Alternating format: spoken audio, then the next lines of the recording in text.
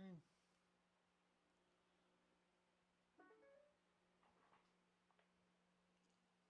Hey everybody, welcome back. We are live. And I'm going to confirm this on the tubes of you and get the stream chat set up. Okay. So, what are we doing? Alive. Oh,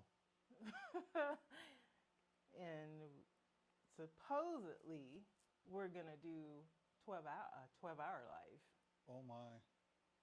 talking about board games, comics, hauls, playing some games. What Yeah. else? What else you got? Entertain me. just- Entertain me. Well, I'll entertain you by getting the chat set up. So, bear with me for a second. Okay.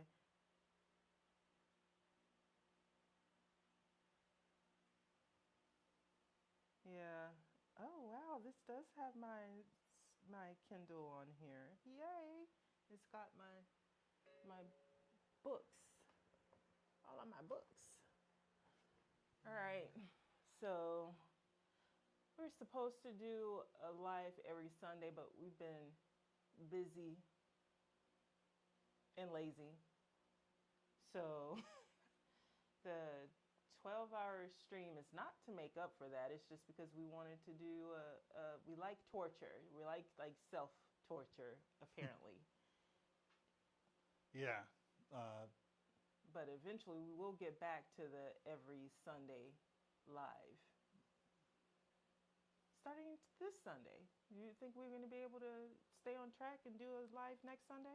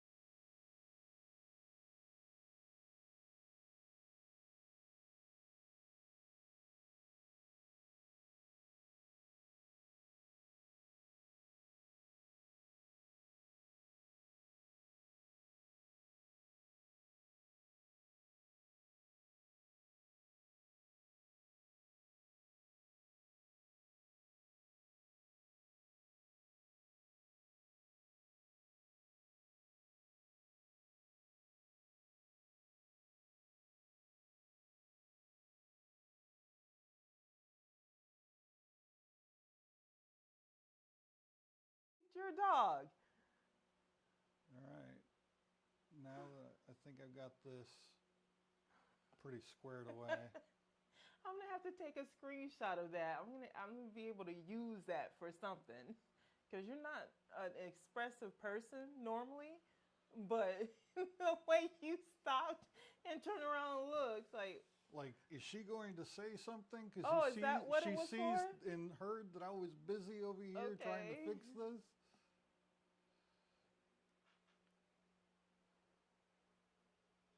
All right. All right. What? You wanted to talk about new comic books? No, What? you wanted to talk about new comic books. Okay. Um,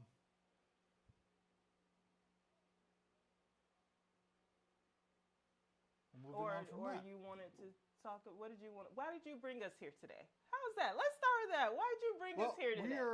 We are planning on doing another long live stream of us playing board games, mainly playing board games that we already know how to play, so that you don't have to bear through watching us learn how to play a game. Right? Right.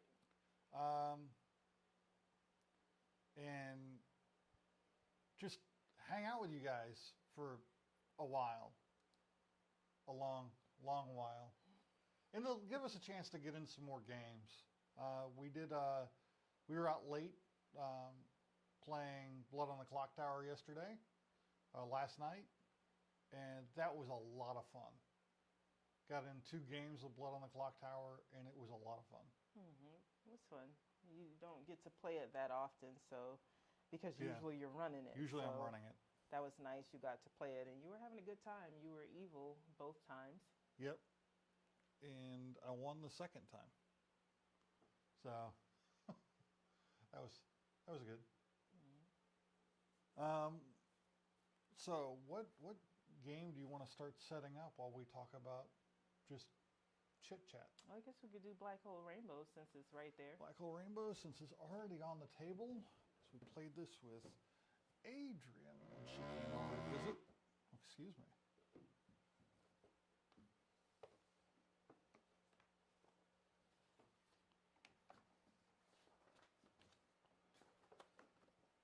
I gotta reset it for a 2-player game. So if you want to tell me how many gems I need of each color.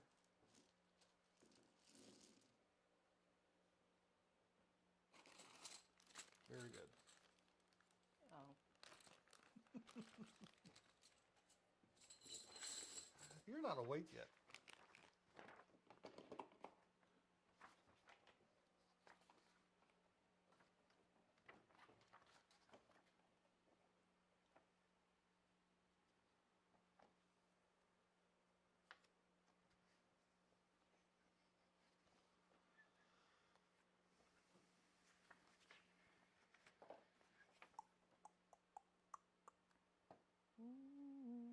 four of each color. So I'm just going to remove one of each color then.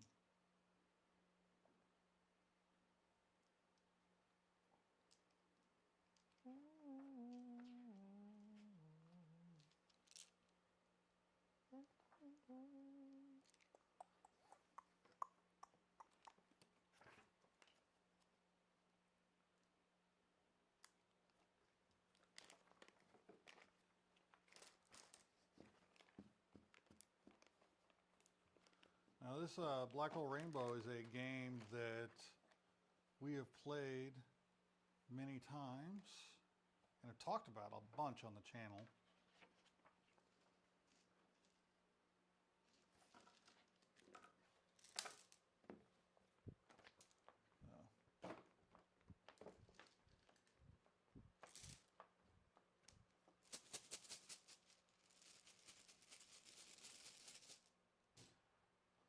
Draw out your 8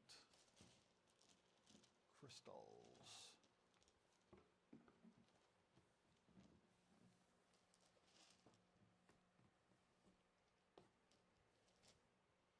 Let's see what camera 2 looks like. That was lousy.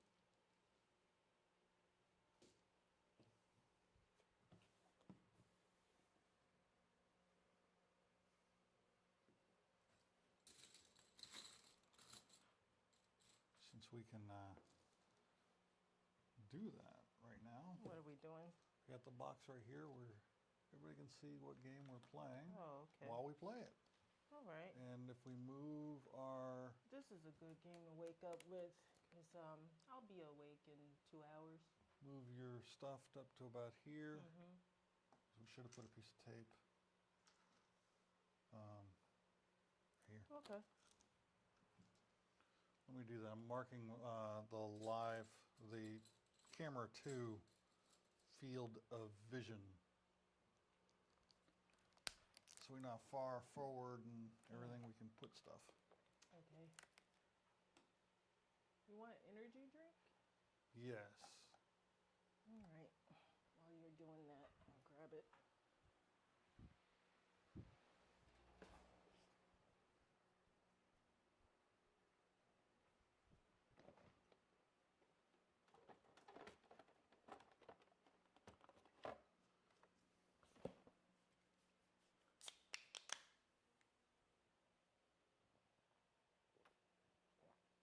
So,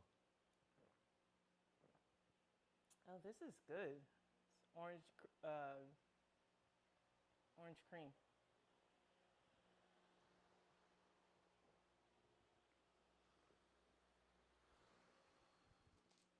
And I'm standing in front of the fan.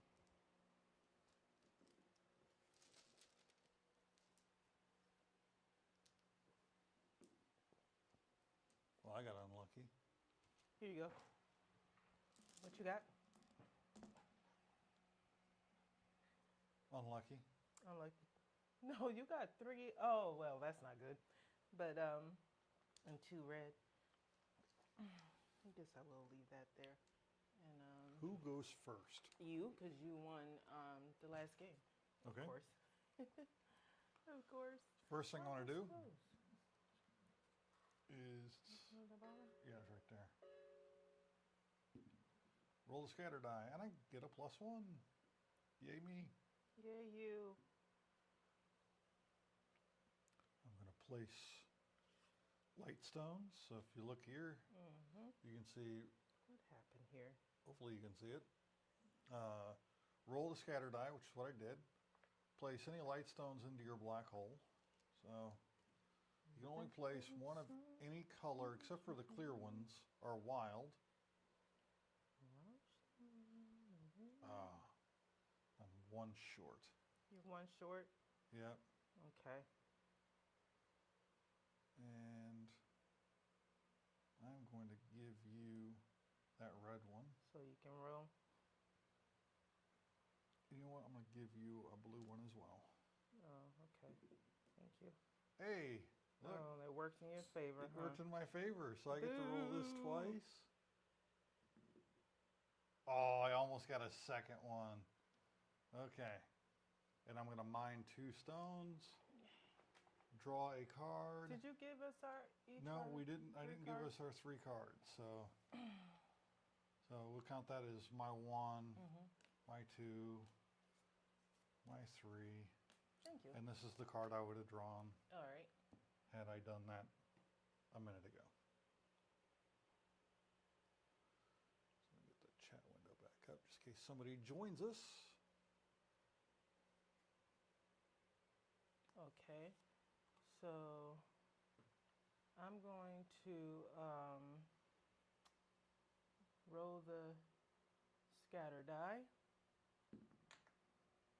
I give you right 2, right? Yep. Wow. I'm going to give you these 2. And then I'm going to place. You can't use your cards until after my turn is over. Mm-hmm. And I'm going to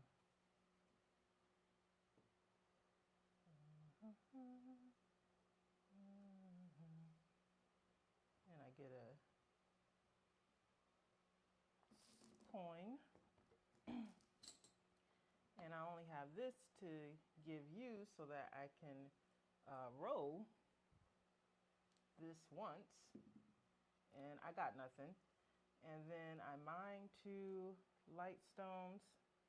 And then I get a card. And my turn is over. And I'm playing this. Force your stuff into all your stones into your black hole. It's an implosion card. Yes, the cards are evil. I think this The cards thing are is evil. going to wake me up. You think Lucky so? for you, I didn't have my glasses on, so I couldn't see So your hand just now. I'm going to mine 2. Wait, did you play a card to mine too? Yep. Oh, okay. There's a discard. We'll All put right. the discard right here. Okay. Right. Oh, that's a good spot for it. All right. And, oh crap, I got to roll a scatter die. Hey, +1. Oh, nice. So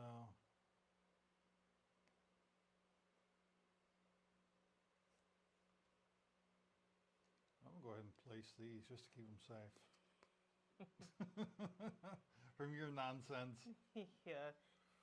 And I'm going to mine 2 and take a card because I don't have anything to pass on. Okay, so I'm going to roll the scatter die. What did it say? What's that say? Left 1. Okay. So I'm going to give you this. And then I'm going to place. Good morning, bro. And then I'm going to mine 2 light stones. And then I'm going to draw a card and I'm done. How's then Diablo 4 treating you, who's playing that? Jacob? Did he kill the boss? The Yeah. guy that he kept Have running you into? killed Astaroth yet? That's the question. So you done with your turn? Mm-hmm. All right. Make sure you keep your stuff forward. Yeah, of but this is the fill guide. Yeah, I um, know. I just. All right. I have to roll the scatter die. I love it. All right. I'm gonna place my stones. Didn't have any extra ones. I'm gonna mine 2 light stones. And then I'm going to mine 2. Get my coin for that and a card. I'm going to go ahead and go mini moons and draw 2 more cards. Fantastic. Oh, was your turn done? Yep. Okay, so I'm gonna roll this. Says right 1, so I'm gonna give you He's still stuck. this. Well, that sucks. Well, if we Then had I'm multiplayer, dude, I could drop in and place- take care of that for you. And then I don't have extra things to give you unless I have a card that lets me get some. And then let's see.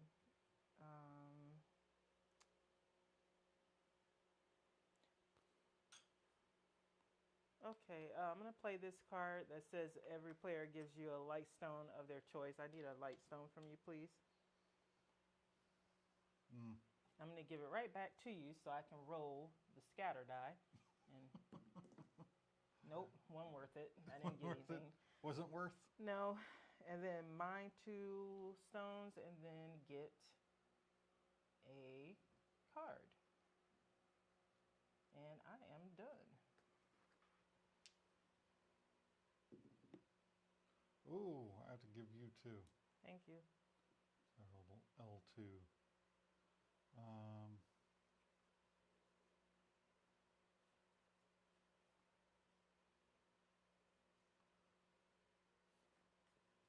going to play high gravity against you.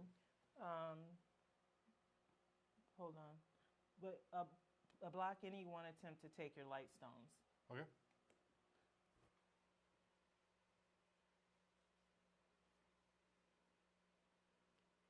Well, then I'm going to tractor beam you. And I'm going to take these 2. Okay.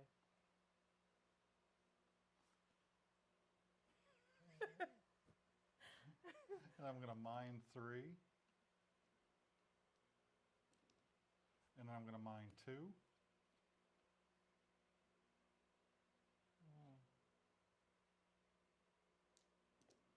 And now I'm going to start placing stones. Boo! Did you roll the scatter die? Had Yes. you already done Yeah, that? I gave you 2. All right.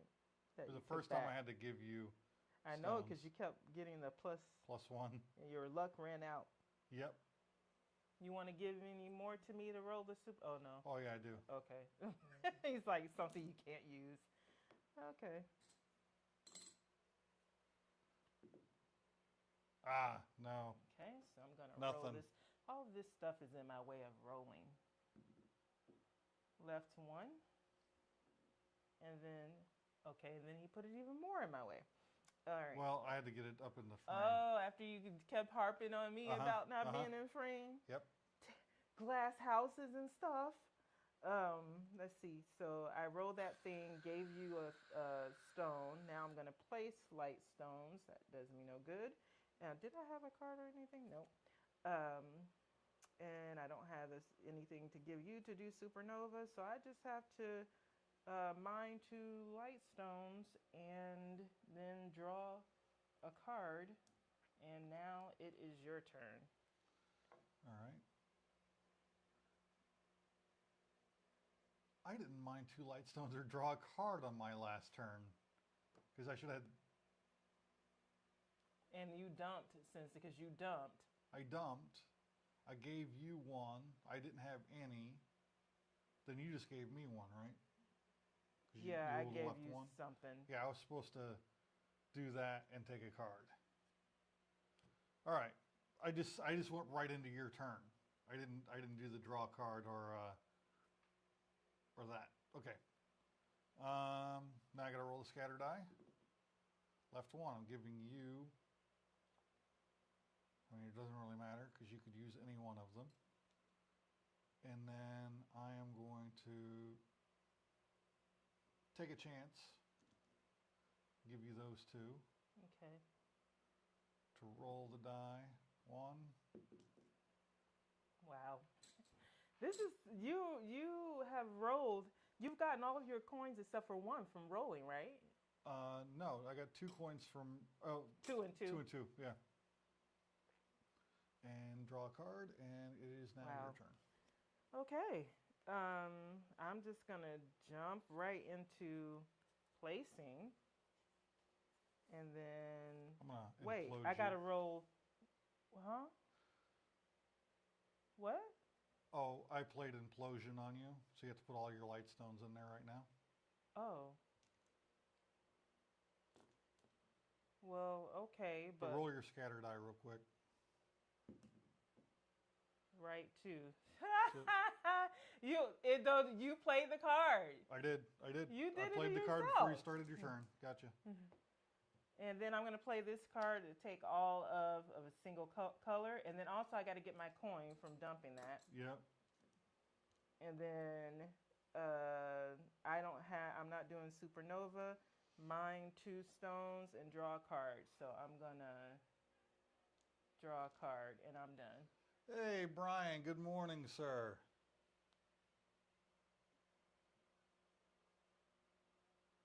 I'm playing this where every player takes 2 from outer space, starting with me. I'll take this one and this one. And I'm going to play tractor beam on you. And I'm going to take these 2. Okay.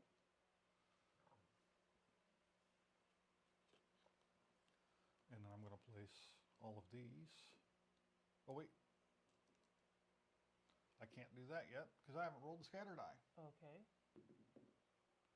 R2. Damn it. Let's see. She's got this one and this one. I'll give her extras of those. Then I'm going to place these. Just Okay. keep I'm them going to safe. play this card that says all players pour the contents of their black hole into outer space. Oh, you evil, evil girl. Okay, that's fine. I'll just mine 2 and draw a card. Okay. And is it my turn? Yeah. I'm going to roll this really quick. That says +1. So I'm going to do this, and I'm going to place really quick before you use your evil ways on me. And then I'm going to dump this really quick and get my coin. And then I'm going to give you 2 so I can roll this twice. 1. I get a coin. Oh, she gets a coin. I'm going to roll one more time. What are we playing to on and this? it's 7. First person is 7 coins. First person to 7 and then coins. I get to mine. No, I did the supernova. Yeah, mine 2 light stones and draw a card. And my turn is over. Your turn is over. All right. And then I'm going to play this that says every player gives me 1 light stone of their choice. Ah, Thank you. evil. Hey, I got a +1 again. It doesn't really matter as long as I don't take the light blue. Okay.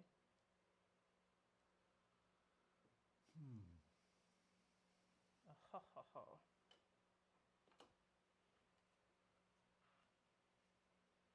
And you can also play that scatter die after you place your light stones if you want to try to roll for. You can give me. You could give me just all your light stones and roll.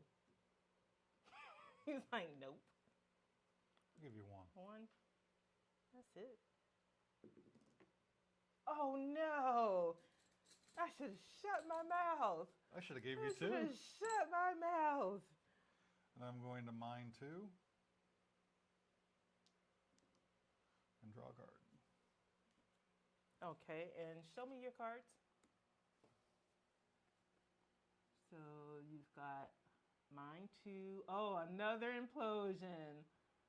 Okay, and then oh, oh, I see what you got there. All right.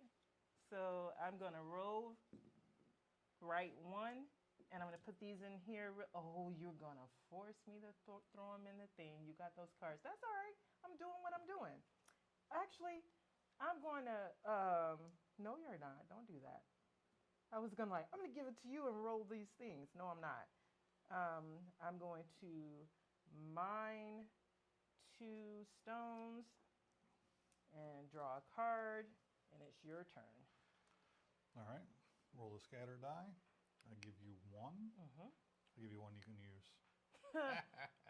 Here in a minute, I'll be able to, because I know you got some horrible plans for me.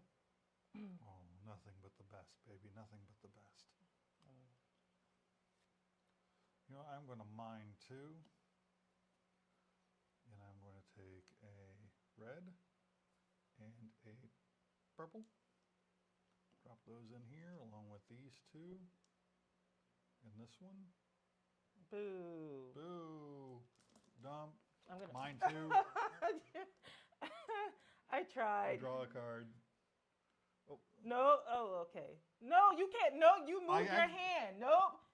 I accidentally grabbed the wrong one. Not my problem. This is what you do to me. It's only fair. All right. That's you don't go easy on me. I'm not going easy on you. You win all the time. There's no need for me to go easy on you. Did I grab my other point? I don't know. I was too busy checking you on switching out the stones, so I don't know. I dumped. I don't recall grabbing my point. No, I didn't, because Okay. I had 4. I rolled the scatter die, or I rolled the supernova die, and got So 1. what that means is you are 1 coin away from winning. Yep. You're 1 coin away from winning. I'm aware. Well, I was making myself aware. So how's everybody doing this morning? Left 1. Damn it. And it's different. Mine's okay. Left 1. All right. Well, that sucks. Oh, no. Oh, I can't do it. I was about to do the same thing. And I was like, no, I can't do it. Because look what I gave you. One that you could use. Yeah. Yep. And then I'm like, I already gave it. I can't take it back. I literally just messed with him about that. Okay, so I placed 1. Horrible, horrible, horrible. I placed 1. Jesus. You can give me that other one. I'm going to here in a moment, but I am going to play a card first. So I placed a light stone. I haven't moved on. I'm going to use this, mine 3. Make sure I'm not getting colors I can't use.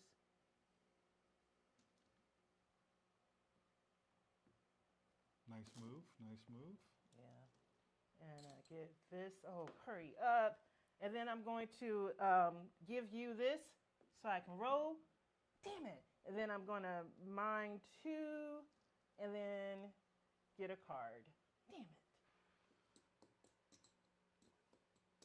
Oh, he's about to get it. I'm going to play this. Take 2 light stones of your choice from any player. Hold on. Here you go. Oh, no. Oh, no. You knew that I had it because you just looked at my cards. I know. But this is a player of desperation moment. That's what that was. You know what? Just to make it interesting, I'm playing high gravity against you. Oh, okay. So. All right. Let's put all of our stones in the middle there. May the odds be ever in my favor. All right, roll it. Okay. I'm serious right now. I want all my room. Wait. Nope. No, it was off. It was off. Go ahead, roll it again. It landed here. Fair enough. It was actually not on the supernova. It got pushed over to the supernova by the tape. Ooh, that was almost, babe.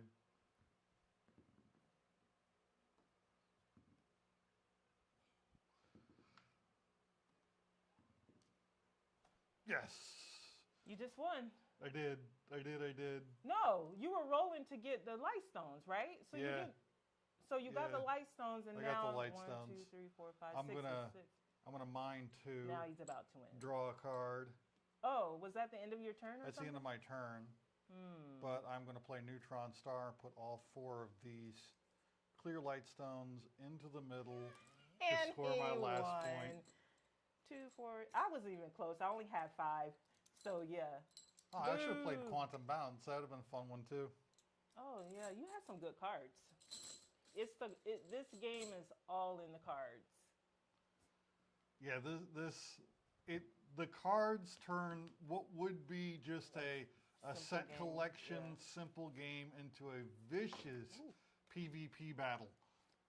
Player versus player battle. Okay, that did wake me up though, It did wake you up? Mhm. I'm glad to hear it. because somebody stole my energy drink. I didn't steal your energy I drink know, for I gave sharing. it to you. So, switch cameras here. All right, so I'm gonna Hey. place this back in the Actually, box. I'm gonna leave the room for a second to go get the stream set up on the other TV in here. Oh, okay. So, what other game did you want to play when you? Let's back. play. Go ahead and put on Century Spice. All right, I like that one. That's Yeah, it's been a another while one. since we put Another that one on the simple table. one to help me wake up. Why is this? Seems like this bag is too small.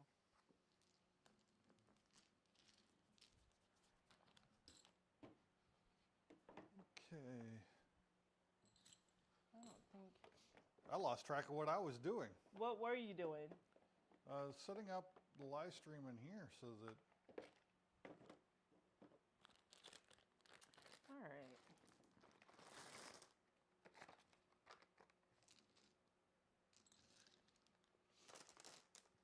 Okay, I'm quiet.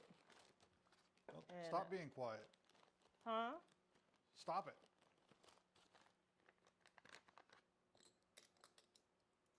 You're the talkative one. I should have gone in there to do what you're doing. Yeah. You're the chatty. I'm the chatty one. Oh, we got some chatty going on here. Oh, of course, Best at Star Trek showed up. Good morning. Good morning. Oh.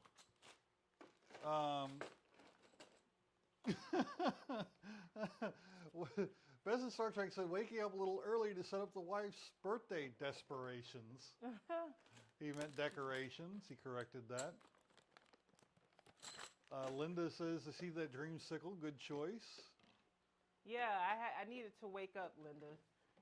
Yeah, we needed to wake up. We stayed up really late last night and got started on this later than we were supposed to because my lazy butt slept until it was a half hour till we needed to start streaming. What time did we start? I didn't even. What was that? That was a phone shutting down. So we Probably- lost camera 1, Probably yours, because but you that's don't okay. like to We still got charge your camera stuff. 2, and I will get. Oh, Oh, you could plug it in. You right? yes, You got, yes. good I can thing. Good plug thing it. you think ahead. I actually set the camera up with the charger, I feel like I'm missing but something. apparently I unplugged or didn't plug in the charger. Oh, well, you had it there ready to go. Good Yeah. thinking. Wait I for feel that like charge I'm for a missing second. something. Like something goes here. Maybe Bag? that. Oh yeah. I like it. Oh, you put all the gems back in that one big bag? Yeah. I did. You did. All right, so it is. Oh, that noise. Oh, speaking of Brian, because I heard you say good morning Yeah, to Brian Brian earlier, LCS so is with yes, us. Good morning, Brian. So is Linda and Jake and Best at Star Trek right One now. thing that I wanted to talk about was the CBA, the Comic Book Awards, Comic Book Community Awards. Yeah. Because I remember every time we brought it up, we're like, we got a lot of time for nominations, and we still do. We're because running it's out in of time. August, but we are running out of time. And this year, it's actually our first time doing it because, we're new to the community and we don't know a lot of channels. And they said that you don't have to nominate in every category, but we're going to try to. And we're going to do it together. We're going to do joint nominations. Next year, we should know more channels and we'll be able to do nominations separately. So I wanted to talk to you about our plan of attack because maybe we can sit down and talk about the channels we want to nominate and come up Okay. with our nominations for each category and do that on the channel. I don't know if you want to do it live or if you want to do it as a video. I think we could look at doing it on a live stream next week or something like that. Okay. I think that would be a good topic to throw into next week's live stream. Yeah. So we'll just talk. If we're doing it that way, we'll just talk about some of That'll the give channels. me a chance to really nail down which channels I want to talk about. That's what I was thinking. Also, we can get recommendations from other people in the live stream because there are a bunch of people who know way more channels than we know. Yes. And so it'll give us more channels to look into and to watch. I wonder.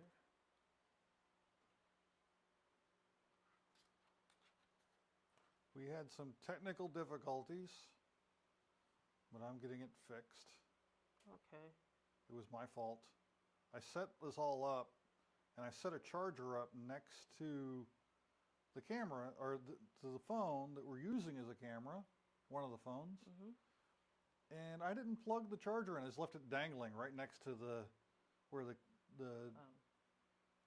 tripod has. As far as tech goes, that's an easy fix because you were Yeah. able to. It was right there, and you were able to plug it right back in.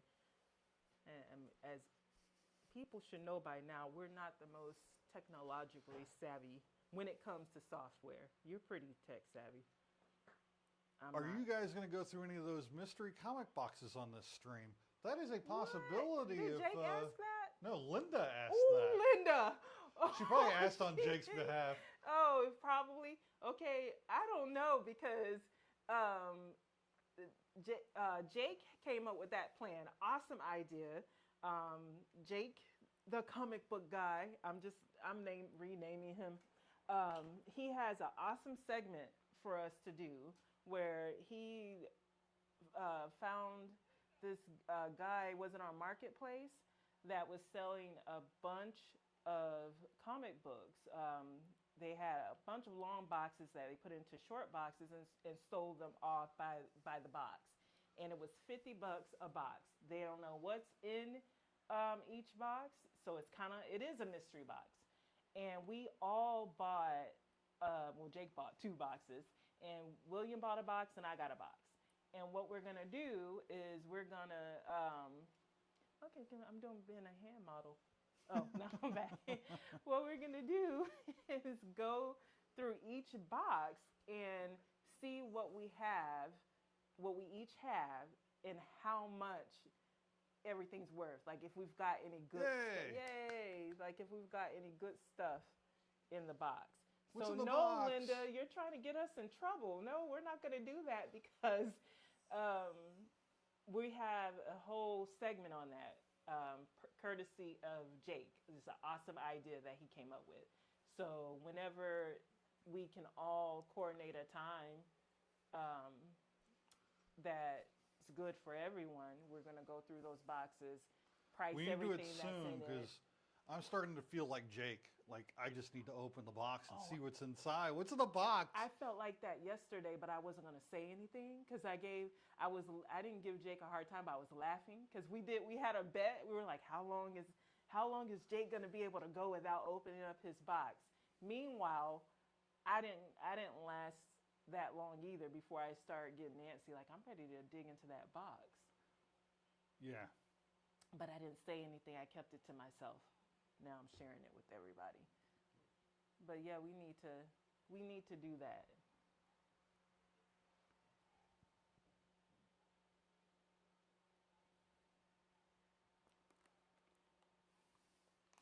All right. Crisis averted. We're good at averting crises. I thought you were going to set up Century Spice. Oh, well, You got I got distracted. distracted by something. You got distracted by me being distracted. So Linda says that she just asked because I'm curious, LOL. I love that kind of stuff. I can't wait to see what you guys all ended up with. Now, to give everybody an idea what we're talking about. Weird. What happened to Century Spice? Is there's a comic book collector in the Tampa area somewhere. This is how the story goes. Who, when he passed away, had an entire storage full of bins of comic books, stacked upon bins on bins on bins. And somebody got a hold of I don't know how they got a hold of it, whether they were the inheritor of it or they bought the storage. I don't know how it goes. But instead of going and going through each comic, because it was a massive amount of comics, they just threw them into short boxes. And it's a mystery short box that we paid $50 a box for. And as you can see, they're absolutely stuffed with books. I mean, there's not a lot of room in any of the boxes. You might be able to fit like 2 or 3, maybe 5 more books in this box. But yeah. And Jake bought 2. He came up with this idea to do this mystery box unboxing on the channel. And we decided we were going to go in and buy 2 as well. And he already opened one of his boxes. So we know that he's gotten a couple keys out of his box that were worth combined more than what he paid for the box. So that was good. Assuming that, you know, the condition of each of those books is good, then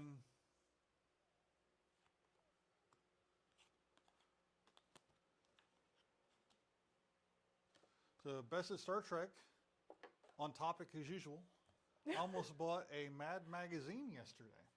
Oh, okay. And why then didn't he buy it? Zach's collection, man. Zach's collection says, man, Mad magazine. There's a throwback to a less insane time. Yeah. Well, they're still, I think, isn't Mad magazine still being produced? I don't know. Probably. But why didn't he buy it? Yeah, why didn't you buy it?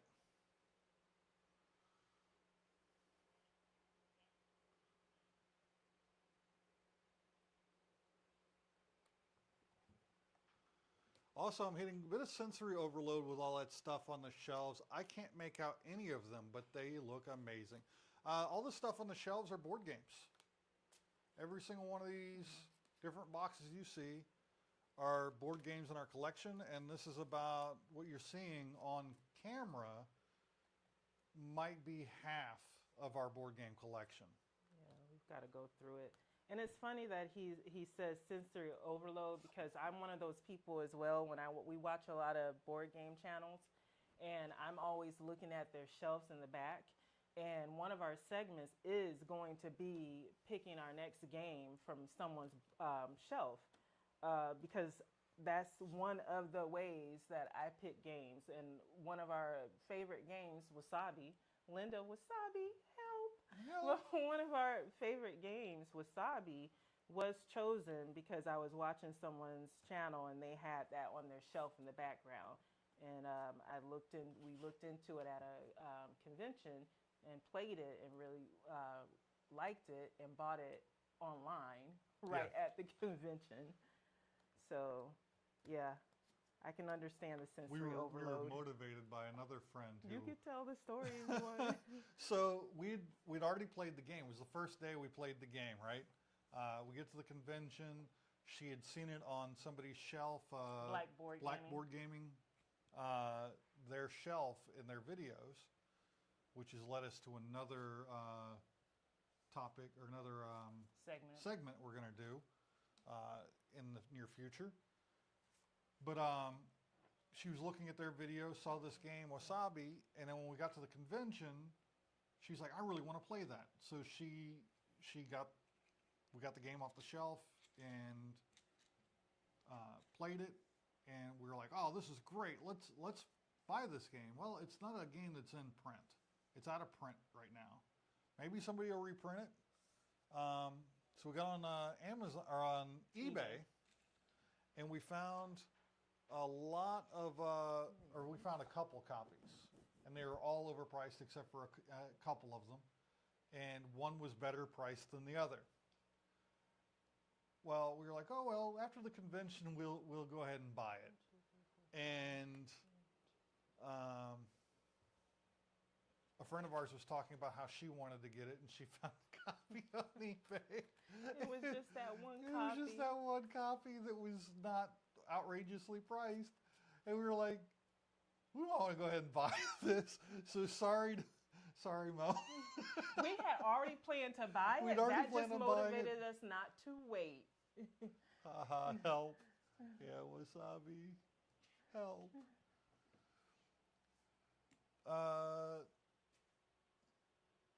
Did we ever tell her that story? Did we ever tell Mo that? Zach says that is a really cool way of picking stuff out. I have to start doing that with some channels I watch. Mm-hmm. Yeah, definitely. That's actually going to be a segment that we're going to be doing here. Should we just say what the name of it is? Stalking your shelf. Stalking your shelf? Yeah. Stalking your shelf? You're so proper. Well, I wanted to make sure people know that I wasn't saying stocking your shelves. Oh, okay. But the idea is we're going to watch other channels and look at what they have in the background to determine something we want to get, mainly like board games. Kind of what she did with Wasabi. She saw it in somebody else's shelf and said, I want that.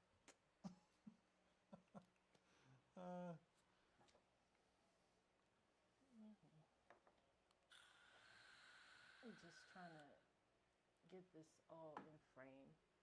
That's why I'm taking So while she's getting it set up here, I'll explain what's happening. Yes, do that. All right, let's get our ketchup, mustard, lettuce, and burger set up in the proper order.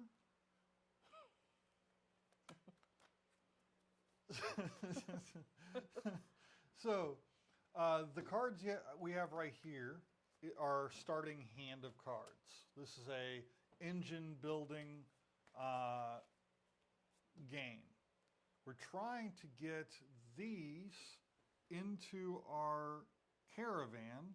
These represent spices, different types of spices. We're trying to get them from here to here so that we can spend them here to get these points. So if you see along the bottom, you see that 16 there, that 9, 13, 16, 8. That's the number of points those cards are worth. In order to buy those cards, we have to get the right colors of spices. And one of the ways we can do that is on our turn, we can take any one of these cards. For free, if you take it from here, you have to spend spices to go up the chain. So if you wanted this card, for instance, you'd have to put a spice on this one, a spice on this one, and then you could take this card. Now, all the cards shift down, another card comes out. When the next player takes their turn, they can take one of these two cards that have a spice on top and they get to keep the spice, or they can do the same thing. Throw a spice here, spice here, spice here, and take the next card. So, I barely remember how to play chess. Whatever game this is way above my pay grade. Zach, I have to tell you, hold on, hand me the rule sheet here. So a lot of games, most games, come with a rule book, several page book that explains the rules. Now some games try to be impressive and turn a one-page game into a multi-page book, but in reality, This is the rule book for this game. So if you see here, it is a front and back card. That's the entire rule book. That's it. So I think you'd be all right, Zach. This game has a rule that is commonly mistaken by most. What's that one, Star Trek? What is it? Yeah, because we might mistake it. Or he might be talking about the upgrade rule. All right. As we're going along, on our turn, we can take, you can perform one of the following actions. A player may play a card from their hand, or they can acquire a merchant card, or they can take a rest, which pulls up all the cards. Say I played up all my cards. I can draw up my cards from the table, and on next turn I can keep playing, or I can pay the required resources to take a point card. Those are the only 4 things you can do on your turn, and you can only do one of them. Yeah, keep it simple, stupid. The KISS method. You can do the conversion as many times on the card as you have cubes for. Yes, yes, that is a valid. So what he's talking about, let's say right here, this card right here. This card allows you to convert 2 green resources into a brown and 2 reds. If you've got 4 or 6 greens when you play this card, you can do this card 2 or 3 times. As long as you can pay the cost to convert. This is a conversion card. All right? This one here is a resource card. When you play this card, you just get a red and a yellow. Those are the 2 resources you get. You get one of each of those. You only get that once. It's not like the conversion cards where you can do it multiple times. This is once. So you play it, you take the 2, and you move on to the next player's turn. I don't see any of the others. Oh yeah, we each have an upgrade card. This allows you to upgrade 2 resources to the next one. So if I take 2 reds, I can upgrade them to 2 yellows, or I can take 1 red and upgrade it twice into a green. So there might be some other cards there that you can see in a little while. I will point them out when they come out. So that's essentially the game. So you want that? You ready to go? Yeah, you're first. I'm first. So I'm gonna drop down 2 spices and take this card. Yeah, Since I knew you were I gonna get that. already said I was gonna do know. that. When I saw it come out, I was like, dang, I wish I was first, but you know, it's the way that Let's we spin this around so Yeah. people can see the box. Now, some of the games are not going to be able to have the box in frame, but on these smaller games,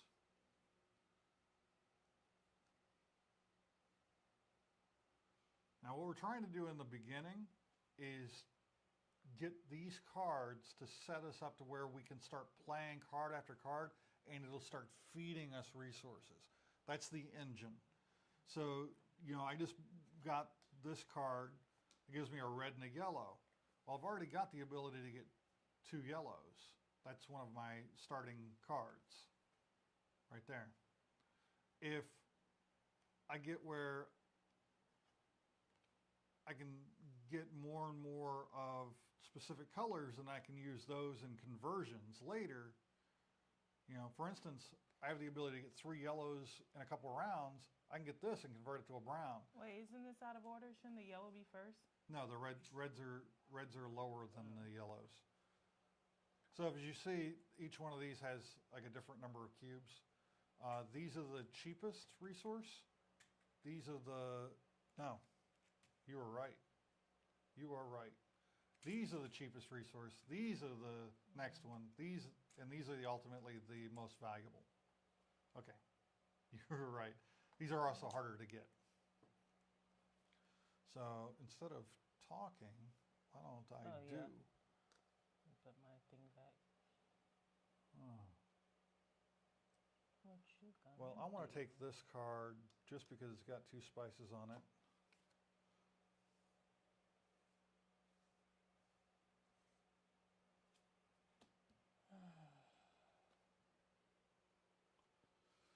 Wish I would Yes, have this been game able is to also first. available on BGA. So, That is Board Game Arena for all the uninitiated. You can get on BGA and you can purchase and play games with people get this online for free. as if you were, the actual board game kind of thing, not Have you a video game. played any online yet? Because there's a couple I want to play online. I have played Scythe, but I've played the standalone Oh, Scythe. I'm good. There's Thank only you. a little bit left. You can have it. I played the standalone Scythe that you can get on Steam. I've also played Scythe and Viticulture and a couple other games on Tabletop Simulator. Oh, okay. I'm going to let you guys look at our pretty faces for a little while because this game isn't got a lot going on the table, but I will point out important things and change the views just to keep it interesting for Okay. you. Gotcha. I know now you have to look at me, and I'm sorry for that. So, trying to decide what you're going to do. Yeah, I think I'm going to do this. Dang it. I was Oh, that's a hoping good you'd one. get distracted with Oh, I'm not distracted. with this other one, but you didn't. My so tag is that's fine. KBH Command. I am playing 35 games right now. If you want to Wait, I add don't me to want that one. friends. Jeez, I'm going to get this one. that's a lot of games. Who's playing that many? Best of Star Trek is playing 35 games right now. That's a lot. Yeah, well, How the heck what do you keep track of all those games? I don't know, but the way BGG works, if you have people that are amenable to it, you can set up games, and then you take your turn, you move on. Eventually, all the other players in that game will take their turn over the next day or two. It'll come back to your turn, and you can do that. But just keep in mind, if you're going to do that, there is a setting to make the game automatically skip you if you don't have any options that turn, so that you don't bog down the game for somebody waiting for you to click, okay, skip my turn. So Oh, I just learned that little tidbit on Beans and Dice. On yeah, their Beans and live. Dice. Yeah, we learned that there. Zach's Collection started making breakfast. All this talk of Spice Road and burger patties made me hungry. I'll blow you up. I'll blow you up with new games. Okay. I mean, I have regular friends on there now. Play up to 5-player games with friends. Okay. Well, that can make waiting for your turn to come back around more bearable. yeah, that's what it When is. you can go do something else. You go play another game that's Now I have been active. distracted. I gotta get back in the right frame of mind here. Right now we are just trying to build engines. No, but now But right now, Zach's talking about breakfast and food, and now I'm yeah, let's hungry not get too. into this. All right. I Okay. wonder what he's gonna have for breakfast. We still have no cornbread. spices. Cornbread. What are they called? Cornbread hoe cakes, toaster- pancakes, or whatever. Toaster something. I'm not really sure what they're called, but Okay, so I am that- going to 1, 2, 3. 1, 2, 3. you can also change the game speed to no time limit. Yeah.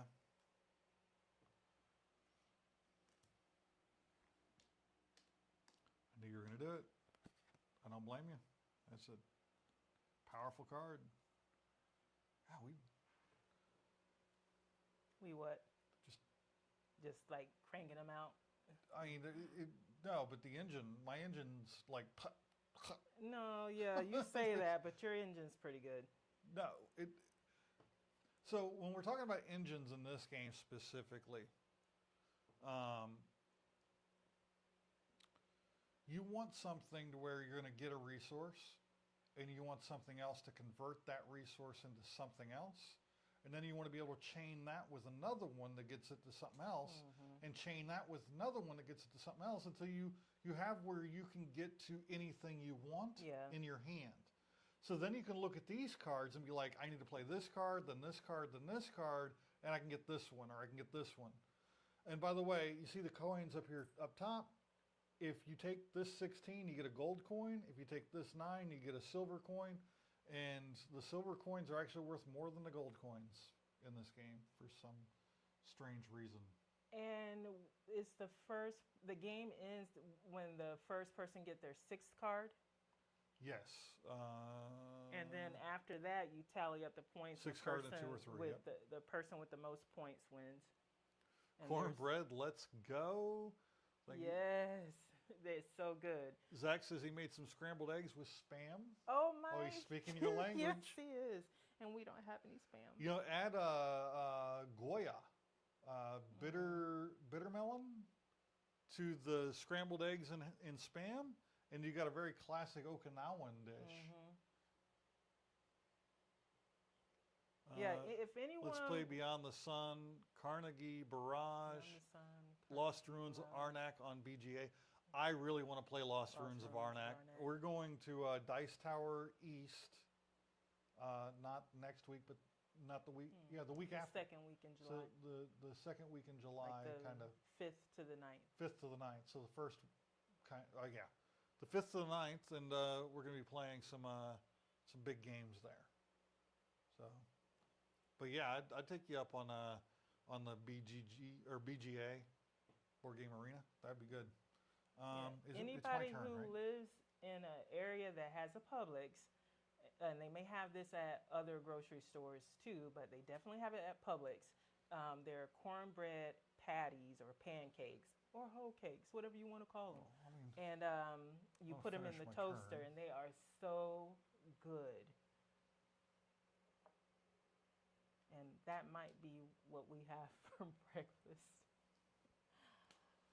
Along with maybe some bacon and eggs, like yesterday. I don't think we have time for all of that. The other stuff. I can step away for a second and cook us up some stuff. Or I can step away because you're more chatty than I am. But all right. So what they're Bill Knapp's cornbread toaster tops.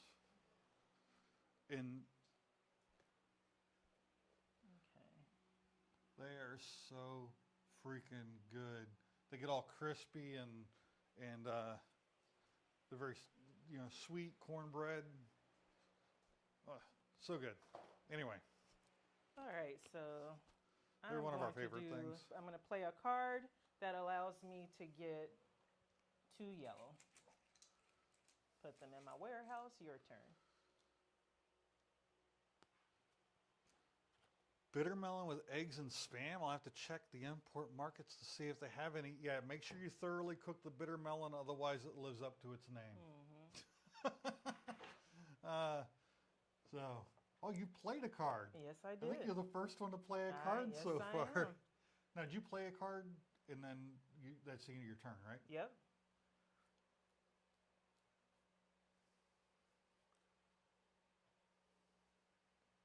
I have to actively not look at your hand. This card. Well, I understand that, but there isn't much information that you can get from somebody else's hands.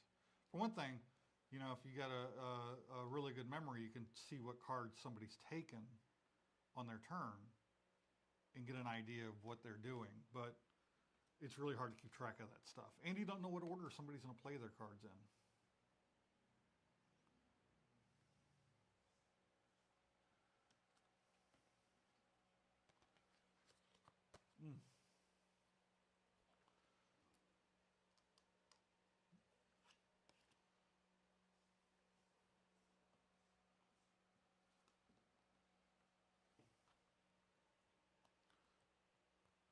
I'll teach if you want. Okay, yeah, we're down. I'll be right back, okay? Man, I need to find some cornbread toaster cakes. Much easier than making it. Yeah, Much definitely. Easier. Much easier. Hey, Trev the shipping guru is here. Hello, Trev. Good morning.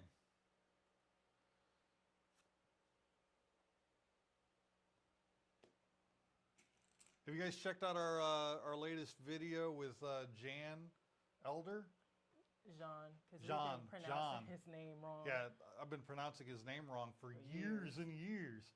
But yeah, I messaged him last night. Like, I realized that after hearing him say it again, I was like, oh, he pronounces it John. And I've been saying it wrong for years and years and years, and he's never corrected me. And just apologizing again, because I know how frustrating it can be sometimes when people call me a name that's not my name. But he does a bunch of different predators, Yes. all of them awesome. And you want to get yours done eventually so that y'all can do the different predators at the convention. Yeah. So I'm going to play this card, take 4 yellows. I'm going to take those 4 mustards and turn them into 2 greens and 2 browns. Yup. Yup. Now I can start seeing if I can get this engine running. Yup.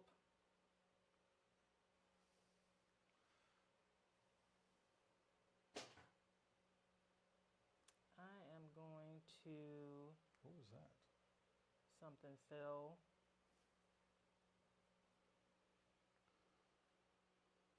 We are having a great weekend.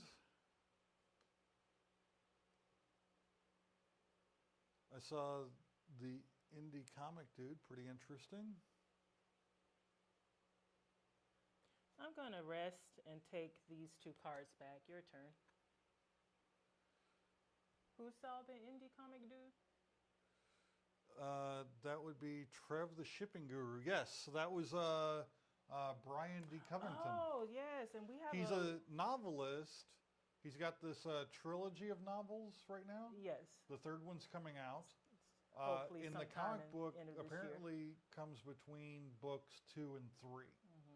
And he did all the concept art for it, and he got an artist, a friend of his, to do it. It's a beautiful book. Yeah. We got 3 copies with variant covers. Yeah, and it's then I've beautiful. got the first book on Kindle, so that's what I'm reading right now.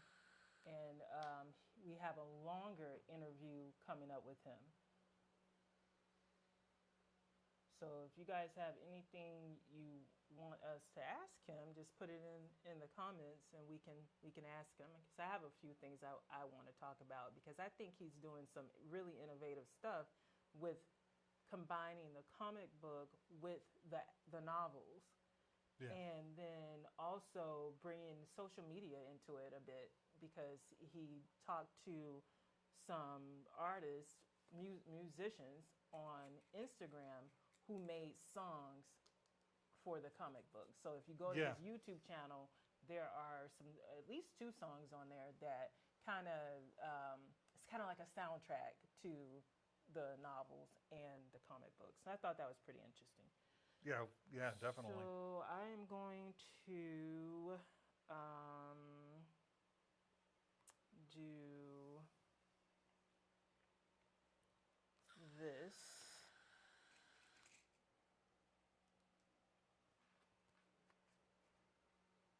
And All right. not rest, but in my turn. Yeah. Let's see. I'm gonna play this to get one of these and one of these. Okay, I am going Now, to... if you look here, I only have 2 more spots on this card. I can't get more than 10 spices at any time, so that's a limit in this game. You can never have more than 10 spices. If I get more spices in the future than 10, I choose which ones I want to keep, and I have to dump the other ones on the side of the road. I am going to do this. Very good. Very good indeed. I am going to...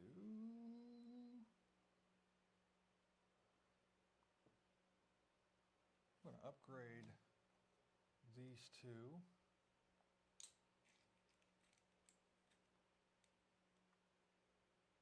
No, No, I don't want to do that. I don't want to do that. I don't want to do that. No, no, no. Because I haven't been paying attention to the actual game. I've been talking. Oh, you can't multitask? Apparently not, because I'm giving you a hard time I'm because looking I right now. definitely can't multitask. So I'm looking right now. I'm going to pay 3 reds, 1 yellow, 1 green to the right spot, and a brown to take this coin and Dang 16. it. So apparently you can multitask. Boo! Boo! Okay, so I am So going I just bought to. the first point card of the game. I'm going to take these cards up and rest. So it's your turn again.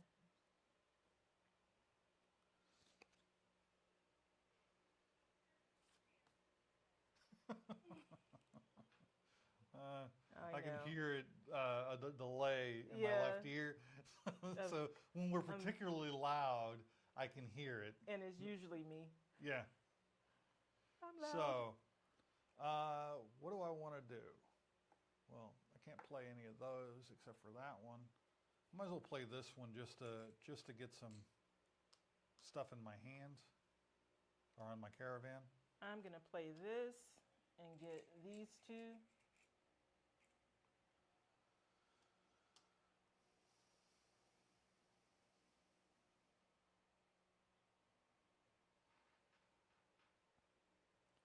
And I'm going to take a rest. You're going to take a rest?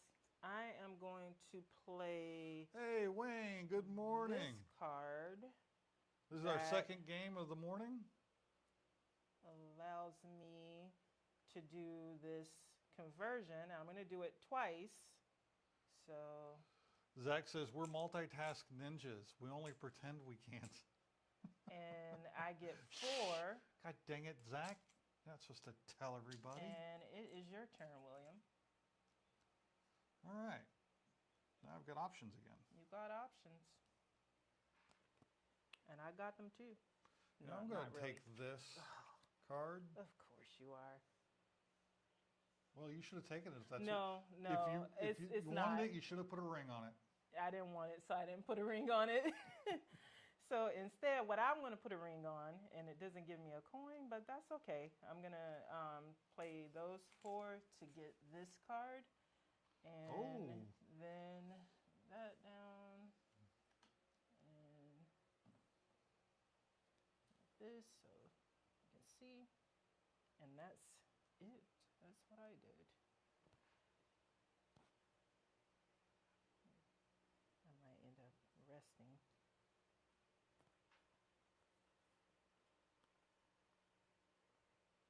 All right.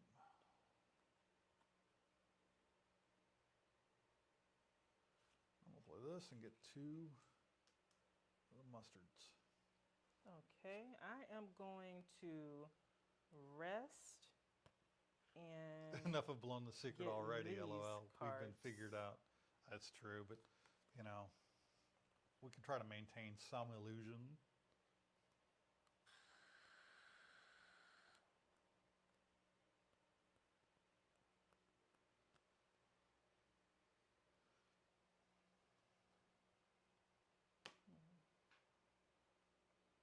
And it's your turn whenever you're ready. Alrighty. I'm gonna drink water. Drink water.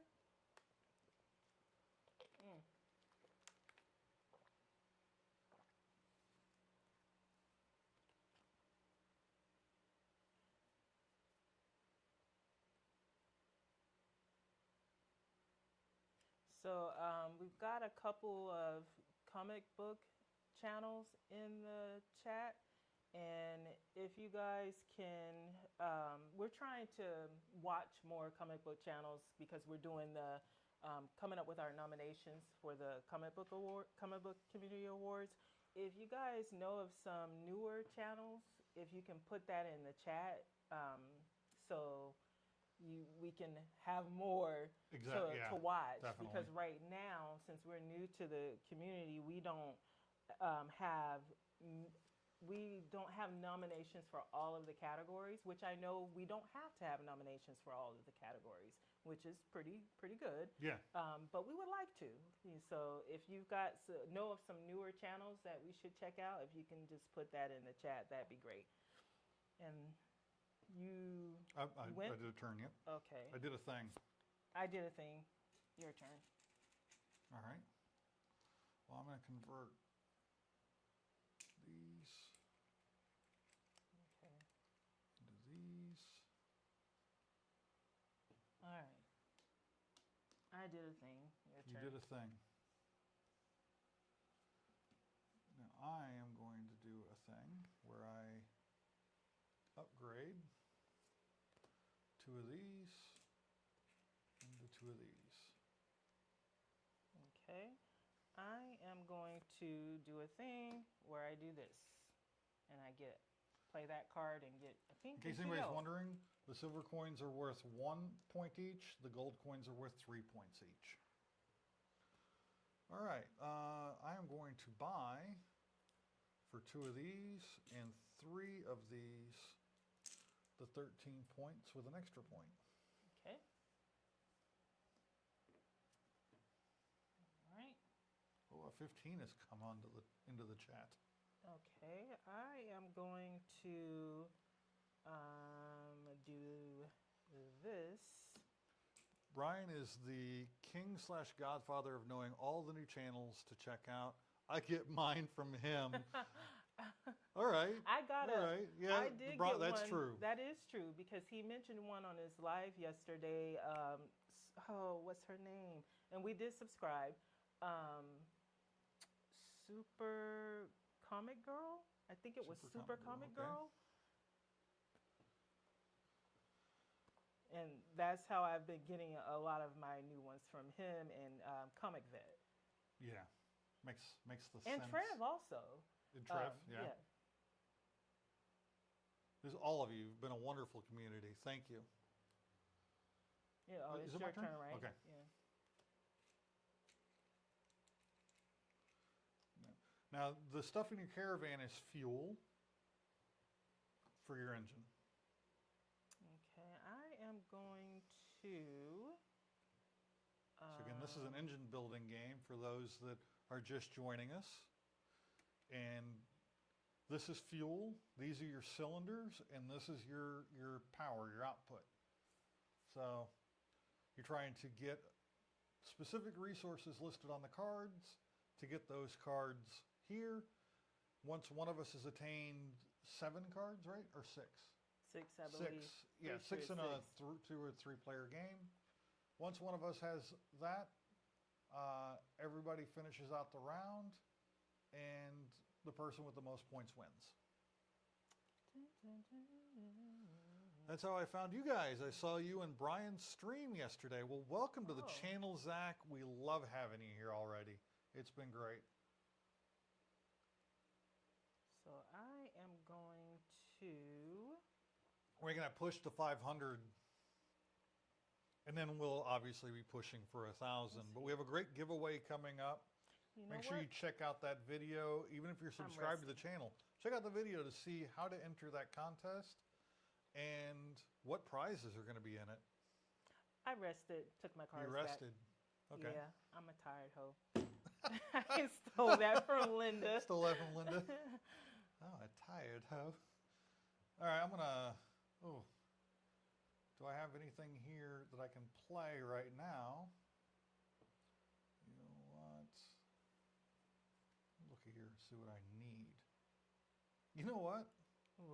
What I'm going to pay 2 yellow, a red, and a brown to get this coin and this card.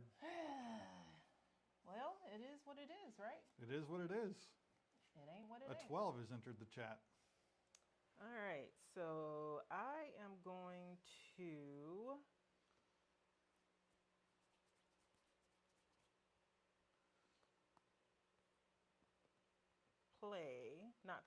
actually I'm going to play.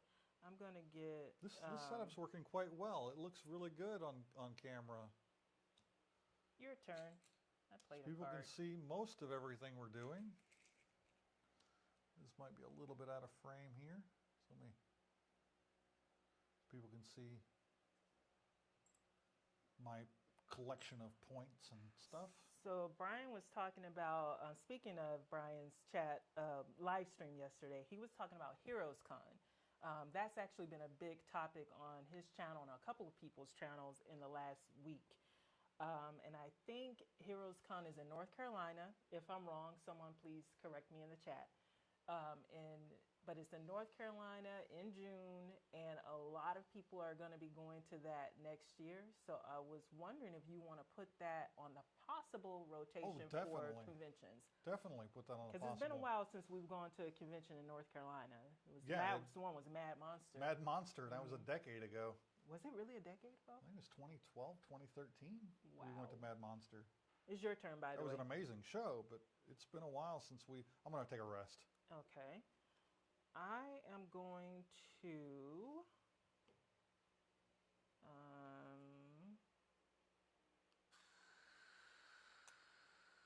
get 2 yellows, and it's your turn.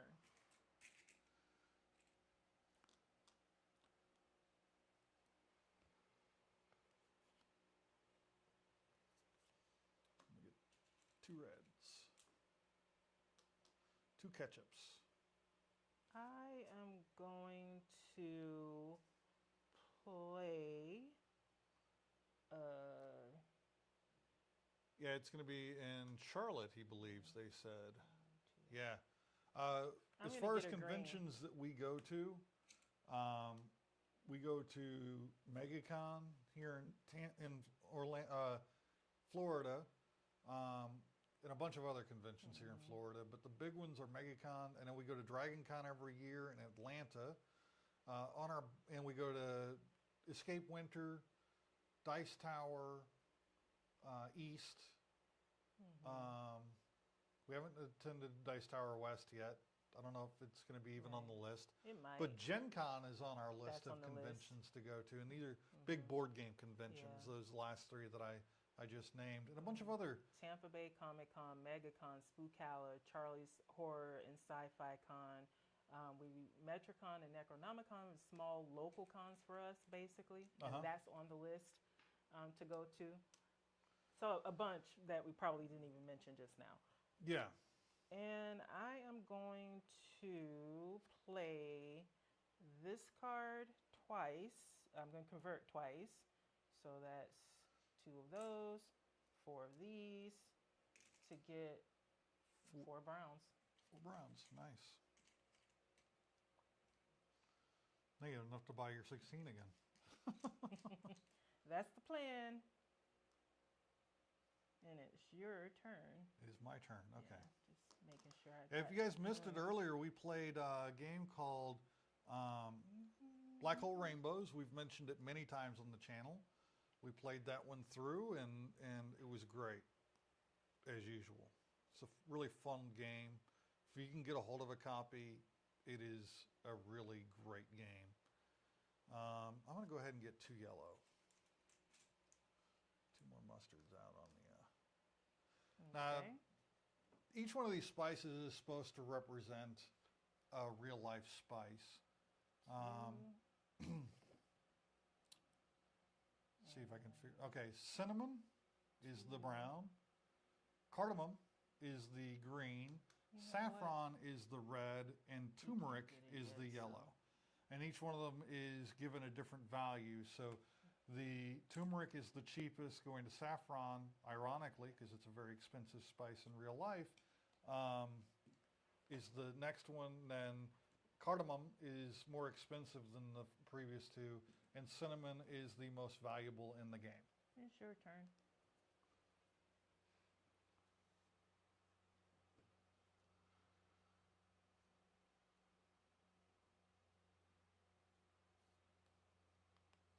What am I aiming for?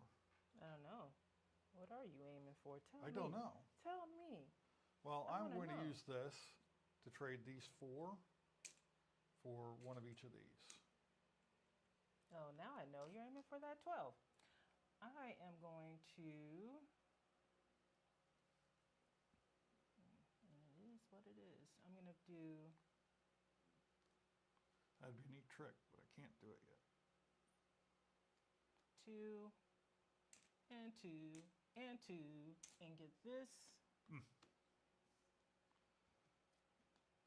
And this game is about not only building your engine, but being able to pivot. You see that somebody else just took something you wanted, being able to change directions quickly is key.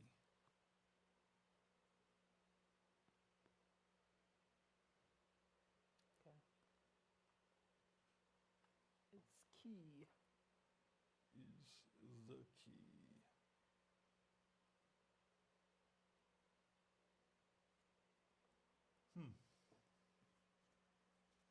Speaking of change directions, I got to figure out how I can shift gears here. All right. Convert this one into one of these and 3 of these. Oh, yep. That's a good shift. Really good. Not mad at you. All right, so You're gonna be. Well, no, I'm not, because I'm not. I am going to rest. I'm going to upgrade one of these into this. It's your turn. Yeah, so I know what he's going for, so I'm going to do this. Let's go ahead and get that out of the way. Your turn. All right.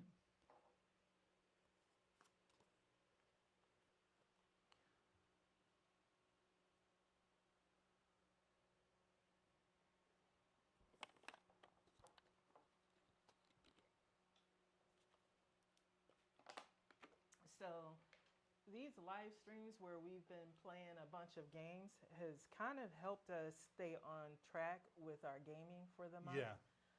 Because we have been able to get in at least 6 games during the live streams. Yeah.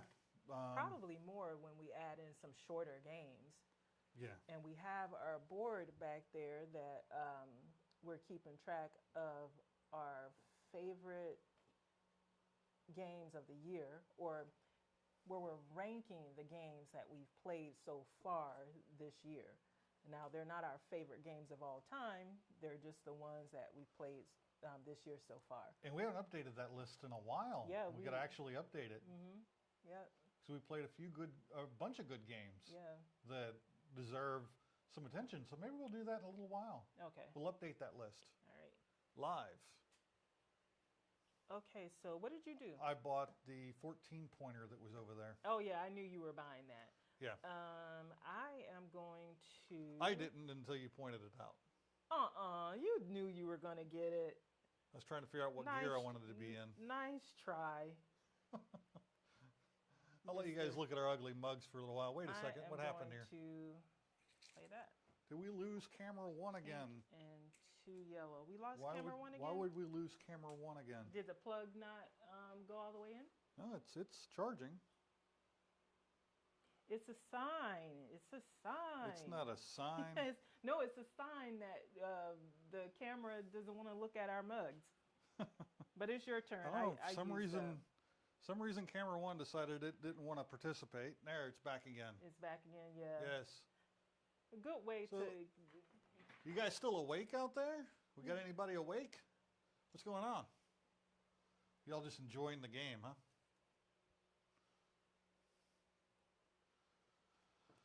All right, what am I going to do here? I don't know. What are you going to do?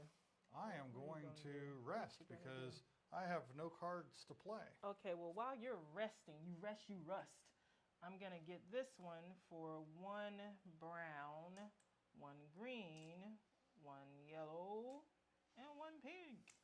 And then I'm going to move these down. And then, it's your turn. No one then.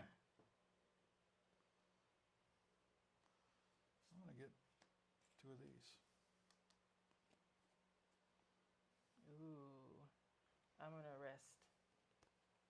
I'm going to upgrade one of these to one of these. man. Okay. It's a race. It's a race. Who's could get to it first? I'm gonna do this. I'm going to pay 2 of these, 1 of these, and 1 of these to get He this 12. got to it first. Now I gotta pivot. Ooh, a 17 has joined the chat. Ooh. And my cart is empty. I am going to do this green. Watching to figure out the nuances of the game. Yeah, this is a game that's very simple. Very, very simple to play. It's just learning how to build the engine from the cards you get here. Because you need to have cards that'll get you from your starting resource to the next one, to the next one. And you need to have all those cards in hand to be able to get these quickly. Some games are better than others when you get down to the nitty and the gritty, you know. As far as different plays, this game can play differently depending on what cards come out of here at the beginning of the game. Really determines how well you're going to do. You can't build like a single strat and win. No. My dad was winning a lot when we first started playing this game with him by sniping the easy cards fast and getting those before anybody could get out of the gate. And then we got better at building the engines, and he couldn't do that anymore because he was just going for cheap cards, but then we would get more points than him quicker. I'm going He may have ended the game with the 6 cards, but we had more points. Your turn.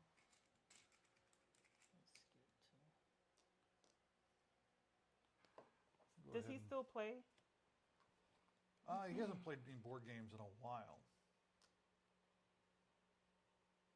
So he told me last time we talked that it's been a long time since he sat down and played a board game, which is a shame.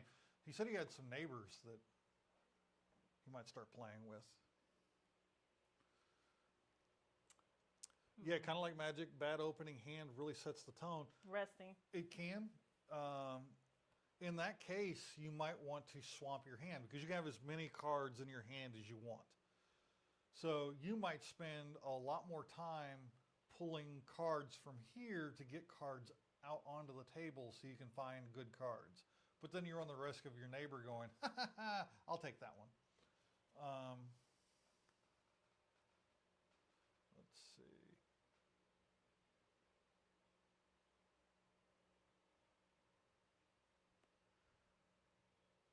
So I'm going to go convert 2 of these into 2 of these.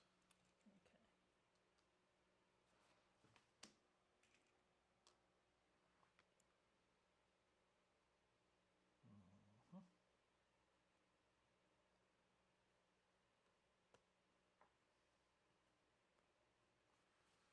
So I'm going to take 3 of these and convert them into 2 of these and 2 of these. I went for the wrong end.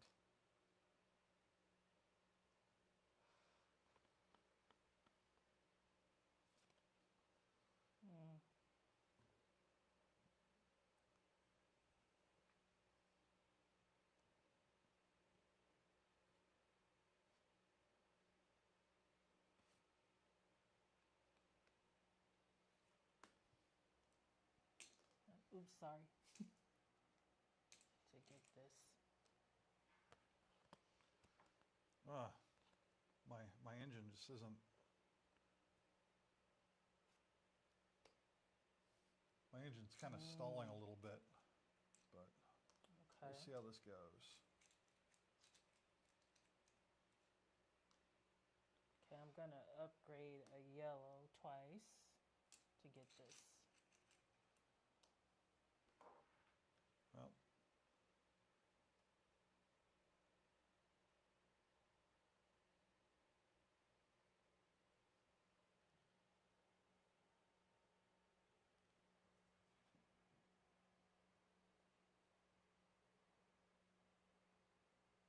okay. What were you checking? Checking on Something. something. So I'm going to end the game out at the end of your turn. by buying this cheap card here. Yeah, you want it. I'm going to go ahead and buy that 17. Now it's going to come down to You points. got it.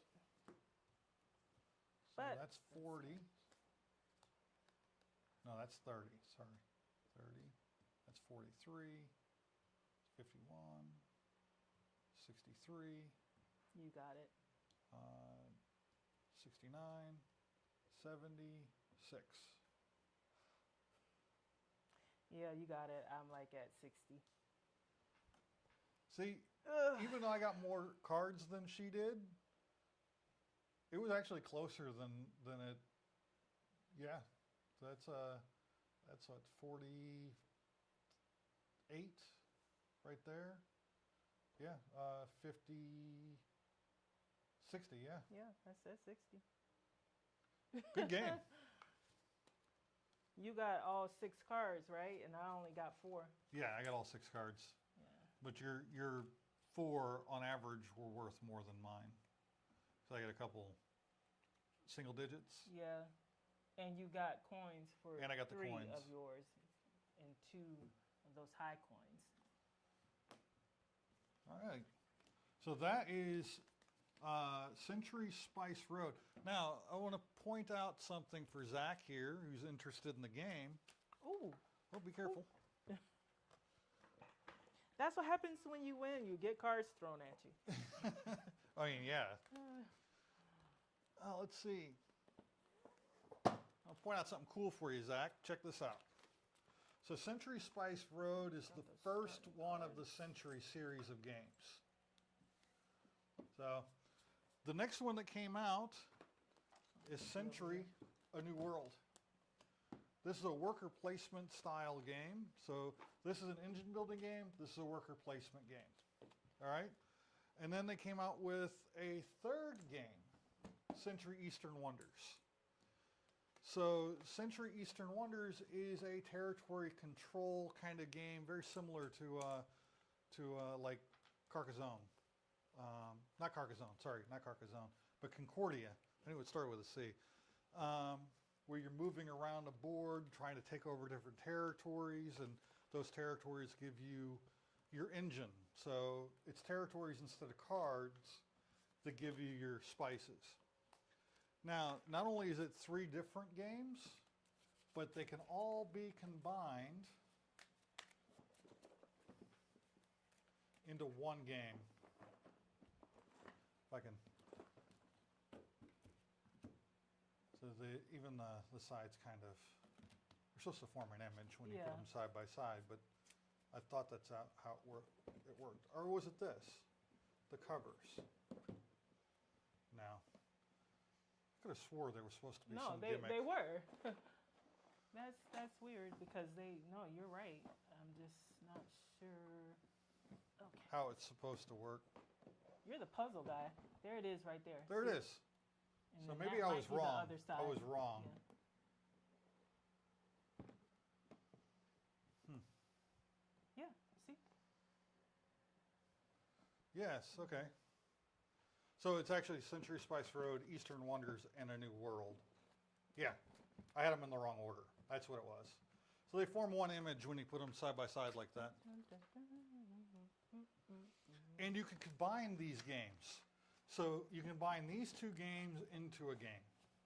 You can combine these 2 games into a game. You can combine these 2 games into a game. And you can combine all 3 of them into one big game. So it's a really cool, it's not only a trilogy of games, but it's actually one game. We've never played it like that. No, we need to. We need to.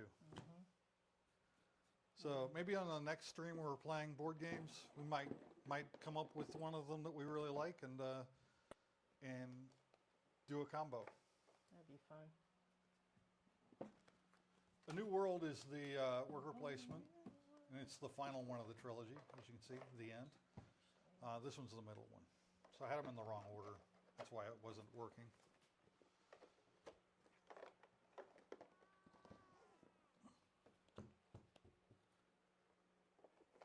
Now we've also got one of the Gollum editions. This is the New World, the Gollum edition of the New World. So instead of little wooden cubes, it uses crystals.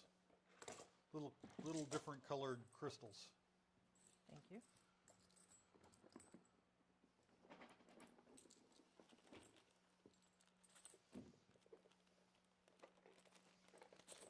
Makes for a very pretty little game.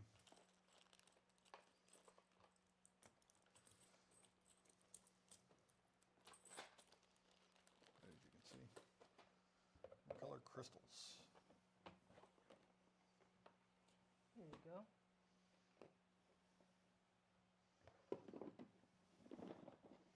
Did you want those cornbread things? Yes. And I'll fix that while you set up whatever the next game is. You never did figure out how to play Heat, did you? I have a basic understanding of it, but I never figured out how to do the automaton, Automaton? Automaton. So what game do you want to play next? I picked the last. Splendor.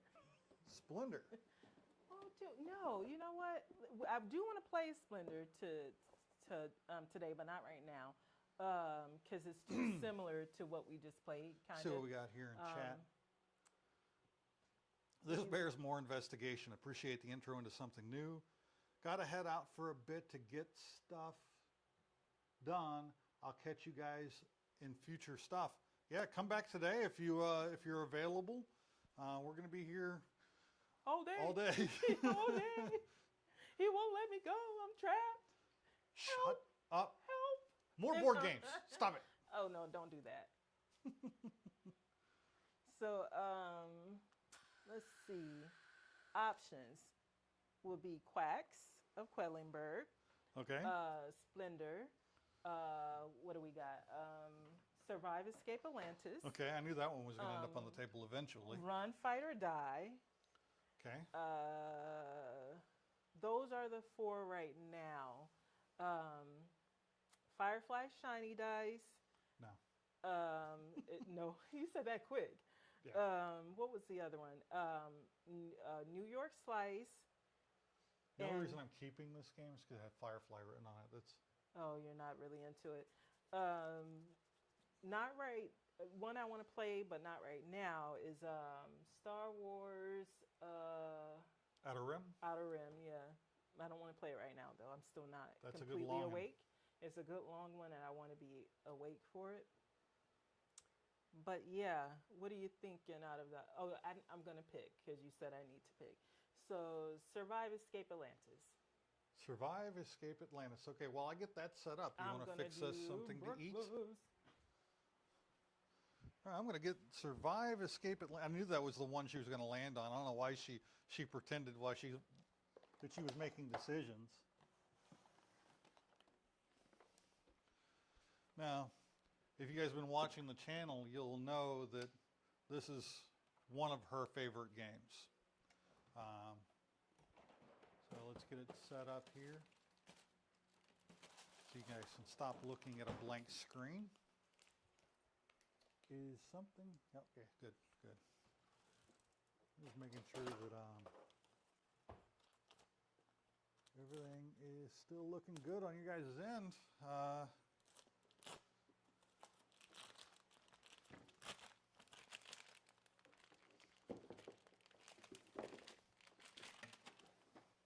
Nice big board. Fortunately, all of the game for this game it takes place on the board.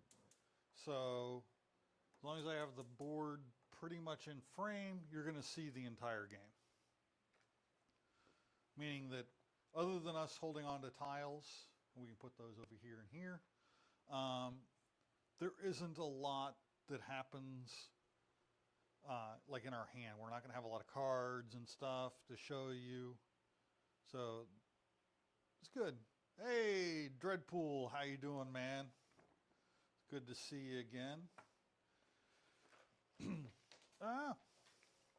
Meeple down, Meeple down.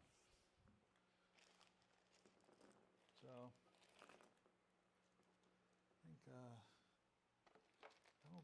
purple is not, no, because the sea creature is purple, so we're going with Christmas colors. She's always green, and I am always red in this game.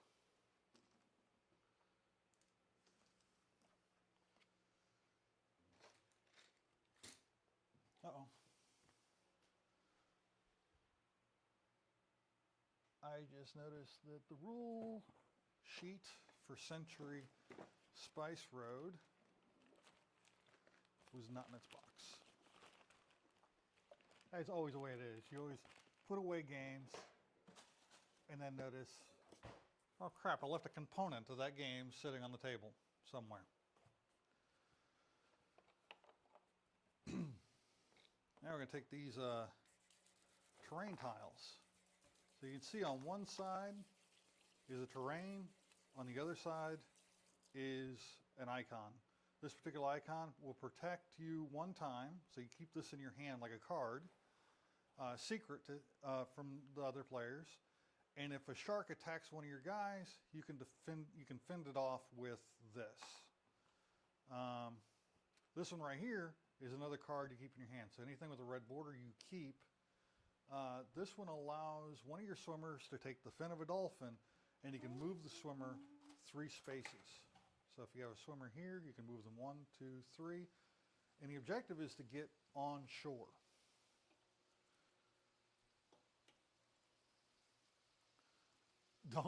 Don't touch the green. Yep. You are right. That can be dangerous.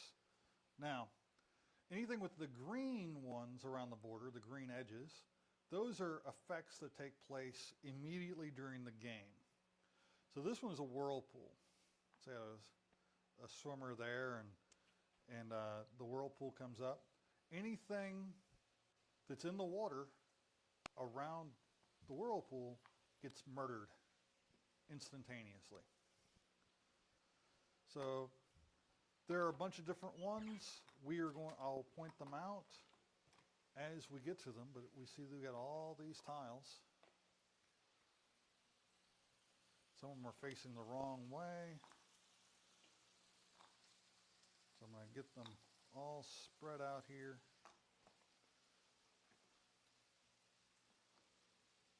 And try to randomize this as best I can for the setup. But it's really hard when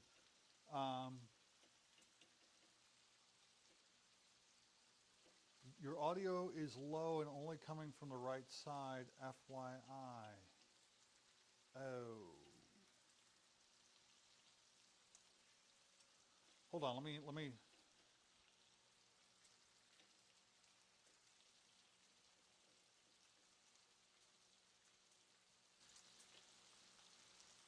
All right,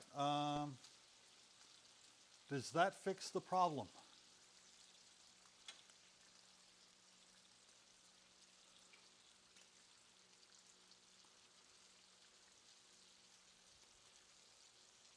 Audio is low. You sure your headphones are just not turned down really low?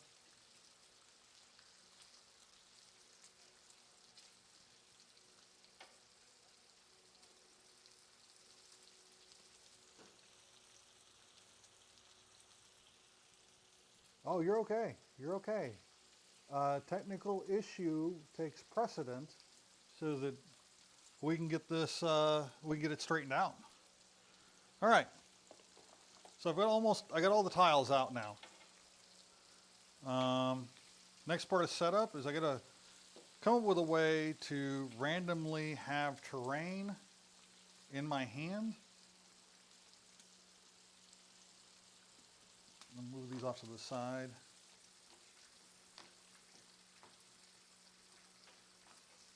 So we got inside this border, or inside this board, you can see a darker line that goes all the way around. What I have to do is fill up all the space inside of that by placing tiles. And I'm going to do that as randomly as I can, just throwing stuff down, not paying attention, because I don't want to know where anything is.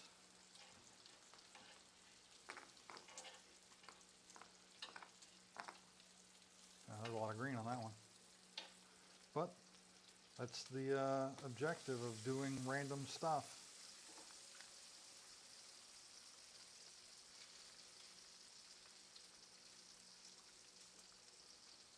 You got us cranked up. Anybody else having audio problems? Huh.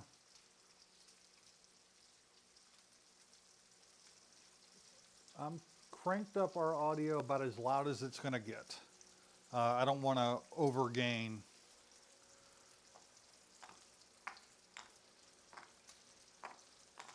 And I switched our microphone over to mono instead of stereo.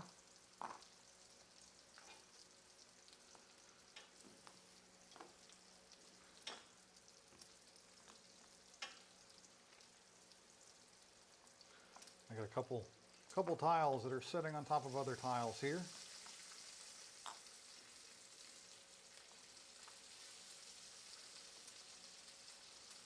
All right, now I just straighten them all up. Oh, I got another tile someplace that's sitting on top of another tile.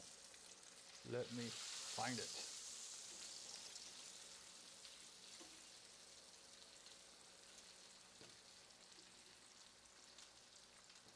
Maybe.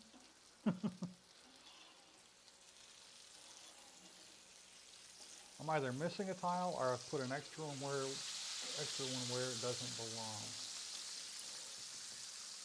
Tile right there. Ah, yep, I put an extra one where it didn't belong. There we go. The OCD amongst you might have spotted that before I did.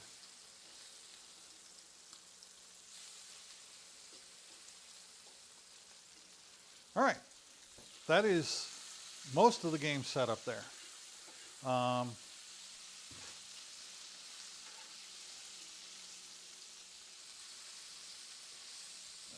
let me pop the chat window up again so I can actually see responses.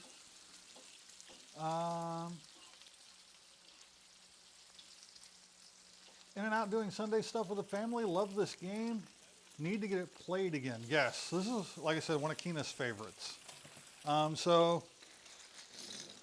I want to finish the setup by putting out the ship tokens where they need to go.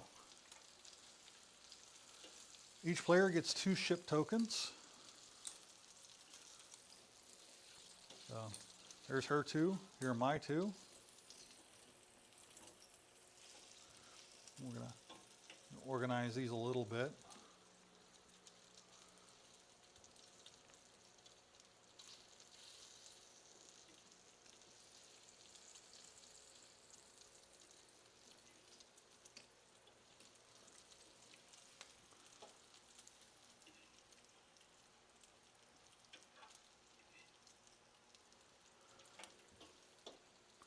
So the extras out here. Got a lot of ships available. Now in a greater than 2-player game, space on the board becomes a premium. In a 2-player game, we're going to have a lot of territory available to us and a lot of ships available. Just means we have to be a little more vicious with how we play the creatures against each other. So keep all of these laying on their side so that people can see what they are from above. So we're not going to stand them up like they usually would be done. We're going to leave them on their side.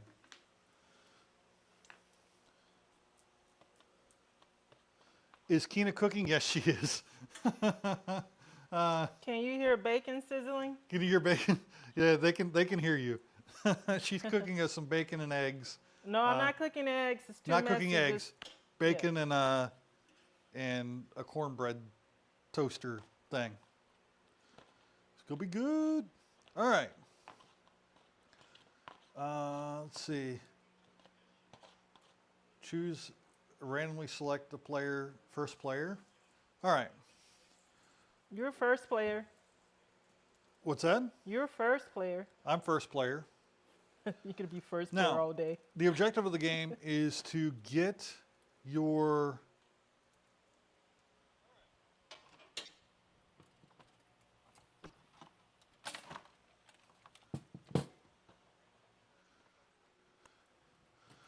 The objective of this game is to get your explorers off the island of Atlantis. And the way you do that primarily is by putting them on boats. So you get this guy on a boat, you can then, if a boat is empty, first off, if a boat is empty, you can move that boat anywhere you want, okay? If the boat has a meeple on it, only the player who has a meeple on it controls the boat. If both players have a meeple on the boat, both players can control the boat.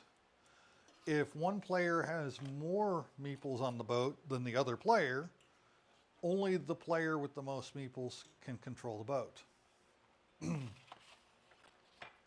So that's how that works. And the objective is, again, to get your meeples to shore. Now, you're not allowed to look at the bottom of the meeple once you start the game, but as you can see, each one of them is worth different points. You have more ones than you have threes, and more twos than threes, and you've only got one worth, I think it's 5. I think 5 is the highest. Oh, 6. You have 1 5 and 1 6. I think you got. I'm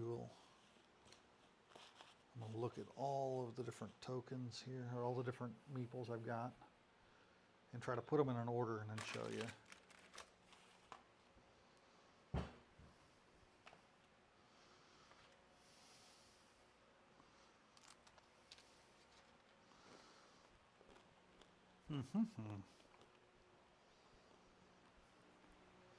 I'm just not succeeding in what I'm trying to do here. You're not? No. Here's your bacon then.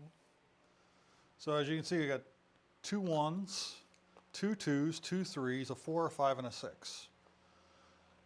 The only way you score those points is if you can get them on any one of the corners off of the hex tiles.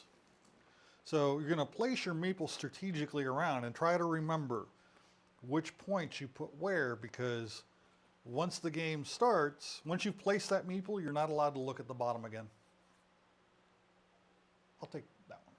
This one? Mm-hmm. You want the more brown one? Mm-hmm. All right.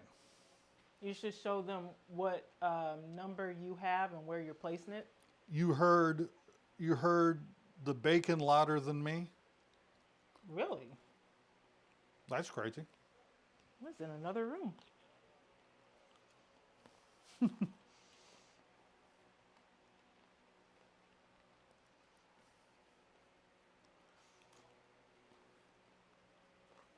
When you place yours, you should show them the numbers and where you're placing it.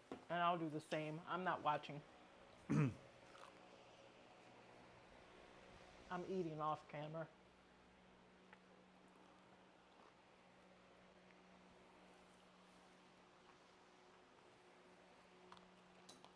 All right, I placed my first one.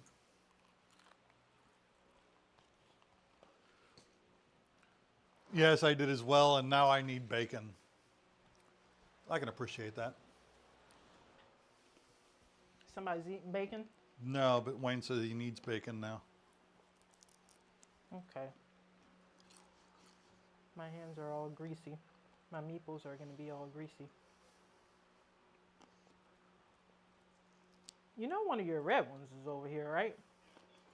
Is it? Mm-hmm.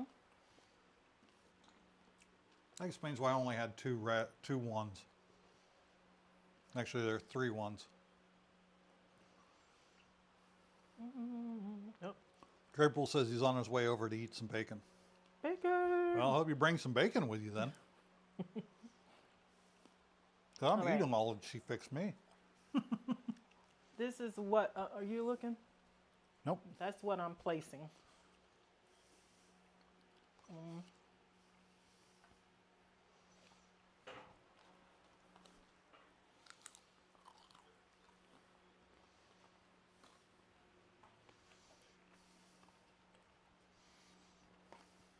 Don't look, William.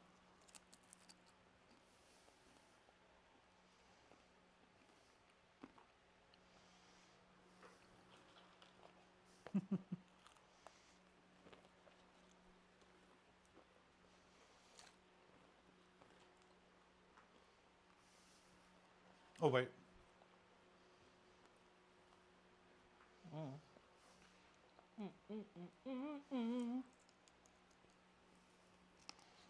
I keep forgetting.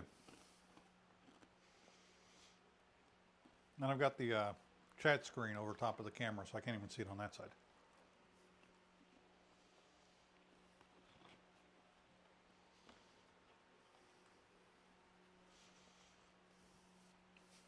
You I didn't keep show it. forgetting to show it.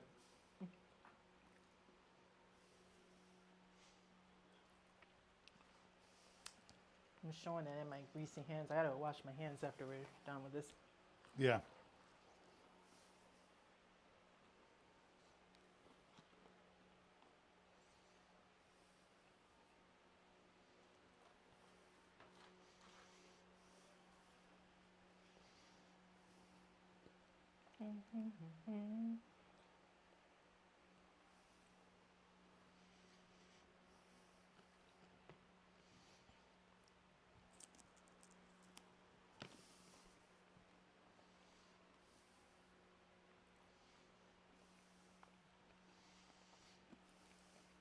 I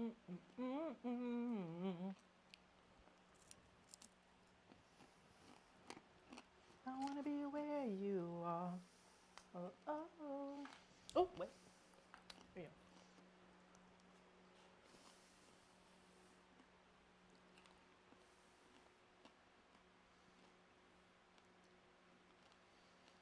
go. Anywhere where you are.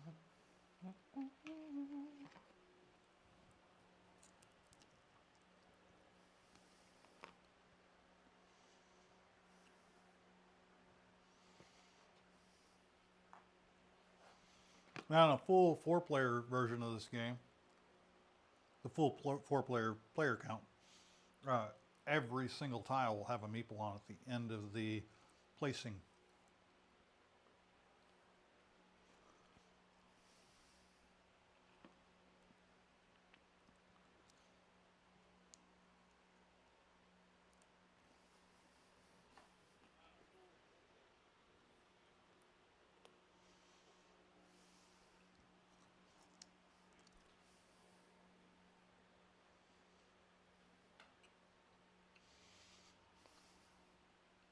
Why are you looking? I'm not looking. Oh.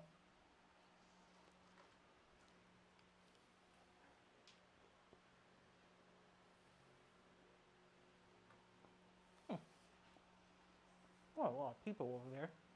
Mm-hmm.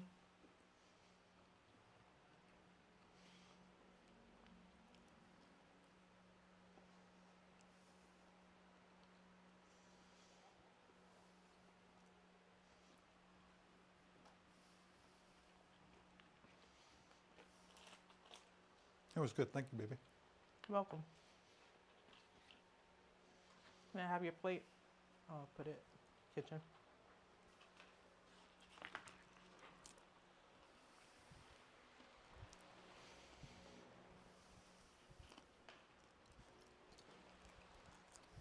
What you gonna do All right. when the sharks come for you? Now we each place a boat. Oh, okay.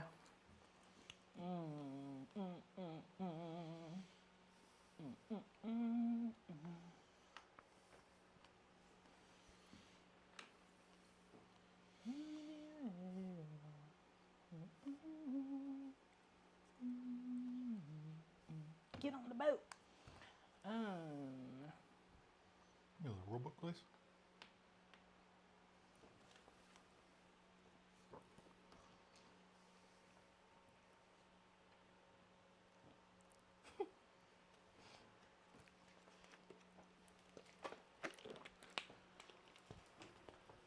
Oh. So on your turn, you play a terrain tile from your hand. So if you have a terrain tile in your hand that has a red border, then you can use that like it would be a card. The next thing you do is move your meeple and or ship tokens. You can move up to 3 movement in total. So you can move 1 meeple, 1, 2, 3 land tiles, or you can move 2 meeples, one of them 2 land tiles and the other one 1. or you can move a boat 3 tiles. But if a swimmer is in the water, they can only move 1 tile at a time on a turn. They can't move more than that unless they get a hold of a dolphin. Can you bring me a paper towel? Yeah. Unless they get a hold of a dolphin. The dolphin will allow them to move through the water a lot faster. Once your 3 movement is up, and you've done all your movement, you're going to take a terrain tile off of the island. So the island is sinking. The order of operations are sand, then forest, and then mountain. All right? Just like it would be in real life. The beach is going to go first, and the forest are above that, and the mountains are going to be the last thing to go. Now that is true up until this one. So this sand tile, this beach tile, is going to stay on the board until the water breaches through the forest to overtake it. So any tiles that are against the water, those can get pulled. Like this one here can be pulled first because it's against this water here with the sea creature. But all the other tiles, that's the order. Sand, forest, then mountain. All right. Then the last thing you do is you roll this die. And that tells you what kind of sea creature you can move its maximum movement. And that's conveniently printed right here on the board. So whales are the fastest. They can move from 0 to 3 tiles, and they kill boats. Sharks can move up to 2 tiles. They kill swimmers. And then sea creatures, the sea monsters, can move only 1 tile, and they kill boats and swimmers all at once. They just murder everything that's in the water with them. And that explains most of the rules of the game. So it's time to actually play this game. So I'll switch back to this camera now that she's done dancing. I wasn't dancing. You weren't dancing? Not just now. No. So right here on the board, I mistakenly had the wrong camera up. So the whale, shark, and sea creature things are printed right there. So I'm going to take my turn. My turn consists of, I don't have any terrain tiles in my hand. I'm going to move explorers. So I'm going to move this guy and this guy. Oh, I saw your thing. Yeah. That's I saw your thing. You saw my thingy? You showed it to me. I didn't ask to see it. Actually, I'm going to move them there. Oh. I'm going to take a sea tile, and that puts a whale right here. I'm going to roll this die, and I get to move a sea creature. I'm going to go ahead and move that one there. Interesting. And then this goes discard. Okay. All right. So it's my turn, right? Do you, you went? You good? Yep. All right. I'm going to put this one there. I'm going to say, hey, loser, get in. And then I'm going to move it right there. And you said I take a towel? Yep, you take a tile. I am Take a tile. going to take this one. And when these are all gone and blah, blah, blah. All right. Now, I will say that you can take tiles that people are standing on. When do we get to use these? Our next turn? Next turn. It's the first thing you do on the turn. All right. And then I'm going to roll this.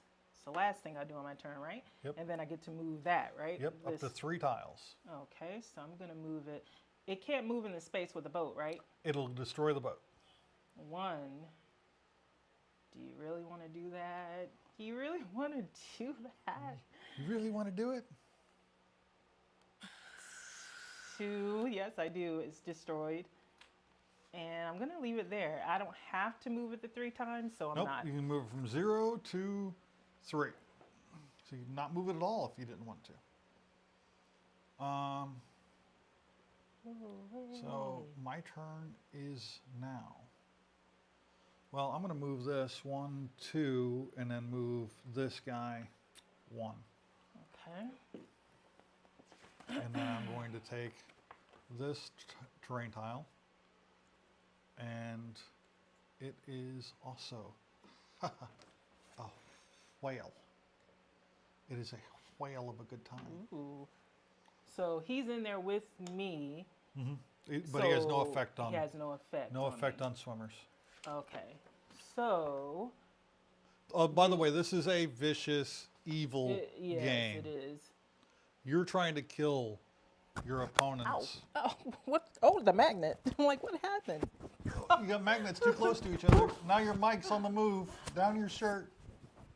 Okay, what happened to the? Is it? It's stuck to your wristband. Wait. Okay. Oh. Slide it. There. Got it. Okay. Her watch wristband has a magnet on it. Tragedy averted. Okay. Her magnet on the watch took the magnet off the microphone. It's my turn, right? Right. I'm going to use this one that says I can move a boat up to 3. Actually, I didn't roll this. I thought you did. But it doesn't matter. There's no shark. Oh, I thought you rolled it and then No, you moved the whale. No, I didn't move the whale. That whale got placed. Oh, okay.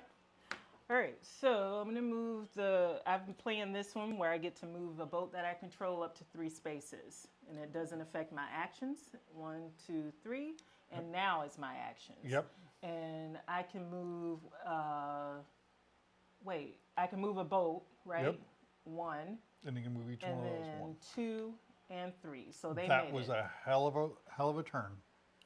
And I get to roll this now, right? I get to Take a terrain tile. So since you did me dirty. I did you dirty. Because you did me it's dirty by getting rid of my boat. Play. So we're going to move you into the water as well. And I'm going to take this. And then I'm going to roll this. And I get Hey, to between move magic and dreams. Between magic and dreams. What's up, man? How you doing, Brian? Brian, I have that song stuck in my head. You know how I was talking about the music earlier that he got from some people on Instagram? It's kind of like the soundtrack to his books and comics. But there's one, it's like, well, I can't sing. So this is going to be all off key, singing all off key. I'm not even going to try, but it's stuck in my head. Anyway, I'm going to move this because it says I can. Or wait a minute, do I move one of these that's already on the board? Yep. Ooh. You are. Ooh. Come on now. Come on now. She's a bitch. Yes, she is. I'm sorry. Not sorry. Sorry, not sorry? No, sir. All right. Sorry, not sorry. Fine. That's what kind of game this is going to be. I mean, you started it first. Yeah. Turnabout is fair play. It's a game. It's a game. It's a game? It's a game. Is that what this is? But she says until he throws her stuff You in know the what? I'm water. going to go 1, 2, 3, and I'm going to put him on that boat. Yep. Okay. Now, a meeple that's in the water can swim over to a boat, but not until the next turn can they get in the boat because you have to be in a tile with the boat in order to get on said boat.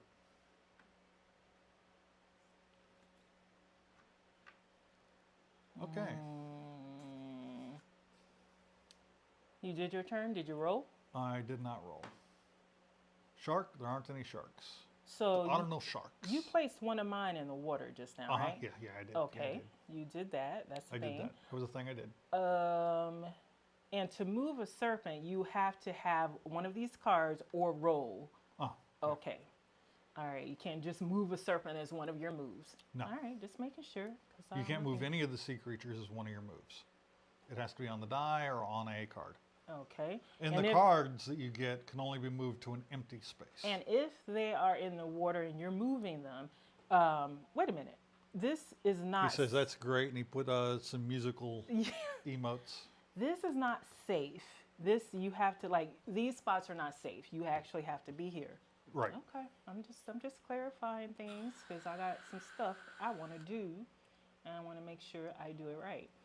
So I think for this one to get on the boat, that can be a move of mine, actually. Right. Okay. No. For him to get on the boat, He has to be in the same okay. tile. Oh, okay. That's interesting. You can step off land directly onto a boat, but in the water you have to be in the same pecs as the boat in order to do that one move to get on the boat. Mm-hmm. Yeah, swimmers suck. Ooh. It's really hard. This is going to be tricky. I am going to play a towel, but I have to see how I want to do it, which swimmer I want to move. As you can see, Is sometimes action. APD strikes, but it'll strike for me at some points too. That's analysis paralysis disorder. I know what it is. I just mean Always, mugged you. always clarifying I just mean mugged you. for the audience at home. I don't know if that was caught on camera, but you know, I gave him the side eye and the mean mug. Okay, I'm going to play this one. And now you know why I had ATV, because I have two swimmers in the water. And a dolphin is coming to help my swimmer of choice. And I get to move up to 1 to 3 spaces. So I could move here, and then, or I could just go 1, 2, 3. Still wouldn't be safe. Same thing with this one. I could go 1, 2, 3, 1, 2, 3. Either way, it wouldn't be safe. 1, 2, 3, and wouldn't be on the boat. And I could start out just moving 1, and then start my moves and get put on your boat. That's what I'm going to do. So I'm just going to move the 1 space, and now it's the start of my. You're moving 2 spaces with it.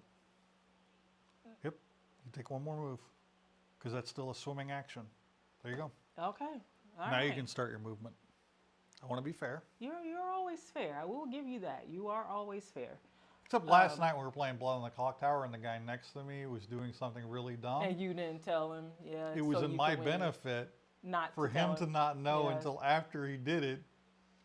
Well, that was one thing I did want to ask you, because I know it's a whole other game playing. The storyteller could have specified. The storyteller's in here. He was on the other side of the room. But you were going to say something? It's a different game playing it versus being the storyteller, where you having a hard time playing and not jumping into storyteller, like, oh, as a storyteller, you could do this. The first game was a little more difficult than the second game. The second game felt more familiar because I was the spy, and the spy gets to look inside the grimoire and see what everybody is around the table, around the place. So it felt like I was in more familiar territory, because the storyteller gets to see what's going on at all times. Whereas, the spy gets to see it to a more limited extent than the storyteller, obviously. But I was able to remember enough to manipulate the game when I became the demon. And especially before you became the demon, when just getting all of that information, remembering the information. And then realizing there was a role that I could take advantage of as the spy. So I am going, now I have my actual 3 moves. And I'm going to do this. I'm moving 1, the boat here. And then I'm doing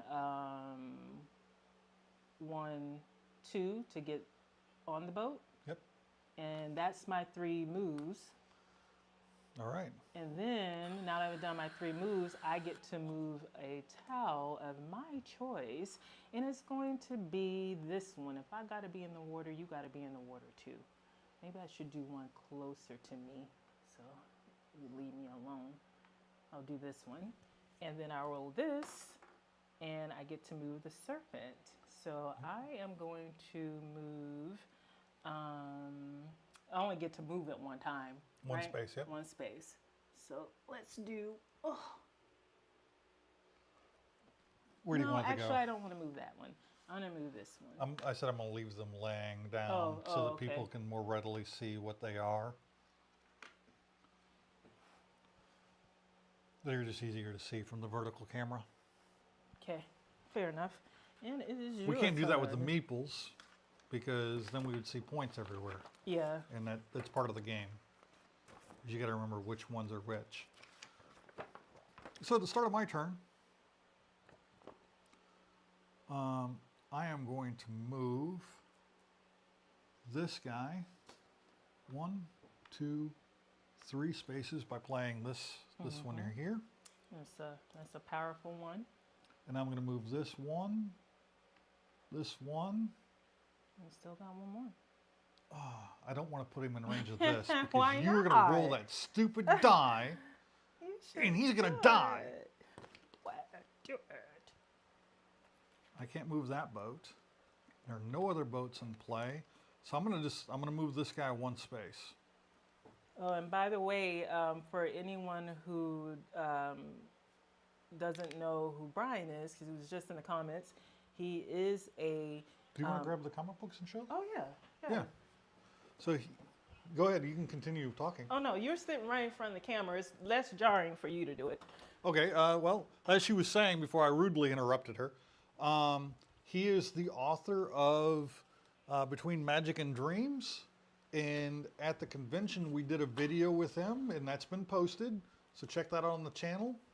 And she also did a short. I don't know if it's got posted yet. It hasn't been posted yet, and we have a longer interview with him coming up. And these are issue number 1, different variant covers of issue number 1 of this comic book series that he's putting out, based on the novels. I think this takes place, if you can correct me if I'm wrong, Brian, if you're still here, but these take place between books 2 and 3. So the comics take place, it's kind of like a novella, like some authors like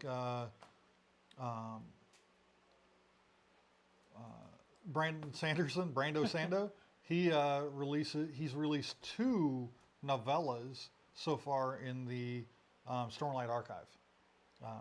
So the shorter books that come between the others to give more clarification and story development that won't fit necessarily in a bigger novel. Did you finish your turn? No, I haven't taken a tile yet. I'm going to take this tile here. Ooh, the first shark has entered the chat.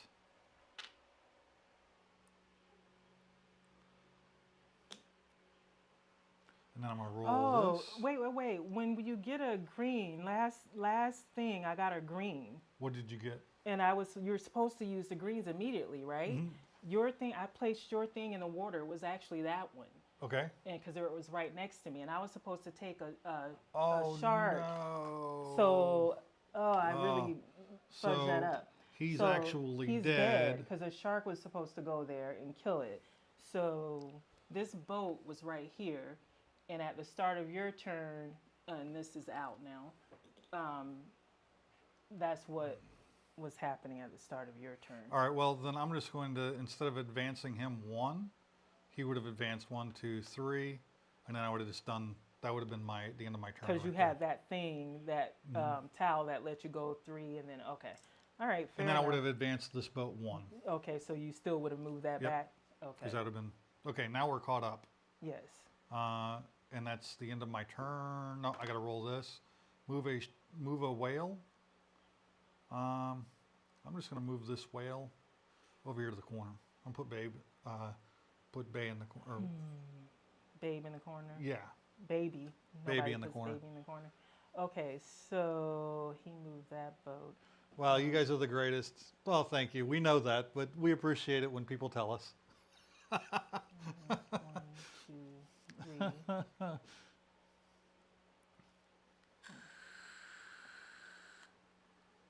So it's my turn, right? Yeah. How many times you can move a boat up to 3 times, right? Yeah, you can move the boat 3 times. Okay. That'd be all 3 of your turn actions. Yeah, I know. That sucks. But you know what? I am going to. This kind of sucks because it's helping you. 1, 2, 3. Damn it! It's totally helping him. I'm not doing that. You know, face, nose, that whole thing. But we do need a boat, precious. So I am going to do this, where I go, dang it. Yeah, there aren't any good moves. There aren't You killed any. the boats. Why did I do that? I don't know. Oh, okay. I am going to move pieces forward, I guess. So this is going to be one move. I can't get on the same tile as you, can I? Yes, you can. We can't occupy the same tile. Just during placement, we can't. So then 2, and then 3. I can't get back onto land, can I? You cannot get back onto land. No, But like back on a towel. you can't. Ugh. But that Once you're in the shark is water, so you have to big. either stay in the water or get on a boat. All right. So instead, I'm gonna move this one over. That'll be my Your third third and final move. And now I take another towel, and let's see. You Here brat. we go. Be green. It's not green, so it's your turn after I roll. That's not good news for me. Okay, so that means I get to move the well You if get to I move the so whale. choose. Yep. And I do so choose. So I'm going to move it. You can only move it one time, right? 3. 3, 1. I'm Up going to 3 spaces. And 3. Let's move it there. How's All right. that? That's good. All right, now it's my turn. Finally. I don't have any Finally. cards to play. And there aren't any boats over here to rescue these guys. So my only options, I'm gonna go ahead and join you here. That's 1. I'll move him 1. And that's it. That's all I can do. That's all you can do. I don't want to jump into the water voluntarily. No. So I'm going to take a tile. Okay. Doesn't he go back here where you moved it from? Yep. Okay. And I'll keep that one because it is a red. And then I'm going to roll this die. It is a shark. Ooh. Baby shark, shark, shark. 1, 2. Because a shark can move up to how many times? 2. Ooh, 2 tiles. Good move, good move. And it is now your turn. My person's dead. Dead. It's about time I Okay. got one of yours off the board. So, I'm going to play this that allows me to move a swimmer up to 3 times. That allows you to move a shark to any unoccupied space. Oh, wait. Nice try, right? Nice try, babe. Nice look, try. This is what I wanted it to be. So let me. Yeah, you could actually look at the picture. Yeah, you got to look at the picture Not- because not just not wishful what thinking. you want it to be. And yeah, move the shark of your choice already present on the board to any vacant sea space of your choice. So let's do any vacant. I want these ones. I mean, I know any vacant. Yeah, any vacant space. It means it cannot have a ship. I know, but or a meeple. this is near me, so trying to get it to you is only going to harm me when it's your turn. Yeah. So, let's do, let's do.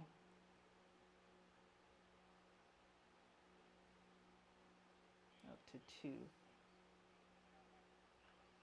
Let's do right there for that one. And now I can go, and this is gonna suck.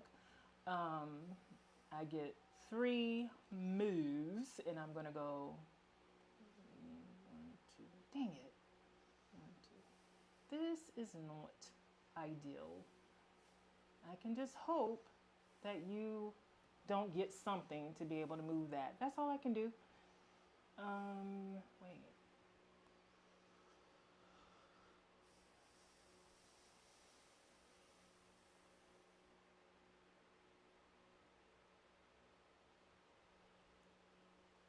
No, I'm not going to voluntarily move into the water. So 1, 2, 3. That's my move. You can move that guy 1 time. Oh, nice try, right? Nice was try. Right here, I Right was there. beside you. Yep. So So you can go 1. 1. That's it. And then I'll still have 2 moves. Let's see. Yeah, we'll do You that. move that boat that's got all your people on it. I know, but I'm waiting for you to move the boat. I mean, you've got a I person can't on move the there. boat. Oh. It's a majority rules. Damn it. You put 2 of your people on there. I can't move it. I didn't mean to. Well, I actually was wanting to put 3 on there. You just happened to jump on there. 1, 2. That's really going to help you. A lot less than it helps you. 1, 2, 3, and then he'll be able to put his person on. I just don't want. I mean, I know I need to move it at some point. Fine, I've moved that one. I'm going to move this 2, and then if I move it 2, he's got. I mean, he can move it on 2. 1. That's one move. I got one move left. I mean, you know you can move our boat completely onto the thing, right? You do know that, right? Oh, no, you can't because, all right. You can only move to this square or that hex. You can, right? I cannot move that. I've already moved once. Yeah. And I moved this once, and I can move one more and be done. Yep. But I am not going to. I just going to want to move that one time there. Okay. So now. You're going to move a beach tile that's touching water? I still have one more move. Oh, yeah, you can move a meeple. Yeah, that's a completely valid move.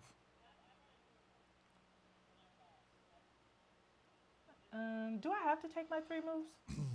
I mean, that would be... No, you don't. You don't have to take anything. I'm not going to. I'm going to take a towel instead. Okay. And this does no good. It puts another shark in the water, right? Your turn after I roll. You can move a shark up to 1 space. Or 2 spaces, sorry, 2 spaces. I'm going to go 1 and 2, and I'm done. All right. Finally. Yeah. So, that won't help me. I'm going to move this guy 1, 2. Wow. I'm going to move this guy 1. Which is actually a good move. It's good for me. You. It is. But look how many people you have over there. If the boat gets over there before I have a chance to get on it, you're just going to load it up. That's my hope. Yeah. That's my hopes and dreams. Dang it. All right. Yeah, I'm going to take this one. And it is a whale. It is a whale of a good time. Oh, right. There are boats underneath these tiles somewhere that come out onto the board. There will be a green one with a boat on it. And none of us are drawing those. And we've only got 2 boats on the board. So how many times can you move a boat? up to 3 times. Up to 3 times. Yeah. Okay, is it my turn? Did you roll? Did you take your towel? You took your towel. Did you roll? I took my tile. I didn't roll. I move a shark. 2 spaces. Do I cut off my nose to spite my face? See, I made a bad decision there. Bad decisions. Yeah, you did, but I'm glad you did it. Thank you. You know, I am going to... I appreciate you. You're a gentleman and scholar.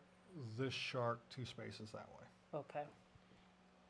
It's my turn. I'm going to go 1, 2, 3. Those are my 3 moves. Okay. And then I'm going to take a towel, and then I'm going to roll. So I'm going to take this one, and then I'm going to roll, and I just move a whale that's on. You move a whale up to 3 spaces. I am going to go 1, 2, 3. All right. That's it for me. That's it for you. So my first move's obviously going to be get on this boat, and I'm going to move the boat to there. Okay. I'm going to take this tile. Okay. You good? Yep. I just got to remember I have it. All right. I am going to go ahead and unload my person, get them on the board, and then I am going to do 2 more moves, which would be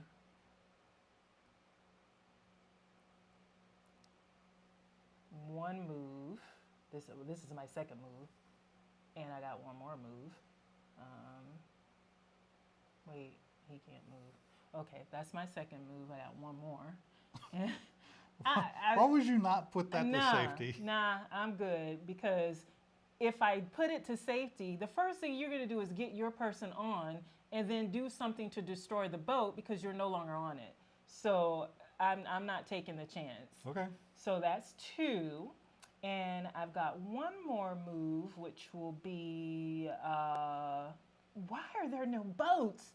Because you killed all of them. I killed one boat. You one. killed Just 2 one. boats. One boat. There's only one boat left. I killed 1. You killed 2. I killed one boat. Just Oh, one. no, one you boat. killed 2 boats. I killed one boat. It's on the tape. You Okay. killed 2 boats. So one boat. One boat. Or maybe No. we both killed a boat. I killed because one 2 boat. boats have died. So I am not doing my third move because I am crazy.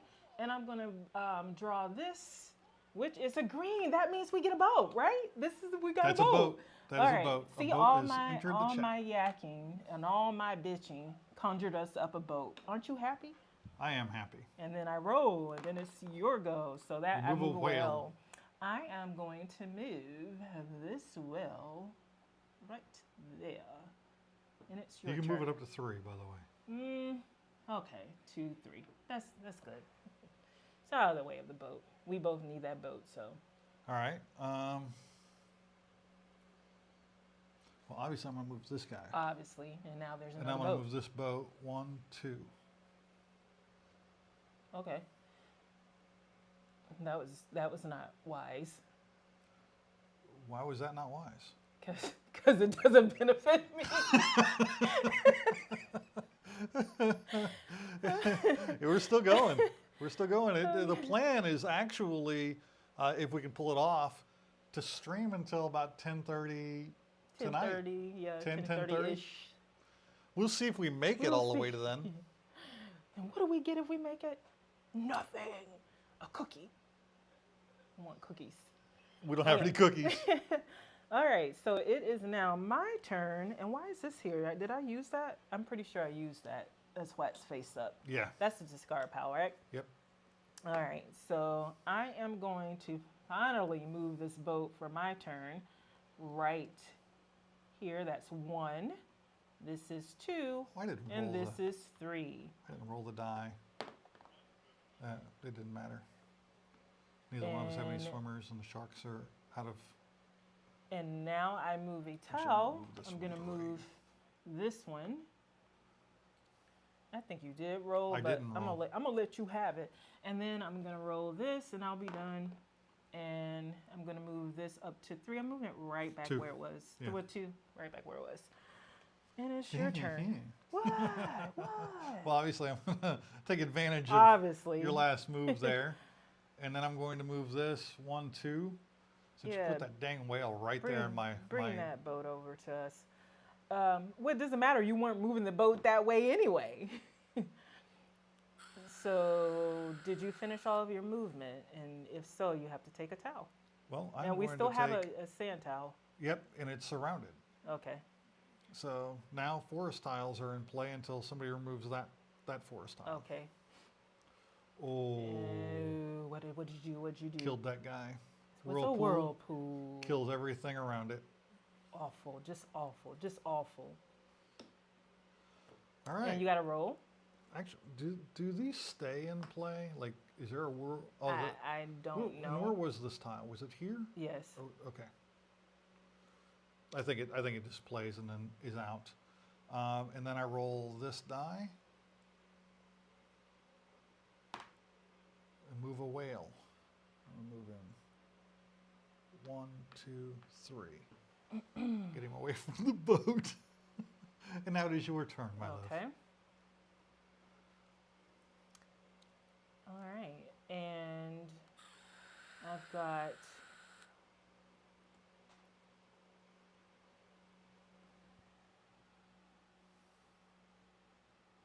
this doesn't affect the boat, does it? If I move there? You cannot enter the same space as True, a creature true, that would kill true. the boat. Fine.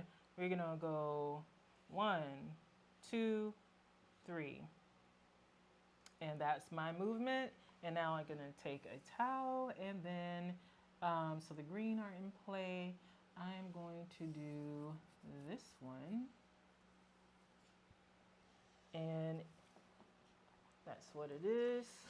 Another whale. And we'll move this. And then I'm going to roll. And then it's your turn. So, ooh, the Either serpent. move a sea creature one space. Ah, okay.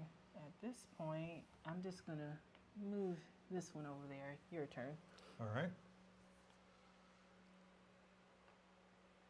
Okay. And choices, choices, choices. What you gonna do? See, now you got analysis paralysis. Everyone gets it. Yeah, I'm going to Give move me a hard the time. boat one space there, and I'm going to move this guy to here.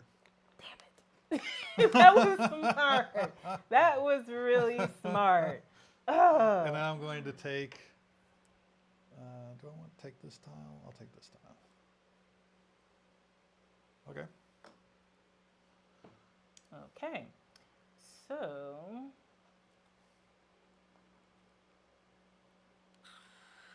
I am going to move this boat one spot, and I'm going to move this one two. 1, 2. And then I'm going to take a towel. Why is this still just hanging out there willy-nilly? Because it was surrounded by beach at one point. All right, so I'm taking that. And then I am going to roll. And it gave a shark. And I am going to move. Was this one here or here? I What think is you it? hit it with your hand. I was did there. hit it with my hand. It was right here. Yeah.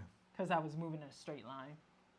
Move And a then shark. I'm going to calm down. I wasn't I'm going to talking move to right you. there. And then now it is your turn. All right. And I got stuff over here I Oh, can this do. is this game's a little bit of a What is it? strategery. A little bit, a little bit.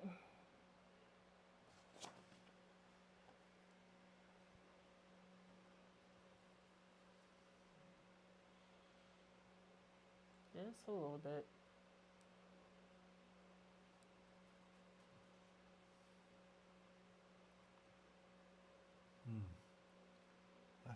That sucks. Ew. You got choices, huh? Not many. I am going to move this boat. 1, 2, 3. What? That's horrible. Just horrible. Right Just there. horrible. Just horrible that you did that. And then Can't believe you did that. I can't believe you've done this. I can't believe you did that. That was a horrible, horrible decision. It was the best one I had available. I'm gonna move this guy. Make sure you, don't be a bad thing for me. Don't be a bad thing for me. Dang it, it's not a bad thing for you. Good, now you roll. I can't believe you did that. Shark. Ugh. A shark can move up two to 2 spaces. I'm gonna go 1, 2. There we go. All right, so now it's my turn, and I'm going to play this one. And I get to move my Frank swimmer. has dropped in to say hi and to say this is an unappreciated classic.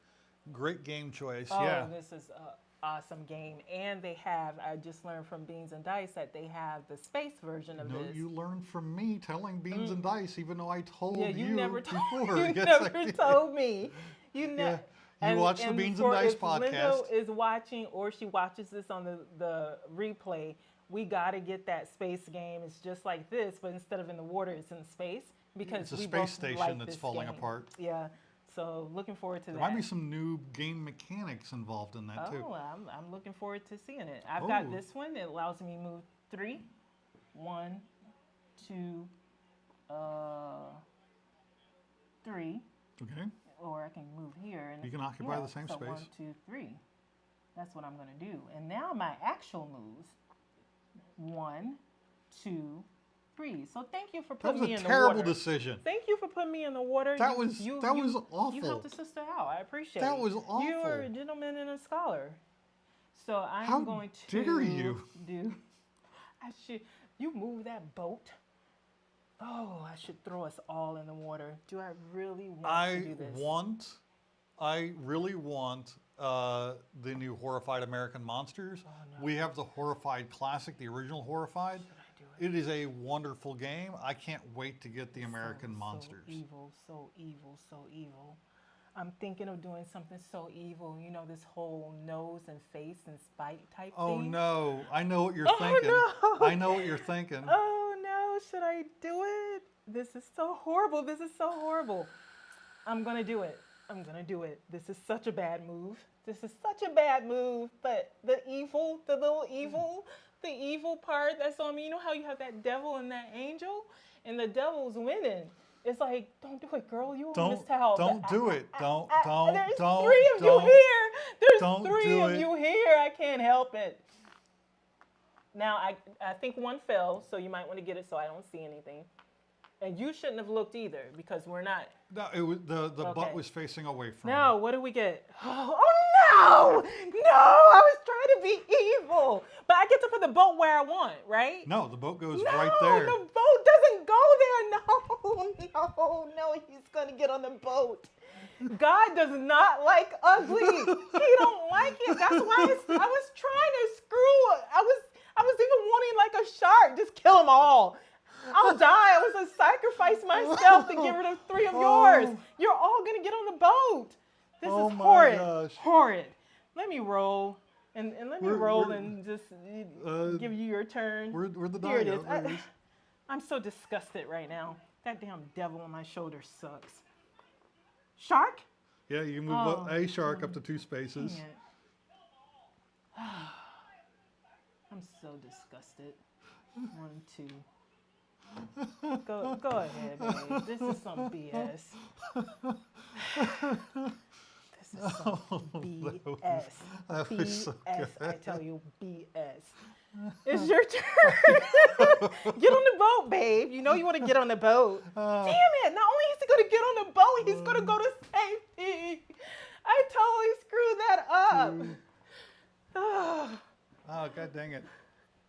Look at that smile on your My face. At fat least fingers. I made you happy. I mean, All right. Go and move to safety. 1, 2, 3. Oh, but you not safe. You're not safe. No, Oh, you I'm put done us in with the my. water. You did what I just did? Yep. Did we die We because you both did died. that?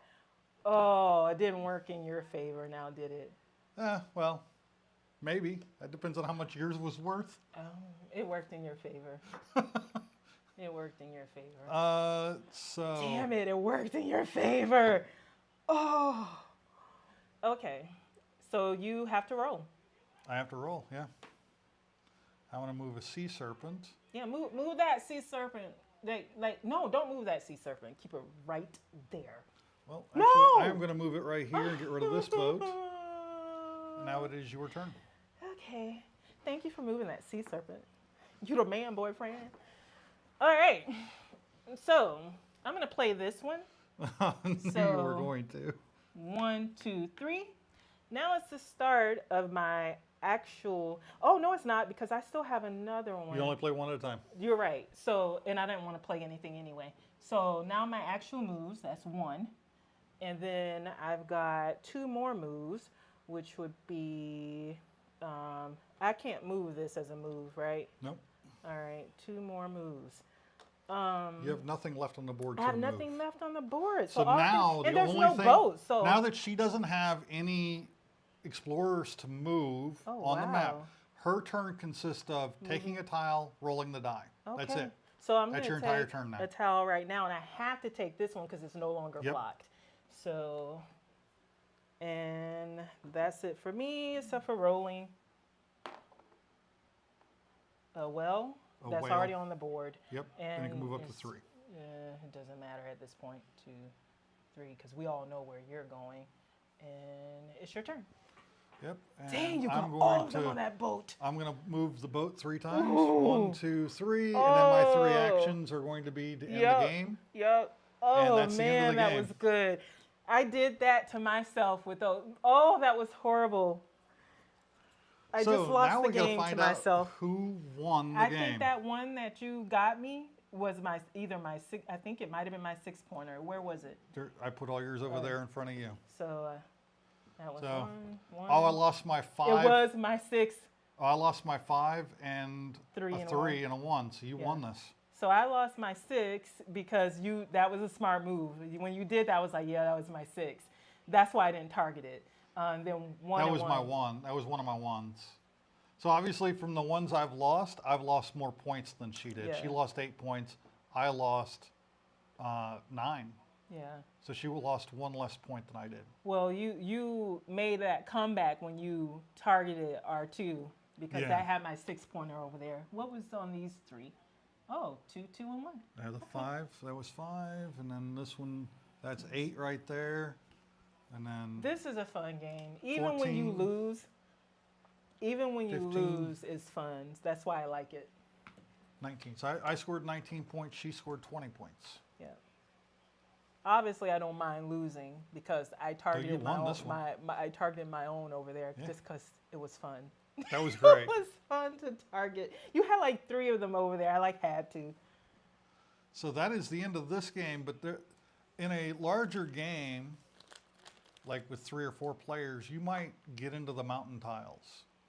And the one to look out for in the mountain tiles is this one, is the volcano. When the volcano gets exposed, everything that's not on the corners dies. All the rest of the terrain tiles no longer matter. Everything is dead. All the meeples, the sharks, the boats, everything, and that's the end of the game. So you could get done with all of the forest tiles, and somebody could draw the mountain, the first one, and people have a bunch of meeples still out in the water and everything else. Everything's dead if the volcano gets flipped. Can you pass the box over, please? I'm going to start putting the stuff in it.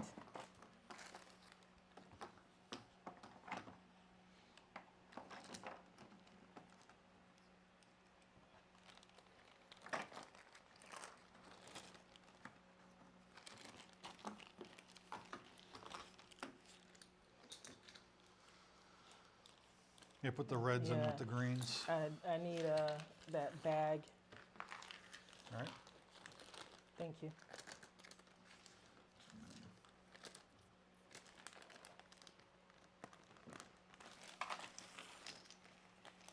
So I have to see how much the space version of this costs. But that's definitely on the list to play at Dice Tower. Oh yeah. Just to see if it's got any kind of different mechanic Yeah. involved. It'd be cool to see. Like one thing, there's no sharks in space. I mean, I'm guessing the volcano's been replaced it could with a be meteor. like Sharknado, and they're like sharks are in tornadoes. It could be that sharks are in space in this game. Sharks in space. Shark Spado. Oh, it might be actually since they use sea serpents in this game. They might have like aliens that are coming in and attacking, and you can control. Of course, more games. What are you talking More about? games. Play more games. Yeah, we've Well, I already do have played to- this morning. We played Century Spice Century Road, Spice, Black Hole Rainbow, Black Hole Rainbow, and Survive Escape Atlantis. So 3 games. We're going to take a break from games yeah, and talk because about I some do other topics real want quick. to show my comic book haul from Charlie's Horror and Sci-Fi Con. We already showed 3 of them with Brian D. Covington's 3 books that she bought there at Charlie's. Charlie. All right, let me switch cameras for us real quick while I finish getting this put away. Do we have any other components hiding out here? Probably. You know how that goes. Yeah.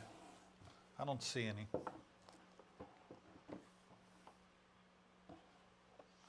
Oh yeah, this box isn't square. It's rectangular. Okay. It just looks square. Square, okay.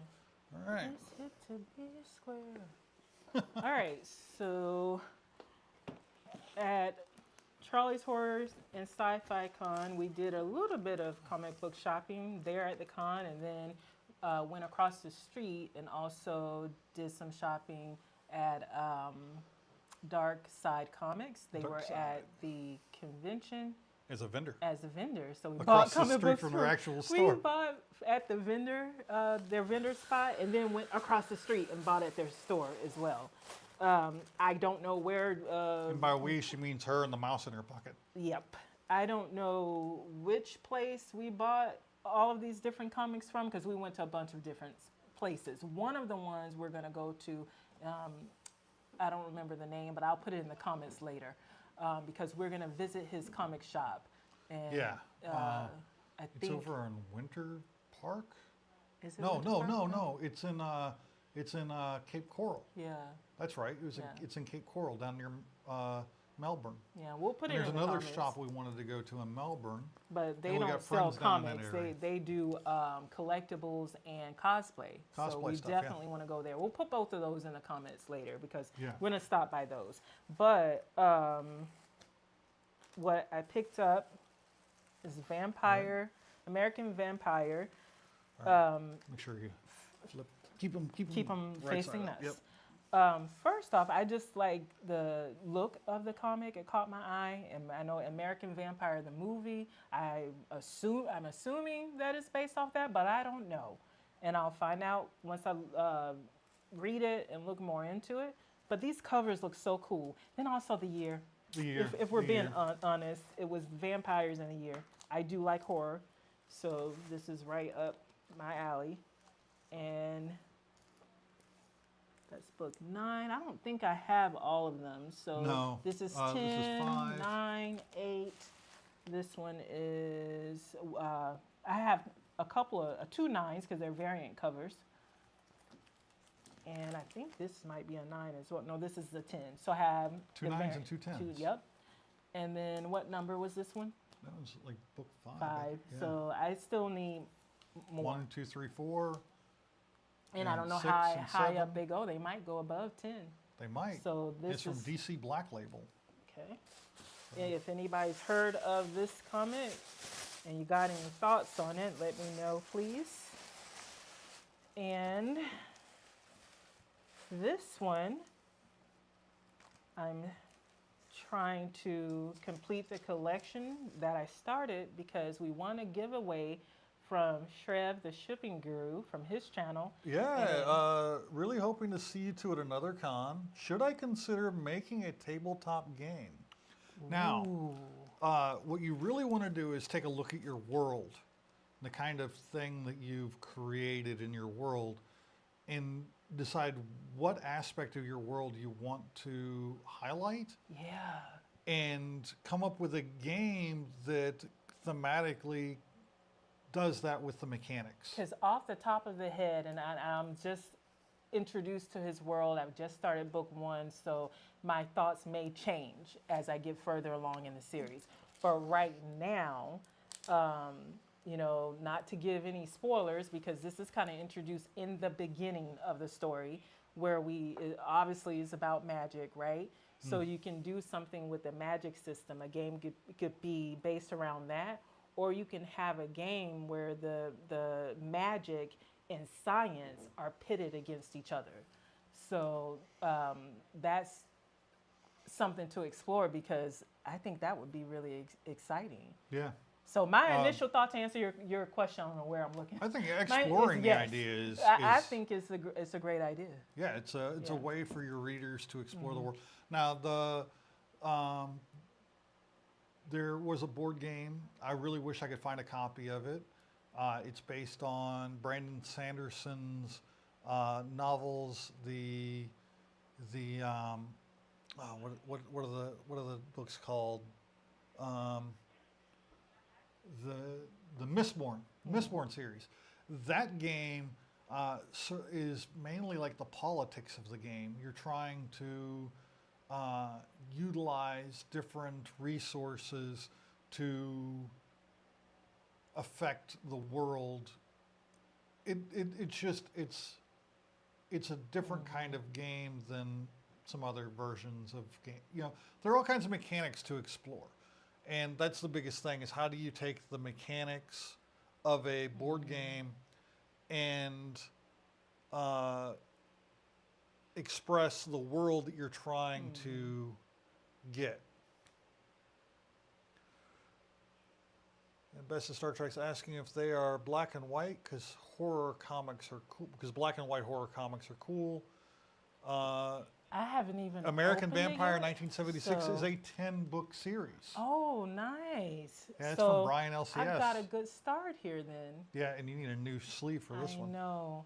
This is the thing, and I was thinking about this yesterday when I was pulling out the comics that this is going got a lot to, of and this is spine where I'm damage. going. This is where I'm going with that. I'm not going to be a good person to collect because I tend to hoard things when it comes to my books and just kind of clump them all together. And you really have to be protective of comic books Yeah. if you're collecting. And then also it's going to mess with my OCD because now that I know that, whenever I look at them, and there's one I can show you guys that it's just, it looks horrible. And I'm like, I just bought this. I set it all down in one area and didn't touch it. How is it all wrinkled like this already? It might have been that way when you bought it. I don't think that it was. I honestly don't. And I will show it to you guys. And you guys who are comic book collectors, You can weep with her? Yeah, or you can, shame me. Maybe I was so shamed that I just put it away because it's not in this stack.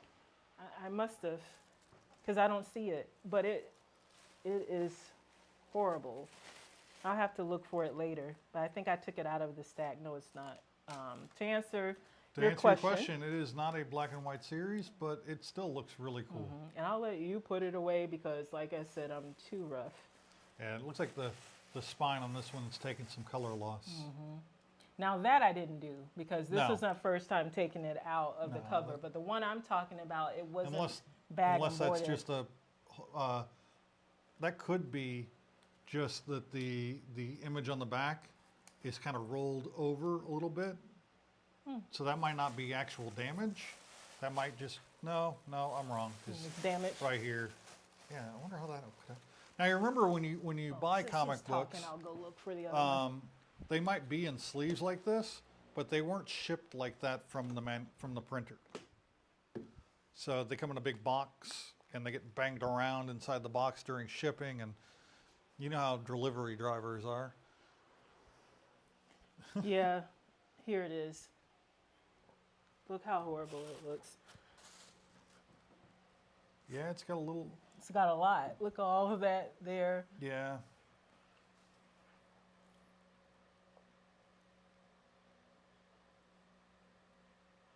But I bought it because the cover was cool, and I was like, "Oh, this looks interesting. I want to look more into this series." Hey, look. On sale now from Albatross Funny Books. Tank Girl. Tank Girl. But yeah, that's unfortunate that the cover. Now a lot of this, except for the color breaks, can be taken out with a press. Okay. You can put it over there. We've already shown it. Now, She-Hulk is one that I'm collecting because... Yeah, color rub happens if raw books rubbing against. Is that what that's happened to the spine? Yep, that's what happened to the books are in a box, and as they're being shipped, they're jostling, and the spine of that book was rubbing against another part of another book. All right, so this one Or against the box. I've started collecting because we want to give away from Shrev the Shipping Guru, and he had an awesome cover included from She-Hulk, and now I want to get the whole series. So right now I have 3. I have the one we got from him. I can't remember the number of it. It might have been 9 or 10, and now 11 and 7. So I've got a ways to go with this one. Thank you again, Trev. And you can put that over there. And you want to talk about this one? Because this one comes with a movie. Yeah, we have the PG side of that movie facing out right now, I think. Is that PG? Because it's Well, kind of... it's it's hard the best we can do. PG-13. It's the best we could do. Yeah. So PG warning. All right. There's a little bit of R on the back of the cover, so I'm not going to flip it over. But it's Naked Cannibal Campers, and the movie came out, and the guy and they decided they wanted to do a comic book. The comic book artist, Sean. No, that's the director of the movie, Okay. Sean, and the artist is of the inside art, not the cover. Okay. Was at the convention selling the comic books, and the director of the movie was there. The director and writer of the movie was there. He signed the comic book and the movie, and we got the artist to sign the comic book as well. So, not safe for YouTube viewing the inside of either one of these two things. So we're going to set that off to the side. And this is another one that The inside of it lives up to the title, Naked Cannibal Campers. this was from the same comic book artist that you were talking about. Yeah. There's Now this another one was like done this. completely by him, cover and all.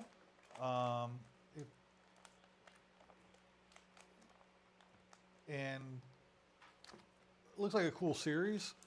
Best of Star Trek says it's fun collecting a series, and then it's fun waiting for the next drop as well. Yes, it is. Yep. Always something to look forward to, or to be You on can the set up a hunt box at- for when you're out. Now another and about. thing, I know that all of our comic book people know this. I don't think Kina does though. Probably not. You can set up at your local comic book shop a box. And in that box, every time a new issue of a comic you're collecting comes out, they automatically put it in your box. Oh, okay. No, I And didn't you know go that. in there and check to see if there's anything in your box. Okay. Pay for it and leave. All right, I need to do that then, because I need to do that with stray dogs, because I have, I'm on the hunt. She's on the hunt I'm for on stray the hunt. dogs. So I feel you best at Star Trek what you're talking about, because it is exciting. And I have the one that Jake got me, and then I have these two, and I think I need, is it two more or one more that I need? I don't know. I don't know. But because what I've been doing now is just looking at the cover, and I'm like, I don't have this I one. don't have this one. And I want this one. Everywhere I've looked, I haven't been able to find them, but at Charlie's, we were able to find two that I didn't have. And actually, I had another copy of this one for $200 that's autographed. And that was a, and it was a 9.8 seal. Yep, and that was a big nope. That was a big note for me, dog. I'm not. That was a I big can't. note for me, dog. This one was 4, and I think this one was a 11. And I'm like, okay, that's as high as I want to go. But at Spookala, we found some, and they were like 98, 100, and There was one that was 20, and you didn't Yeah. buy that one either. I think that one was one that I had. It was. No. I thought it was one of these. Nope. But I guess 20 must be my max then. Yeah, it must For be. right now, is my max, because you got to know I am new to comic book collecting. Now, this is an oldie but goodie. This is something I was collecting years ago, because This I one used looks to. familiar. I've got it. I don't have this one. I actually have several of these, but they're hard to find, and I want this is something I do want to keep in the collection. So, according to Jake, it's not a bad idea to get more than one copy, because then Yeah. you can keep the best The- copy. Most pristine one, and maybe even submit it for grading. Yeah. That way it's protected.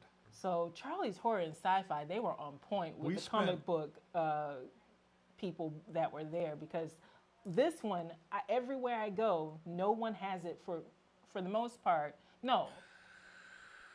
Period. No one has had it. But at Charlie's Horror and Sci-Fi, they not only had it, 2 of them, whereas I'm having a hard time just finding one. Yeah. So that was cool to be able to find that. And This is actually two really clean copies of yep, these books. they are. I've been very careful with those. She was looking at me with I was like, with an eye. very careful. You better with those. continue that. So, what we got across the street at Dark Side Comics at their brick and mortar, I just was cover shopping, and this one That is a looks gorgeous so cool cover. because it just makes me want to know what's going on. It looks like there's some magic going on there. Might be some witches involved, and I love witches. And it's got Wicked in the name. I had to get and it. a beautiful black woman on the cover. Of course. So, I can relate. So, I arguing. had to get it. So I'm looking forward to exploring that. And same with these. Again, like I said, I like horror, and all of these. These are different, but just the covers, jumped out at me. I got them just for the covers. Hey, That's all I got. you know, you might find that you really love like the other covers in this series, or you might even just love the story. Now, this is by Robert Kirkman, Oh, Walking yeah, Dead. Walking Dead. Yeah. So Yeah. he's involved in this book. This reminded me of Underworld. I Yeah. don't know what it was about this one that got me, but it's just probably because so many of the different shows that I watch, this kind of what could jump out from like Supernatural. And so you know, this is a trilogy. Oh, It's good, book because one of three. that means I have a better chance of actually Yeah, getting you the got whole first, set. first book of the Yeah. set, the first book of the series. It's a pretty clean looking book. I don't see nothing color breaking on the spine, and you got sharp corners. From what I can see, just looking at this, there are a couple spine ticks, but they are not color breaking. So looks good. And then this one is a part of a series. And I mean, she's sitting there holding a head with like the head's got demon eyes. Is it really even dead? So and she looks cool. Look Looks at her. bad AF, yeah. So I just had to get this one, and this is 11 and this is 12. So we'll see if I can get the series of that. Well, that's a great looking collection you got there. Yeah, and I think that's it for as far as what I got. My haul from Charlie's Horror and Sci-Fi Con. I have other hauls, but I'll save that for another day. I don't want to look like I'm just totally going off. Well, let's move these out of the way carefully. Yes, Here you go. carefully. Can you put it in that corner over there because there's too much stuff over here. I'm going. Okay. Yeah, I can do that. Thank you. Appreciate it. Yep. So that's my comic book haul. That's a nice comic book haul. Now I might as well show my haul from Yes. the con as well, because I did buy a couple things at Yes, the con. you did. Because we spent a lot of money at that We convention. did. Some of this stuff may end up being giveaways, though, because after I explored a little bit, I don't know if, other than Daughters of the Dragon, I don't know if I want to keep any of the other stuff in my collection. And then She-Hulk. Before I switch gears, there's actually a couple other things I want to show. Stop it. Stop Yeah, it. You. his haul is board games. My haul was comic books. And he did get some comic book stuff as well, though. Well, I don't know where she put hers, but I got mine here. The ones Jake gave us. So real quick. Which one was mine? Was it Child's Play? Because I'm displaying it if it It's was. the same kind of cover. Same Oh, red. I put it in my box. Put it in your box. Yeah. So she got her first box for Yeah. comic books. Courtesy of Jake. Courtesy of Jake. And Jake gave me this one. He gave her one. I'll go look for mine. Really It's in my beautiful box. cover. I love that. With Vader not wearing his helmet. I actually want to do this costume. She gave me a Black Series Darth Vader helmet. It's a nice helmet, but for as cosplay goes, the only way I could wear it is without the face or the dome. Just wear it like this, but I want to get like a silicone scarred up overmask to wear without the helmet. I can just wear it like that. That would be cool, because it has that the bottom of Darth Vader's mask.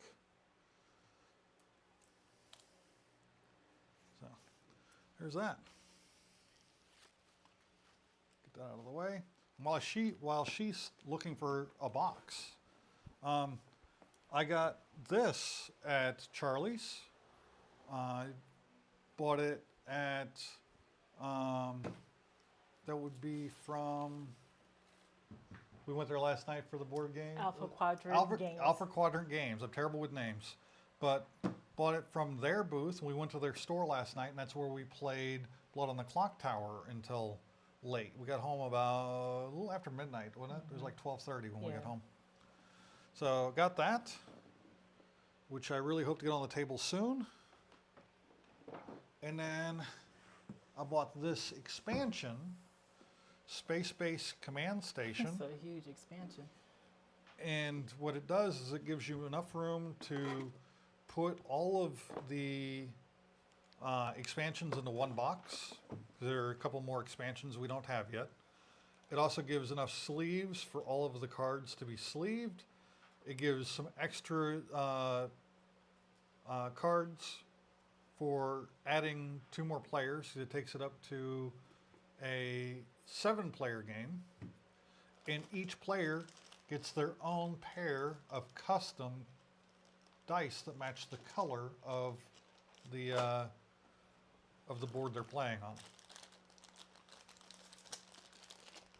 It came with a set of blue dice, and everybody had to share the dice. Now it comes with enough dice for every single player to have a pair. That's cool. Yep. So that's that expansion. It's really cool. This is a great game, and we might get it on the table today. We might. It's up there on the list of games to get on the table today. I'm still looking for my. I left components on the table. Always. Every single time. We all do it. I'm still looking for my Star Wars. There was something in the box. It wasn't Star Wars. It was Moon Knight. Yeah, that's the one. That's the one. It Okay. matches. I thought you said Star Wars, but yeah, No, JK. it kind of matches the same kind of it does. series, kind of motif. It just they're reminiscents of each other. Mm-hmm. This one's black, white, and red. Yours is black, white, and blood. Yeah, So this they're is part of the fitting same one kind for of me. And black and red is like our colors. Sith colors. Yeah, Sith colors, they're our yeah. colors. I was always Sith and didn't even know it because black and red, that color combination has always been my favorite. And Yeah. then it's your favorite too. Here, I want to put this with my other She-Hulk. Your other She-Hulk? Be careful. Be careful. Thank you. All right. So that's the comic book haul. We have others, but we're going to do that another time because the others is a lot. And again, the Meanwhile That books we talked about from earlier. Brian D. Covington. Brian D. Covington. In variant colors. So And this one is. this is also from Charlie's HorrorCon, Yeah. and you can see that video on our channel right now. And Brian was in the chat with us. He was might here for still a be long here. time, so he might not still be here, but he was in the chat for a really long time. We have that video up now that you can see where he talks about in between Magic and Dreams and between Magic and Dreams. We have a short that's coming, and we have a longer interview that's coming too. So again, if you have any questions that you want us to ask Brian, just put it in the comments. Or if you want to ask him directly, he might pop back in. Well, he might still be here. He might still be here. So what will be the next game? Because it's your turn to pick. It is my turn to pick. All right, I know what I want to play. Uh-oh, uh-oh. Uh-oh. What is it? What's he going to pick? Oh, okay. You were scared. Yeah. And remember, it's something that we know. So Gloomhaven is not on the table. Yeah. So we're going to play Concordia. Oh, and by the way, we never said happy birthday to Mrs. Best at Star Trek because he said he was getting decorations ready for his wife. Happy birthday to Happy Mrs. birthday. Best at Star Trek. It just completely went into my brain and left. It never registered. You were focused. You were focused, man. Focus. All right, this is a great game. Yeah, I'm gonna pick light games because when it's your turn, you're gonna pull out the big guns. Wait till Scythe hits the table. Ugh. And that's probably gonna hit the table, isn't it? At some point. I don't know. Can you move my comic book? Yeah, yep, I can. Thank That was you. mine and yours right there. Appreciate it. I'm just kind of positioning it to maximize what everybody can see. So you got some room over here for your stuff. Okay. I have more than enough. I don't have room. any room over here for my stuff. You might have to move some stuff. On If camera, I can place stuff around here. Oh, but okay. This And this if you- board's a bit big for Yeah. the camera. All right. Actually, you know what? I'm going to have them looking at my stuff. Okay.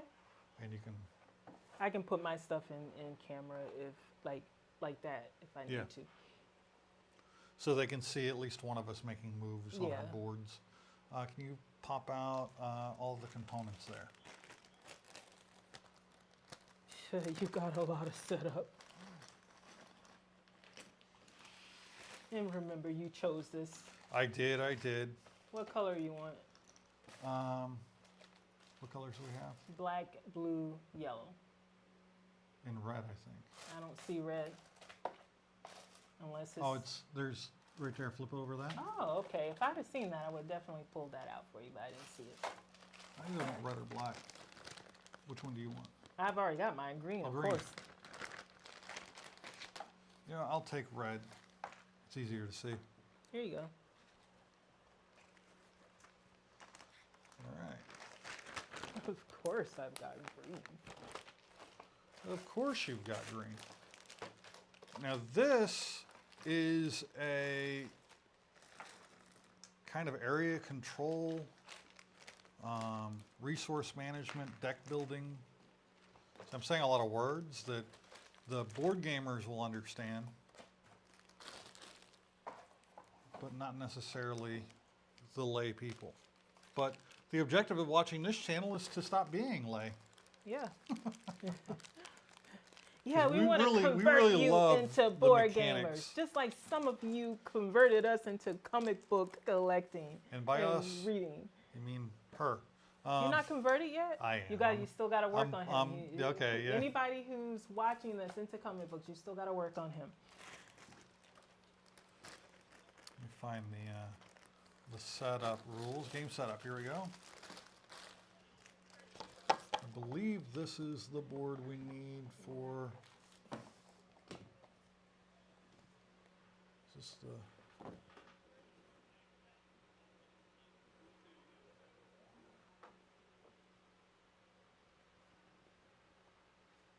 Which? Between magic and dreams.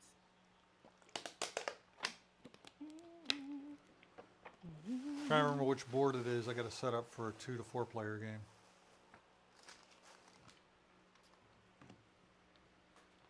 Or the 1 to 2, or the 2 player game. The 2 player game. It might be this one. Yeah, it's this one. It's just the boot. Das Just the Boot. Just the boot. Yeah. It makes a tighter board.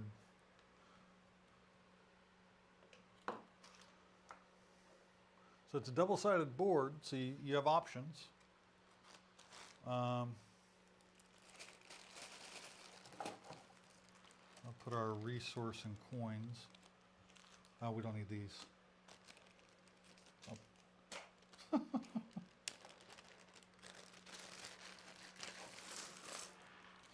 Resources and coins will go here.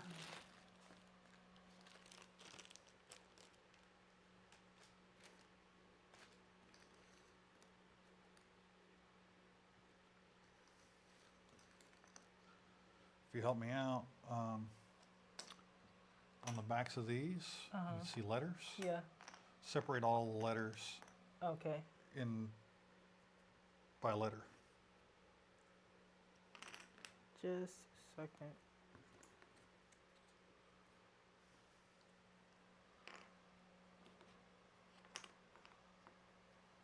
Let's see if this works. Oh, man. What? I'm What'd you trying do? to sign into YouTube, but it's wanting me to do a notification on from my phone. Is there another way to do it? I'm looking into that now. You can utilize your phone real quick to do it. Nah, I'm trying I can another switch way. cameras If for the a second. other way doesn't work, then I'll do that. But Okay. you know how it is with tech. I don't want to mess with it if I don't have to.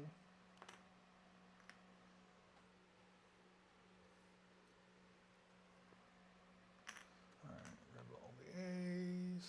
A.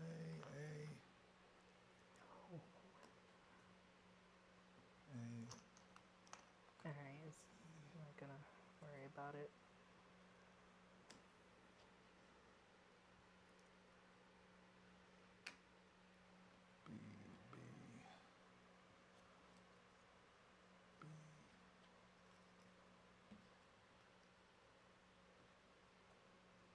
like, why I've got to sign in? Why can't I just watch without having to sign in? Sorry, this is riveting content right now. Oh, well, what do you want to talk about while you're setting up? Me, while I'm setting up, nothing. Oh, You, I can't um, multitask. I'm just messing with you, oh baby. no, you're good. I'm trying to think of what I want to talk about. Oops. There's, um, what do I want to? Okay, I want to talk about Dragon Con. We're talking about Um, Dragon Con. That's something that hasn't come up in a while. Well, it's something that's coming up now because the con is the end of August, beginning of September, and Dragon Con is this huge, um, fan-focused convention that involves everything. You name it, you think of it. Dragon Con has an element of it there. You can go there and there's pop culture, movies, comic book, celebrities, artists, scientists. If you're into astrology, astronomy, whatever, there's an element of it there. And there's always some little fun thing that's popping up that you can do for yourself, for your kids. Anybody's welcome. And one thing that I like to do is called Dragon Con Swag and Seek. And what it is you can take stuff to hide around the convention, and people will go looking for it, and they got some free goodies. Or you can just go searching for stuff yourself if you don't want to hide anything. And it could be anything. It could be ducks like people hide on cruises. It could be rocks that like people paint and hide. It could be books, art. What we've done in the past, we've used a 3D printer and we've made magnets of the Dragon Con logo. We've made eggs, dragon eggs. I painted some, and then I also did the ones where you use thumbtacks stuck into a styrofoam egg and then paint it to look really cool. And I've hid those around the convention. I've done dragons, like mini dragons that I've put into eggs or that I've made necklaces out of. What else? There's some other stuff.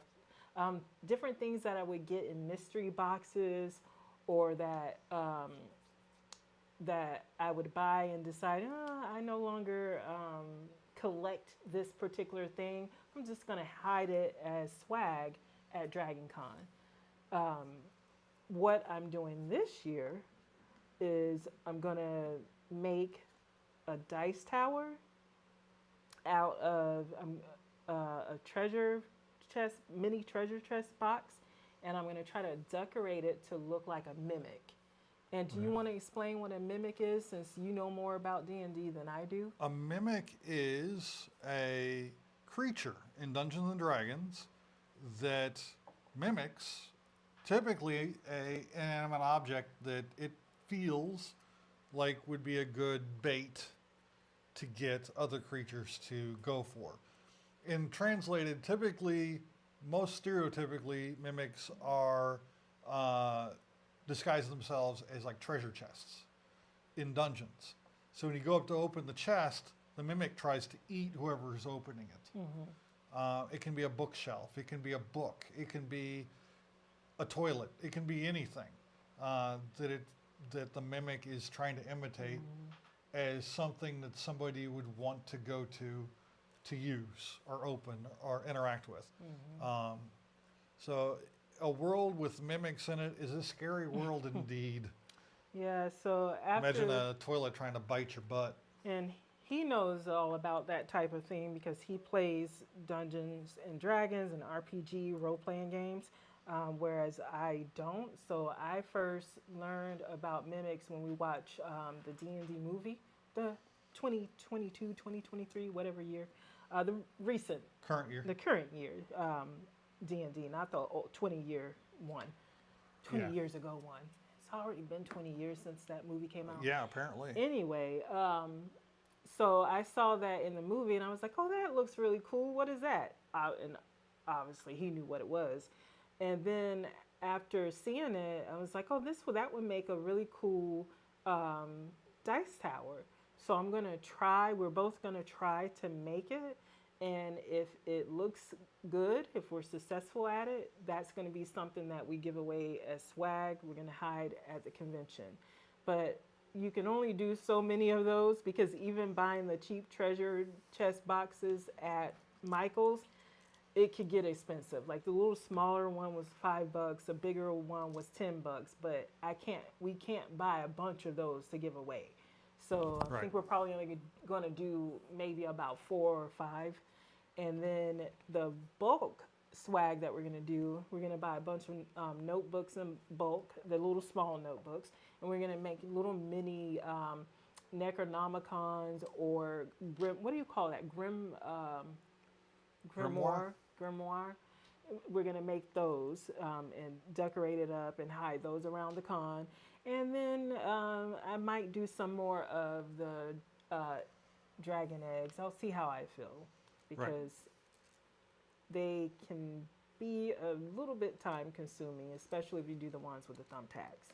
So that's going to be our swag for this year, and we will do a video on whatever we do. Just a little short, less than 5 minute video, crafting video, showing how we're making our swag that we're going to give away.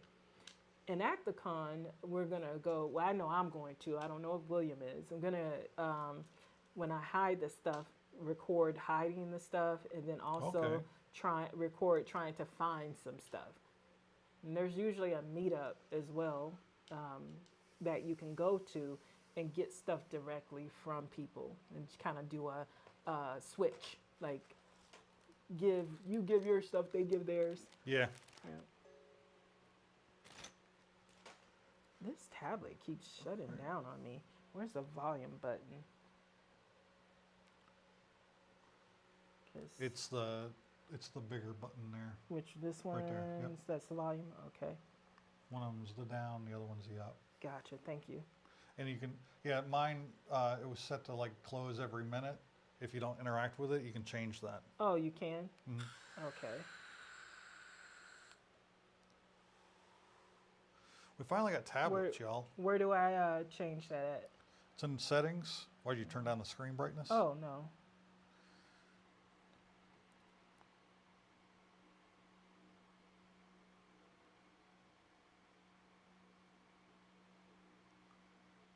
Dun, dun, dun, dun. Where are you going to get? Oh, here we go.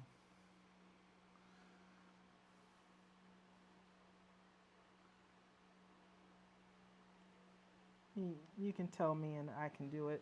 I don't know what to tell you. Oh, Just explore that menu, I guess, until you find sleep mode settings. all right. No, there was something I wanted to come in here and get, but I can't remember what it is now. I want to get a bottle of water. Hmm. I stepped away to get a bottle of water. Gotcha. Anything else you want to talk about Dragon Con? Oh, trying to get some cosplays together for Dragon Con. I don't know. Are you trying to get Predator together for it? I don't know with the cruise and all the things we got going on between now and then. I don't know if I'm gonna have time to get Predator done before Dragon Con. I would love to get it done before October at least. So, I am almost done setting up this game. Now, just to explain what I've done, and Kina needs to catch up with her side, I put a worker here and a ship. We're going to leave them laying on their sides because it's just easier for everybody to see that way. The first thing I did was I put out these tiles. You see here, they got letters on the back of them. So what I'm going to do is I'm going to flip them over now. So this A corresponds with an A on the map.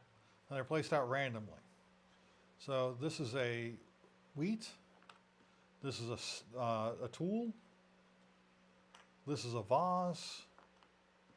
There's another wheat, a cloth, a brick, another tool, another brick, so on and so forth. As we go, oh, the vase, that's actually wine. So the vase, as I called it, is a wine. There's a brick, brick, tool, brick, wine, brick, cloth, a couple wines, a wheat, a tool, and a brick. Now, I did this wrong. Hey, Wayne says he's back from food shopping. Nice from Escape to Atlantis to Concordia. Good choices. Yeah, you missed. We did Century Spice Road. Did we do anything else? Century Spice Road, Escape Atlantis, I don't Concordia. think so. So Yeah. it's 3 games. Yeah. Oh, we did Black Hole Rainbow. Oh, Black Hole Rainbow is where we started. Yeah. DragonCon this year, bringing the kiddo in summer has been crazy. Limited cosplay this year.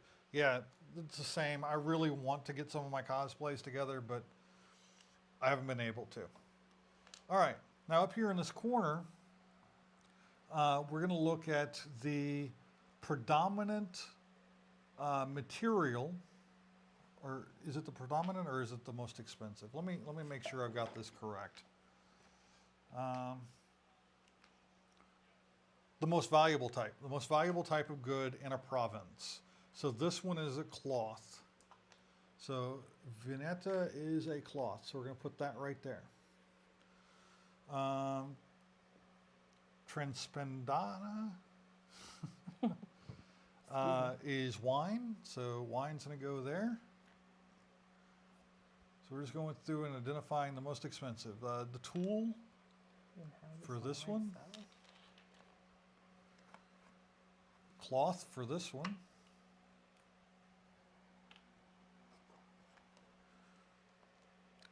There's only food in this one. It's a farm region, apparently. There are, which one is it? Is it bricks or what's the value of things here? Oh yeah, 3, 4. So bricks are the cheapest thing. So in this province, the tool is the more expensive. That's Vembria. Corsica, where's Corsica? Oh, Corsica's down here. And that would be the tool. So you just go through and you find the most expensive item in each of the different provinces. Campania. Campania is wine.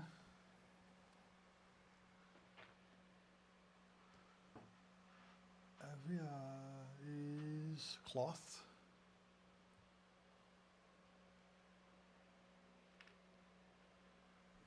Oops, sorry. And that would be wine for that one as well.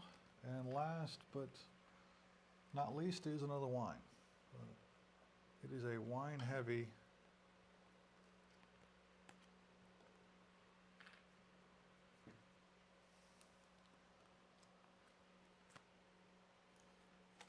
So these go off to the side.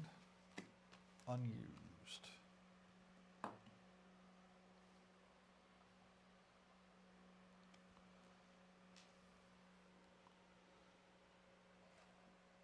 I think that completes setup, except I think we get some starting cashola. Okay.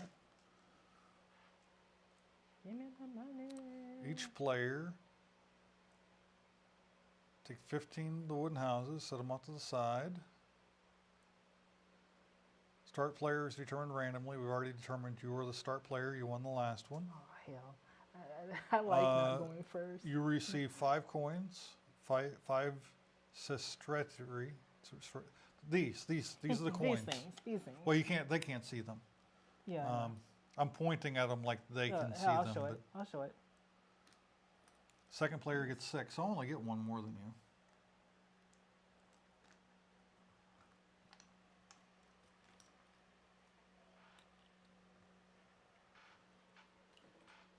So That- Wayne's going to Dragon Con with the kids. How Yes. early do you go in, Wayne? We used to do the Friday to Monday, then we start going in on Thursday.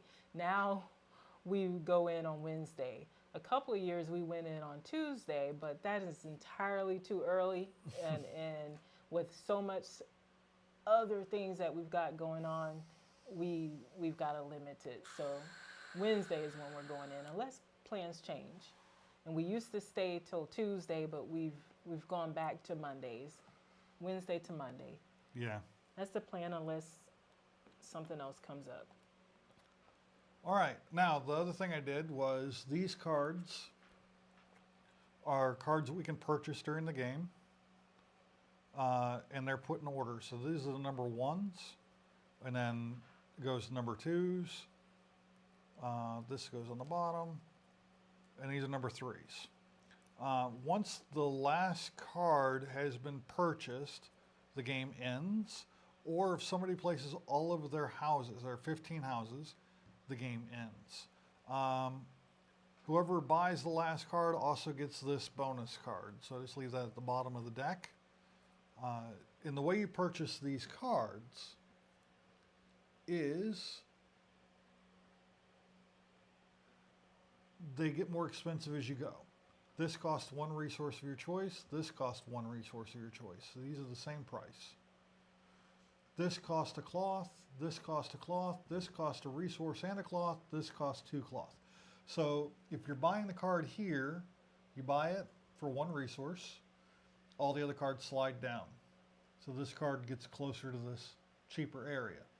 Next card comes out, lands there. As you're buying cards, the cards are cycling down. All right? While you're explaining, I'm gonna. Oh, oops! Don't not do that. Yeah, let's I'm looking at Be the careful. cards to see what they do. now, each one of these cards, when you buy them, they go directly into your hand for you to be able to play. He's flying out Thursday morning early. Wife would have come with me, but then she's going to fly up after school Thursday, so kiddo only misses 1 day. All right, that's cool. We drive. So you're going to be unsupervised for the day, huh? What? I did it again. Why do you keep doing that? I don't know. Well, while you're reading those, why don't you explain a little bit Okay. how they work? Well, the first one here, try not to do that again. It says produce tools in your city, right? And the ones that you produce would be a brick and iron. So those are cities that you control that have all the brick. So when you play that card, or all the tools, when you play that card, any places where you have houses built and established, activates those. And then this one, anyone where you have houses, you can build new colonists there. So, but you have to pay, what is that? Wheat wheat, and, food, and iron, right? Yep. Food and Or take 5 I can't see. 5 coins plus 1 per colonist. So That was, I don't think that first one had a bottom action. Okay, this one is take 5 coins and trade up to 2 types of goods. And this one is turn over 1 active province tile to take the production bonus, and then the province produces. Or reactivate all province tiles to take the coins as a cash bonus. Too many choices. Use an opponent's top face-up personality card in his discard pile. And produce food in all of your cities. Okay. All right. And So then you we have- all start out with a deck of cards. Now, when you're doing your turn, you play a card. You do the action on the card. The architect allows you to move your colonist, then build cities adjacent to your colonist. Build in cities adjacent to your colonist. So if I move here, I can build, I guess, how does this, oh, no. It's been a while colonists, since we played. colonists move onto these lines. They don't move onto the cities. So when you move, you're moving onto the lines. So Okay. these two cities are adjacent to my colonist. The boats move on these lines. These two cities are adjacent to the colonist, but we can't build in Roma. All right? So right now, all of our stuff's in Roma. It's not on any of the lines. So when you move, you're going to move 1, 2, 3. That would be if the colonists can't, the people on foot can't move to the blue lines. They can only move the brown lines. But that's how movement works in the game. So move your colonist and build in cities adjacent to your colonist. Is that just one space? How many spaces can you move? That is the question. Hey Wayne, how many spaces can your colonist move when you move a colonist?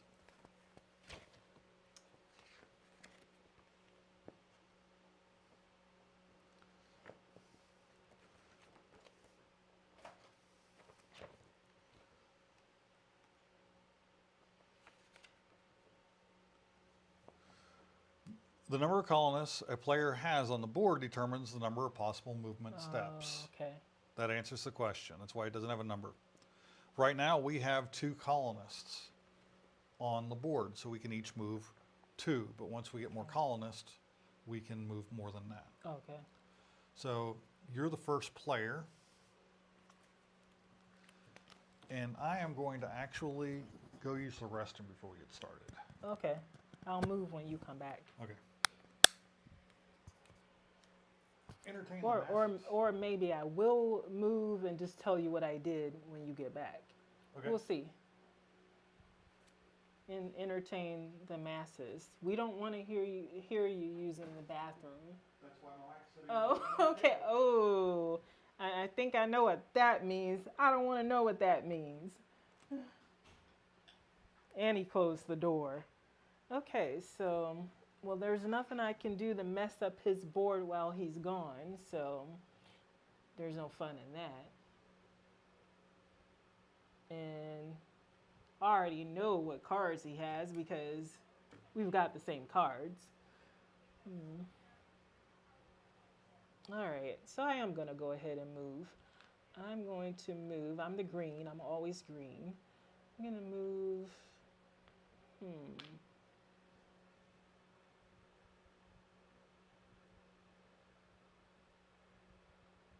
going to move. I'm not sure if I can do that, but I think I can do this. And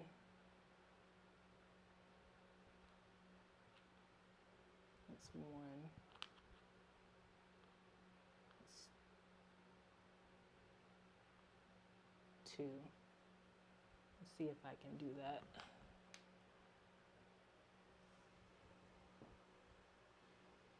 All right. That's my moves. Those are my moves.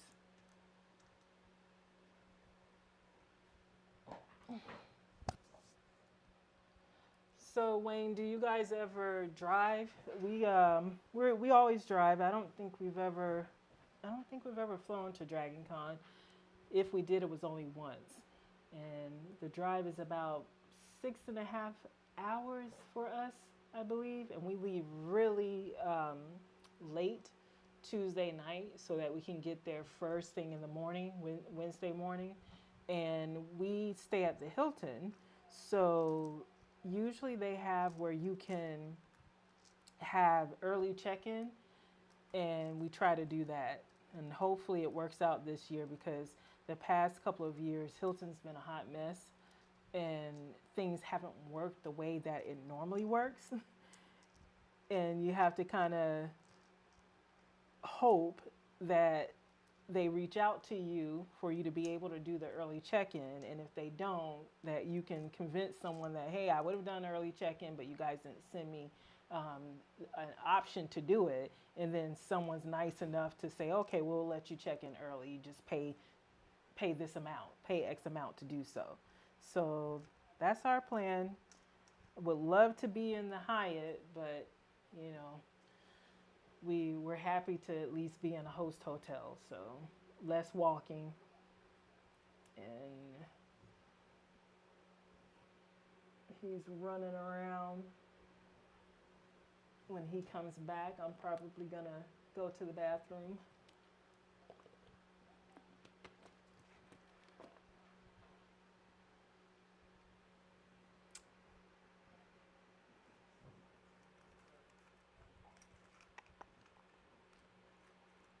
I can hear you saying something, but I don't know what it is you're saying. I'm back. There's a My there's a fat butt. there's a fan there. I'm Yeah, gonna we got go to the Wayne. bathroom here in a minute. Gave up driving years ago. Would rather save drive time. The MARTA from the airport to the hotel is super easy. Hmm. Hilton here as well. I've always just sweet talk the counter person to let me into a room early. I'm a platinum member, so they usually let me in. Platinum. Oh, do you have a platinum card? I'm a diamond member. I don't know. Yeah, that's usually the past couple of years. That's what we've had to do. Also, just like really I haven't put my be mic back on. try to sweet talk the person into letting us in early because this last go round they did send the email, so we were able to just upgrade or not necessarily upgrade, but pay for the early check-in. But the year before they never sent it to us, so we just had to kind of sweet talk them to let us check in early and do that whole thing. But it's So we always usually nice. pay to check Well, in you early. always have to pay, whether even when you sweet talk Yeah. them, and they say, "Yeah, you can do it," you still have to pay. All right. Oh, this is what I did. I moved one You here played your and architect? one there. What? You gotta play a card to do a move. Oh, yeah. But So that's your my move would be architect, move. But um, but you and also build a city. I didn't build a city. I know. Oh, you can also build a city. I see what you're saying. But my question was, I moved two different ones, but I could have chose to move just one and move it twice, right? I didn't choose to do that, but I was just making sure that I could if I wanted to. Yeah.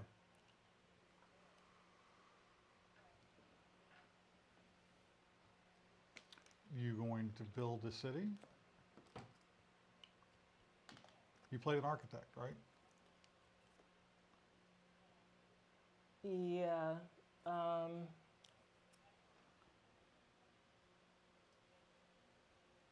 He has a high-end I'm gonna. Hilton Amex. Yeah, diamond, not platinum. Wrong hotel / airline rewards. Yeah, I get it. I get it. A lot to keep track of. I'm gonna build. It has to be next to it, though, right? Adjacent, yeah. So the only one adjacent to that one is that one, and the one adjacent to this one is this one. And this can only move on water because it's a boat, Right. Right. Right. Um, but if I would have moved it here, I could build right there. Yes.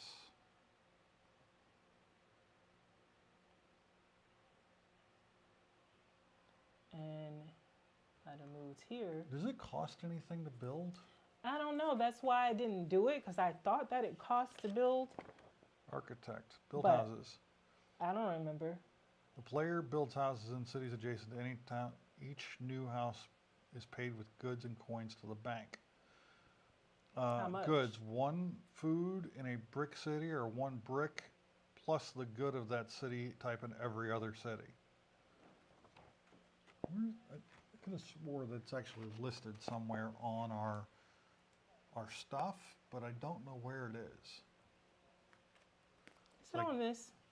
No, it's not on that. No.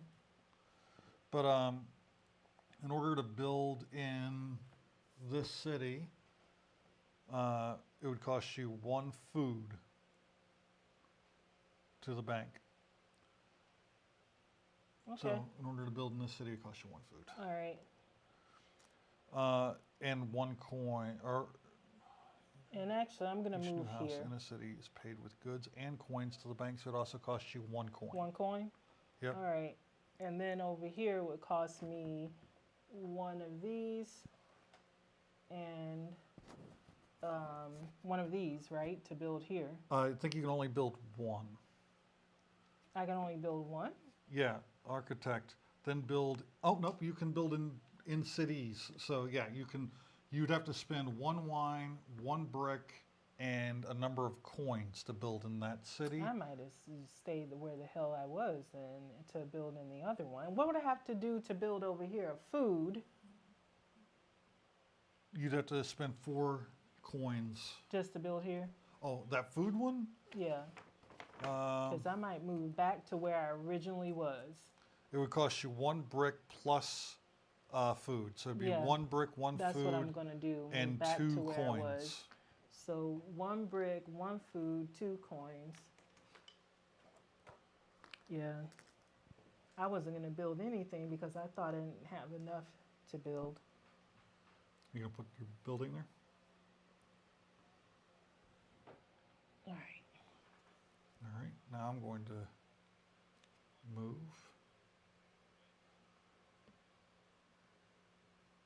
Go here and here. So for a brick building, it costs me one of these and one of these. Build there. And for a wine, it's going to cost me a wine, a brick, and 4 coins. Oh, Build there. wait, okay, so when you move the 2, you could go across like that. Yeah. Okay. Okay.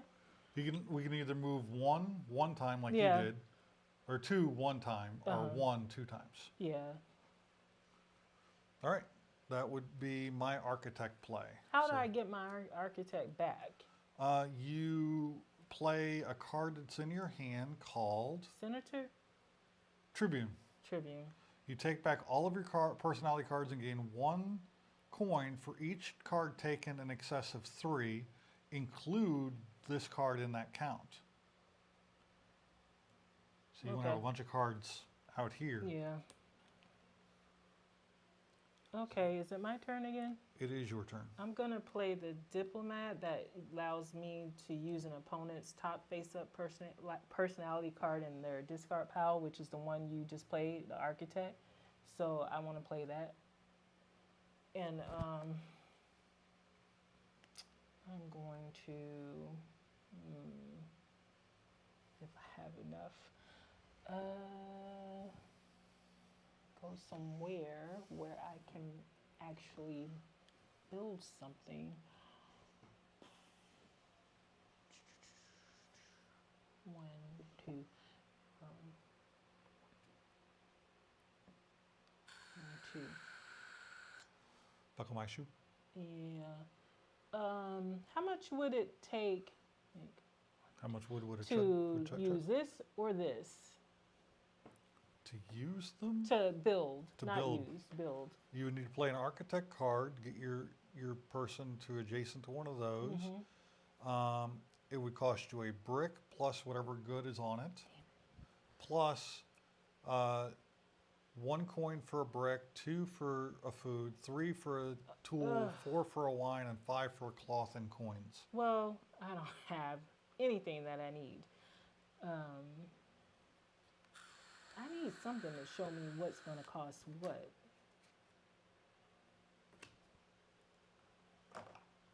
All right, so I'm not going to play the diplomat. I'm going to play...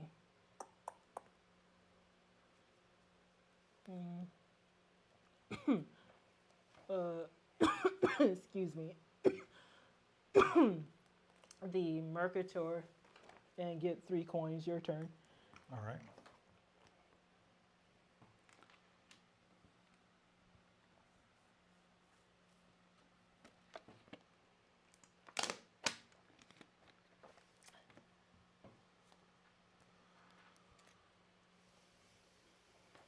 I'm looking at the game setup here.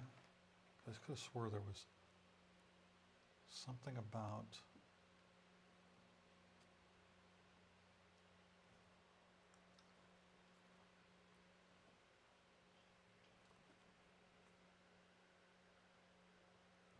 Okay, I got this deck done a little bit wrong because we're only supposed to be playing. Luckily, it hasn't affected the game at all yet. We're only supposed to be playing with the cards that have the Roman numerals that correspond to the number of players. So if we were playing a 3-player game, we would have these, and for a 6-player game, we'd have, or for a 5-player game, I think this plays up to 5. We'd have all of them out. But these go back in the box. Okay, that makes sense. I'm glad I caught that before the game got going. So, this card, Mercator, allowed me to get 3 coins and to trade up to 2 types of goods. So what, you just turn in a good and get something else for it? Yeah. And you trade them according to what the value of them are.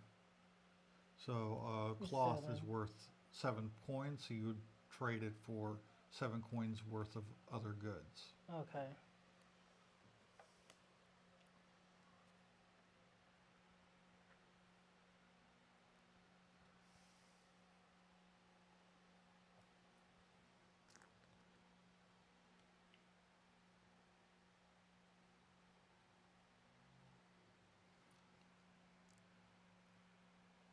All right, I am going to pay Trying to find out a food. No, I'm going to pay. Ooh, that's expensive. You know what? I am going to not do that yet. I am going to actually play the Mercator.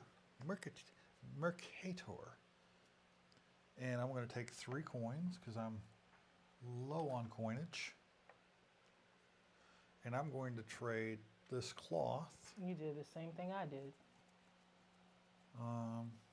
The cloth's worth 7 coins. So as far as I know, I can trade for like a brick and a food, right? That's what I did. That's, yeah. Unless we're looking at this wrong. I don't know.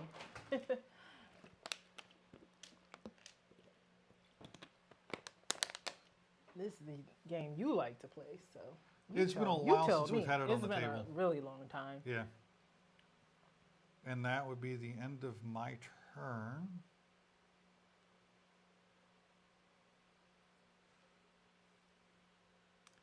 Okay. Wayne will let us know if we're doing something wrong. Won't you, Wayne? Oh, Wayne is one of the hosts from the Beans and Dice podcast. Check them out Thursday nights for a live stream here on YouTube at Beans and Dice. Great live streams. We're always calling in. It's a call-in show. So during their live stream, you can call and throw rocks at them during their live streams. It's really good. And they talk about all things board game. They've also been doing a Wednesday show lately, and is that one live? Sometimes when they don't always do it, but sometimes they've been doing a Wednesday show. It's been Wayne and Mitch, and then you guys do the monthly RPG. Friday night live stream RPG episode. It's been great with Wayne and Carlos, and then Ron from Ron Talks Tabletop. Right? That's his. Yes. Ron Talks Tabletop. Yep. That's his YouTube channel. So we have Beans and Dice and Ron Talks Tabletop, along with the Nerdy Weds for the RPG shows once a month right now on Friday night. We've done 3 of them now. 2 of them. They've been really good. So I get this one for free, right? You can pay a resource of your choice. Nice try, huh? Nice I get this one for free. For free? Oh, wait, hold on. I might have this wrong. That's right. This one right here is free. So I had this set up wrong. This actually goes, the deck goes right there. Okay. All right. I'm going to get that one for free then. Yeah. So That one's Purchase free, up and then to they all slide down. 2 new personality cards and put them into your hand. But I think I only want to get 1. But let me make sure. Let me make sure before I say that.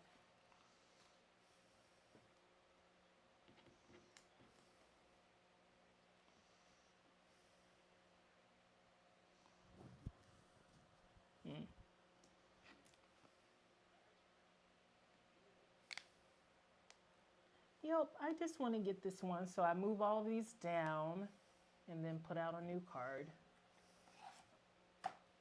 And that was it for me.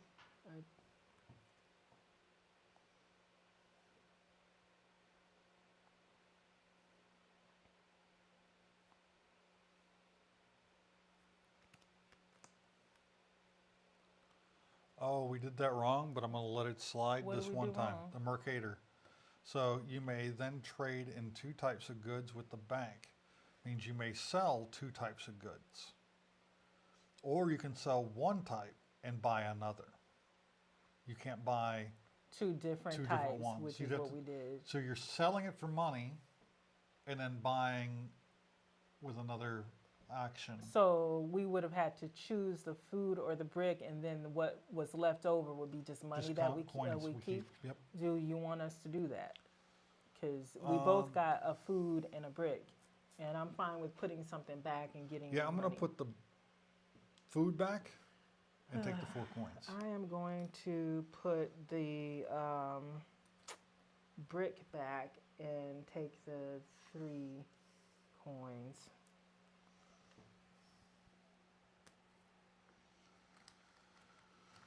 So like we said, it's been a while since we've had this Yeah. game on the table, so getting freshened up on the rules is always a good thing. You slid all these down and put another one on? Yep. Okay. You can kind of see the deck. I'm going to move this 1, 2 spaces there. And, oh wait, no, I'm not. I gotta see what I have available.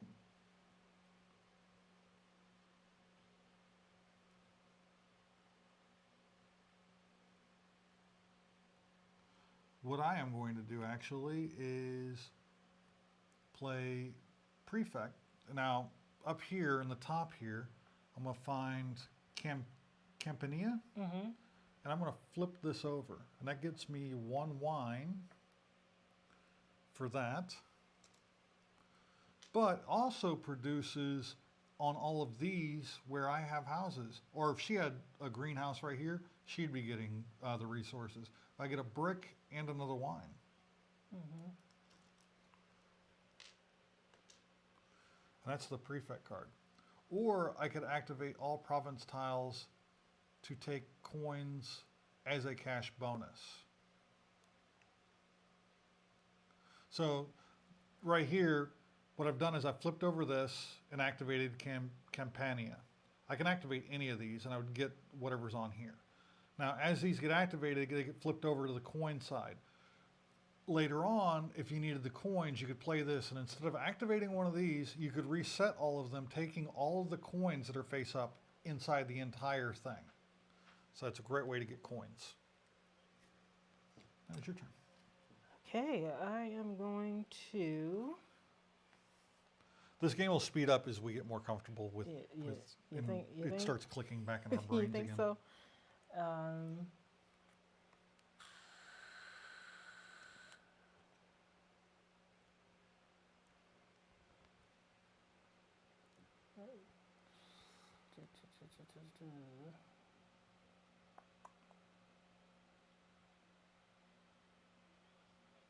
I'm going to play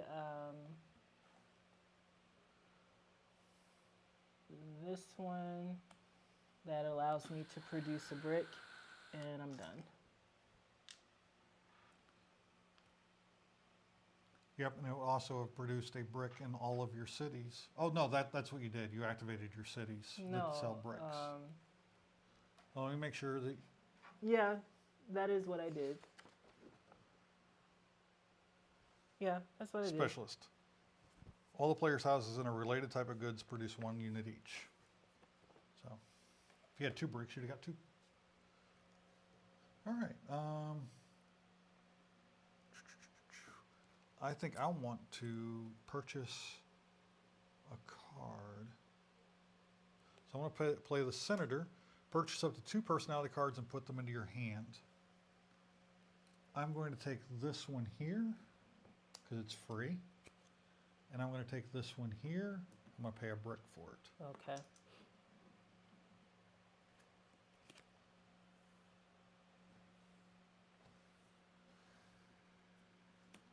Woohoo! What we got? What we got?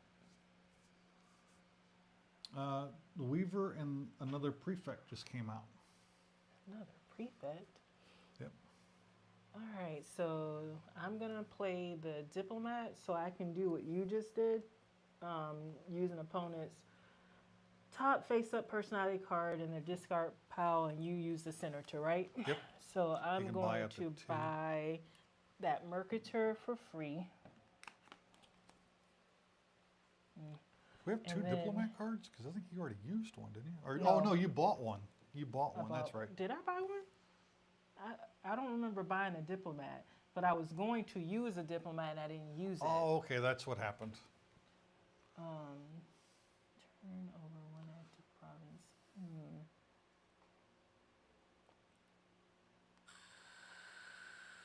Okay, yeah, I'm only going to get that one for free. For free? Yep. Okay, let me sit down. Why don't you sit down somewhere? Yeah. All right, I'm going to play. What am I going to play? Oh, no, I'm not playing that. Cause what I play? Oh, here they are. What you going to play? I'm going to play Colonist. Build a new colonist in your cities, each for a food and a tool. And considering I've only got one of each, I can only do one. What was that card? Colonist, I just bought it. Oh, one you just bought. Nice. Nice. Or I could take up to 5 coin plus 1 per colonist. So I could have taken 7. Now, next time I play it, I could take 8. Okay. You done? Yep. Okay. I am going And playing to... that card freed up another spot inside my warehouse and got another colonist on the board for me to go out and do stuff, buy spread stuff, out. spread out. And when I play an architect now, I get to do 3 moves instead of just 2. I am going to play a tribune, which says take back all your cards and gain a coin for each card taken in excess of 3. Include the tribune in the count. In addition, you can build 1 colonist in Roma for food and iron. So, more than 3. So I only get 3 coins.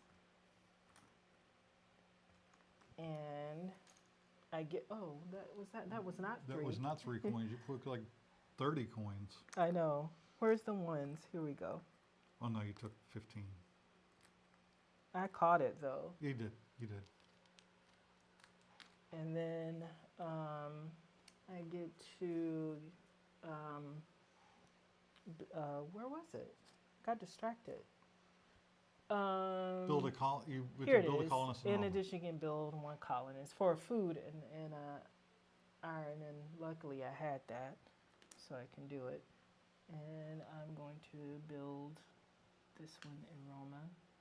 I keep forgetting I'm supposed to be laying these down. And So take that all people my can cards see them. back. They're all nice and pretty. And it's your turn. All right. I don't have any of those yet. Don't want to use that one.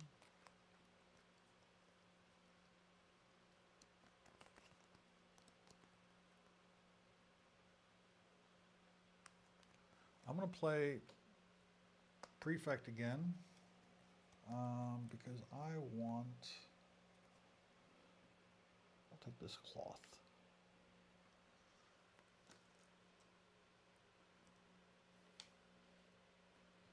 It is your turn. Okay.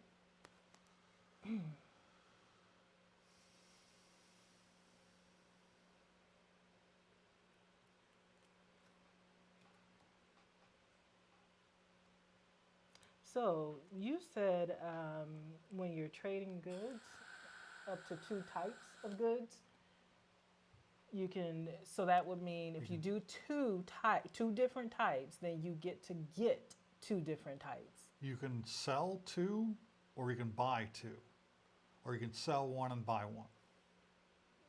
Okay. So you can sell wine and cloth, Mm-hmm. or you could buy wine and cloth, or you could sell a wine and buy a cloth. Okay.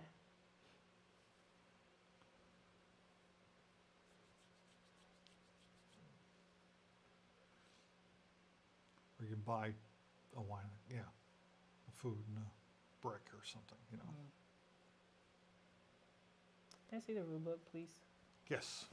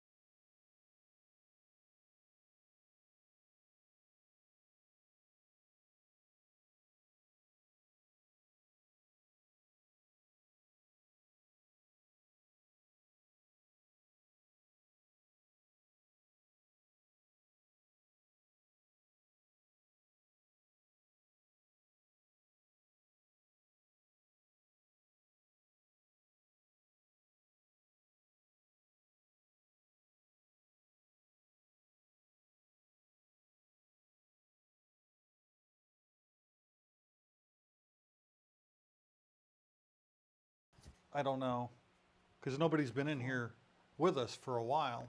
So Well, there's a I'm huge chunk of our live stream with no I'm audio. moving back. You know the sixth move that I did.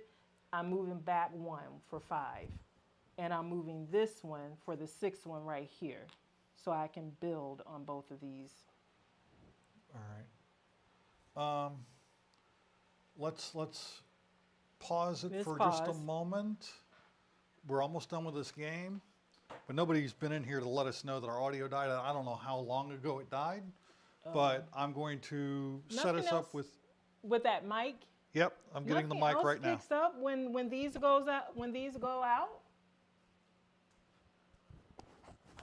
What? Oh, nothing. I'm looking for the red bag.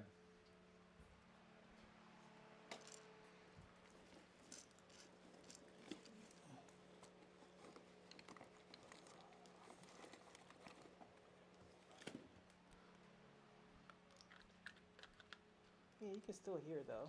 That's good. I think you can still hear. I think you can still hear, but just not Hear what? audio. It's just low, right? Right now?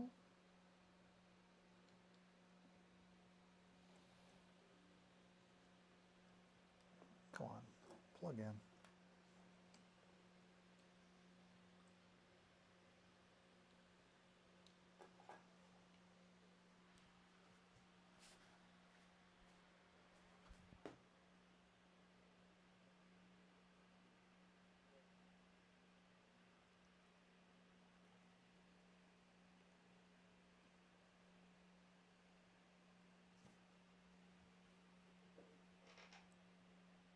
Okay, since you're doing that, I'm gonna get a bottle of water. You want a bottle of water?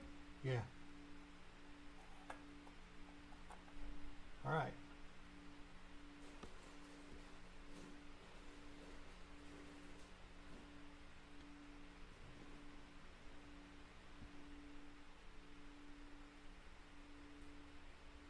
Take off your microphone. Yeah. Alright, I took it off. Yeah. I'm gonna recharge them when they're done charging. We'll go back to this Okay. because I don't have. I gotta get something to make that where it can go out in the middle of the table instead of like. Actually.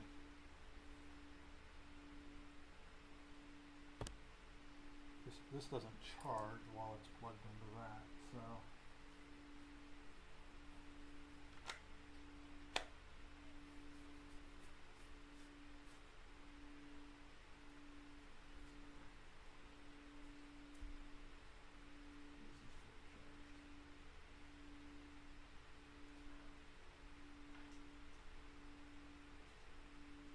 Reworking audio for a minute.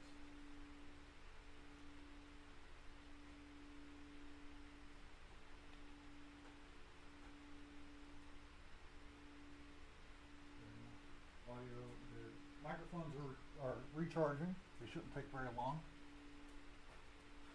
Okay, so where we left off, this one that I moved the 5th and 6th time, I moved it back to the 5th spot because I actually want to move the one that was here to right there for my sixth and final movement so that I can have the option to build on these two.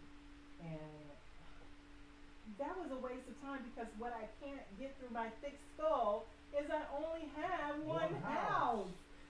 Ugh, it is what it is. So I really didn't need to move any of them because, so I'll go back to the original move. I'll go back to the original move, and I'm just going to build on this one because, I mean, I don't have a winery and I like to have one. So I'm going to pay, wait a minute, keep the points at the end for the goods that you have left? Yes. I will tell you in a moment. Final scoring.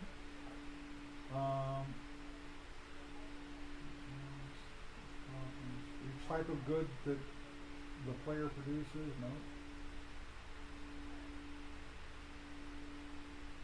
The value of all goods in the storehouse, usual prices depicted, is added to the cash money. Then the player receives 1 victory point for every 10 money that they have.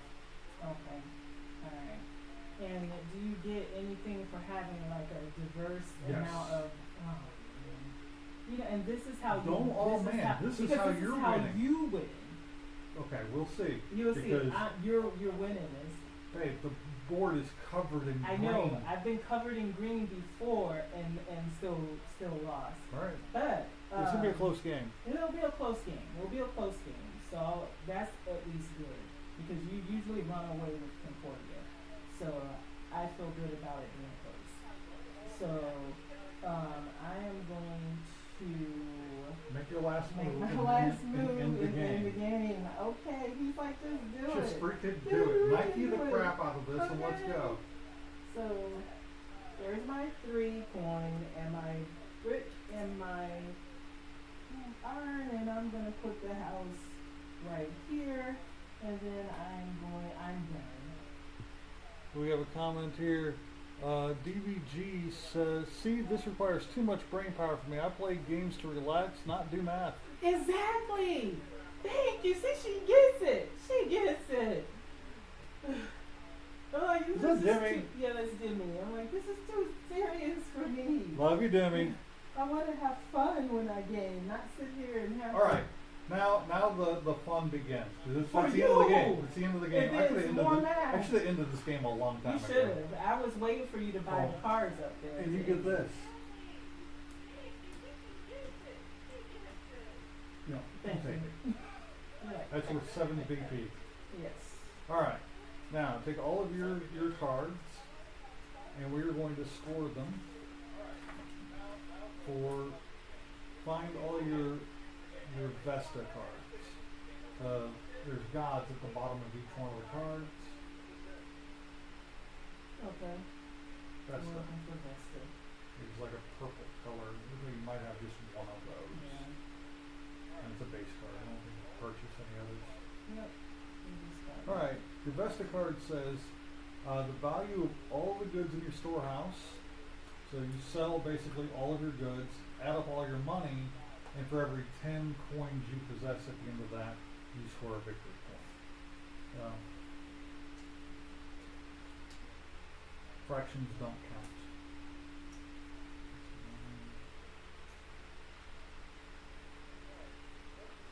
Okay.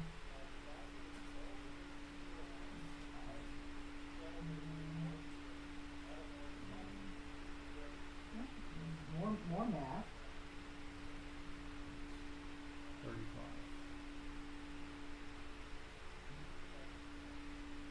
But that 5 don't count, right? I add the 35 to all the rest of my coins, and then I divide that group Oh, by wow. 10. Oh my Same thing you god. did. Yeah, but I only have 31 over here. Total? Total. Oh, okay. See? Yeah, because I had a cloth and a wine sitting in there, so that was big money right there. Right? That takes care of all of those. And then turn in all your coins for victory points. So that's 3, 4, 5 victory points for me. What's my 31? 3. Wow. 3 whole victory points. You're going to be scoring big victory points here pretty soon. I Oh. guarantee. Yeah, on 2. All right. What you got? Next one we're going to look at is Jupiter. So find all your Jupiter cards. I don't know how many of those you have. I've got I think I've got 3. 3. Yep, I've got I 3. got 3 Jupiter cards. Same as you. Mhm. All right. There's still one available. So Jupiter says, for each house inside a non-brick city, the player receives 1 victory point. I got at least 3 of this city. I think, Yeah? So I get 1, 2, 3, 4, 1, 2, 3, 4, 5, 6. I get 6. I only have 1 brick city, Oh, I got. which makes sense.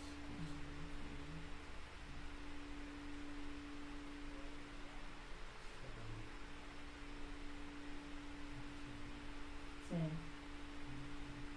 You can double check it, but it's only 10. 7. Yeah, I got 7. You've got get 30 points. I get 21. Okay. I get 21 measly points. It's a lot of points. And So you get I what did again? 3 30? times? You I get had 30. 10. Yeah. Yeah. Are you a little happier with that? Actually, with that 4-point nope, spread? because that means nothing, because we still have more cards to go. That's true. And that's the You still got only more part cards. where I led you on. So No, trust that me, is you- not the only part you led me on. I'm pretty sure. Saturius. Define your Saturius. I know I'm saying it wrong. Close enough. Close enough. So we I got got 4 of those. For each province with at least one of your houses, the player receives 1 victory point per card. So I multiply that by 3. I got 3. You got 3. So I've got 1, 2, 3, 4, 5, Ooh. 6. That's 6 good. times 4 is 24. Yep, see? So I get There's always these cards that do not 50. think ahead on. you get 1, 2, 3, 4, 5, 6, 7, 8. 8 times 3? So 24? Yeah. You get 24 as well. So you're at 54. So you're still. Math. I hate math.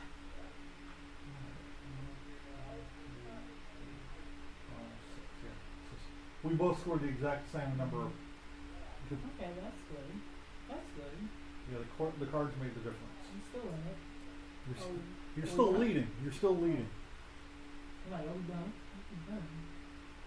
You get your Kina. Games with complicated thought process equals anger.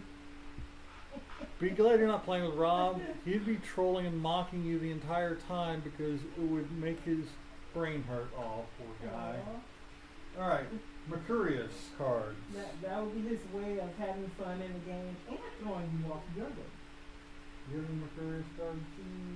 The one that we always pronounce wrong, Mercator or Mercator. Mercator. I have 2.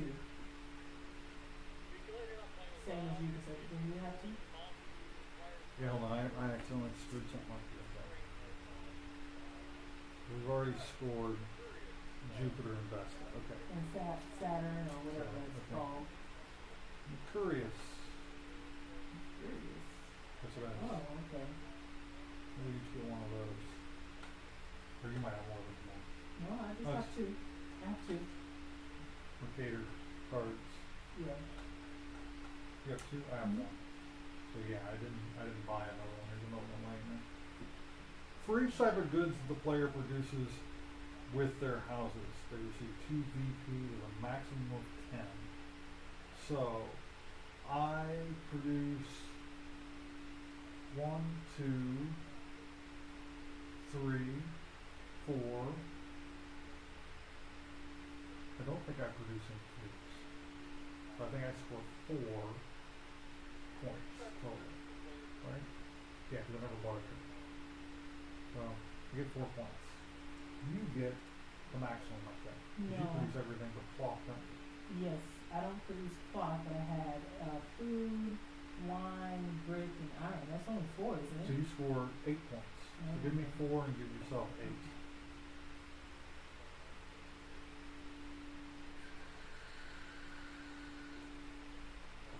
Bumped myself up, so it's not- Nah, she's gonna be alright. She doesn't give herself as much credit as she deserves. Dee says you're gonna need a massage. Yeah, she's saying because this game is stressful. It's supposed to be fun. Alright, Mars.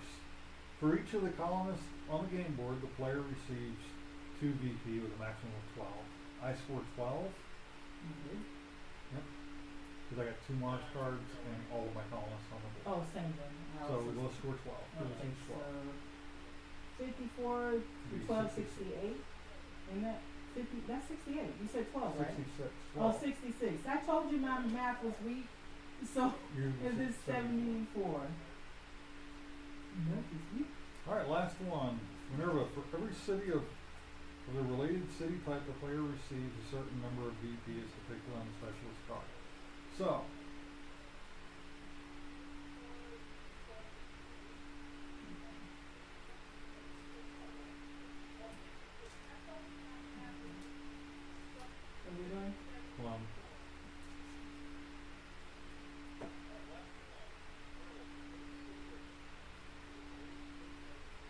give yourself your 7 victory points for your other card. Oh, this one? Yep. Okay.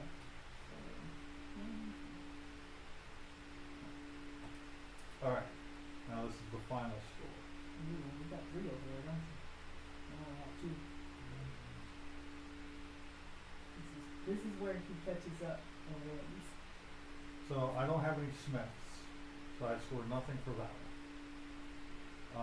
For this one, I scored 5 for every cloth I have. Right, 1, 2. 10. I get 10 victory points for the cloth. So you go to 76.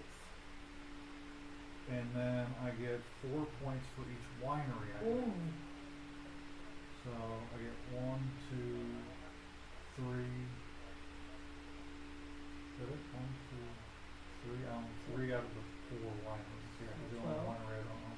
So I get 12 points. Okay, so you're at 688.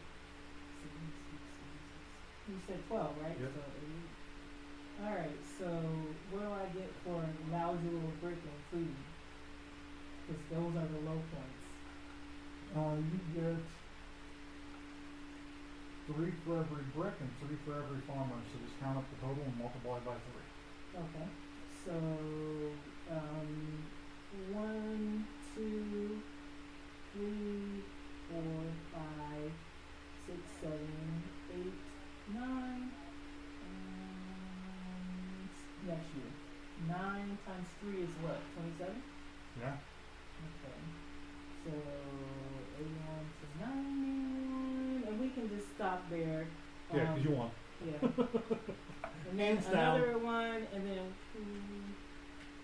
I said I was gonna stop, but no. I have to revel in this because I never win. This is the first He time you've always ever won wins. this game. I think so. So, you know, I have to screenshot this because it will probably be a few years until this happens again. Alright, real quick, let's tear it down.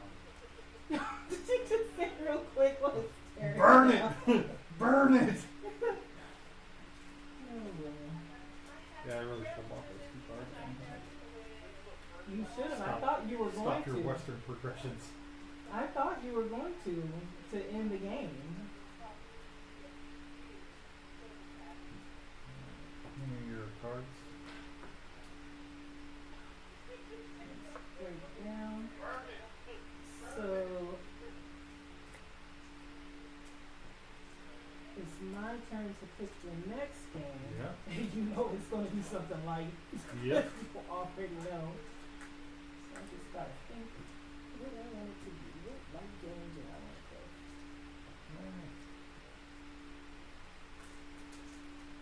Put this with your green beans. Thank you.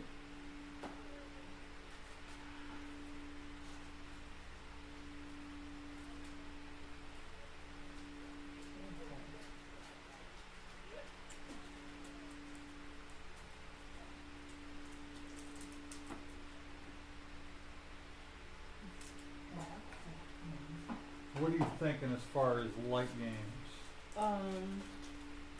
It really depends on how light she wants to go. I'm thinking we've got Arboretum, but we did play that last time. That's only light Right. until scoring. Yeah. And then we've got It is quick. Love Letter, that's also quick, light, and quick. I think we played that last time too. Uh-huh. I don't think Dixon is 2-player. No. Unfortunately, it is not. Unfortunately, It's really easy to figure out which one the other player's thing is when it's only 2 of you. And there was also, yeah, that was silly. But we Alright. do have no, you don't be, that was silly of you. There was Codenames Duo. Let's see, what else? I'm thinking. Well, take your time. I'm still tearing down this game. Putting it I up. refuse to play Zombie Dice today, just so you know. Okay. We Here's play another that component of game yours. to death. Goodness.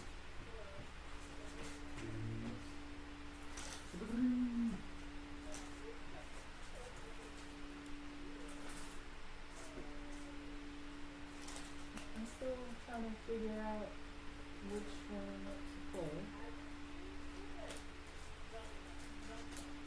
This game only kind of drug there in the beginning because it's been a long time since we got it on I table. mean, there If was, we turn around and played it again right now, if we had the energy for it and the desire, because I don't, it would go a lot faster than the first game. so that's the thing with some of these games, it takes so long in between playing them What that happens when you got so many games? it's almost like playing it for the first time, almost, because you're having to remember the rules. Ah, I think we had these pieces and the coins all in the same bag. Yeah. If I'm not mistaken. or they could have done that. One of these. Getting a bunch of extra bags. Oh, You know, okay. extra. Well, then the coins were they were probably in this, and these were in one of the small bags.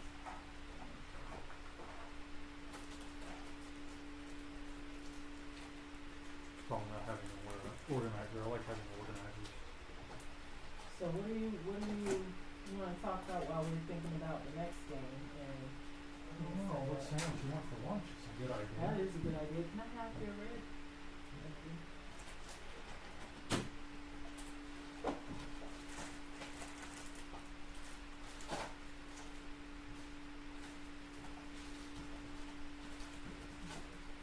I think these are probably in this.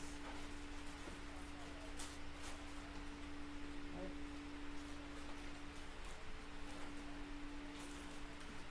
I usually put those with the resources. Yeah, these. The coins. Okay. But it's all good. It's all good. This soothing.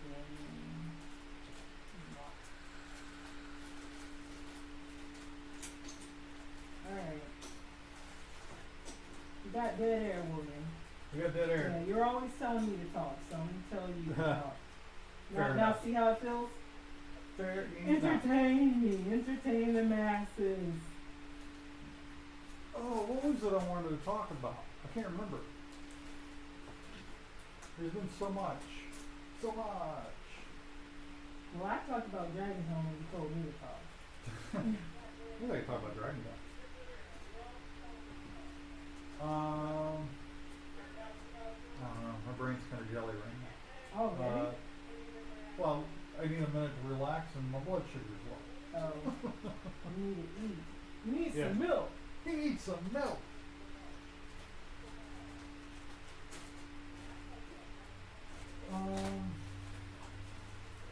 There was something you said you wanted to talk about. I don't remember what it was. I don't remember. Just check out some of the videos we got on the channel. If anybody's tuning in right now, make sure you check out the 500 subscriber giveaway video. Share there it. Share it. Share it to your social media. Help us out. Help us get to that 500. We actually gained some momentum. We had a recent video that Kina produced that was a really great little video I don't of know what it three was about Michael that video. Myers cosplayers walking up to a Megan mannequin, Mhm. and they looked like they were trying to intimidate the mannequin. I don't know if they didn't realize that it wasn't a little girl standing there in a costume, but it was a great shot that she got at Spookala. She put some music under it and some dialogue, freaking hilarious. 21K views. It's our number one. Small channel like ours. That's a lot. That's a lot of views, and it's viral for us, basically. It is. I Yeah, mean, it it's is, not, it's but it not- is. I know. That's I know. 21,000 views for a short. I think we got like 8 hours of view time from a 13-second video. Yeah. I don't know what it was. If it was the Michael Myers or people like me, like what the hell are these Might be the Michael Myers Megan doing? thing because Or the Megan's Megan, a recent movie. or the music, Or the Taylor music. Swift, because you know there's a lot of Swifties out there, so it could have been that. But But did you Spookala- tag the song? well, the song kind of registered. It came up on its own. I didn't tag it. Okay. But YouTube can see that it's there. So I don't know. And we had another great video with John from Spooky, the Predator from Spooky. Really awesome cosplay spotlight video. And a couple artist videos, including one that was in here earlier, Brian D. Covington, and we have another great one with novelist, comic book writer. And what was the other one? And we have a painter, Fedora Visuals. Another great video that Kina recorded and edited. She did everything on those two videos. Those were 100% her on those. Yeah, you can tell by the shaky hand. I didn't have the tripod, and I'm nodding, and I have to remember to not to talk with your hands while you're holding a camera. And also like when they're talking, I'm like really engaged, so you can hear me in the background go, okay. I'm like, I gotta stop doing that. Yeah. Because you can hear it. But we went to, I think we went to Charlie's Horror and Sci-Fi Con first. Then, it was Spooky was first, then Charlie's Horror and Sci-Fi Con, and then Spookala. Yep. So we got a bunch more cons coming up, but those three were kind of like around the same area, the same time frame, May and June. So it was a lot of fun. We're still on the fence about SuperCon, which is next weekend. 4th of July weekend. 4th of July weekend. But we are going to Dice Tower East in Orlando. Basically, like if we went to SuperCon for the full weekend, the next day we would be at Florida SuperCon. Yeah. Which is nuts. And then we got a cruise coming up after that, and we got Dragon Con coming after that. And I think there's something in between Dragon Con and the cruise. Maybe. When is Game and Party Con? That's it. It's August 18th, something like that. I'll put it in the comments, but I believe it's August 18th that weekend. Okay. Or August 13th, something like that. And we are going. That's in Jacksonville. Yeah. I have to let my niece know. And we got Dragon so Con. she knows we're in the area.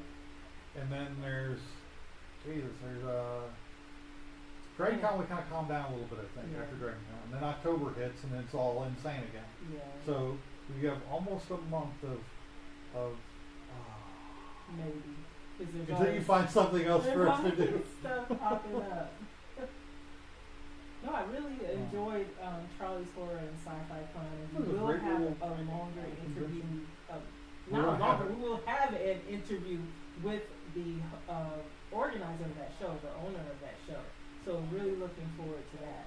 It's a small con. It's a new con. The show we went to was his second show.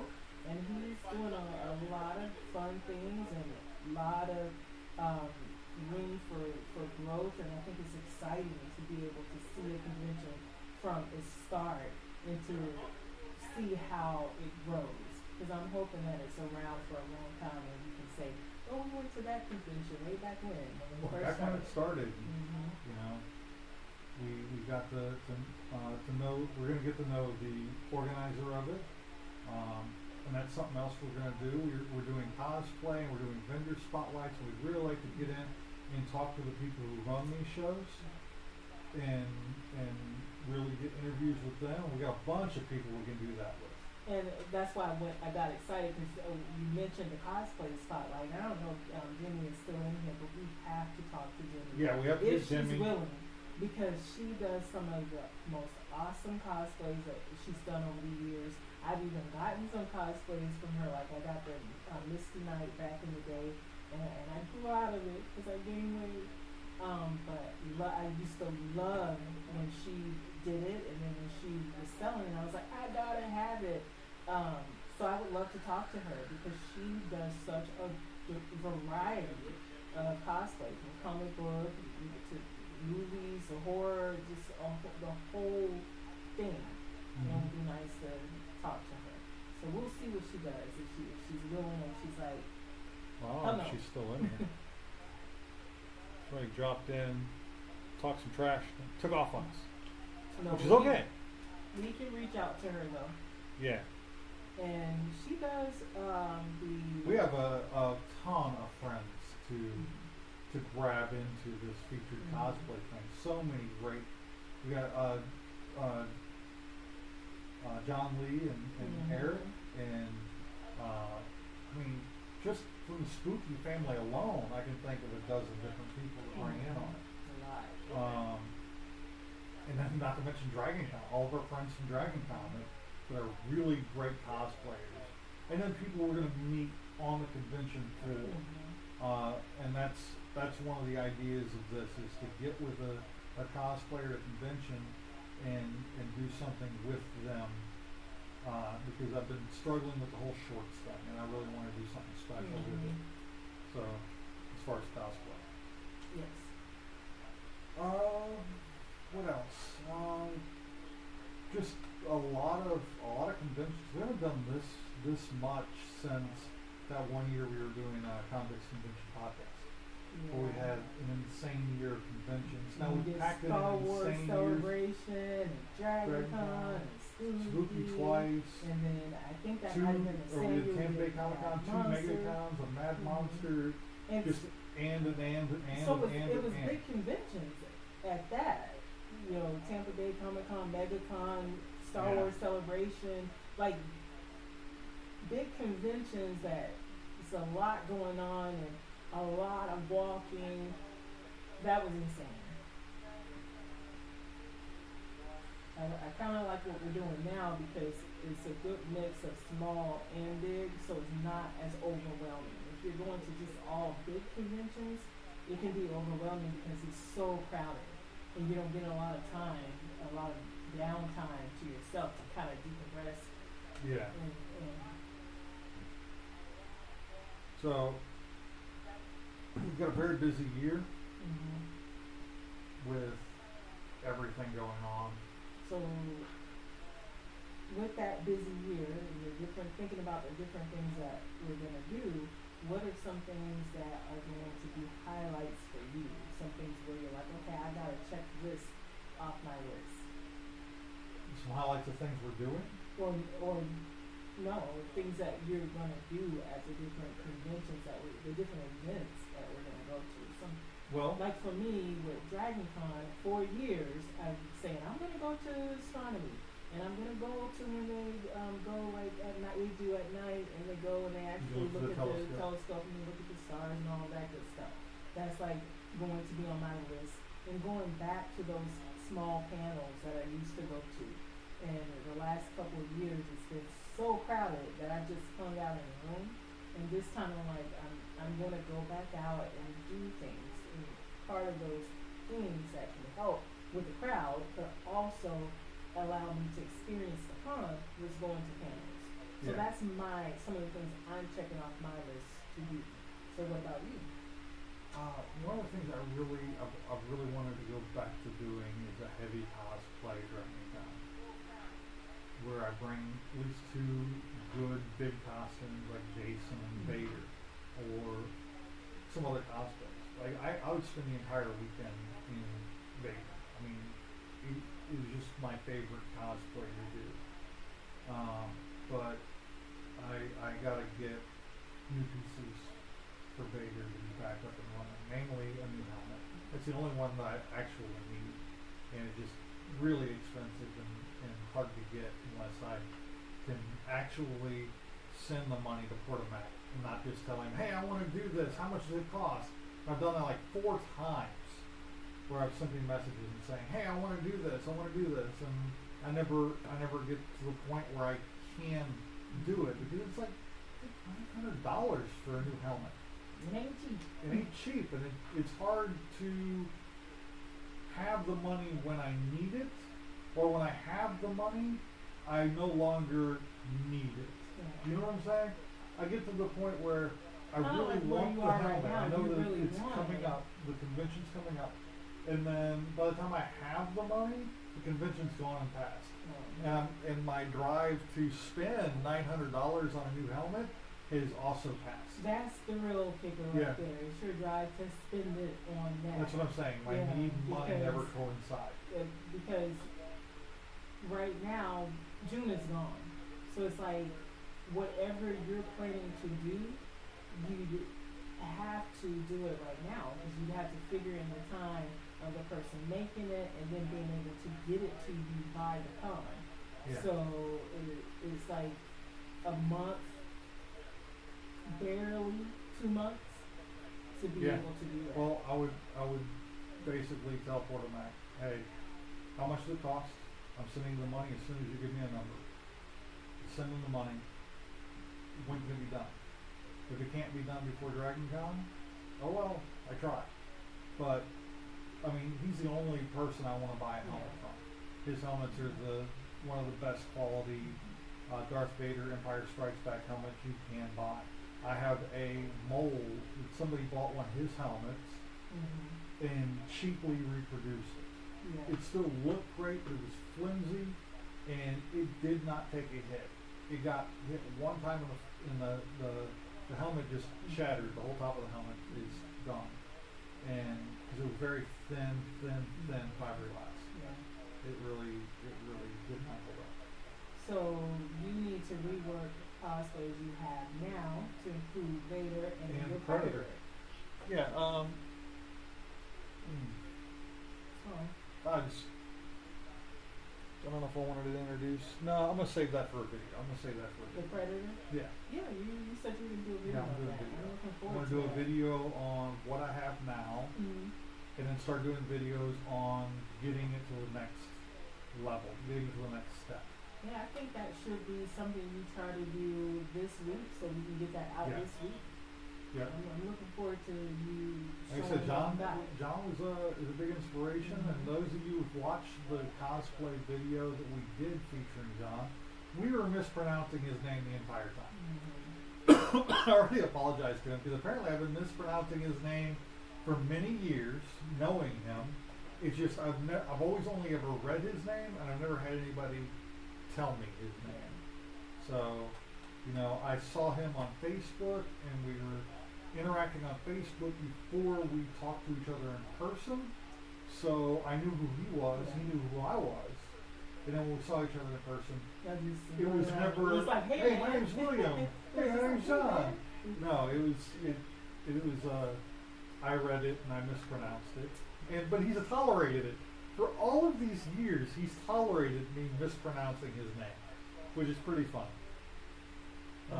Yeah, he is a big inspiration for you to get moving on He's been finishing hounding your. me for, I want to say about 6 years or more about this costume. And it's been like especially October show, Spooky, he'll be there and he'll be like, did you bring it? Like, no. He just give me a shake of the head and tell me how much of an ass I am. So his face will tell me how much of an ass I am. His mouth usually is nicer than his face is.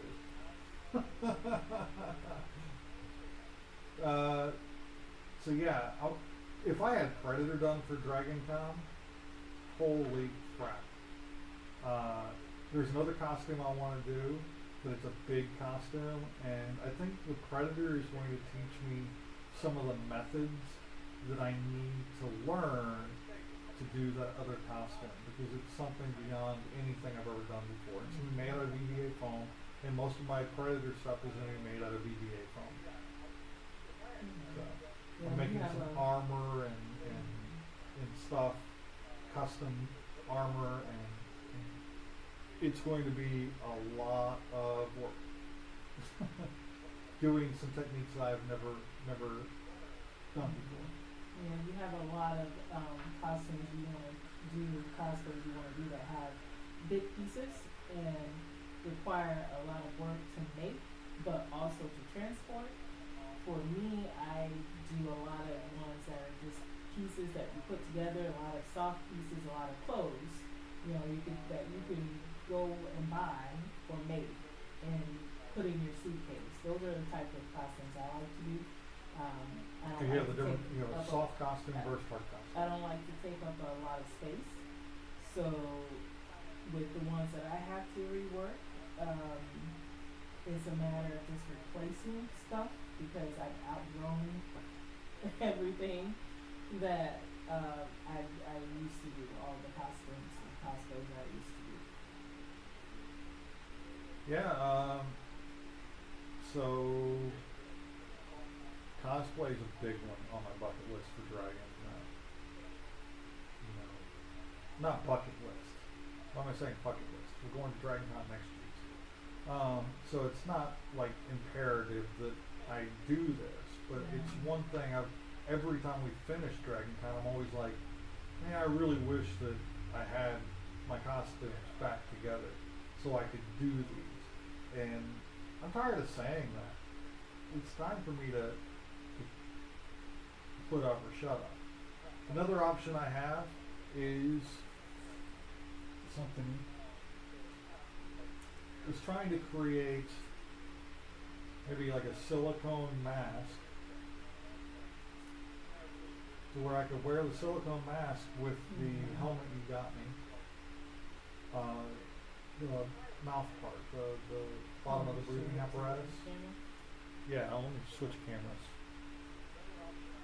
And actually, I'm gonna go grab the helmet real quick. Okay. I don't have audio on.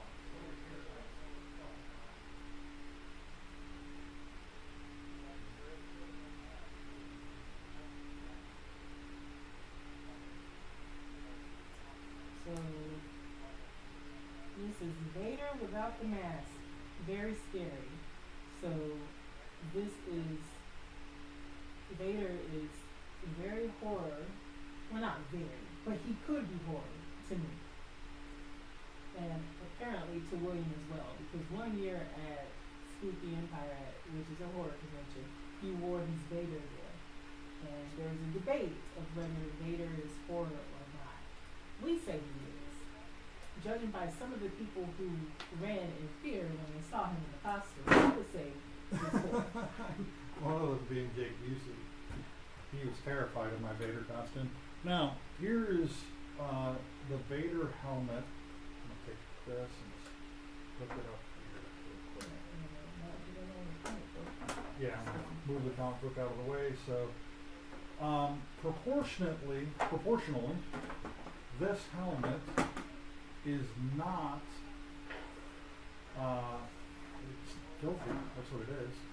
But it is not the correct proportions for Vader's actual mask, helmet, whatever you want to call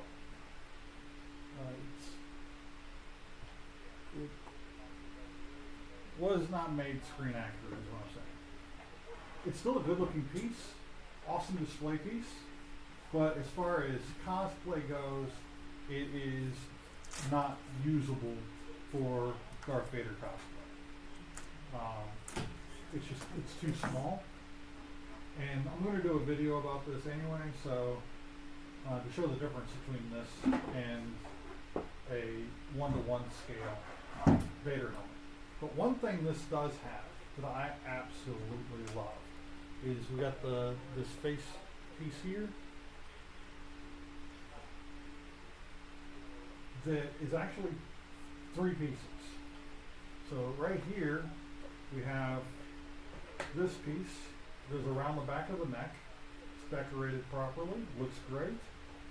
And then we got this piece. Remember how to disassemble. No disassemble. No disassemble. I say that every time you say a symbol. Disassemble, yeah. Yeah, disassemble. Yeah. Now, bear with me while I try to figure this out. 'Cause these two pieces come apart. I just cannot remember how. Don't break it. It's locked together pretty good. I have to give them that. I thought it was this button here on the side that allows them to split apart. There's one of those buttons.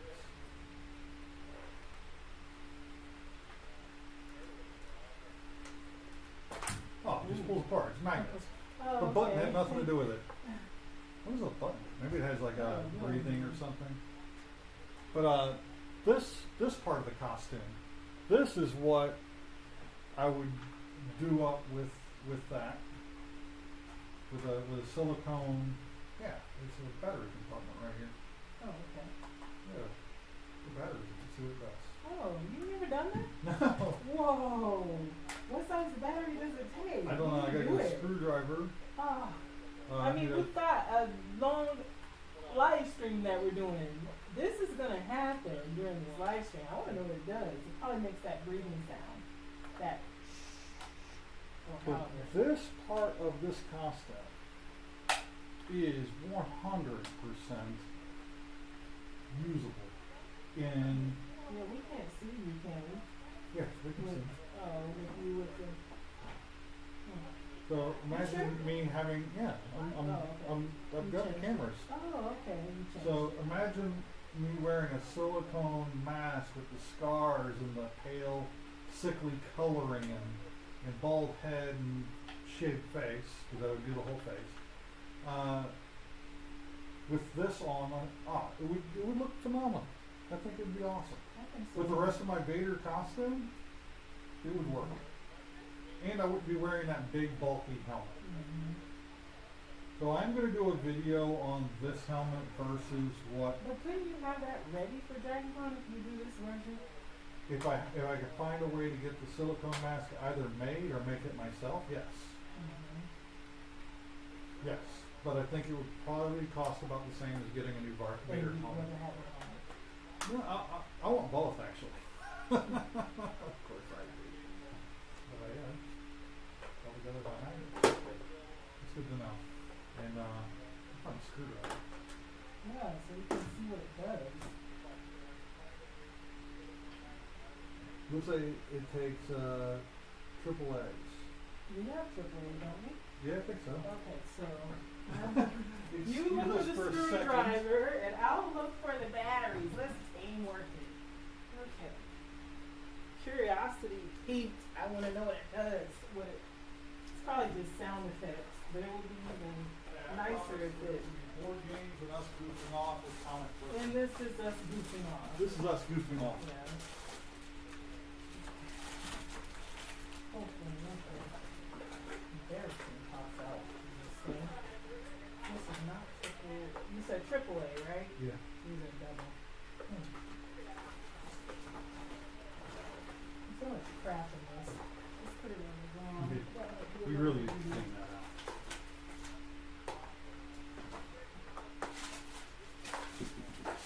We need two AAA batteries. Okay, let's see if we can find at least two. We only need two. You don't need this, do you?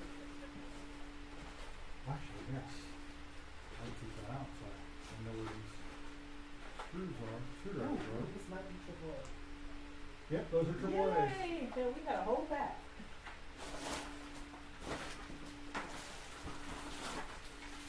I don't know if There's a anyone lot of noise happening right has now. heard of alien tape, but if you need something to hold up really well and for a long time, this stuff works good.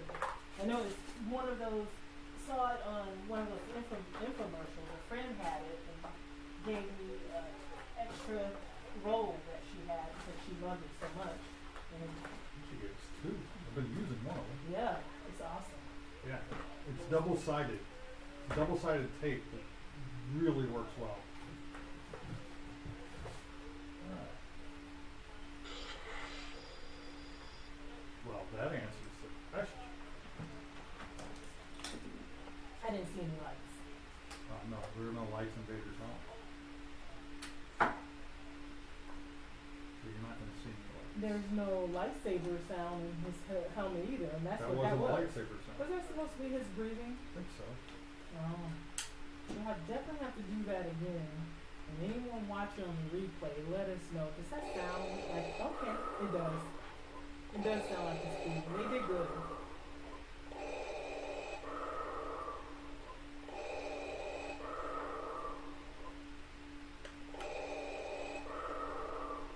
I need that to just play. They did good, yeah.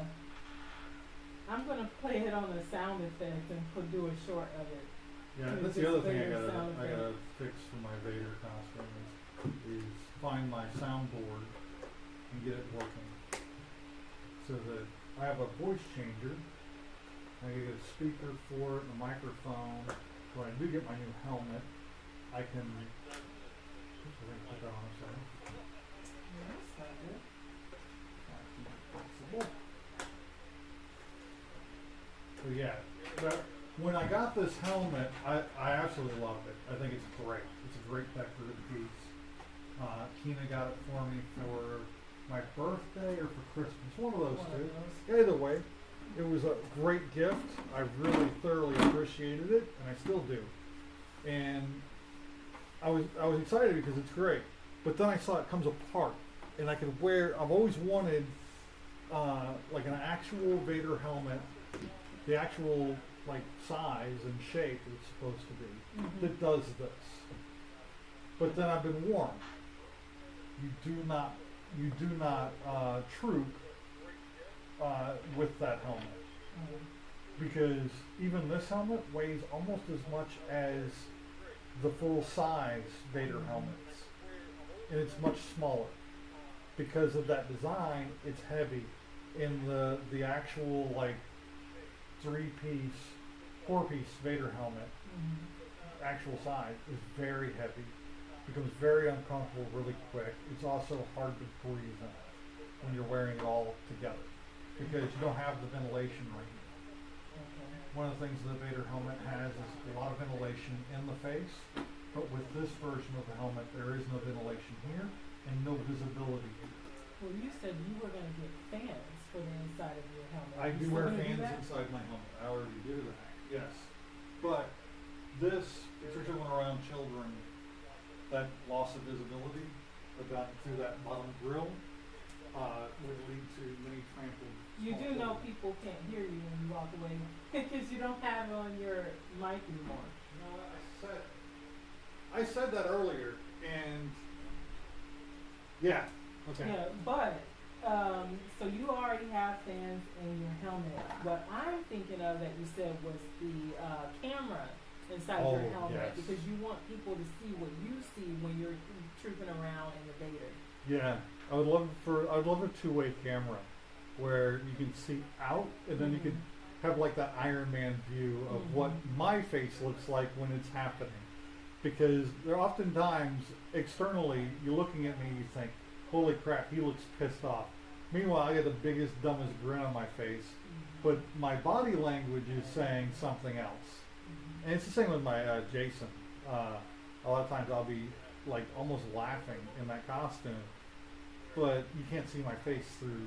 It doesn't emote very much. I mean, I wear a silicone mask, so when I open my mouth, it opens its mouth, and all that. But it doesn't emote like a foam latex actually adhered to skin does. So that's the only disadvantage to silicone, is you lose some of the expressions. Well, you said that you were going to make our Mandalorians for one of these Dragon Cons. Yes. Because you're going to 3D print a 3D helmet. 3D print the entire armor thing? set. Yeah, Yeah, cool. yeah, That'd be that's nice. definitely something on the list to do. Any idea of what you want your Mandalorian to look like? I don't know. What colors you gonna paint it? Probably like a black with a really deep, dark, like Concordia red. The box for Concordia. Maybe that kind of black and red. That would be really cool. Or maybe like a black with a red pearl in it. You know, That would be cool. so where it changes between that So black and just red to kinda depending on the Show them the angle red light is hitting it. that he's talking about, like this. That dark, like wine red. Yeah. Yeah, that wouldn't be bad. How about you? What colors do you want? I don't know. I was thinking the whole red and black, but not a bright red. But just to be different from you, if you do go with that color combination, I might try to do something a little bit different and maybe do a green, some type of green, not a bright green, since we're taking inspiration from board game boxes. Maybe one of these deep greens, or like I like this, like color The palette. variation, the palette. So maybe these colors combined on armor and the cloth pieces. That probably would be a good option for me. So You can we'll see. pull inspiration from those. You come with a pattern you want to paint into the armor. Yeah, we've been talking about that for a few years of doing Mandos, and we haven't done it yet, so we do need to get moving on that. Yep, I am going to get a hold of the Jimmy John's app and order our lunch because Fat Kid's hungry. That's the downside Get to stuff out of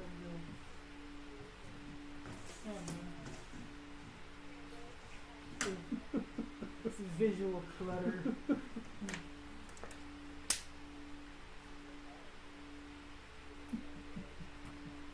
What? It's clutter. Crazy. Was Crazy. that a debate? Oh, debating that? So, what was it? See, I lose track. You distract me. You said you were going to order Yeah. Jimmy John's for lunch. And we probably should just go ahead and order what we're going to have for dinner from there too. That way we already have it. lunch and dinner.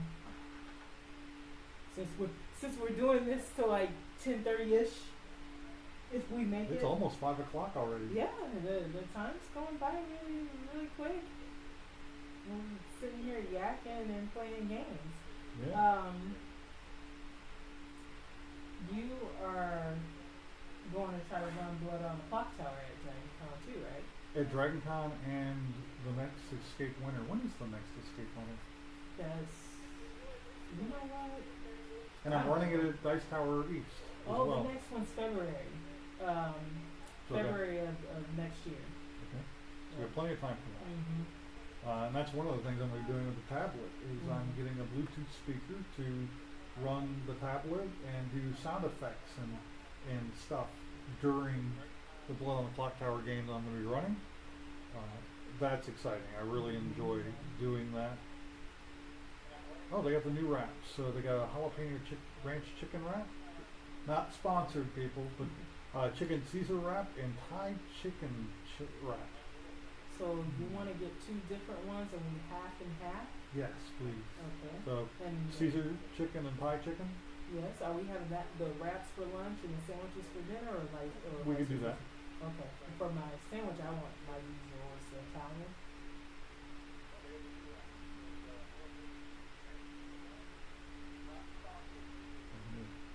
Let me sign up.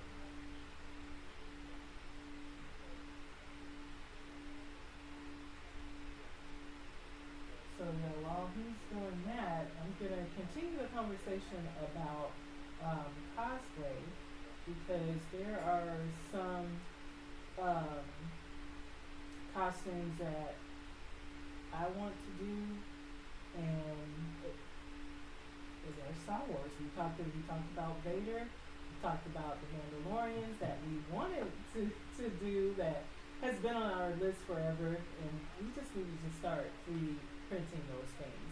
But I also want to do a Twi'lek, which is, the dancers that you see in the patina scene, or you see Palace. also Jabba Palace, and you saw the green Twi'lek there have the head tails, which are called Leku. So I have a bunch of those Leku, and I want to do my Twi'leks again because I used to do a number of those and just stopped for a while. Don't know why. We both just kind of got out of cosplaying, and we're trying to get back to that. Speaking of Twi'leks, I say Twi'lek because to me the head tails is like twin tails. So I say Twi'lek, it's kind of like twin Twi'lek. But I've heard some people say Twi'lek. Twilight. Okay. So I always wonder which one is correct because I've never heard anyone say it in a movie or a show. and maybe they've said it in recent shows because there's so much stuff added to the Star Wars universe and all of these side characters you see more in the different shows and all that. So I wonder if it's actually Twi'lek or if it's Twilight. I say Twi'lek. What do you say? I say Twi'lek. I've never heard anybody say Twilight. I've heard a lot of people But say Twilight. I think tomato. Yeah, but tomato, as far as I'm concerned, tomato's not right. No, it's tomato. it's not. It is tomato. Might as But, well say potato. The potato is right. Italian nightclub, you said? Mm-hmm. You want the Jimmy Peppers? Yeah. Yup. Customized beer. Sorry. Yeah, look. I mean, we gotta eat. We gotta take a food break at some point. At some point. So regular Jimmy Peppers, and you want a cucumber as well. Would you want to take the mayo off or add something else? I think it's fine with mayo. All right. And then, because you get mayo on yours, right? Yeah. Like if we make them, are you making yours the same I'm as not mine? getting the peppers. Well, take the peppers off mine, because if we make them both the same, then, oh no, it's good. It's good. No, we can make it like the large sandwich. No, it's fine. What you were doing is fine. Okay. I hadn't decided if I was getting the Italian Club. I think I am, but it's riveting. Riveting. Hey, gotta eat. Have me some salt and vinegar tomato chips, please. Okay. In that case, I want to make one of them a combo and get myself a Diet Coke or something. Do you do?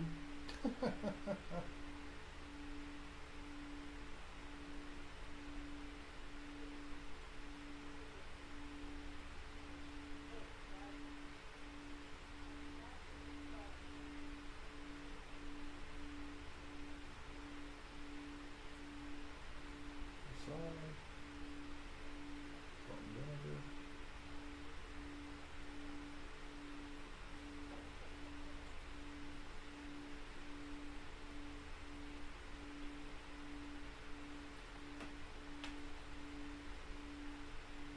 And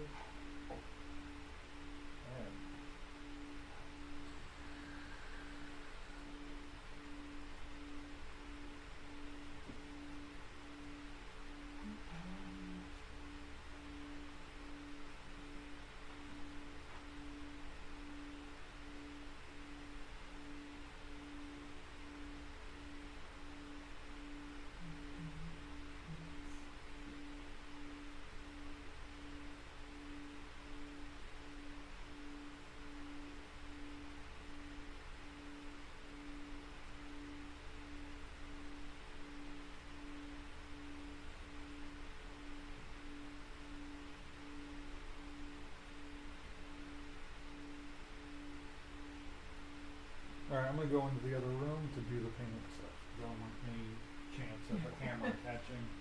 That's smart. I'm just gonna read it out loud. That'll work. Whatever floats your boat.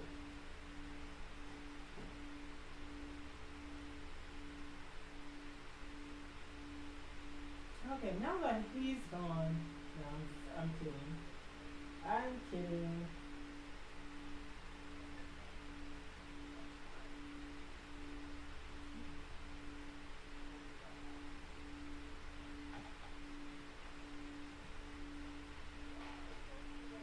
Alright, so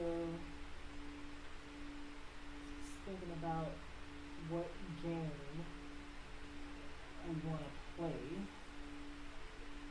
Maybe a dexterity game.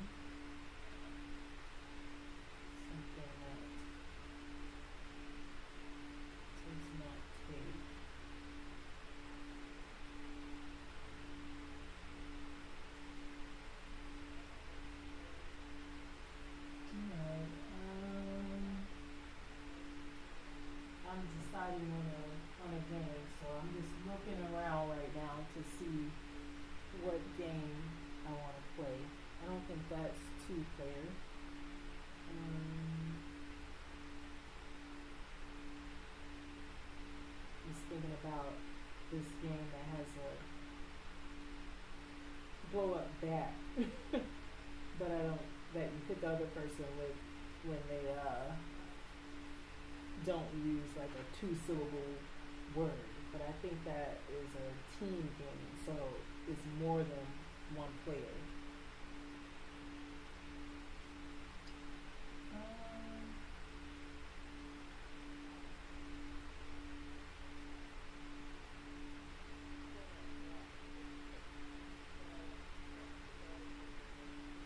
I want something that doesn't take any thought and a minimum effort with setup. I'm trying to decide on a game, and I was saying I want something that doesn't take any thought and it takes minimum setup. Well, I would say like Love Letter, but we played that last We live. did, but don't we have We have the Lovecraft Letter. Lovecraft letter? Yes, we have.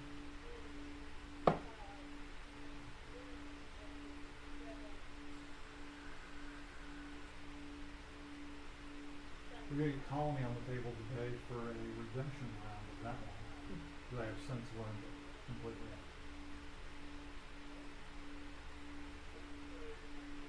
I also want to get Run, Fight, or Die on the table. So you want to get Colony on the table. I want to get Run, Fight, or Die. Anything else you want to get on the table?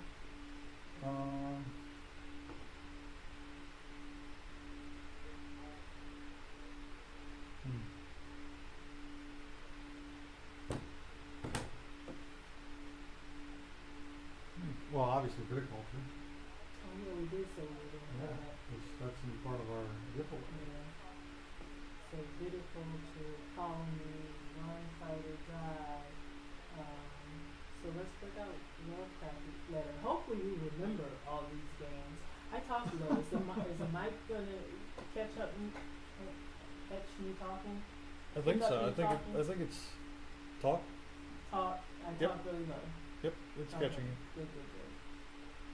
So Lovecraft letter it is, and then you want to do Colony, and then I want to do Run, Fight, or Die, and you want to do Viticulture, and then it'll be my turn to pick one.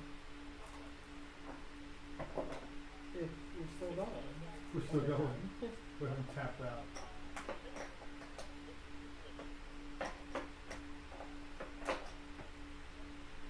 This is Lovecraft letter. Set up the deck for Ooh, we need to do, so when we do that whole thing, we have to, the whole betting thing, or whatever it is we're gonna call it, we have to pick the game, so it'll probably be Lovecraft letter, Love letter, what about, what's that other, social deduction you like, dang it, starts with a D, doesn't it? Cool, it's such a C. which is C, yeah. Cool. That's something we haven't put on the live stream yet. We haven't put through on the live stream? Maybe on in the distant past. Oh. But it wasn't on the last one. We didn't play it in our last 12-hour live we stream. did not. 10-hour live stream. Seriously? No, we did not. I'd rather play that right now than Lovecraft letter. Really? Okay. Yeah. Well, Lovecraft letter is not leaving the table. Cause it's going to get played, but I'd rather be through right now. Let's go on. That's cool. That's a beautiful game It is. that I we will love the play deluxe on the versions of these games. I wish they would reprint them where everybody could get a hold of the deluxe versions. Cool. I still got where it's right side for us. I like It's that. Right side for That was a them. good way to set up. This is our travel version. Oh, is it? Yeah, did you want to get the non-travel version? Okay. Oh yeah. I was like, hopefully it's up here. It is. So I have to Yeah, explain the travel explain. version. Yeah. We were on a cruise, Virgin Cruise Line, and we went to Dominican Republic, and during that trip, we left the boat, we went out and did uh, mudding in side-by-side dune buggy things. And she had this with her, and it's a little worse for wear after the end of it. 'Cause we were drenched, we were covered in mud. Fortunately, they were protected everything but the water. The water got into the bag that they were in, the cards, and kind of made this our travel version. Luckily, it didn't affect the playing cards themselves, because that would have been unfortunate and probably the end of this copy.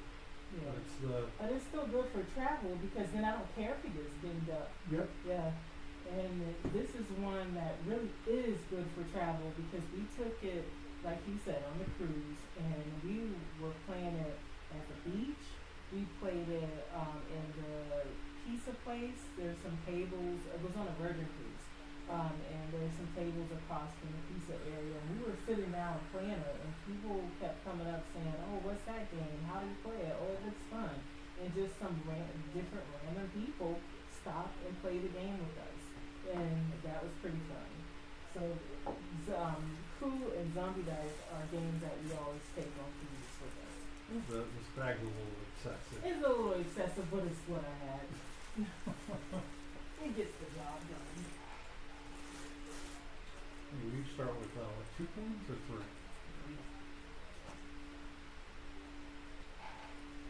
Alright.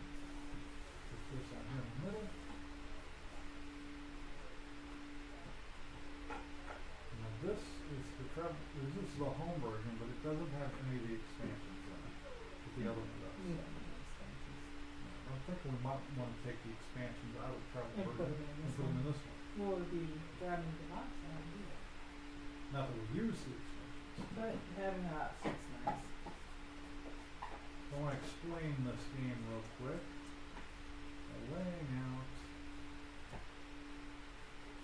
all the different roles. I think that's one of each of them. So each one of us is going to start with 2 of these cards in our hand, in any combination. We do not want the other people to know what we have in our hands, and we might not even be necessarily using the cards we have in our hand. Because you can claim to have anything, part of this game. A little bit of social deduction. So what do each one of these do? We'll start here. The assassin you can pay 3 coins, toss 3 coins into the bank, to assassinate another player. So you're killing one of their cards. They can claim to have a Contessa and block the assassination. You can then call them on that bluff, and we'll get into that mechanic later, or you can accept it. If you accept it, then nothing happens. You're not going to lay down any cards. You'll see as we're playing. So you're not revealing anything unless somebody calls you out. Like, you could be paying the 3 coins in and saying, "I'm assassinating you," and you can be like, "I don't believe you have an assassin." You can call somebody out that way as well. The captain allows you to steal 2 coins from another player. That can be blocked by the ambassador and by a captain. So if somebody else is a captain, they can block that action. The ambassador not only blocks stealing, but you can exchange cards with the court deck. So you can take a card, place it at the bottom of the court deck, take out 2 cards, look at them, decide which one you want to keep, and put the one you didn't keep back underneath. So you always have 2 unless you lose one, then you're down to 1. Once you lose both of your cards, you're out of the game. Last but not least, the Duke can take 3 coins from the treasury, can also block foreign aid. Because on your turn, you have options for your actions. So on your turn, you're going to do income. You can take a coin. It cannot be blocked or challenged. Or you can take foreign aid, take 2 coins. Cannot be challenged, but can be blocked with a player claiming Duke. Duke can take 3 coins, can't be blocked. The captain can take 2 coins from another player, but can be blocked by the captain or ambassador. Assassin, Contessa, Ambassador. Last thing that I haven't explained is a coup. Pay 7 coins, choose a player to lose influence. Now, influence is one of the cards in my hand. Cannot be blocked or challenged. So, if you pay the 7 coins and you point to your opponent, they lose the card. They lose one of the cards in their hand. So that's the game in a nutshell. This setting out like this, along with this. I don't know. Depends on the size of your screen. You might be able to read these cards and see more details about what's happening during the game.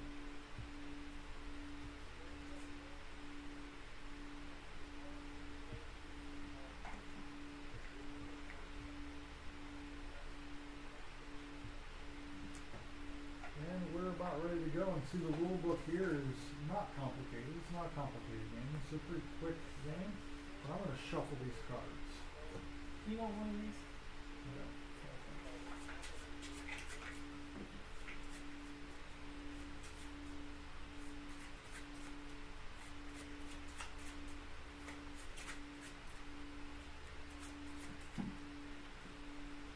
These cards need sleeves.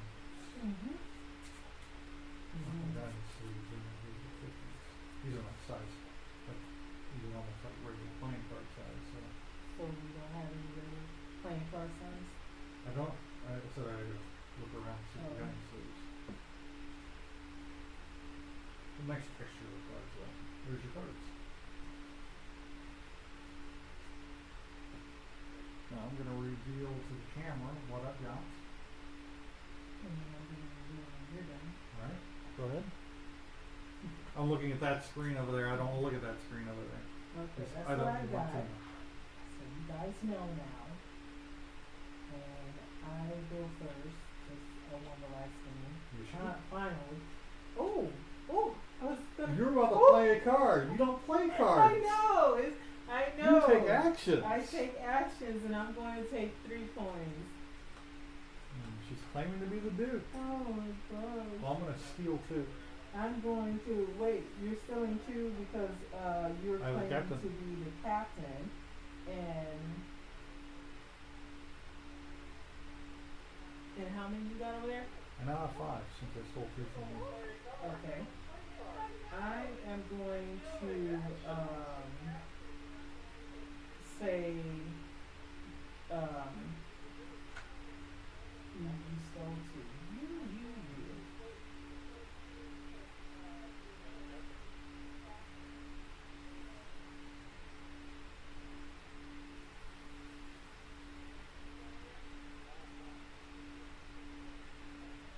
I'm gonna call you on it. You going to call me on it?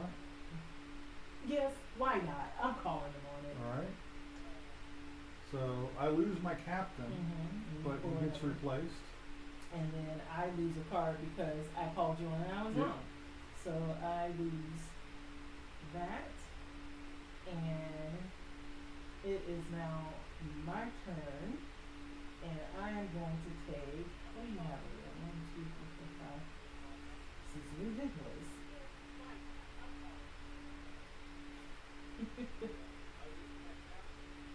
I'm going to take 2. Are you I'm going to block your 4 and 8 With what? with my Duke. I'm going to call you on it. You lose. Okay, so let's shuffle and play again. I still have him. I just want to call you on everything. Yeah, you lost that. I did.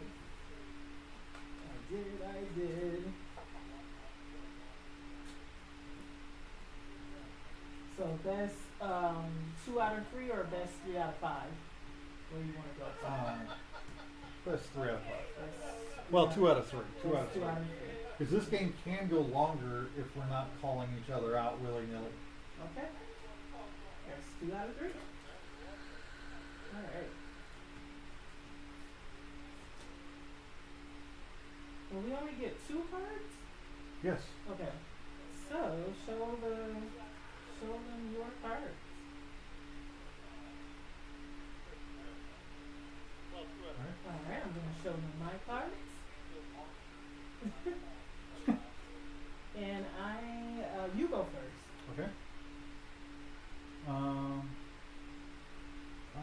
going to steal 2 points from you. I'm going to block stealing And block stealing. With what?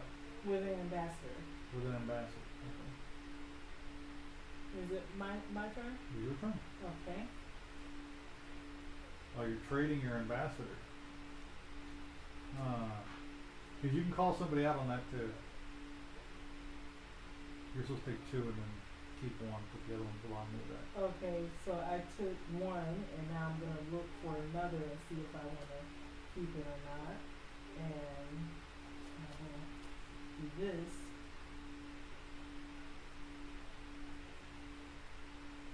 And it's your turn.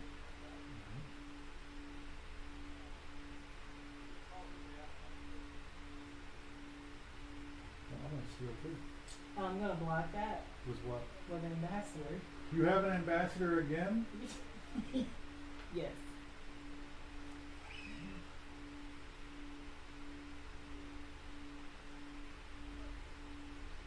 Is it my turn? It's your turn. Okay. Good.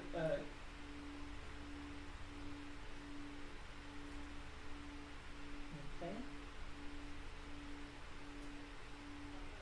I chose my one. My Okay. ambassador. Okay. I'm stealing 2. Okay. You stole 2. I am going to get 2. Yeah. Okay. And I'm going to get 2 as well. I'm gonna pay 3 to assassinate you. I'm going to block with a Contessa.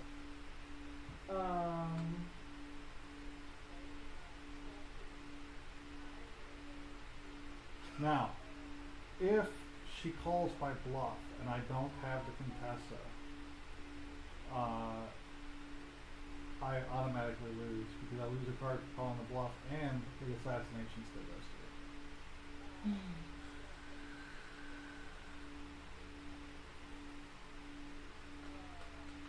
2, 3, 4, 5, 6, 7.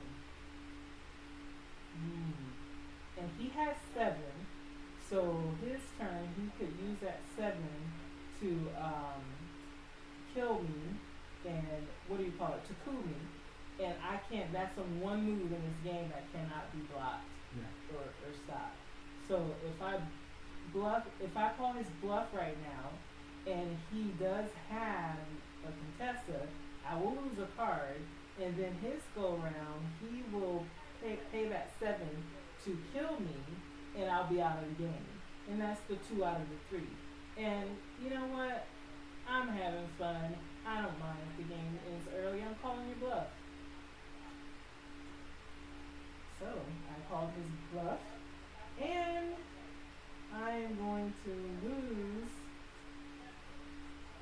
this, and he's going to coup me and kill me anyway. Game over. No, this game's a lot of fun 2-player because you get to play with strategies. But more than 2 players, the game gets really interesting because you have multiple people going for different angles, and a lot of bluffing and blocking and twists and turns. So that's cool. It is a phenomenal little game, and it's really like easy to transport. I mean, even the full box. And she wasn't transporting the box, obviously. I was going to zip like that. She put it in a Ziploc bag that had a leak. Pretty much. Pretty much. And can I have my huge bag? Yes, you can have your huge bag. Look at that. I'll change it. She's trying to compensate for something, I think. No. Doesn't really work, but okay. Unless my flat ass and my Oh, baby. medium-sized boobs, I don't know. Can we off with his head? You know, I tried the assassination and it didn't work, so guess, you know.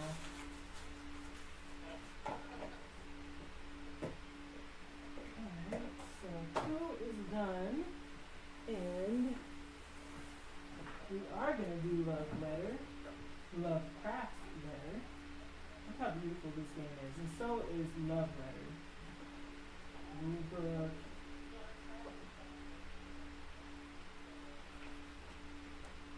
And just like that. I'll bring it. Oops. Cards.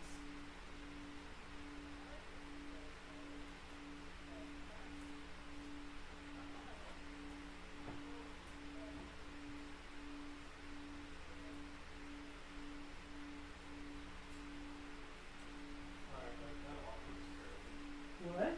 Our audio is terrible. So we gotta switch back to the good audio. Are they charged up yet?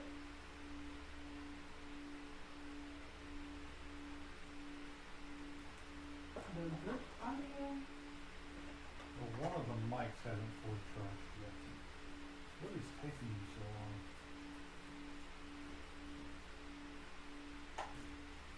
I guess we'll leave it for now, but that audio sounds like crap right now. I just went into the game in my computer room looking at the stream, and this ain't cutting it right now. It did good the last time, but I think because we had it in the middle. That could be.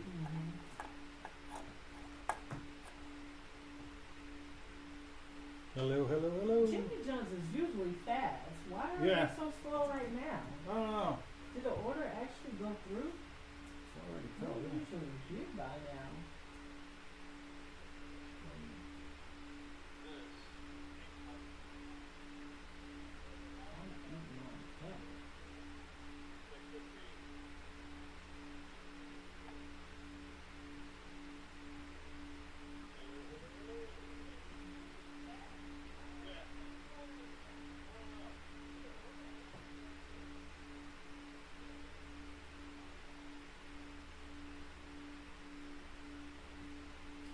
No, maybe we should do. This is still staying out.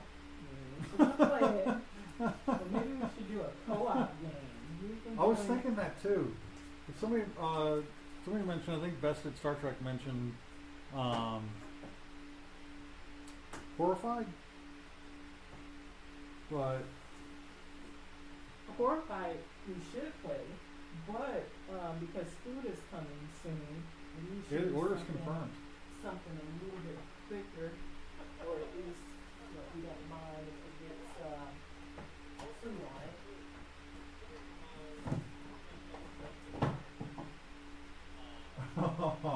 This evil game. I don't know what we have to. There's two versions. This is the orange one can be played with or without the original, which is this one. So The let's do expansion the or standalone? original. Okay. So this is a co-op, and it is a people game, just like every other version of Oregon Trail. To include the original computer game. And then notice it comes with tombstones already ready for you. Yep, there you go.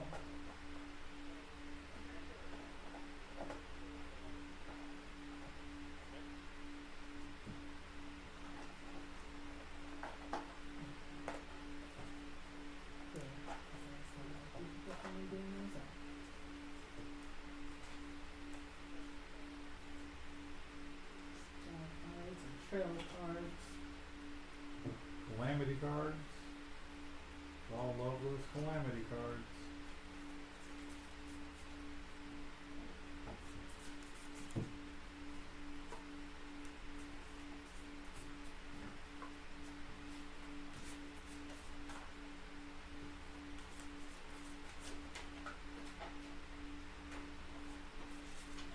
This is the rule book.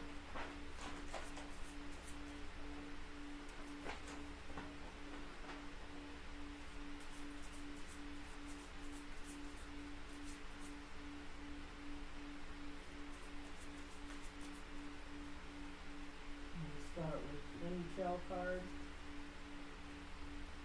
and then on our turn, you can either play a trail card that connects to the trail or the supply card.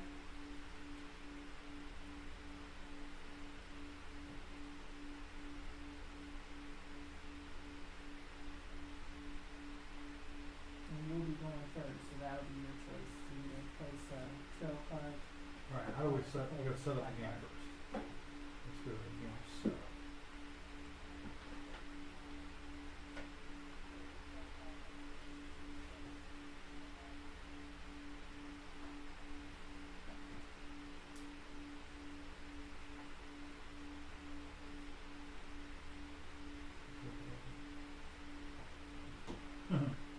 You don't want to write our names on the tombstones right off the bat, but we know where they're going. Why not?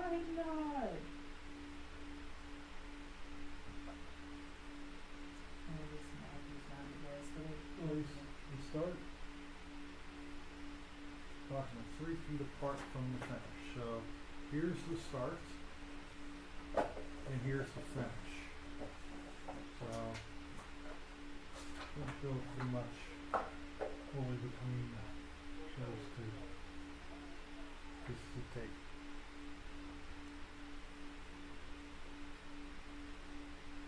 And then we're going to divide the cards into 3 stacks. Sorry, did that. Deal 5 trail cards face down to each player.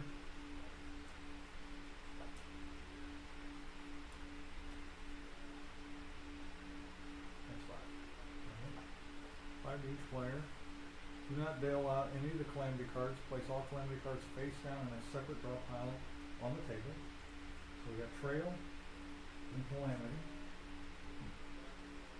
And now we got supply cards. And for a 2 to 4 player game, 5 supply cards to each player.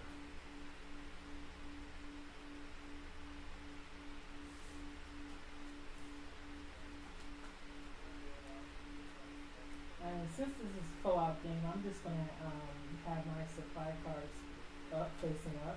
Yep, you can. I'm gonna have everything facing up. Players should look at their own supply cards and place them face down on the table. Players may look at their own supply cards at any time. Okay. The remaining supply cards become a supply shop. The youngest player is the store shopkeeper. Okay, whatever. Shopkeeper sorts the remaining cards by type. Medicine, clothing. So we gotta take these and deal them out. And the game's not letting us show our cards, which to me I think is silly, but we'll follow the rules.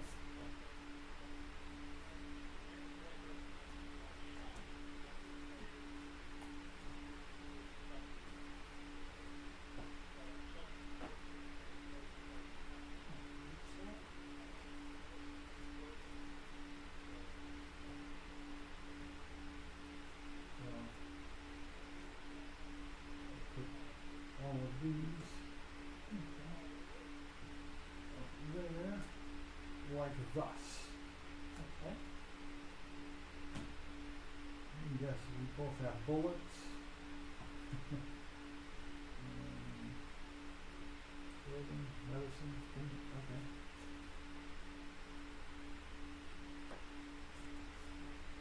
The first player to die will take over the shopkeeper's duties. Variety of different cards, the supply, path, blah blah blah blah.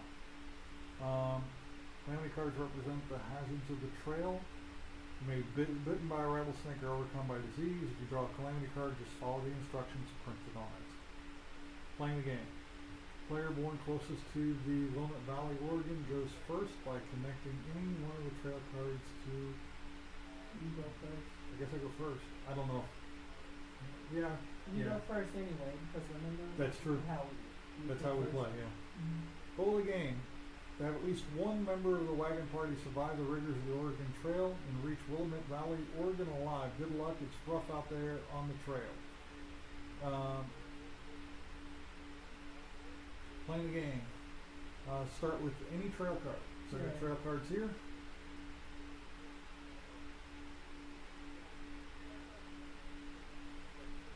I'm going to avoid those. Now what we're going to do is, So it's my turn, and I can choose to do a trail card or a supply card.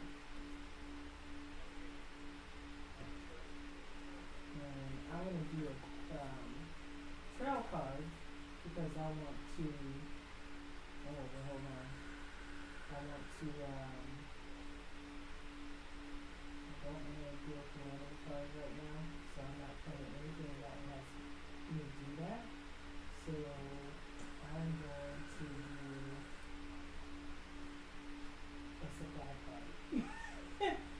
I'm going to get us some clean water.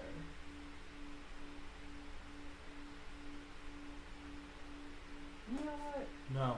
Players who have a trail card, including forts or towns, that connects to the trail must play it unless they're playing a supply card. Okay, yeah, yeah. So I could play a supply card if I want to. Mm-hmm. I thought so, because that's what it said. You can have a choice, either or. So I'm going to play this one that it's not going to play a calamity card, so that's good. I have to roll. If I roll an even number, then I do go across the river. If I roll an odd number, I'm going to lose a supply card. I rolled an even number, so I made it. There it is. I made it across the river. Next time I'll try to roll it more up there. But it's your turn now. All right. So, on our turn, do we draw more trail cards? How does this work? Well, I'm looking to see if there's a way to draw. We know how we draw calamity. Let's see about drawing.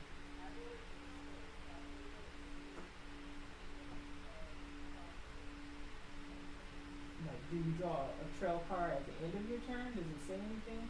I'm looking. I don't like this type of rule book. No. Confusing.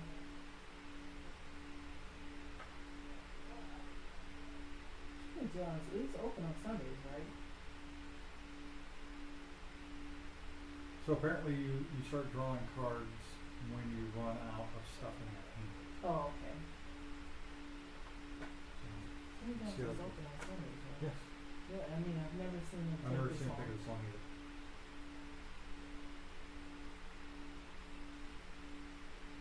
Well, I'm going to do the same, potentially. Nope, I'm not, because I don't have one to connect to that. Because they have to line up. Yeah. And I'm going to draw a calamity card. Dun, dun, dun. First calamity card of the game. What is it? Broken wheel. Roll a 4, 5, or 6 to repair now. Roll a 1, 2, or 3. And one spare parts card must be used to repair the broken wheel. One round of play without a repair, and everyone in your party has died. Oh, already? 4, 5, or 6. I rolled a 4. It is Good job. repaired. It's repaired.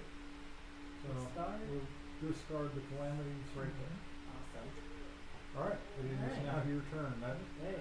That ended better than I imagined it was going to. Yeah. Let's see. I'm not a what fan do of I calamity have? cards. I'm not either. And all the cards I have now are calamity, but it's kind of hard to use a supply card when you don't know what you need, you know? Mm-hmm. So, I'm going to,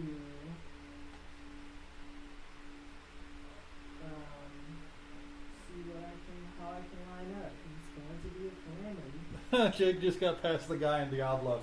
Finally! Yay. Oh, Astaroth has finally died.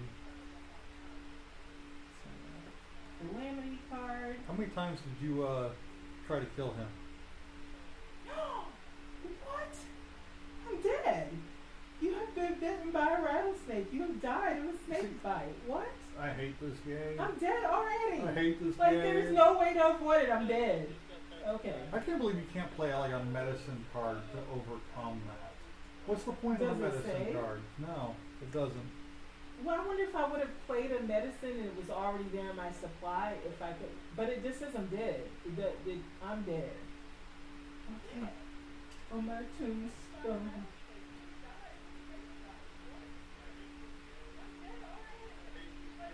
I hate this game. So I put she lived. She died. Too many. That's it. That's my tombstone. She This is did. horrible.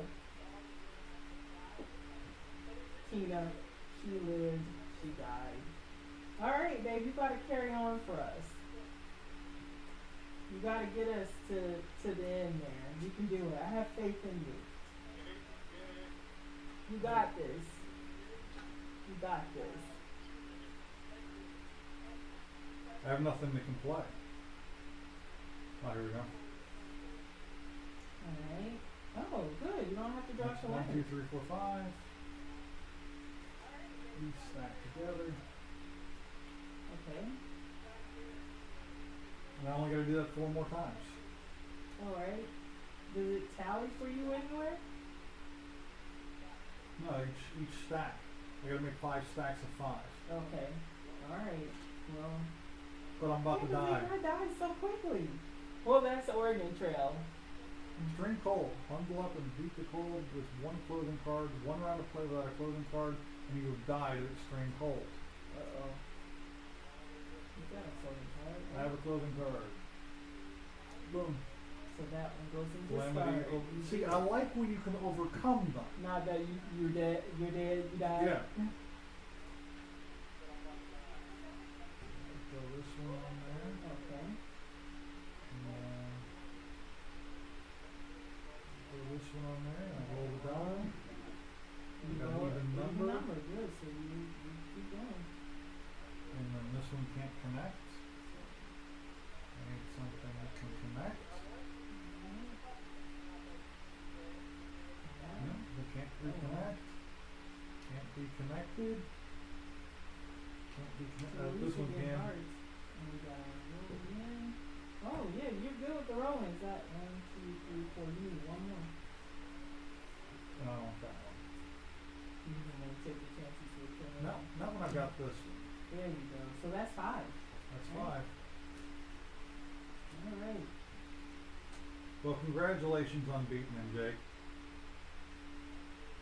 So He is a son of a bitch. Diablo is a game you can play what? Computer, PlayStation, Xbox? Mm-hmm. And what type of game is it? It is, well, You just roll the 2? most of the time it's cooperative. Kind of. Mm-hmm. Now, if you're playing with your friends, it's cooperative, and you're in a party together.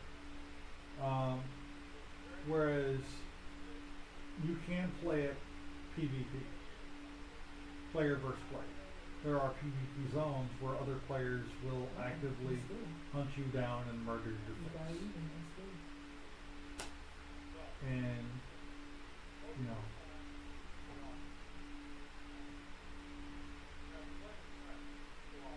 How long you been playing Diablo? I played Diablo 1, 2, I think I played Diablo 3 You gotta as drop well. the end card. Extreme Cold. You don't have any clothes, do you? And because I'm dead, I can't give you supplies, can I? Well, let me see what happens to your supplies. Yeah.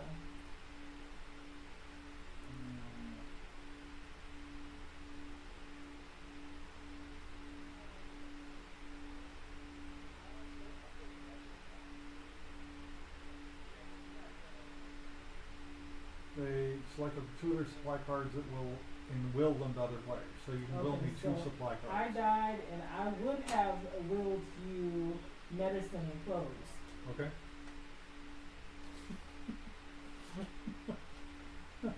So hey, I got a clothing card.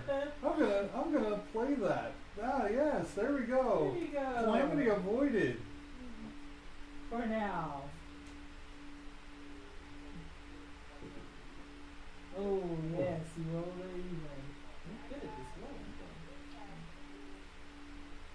Oh, that is there.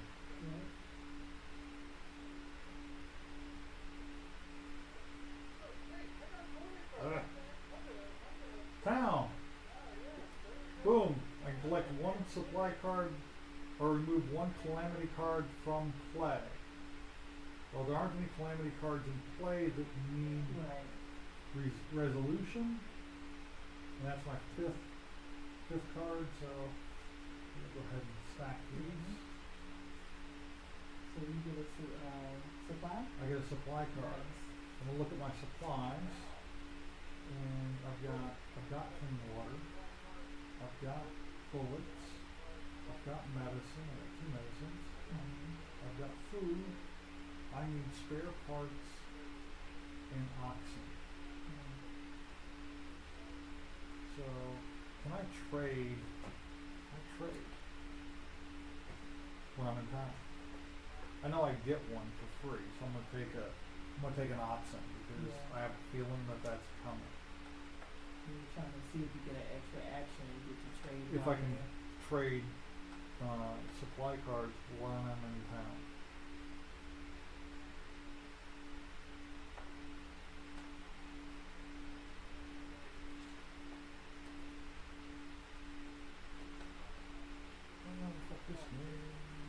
Hey, you're still alive.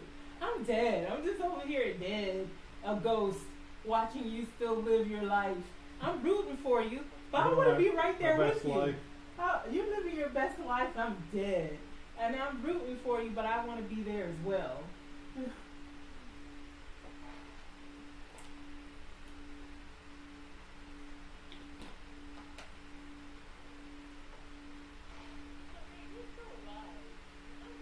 Oh my God, Jimmy Jones is freaking killing me. They I are mean, killing at me least too.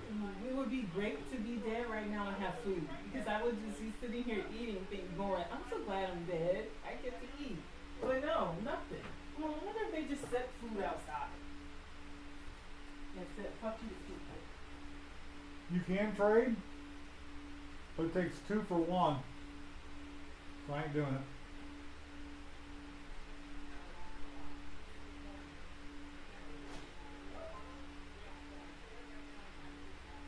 Did they? Son of a gun.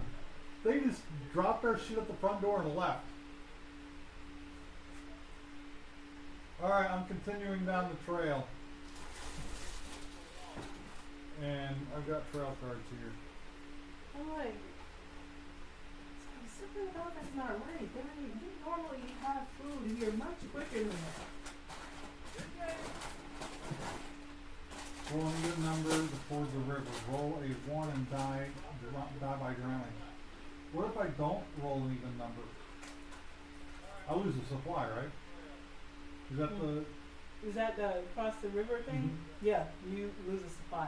Okay. If you roll an odd number, you lose a supply. Well, I've got 2 medicine. Hopefully I don't need it.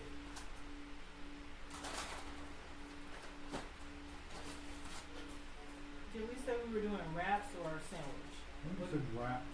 What do you You were prefer? in it. Do you want your sandwich or a wrap? Either one. Okay. Whatever you want. I have to take a calamity card. Dead oxen. 2 oxen have died. Play 1 oxen card to continue. 1 round of play with an oxen card, and everyone in your party has died. Well, I am glad that I grabbed an oxen card, so I get to play that.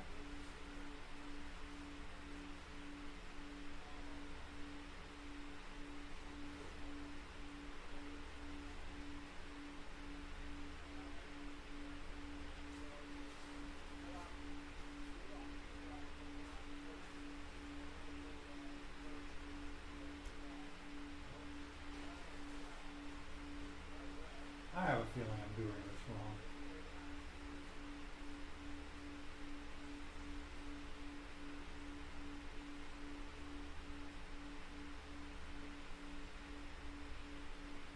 But I shouldn't be surviving this long.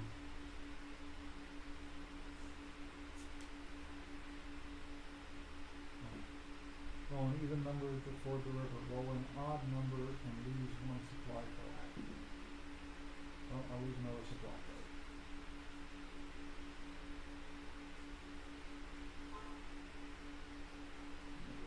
£200 of food. Why not?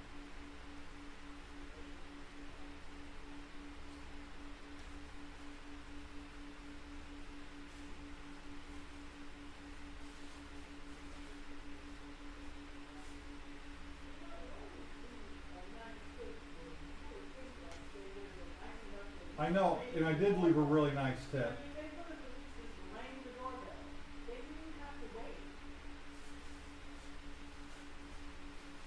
The thief has stolen supplies.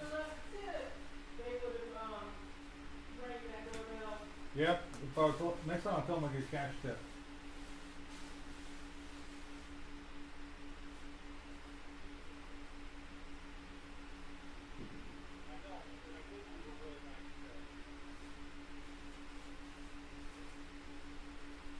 Well, anything from top? Yeah, I do. Calamity. You broke me, your arm. Your arm was on the mend. It doesn't really matter because there aren't any rounds. I'm by myself now. But I have to play it. It's the only thing I can do. And I died of cholera. What did you get? I need 2 medical cards and cure you. If any player draws another cholera card before you're cured, you have died of cholera. So you're cholera. Okay, so I have 1 medicine card. I played it. But I just need one more.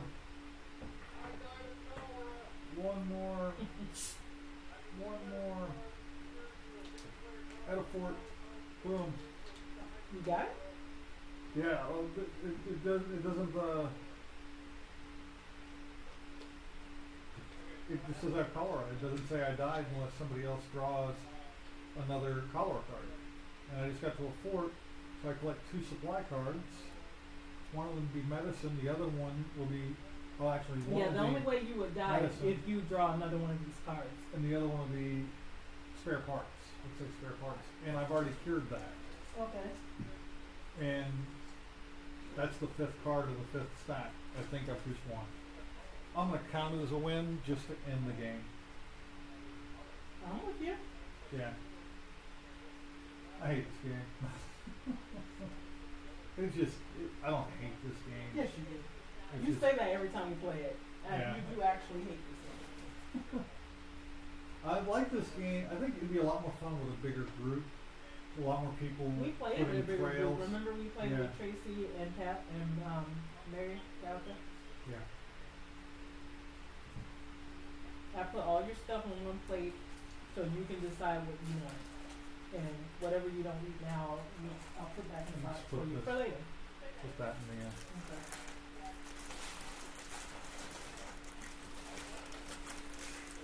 Now, forgive us for this, but we're about to eat. Luckily, our audio right now, until that microphone over there gets done charging, It's perfect. is not the best. So you don't have to lift some as much as you would have otherwise.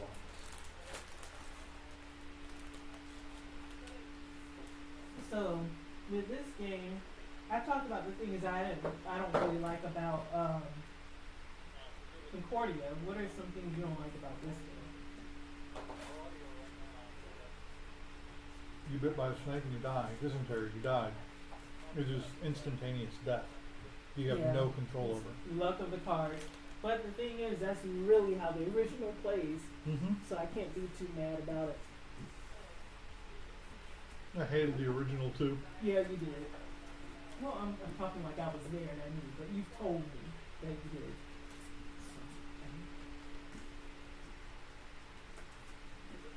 Now this time you really are going to play Lovecraft Letters. I keep teasing the game. You teased it into choosing 3 games in a row. But in my defense, you brought up proof, or did you? I Or did didn't. Oh, okay. Well, in my defense, with this one, you don't mind getting the cards, food on the cards, No, while yeah. you eat. That's true. With Lovecraft Letter, you would mind. Yeah, well, I- fire pit I out would back that mind. I wouldn't mind. Throwing it in. What the You heck? already Why did. are those cards not no? Why are those cards not going in there? Do they go this way instead? Yeah, I think they do. Okay, that was weird.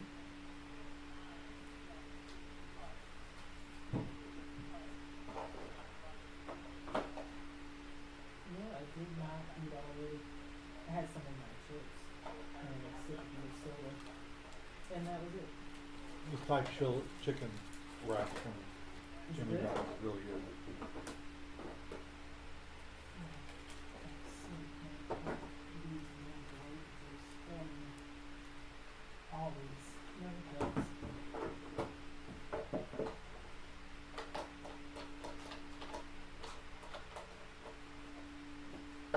So with It is 6 o'clock. Can you believe that? Almost 6 o'clock. That's crazy. With Diablo, you did answer this question already, but I forgot already. How many years have you been playing it? Or how long have you been playing it? Well, you know Diablo 1, I think in 98. Oh wow. So about 25 years? Wow, that's a long time. 98 or 99. And then, when Diablo 2 came out, like in 2000, 2001, Mm-hmm. and Diablo 3 came out 12 years later, and now Diablo 4. How has it changed from 98 to 2023? It's the user interface is completely different than the original. It's still the top-down, third-person One view. active? Ridiculous. You can keep it. Well, I'm going to get something from my own.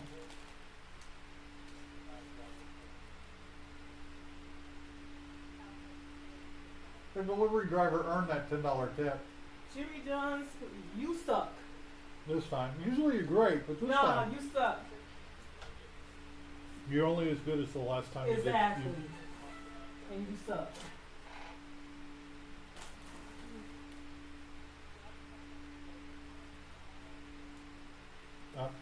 Camera 1 died. Switching to camera 2. I used camera 1's charger to charge the microphone. That's what I get for saying you suck to Jimmy John's. I guess the universe didn't like that. Camera It went is not out a right big after deal. I said I it. can get it back going. Just And by you suck, it was Jimmy John's. Not camera. Camera, it wasn't you, it was Jimmy John's.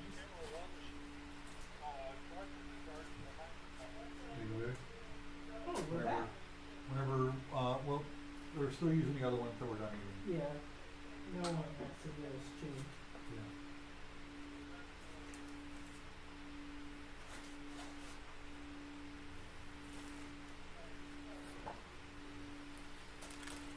These wraps are good though. Yeah.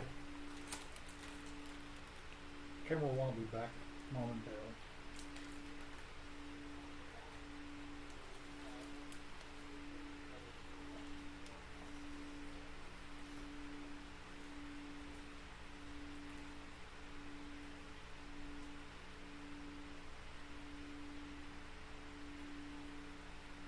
So, Jimmy John's is turning into Amazon and UPS, where they just drop the stuff off at the door and leave. At least with that, the stuff that you normally get from Amazon, UPS is not food normally.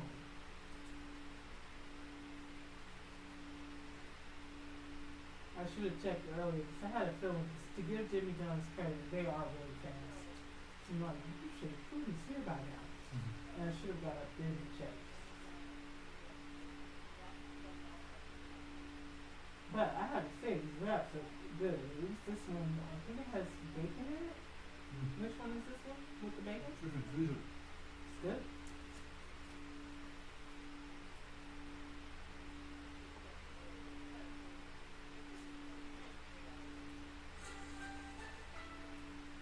I like that notifies you though, like you hear that sound, it's like something's up.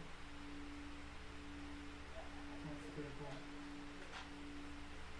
I unplugged it because I thought the microphones would charge fast enough, but they didn't. We should be able to finish the live stream with the microphones intact. They'll probably be close to dead by the time we get done in 4 hours. If we last that long. It's like, screw this. And stop.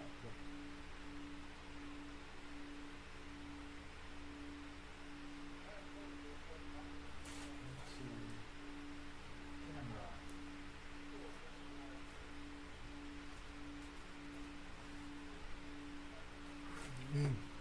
The camera back up and running again.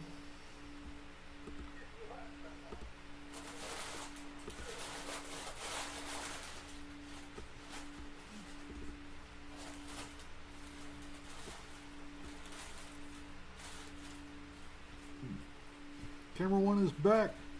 No. I was glad it was kind of glad it was showing because then no one could see you. I mean, I don't have to switch to camera 1. Did you finish both of your wraps yet? Nope. I'm trying the other one, which is, what's the other one? Jalapeno chicken? No, Thai chicken. Thai chicken. The sausage is really good. I just get into it. Yeah, I do like these wraps. I like them. I like them a lot. I give thumbs up for the oh. Well, thumbs up for the wrap.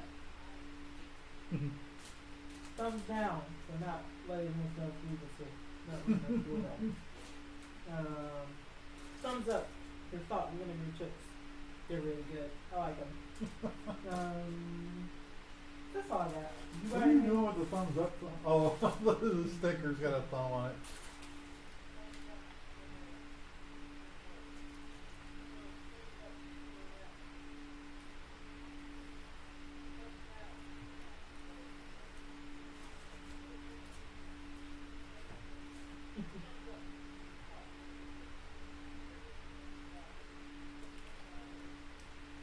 Again, congratulations, Jake, for beating him. So where is he now? Now that you beat the big boss. That's the end of chapter 2 of 6. The last 3 chapters though are pretty quick. So what are some stuff in the game that's good to know, that's good for new players to know?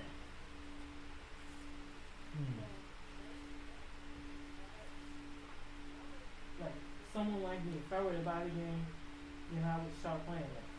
I would be completely new. I've never played it, let alone been playing it since 1998. If you were gonna play the modern game, focus entirely your beginning efforts from from level 1 to around 40. You should be around 40 when you finish it. The campaign.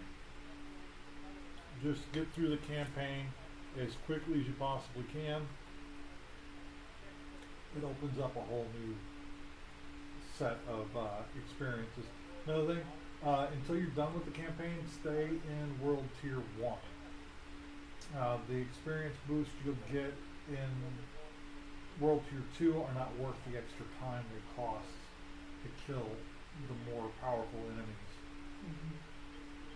If you're doing like Jake had to do to level up your equipment and other things, by doing side quests and just killing stuff until good stuff drops or doing events, bump up to World Tier 2, get your good drops, and then go back down to Tier 1 to beat the bosses. But once you're out of the campaign, never go back to World Tier 1 unless you're going in to help somebody else. Okay. So, are there things from the earlier versions of the game that you like better than this current one?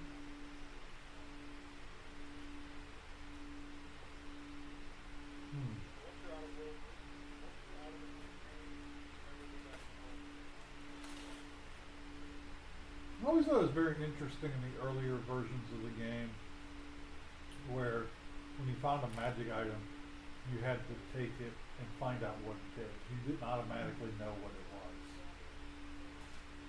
At least in the beginning. You couldn't automatically. Now you know exactly what you have when it drops. You pick it up and you look in your inventory and it tells you all the benefits you get from that piece of equipment.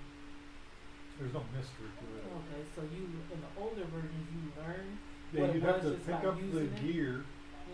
No, you have to Oh. take it into town. You have to take it to a person, and they would tell you what it does. So you might pick up something, take it all the way into town, and find out this is It's useless. garbage, yeah. that's Or it's the same one you got. that could be frustrating. And then you like that? You're probably the rare person though to actually like that. This is an interesting mechanic in the game. So, 1998. That's like you've been playing the game as long as we've been married. Wow. There. Far more faithful to you than I am to Diablo. Though. I played Diablo 2, didn't finish it. Played Diablo 3, didn't finish it. I finished the campaign in all of them.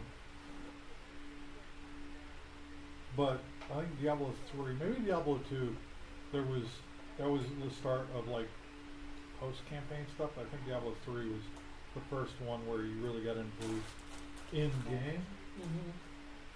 I don't remember with 1 or 2 whether there was in-game. In-game is what you're doing from levels 50 basically to 100 Okay. is in-game. Okay. Getting to 100 and then accessing accessing? Yeah, I said it right. All of the different like really big bosses and other really cool experiences you can only have in the very high levels of the game. And then they got these events coming called seasons. Mm-hmm. And they'll start a season and be like, it's running from this time to this time. It'll be like a month, maybe 2. You start a character level 1 in the season, and you work your way up as much as you can, and you start unlocking really cool equipment and stuff you can then take back to your regular campaign. Okay. Now, are you playing this game with anyone that you played in those earlier versions of the game? Yeah. Steve? Yeah, I just started And- popping and into my head. Dave. I was like, Steve, oh yeah, Dave, yeah. Mm-hmm. That's pretty cool. I played Diablo 2, I think, with Steve back in Okinawa. Yeah, like what, since 2002 or something like that? Wow. So over 20 years, Yeah. right? Holy, wow, that's crazy. Mhm.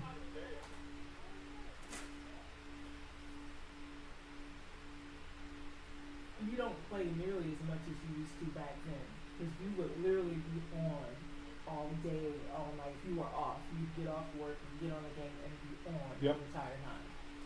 Sleep for a few hours, go to your shift, and come back home and get on the game. Mm-hmm. I used to say it was his mistress. So being that this one's you've played so many years, this is probably one of those games that you used to play so much back then. That's pretty cool.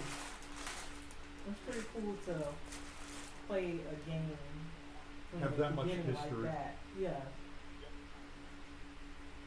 I might try playing this one because I like that. Oh, that'd be There's cool. so It's much not an history. easy game, I need but- that Oregon Trail. That always end up Leaving out a something else. component. Mhm.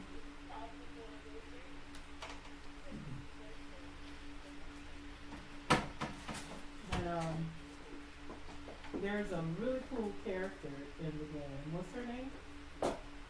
Oh, Lilith. Because you were like, I'd love to see a cosplay of this Oh, yeah. particular character. I think an awesome cosplay would be like that girl we saw on the TikTok. Mm-hmm. Well, it was on YouTube Shorts, but I think it was a TikTok that was ported over. Super tall, oh, beautiful woman walking down the street. I'm like, that, she would make an awesome Lilith.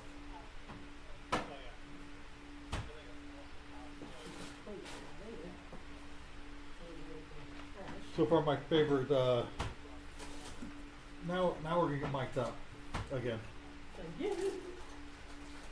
I've already got mine on. Was it okay for me to do that? Yeah, yeah. Okay.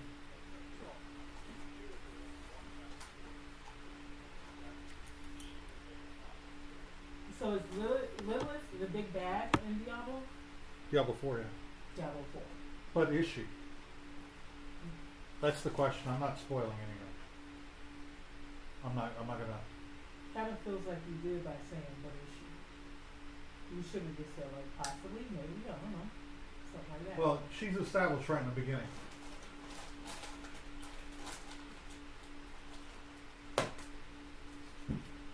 The really neat thing about Diablo is each of the characters have their own motivations. So answering a black and white question like Yes, good it's the- versus evil, Yeah. it's really a matter of perspective.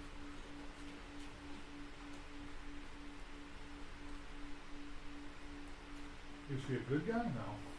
No. That's for damn sure. Okay.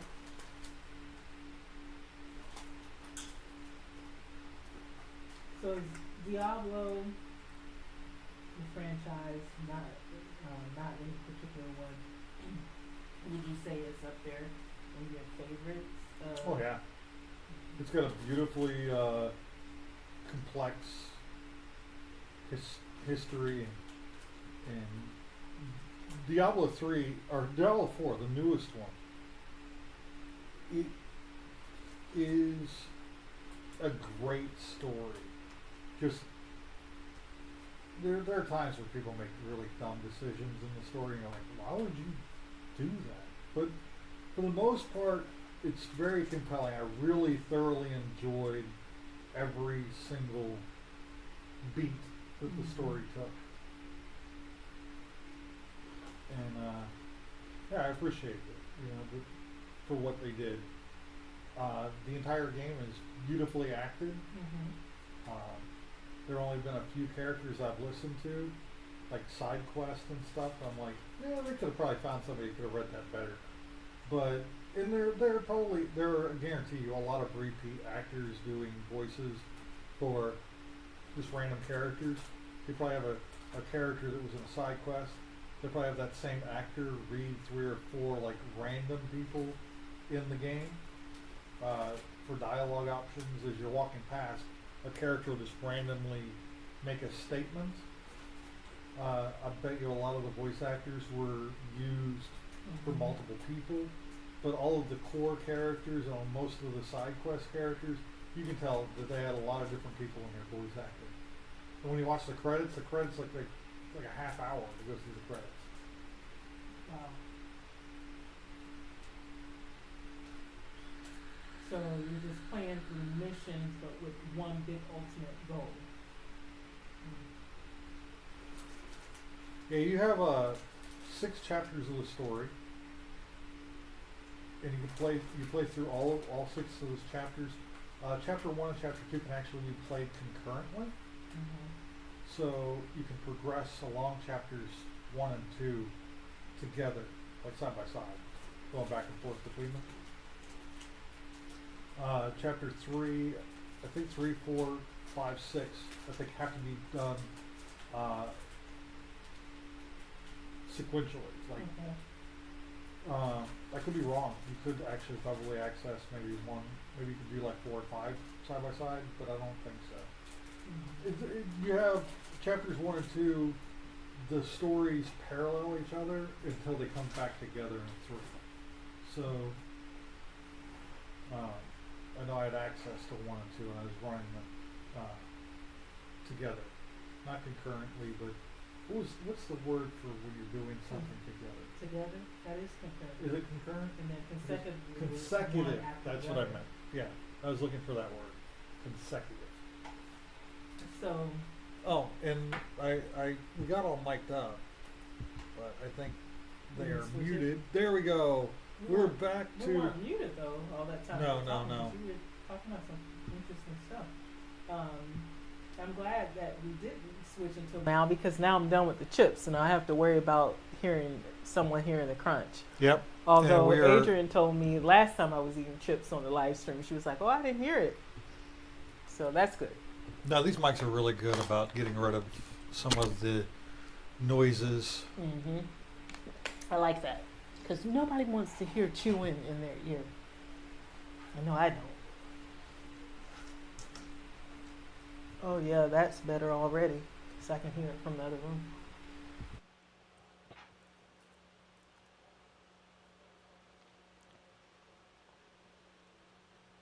All right, now anybody joining back up to the stream, we'll good have our audio. professional audio.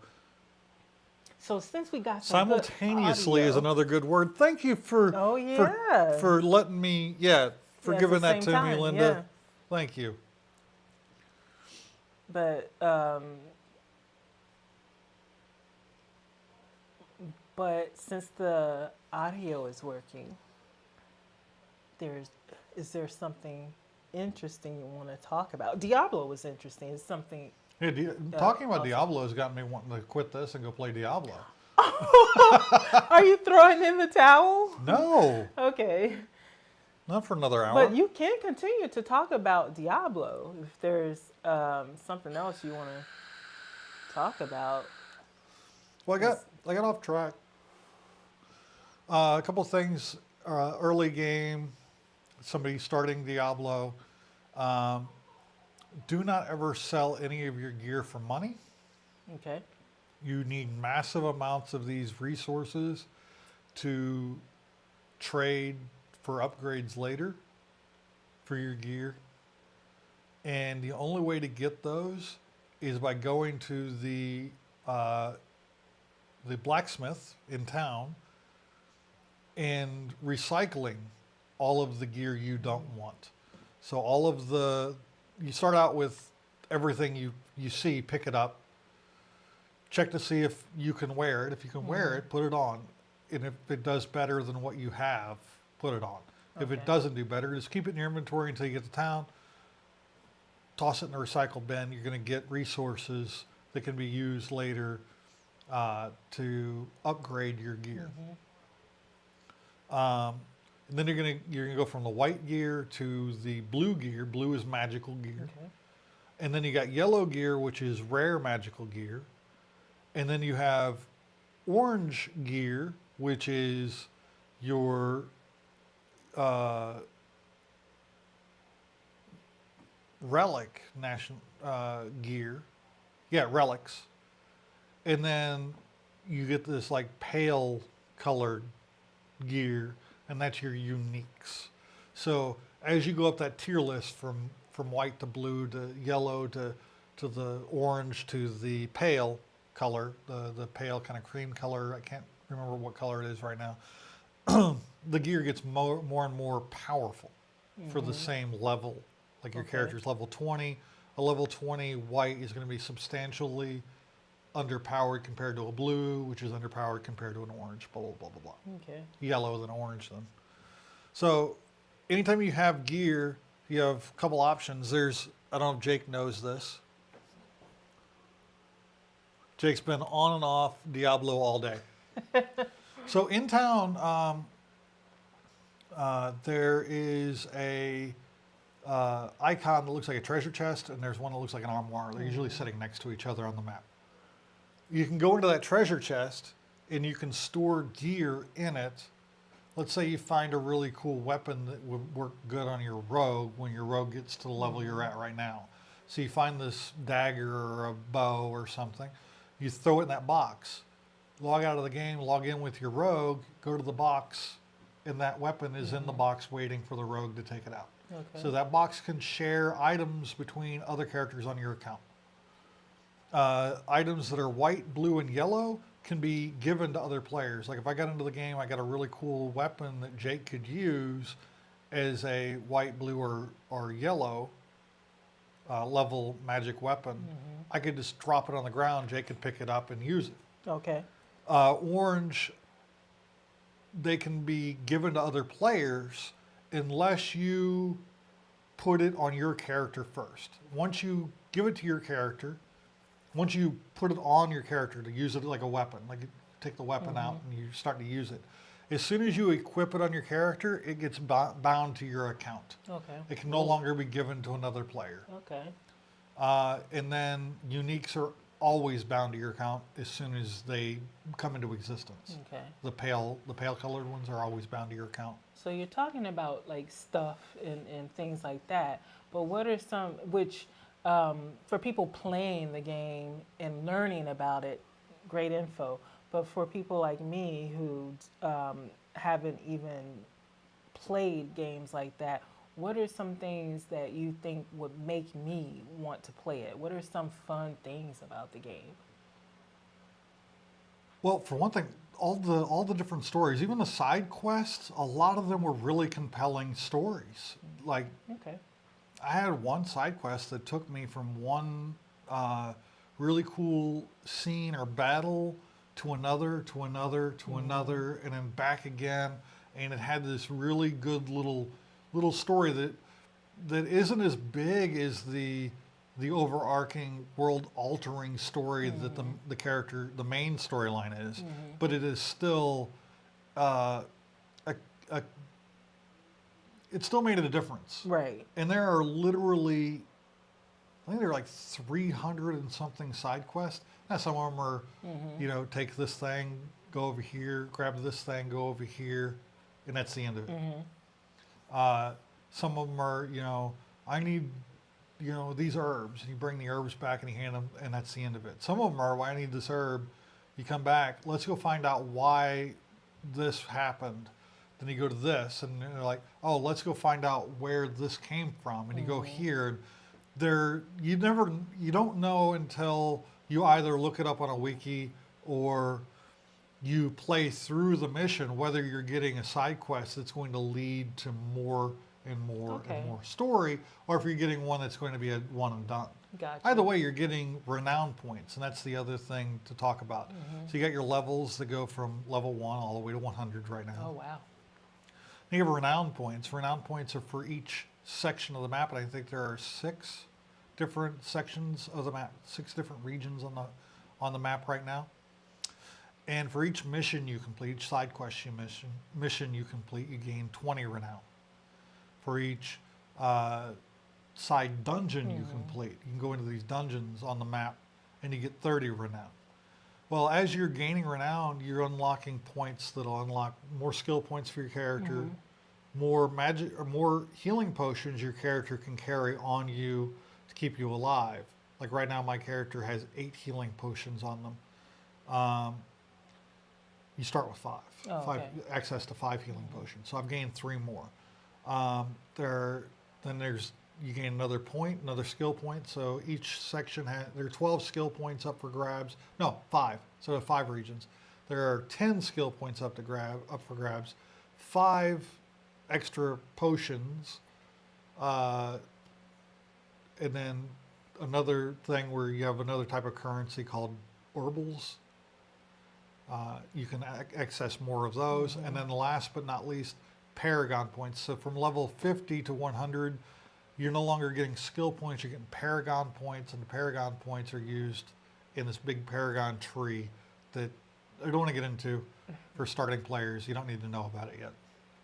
So, Adds a whole level of complexity to the game.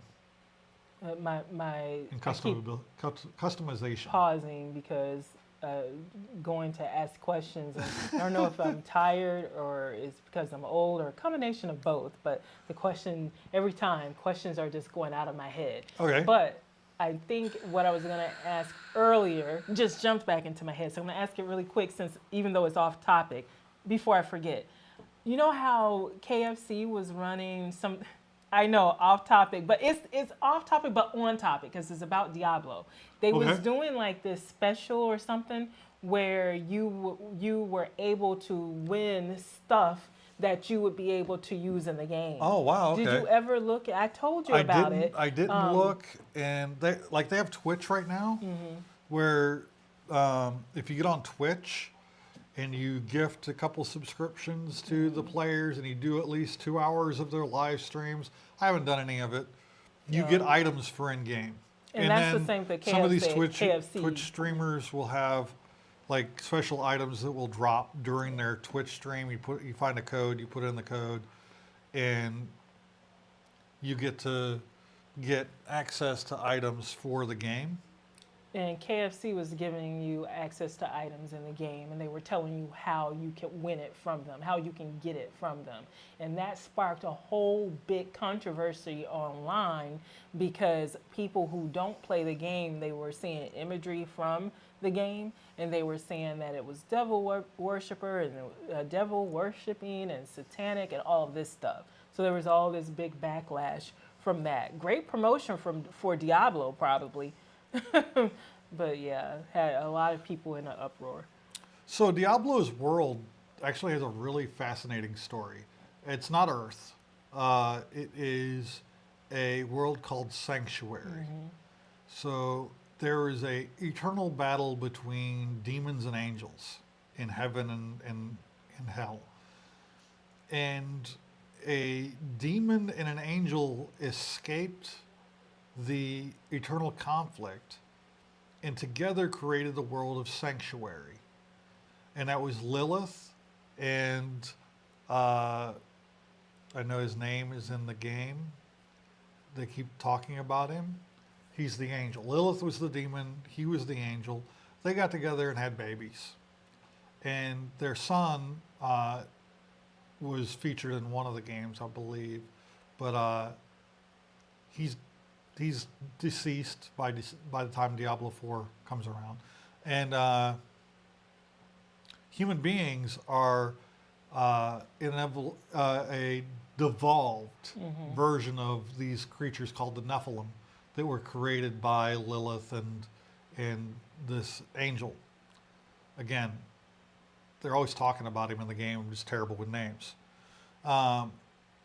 And they've created a religion that he's like the head of the religion. He's like the god of the religion kind of thing. And Lilith's trapped in hell, blah, blah, blah. And then you find out she gets released. This is in the first opening cutscene. Okay. You find out she gets released from no hell. spoilers. And that's the start of Diablo 4, is her getting released from hell back into the world. So she's the mother of hate, or the daughter of hatred, the mother of sanctuary. And the angel, he is the father of sanctuary.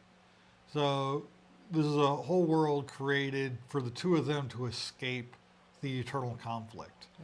And it didn't work because, the eternal, some idiots with magic decided to get some attention from hell, and the minions of hell discovered sanctuary and started invading, and that led into the Diablo 1 story and the subsequent Diablos, or these demon so the hordes world coming into. all connects together from Yeah. 1 up until 4, which is the current version of it.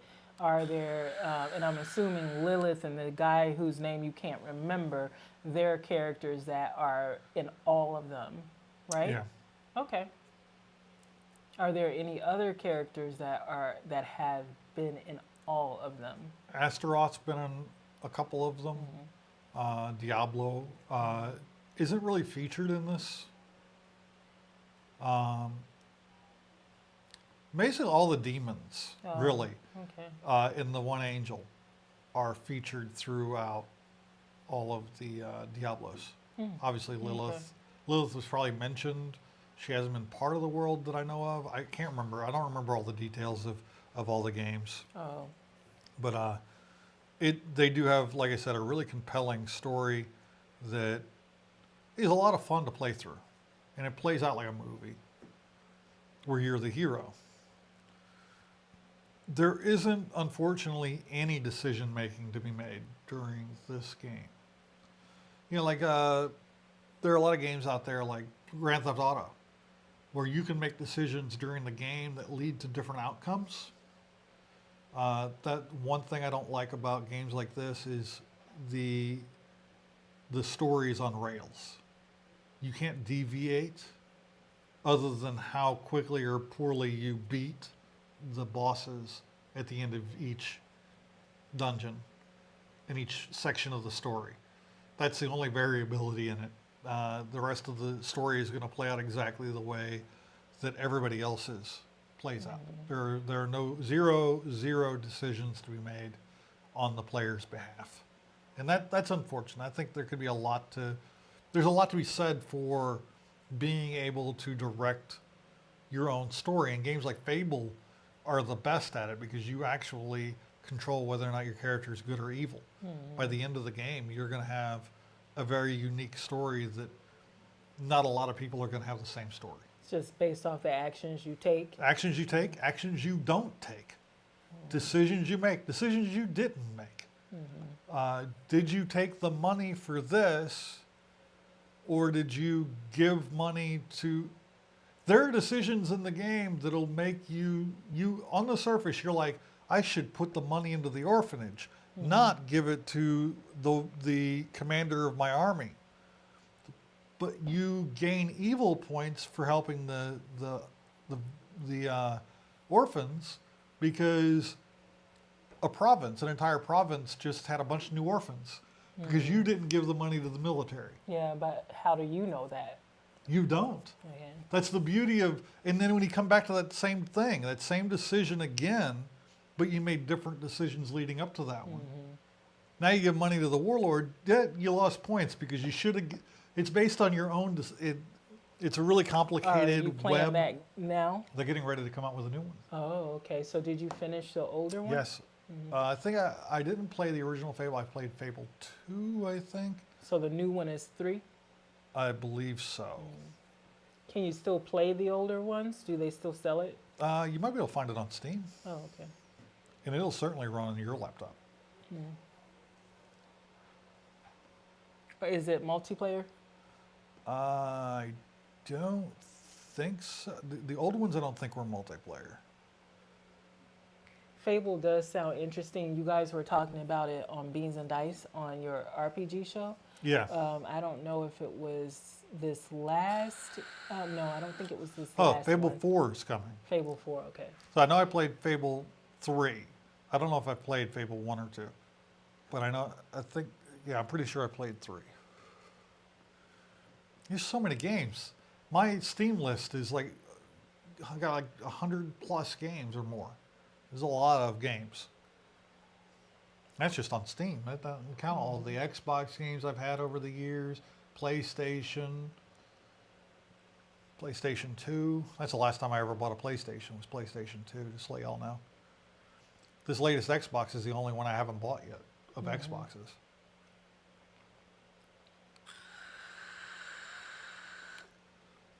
But that's the beauty of Diablo, and kind of its Achilles heel at the same time. Diablo is cross-play compatible, meaning if you're playing on PC, you're playing next to players that are also playing on Xbox and PlayStation. The reason why that's a good and bad thing is good because you get a lot more population. A lot more people have consoles than have computers that are capable of running Diablo. Bad because we have to wait for third party, mainly PlayStation, to implement fixes and patches before everybody else gets them. So when they're doing this game, if it was just Xbox and Xbox and PC, it would be you're done with one, you're done with the other. Okay. So once you patched one, you pretty much patch the other. There's some nuance there, but Xbox and PC are completely different animals than PlayStation. All right. PlayStation, I think, is a little more compatible than the previous PlayStation 4, I think. Okay.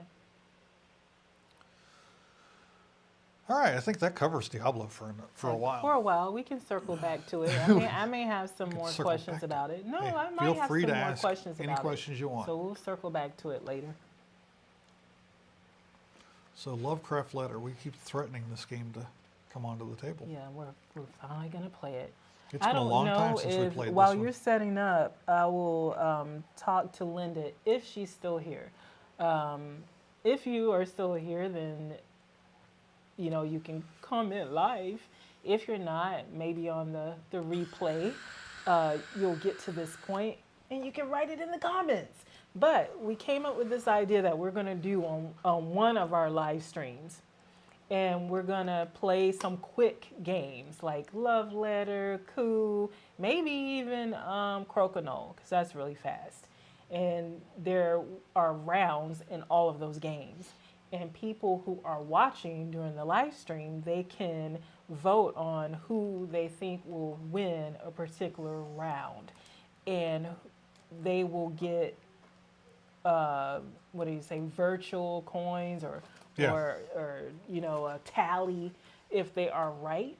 And the person at the end who got the most right will win a prize or giveaway or something. We got a lot of stuff to give away.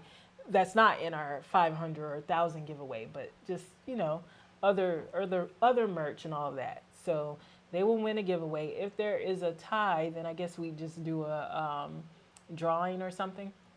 Yeah. Or if it's only 2 or 3 people, we might decide, each person get a prize. That's something to be determined later. So I don't know how practical that is, because then you have to keep track of the tally of what everyone voted for each round, and that Yeah. can get a little bit cumbersome. That can be time consuming, and it will require someone actually looking. Well, she hasn't So- responded yet. Well, she can respond on a replay. Like, I will, or I can tell her about this afterwards, whatever. So basically, we're trying to find a better way to do it. And if you've got any ideas, because her and Adrian, they're like the ideas people. They come up with really good ideas. So they might know a way that would work better. Or Linda could be our tally person. Yeah. So Keep that's track that's an option as well. and put her to work. Yeah, she might not want to keep track. She might want to participate. So we'll see. Just getting some input on a way to make it work. Remove 6 cards from the game without looking at them because it's 2-player, Okay. and then we each get a top card from that. I think we've only played this game a couple of times, right? Yep. It's probably why it still looks so good. Well, then it's sleeved. Sleeved.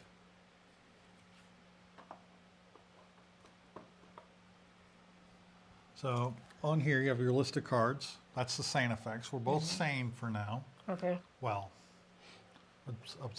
Relatively. yeah. So we have sane effects, and the other side is insane effects. Okay. So if you ever go insane because of these tokens, All right. you know what's What to do? what it does. Flip the card and see what it does. All right. Taking a turn, on your turn, draw the top card from the deck and add it to your hand. Okay. Then choose one of the 2 cards now in your hand and discard it face up in front of you. It will be considered in your discard pile after its effects have been applied. Apply any effect on the card you discarded. You must apply its effect even if it's a bad card for you. Even if it's bad for you.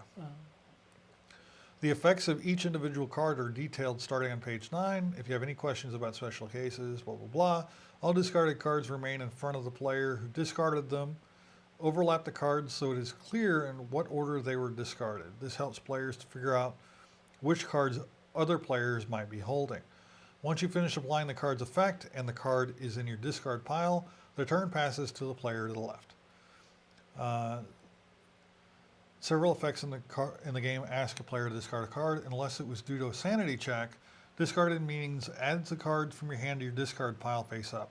Unless otherwise specified, the sane effect of the Migo or Professor Henry Armitage being kicked out of the round is a sanity check. If you must apply the effect of the card you discarded, even if it is bad for you. Hand. That's just your hand. If an insanity card is ever in a player's discard pile, no matter how or why it happened, they have been in contact with forbidden knowledge and are now insane. Remember, a card only goes into the discard pile after its effect has been applied. The insane player may, when playing an insanity card in future turns, choose to use the insane effect instead of the sane effect. They cannot apply both effects. They must choose which one they want to do.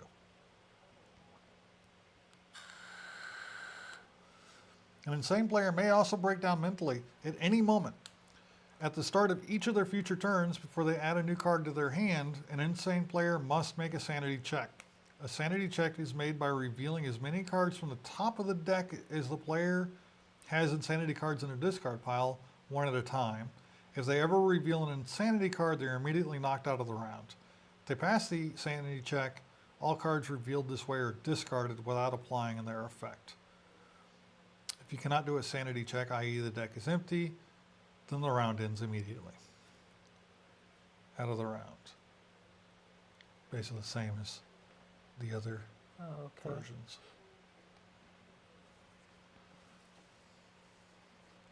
Round ends if the deck is empty. At the end of a player's turn, all players still in the round reveal their hands. If multiple players have the same number in their hand, they are knocked out of the round. The player with the highest number in their hand wins the round. Round also ends if all but one player have been knocked out of the round, in which case the remaining player wins. After the end of a round, check the winner's state of mind. A player is insane if the insanity card is ever in the discard pile, otherwise they are sane. Give the player a sanity token, have them place it with the face corresponding to the state of mind. Sane, insane. Then a new round begins following the same setup rules, with the winner of the previous round as the starting player. Player wins the game after any of the following conditions have been met. 1, if they have 2 sanity tokens face up. 2, if they have 3 insanity tokens face up. Or C, if they have won the previous round thanks to the insane effect of Cthulhu. So I guess if you win according to the insane effect of Cthulhu, you win-win. There are various ways a player could cheat. For instance, lie when confronted with investigators or fail to discard the silver key when that player also has a card with a number higher than 4 in their hand. We recommend you don't play with people who cheat at fun, light games. I think that's words all of us can live by, I think. Don't play with players who are willing to cheat at fun little light games that have no consequence. All right, any game. It's just a game. Yeah. It's not life or death. Now there are some games where you need to cheat. It's part of the game, but this isn't one of them. What game is that where you need to cheat? It's part of the game. I mean, Blood on the Clock Tower. That's not cheating. It's lying. It's lying, but same as telling somebody you don't have something when you do. I don't know. It feels. I get what you're saying. It just doesn't. Yeah. Let's close this up, right? And we keep this out just in case we need it? Keep this out in case we need it. Okay. So we each take a card. And so this plays very much like Love Letter, but the effects are a lot different. So whose turn? Are you first or am I first? You're first. I'm going first, okay.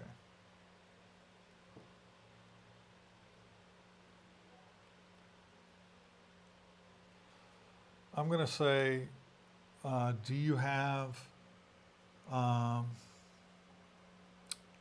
the Great Race of Yith? Number 3. No. All right. It's your turn. Okay. Investigators. Okay. Basically the same as that the was guards and. I need you to discard your hand and draw a new card. All right, I'm out for the round.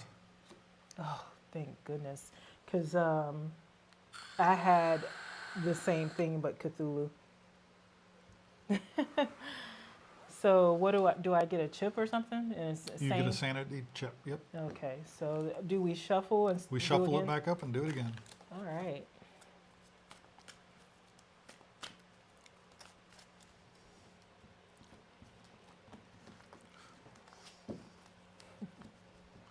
And it's so early in the game, I'm not going to do a hard reset on this where we put in the 6 cards I removed and take them back out again. Oh, gotcha. All right, so I'm going to draw. And it's your turn. All right, I'm going to draw. And I am going to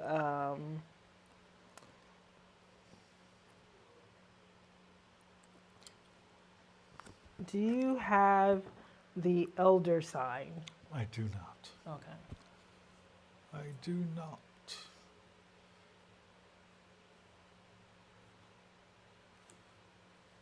Can I look at your hand?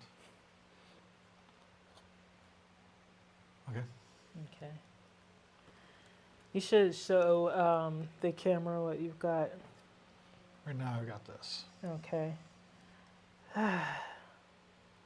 I am going to. Well, if I put on the right camera. Oh, it would help, but at this actually, the other one shows both. I'm just going to show them my hand. Yep. Good. And then wait, I want to. This is what the card does because it doesn't. I don't know how well that shows up, but it is what it is.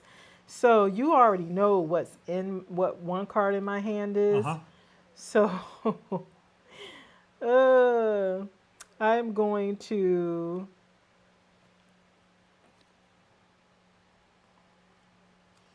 Okay. Oh. Oh. Oh. Okay. So it's your turn. Hmm.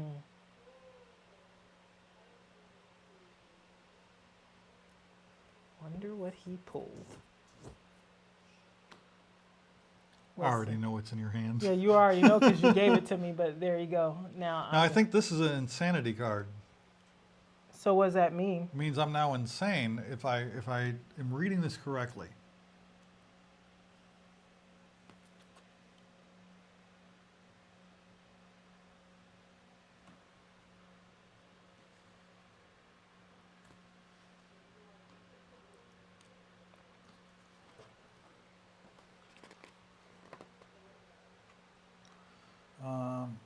When you discard a golden mead during your turn, choose another player, look at their hand, do not reveal, blah, blah, blah.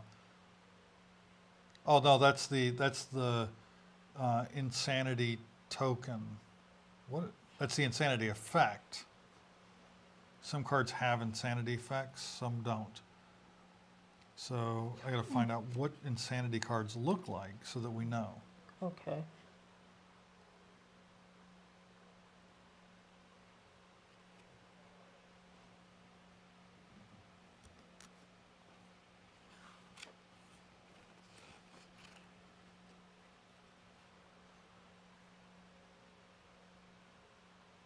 What is an insanity card?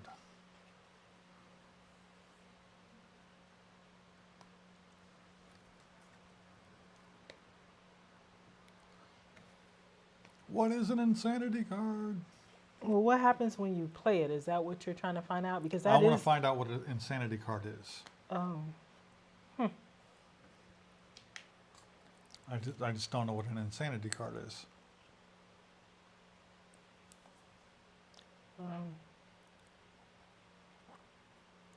I'm thinking it's the symbol up in the corner. I think it I think is it because is. it's green, whereas the stain is white. Yeah. All right. So what does it mean when you play it?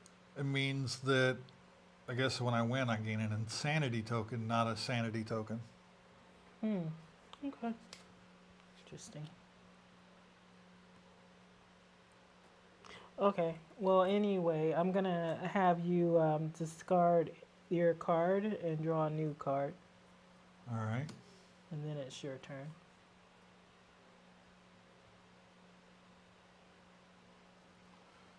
Oh, I mean, Oh, it's your turn. it's my turn. That's right. Do you have a 6? Nope. Oh, you got rid of it, huh? Yep. All right, so it's my turn. And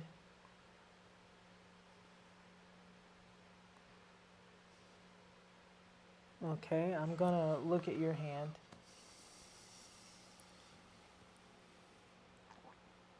Okay.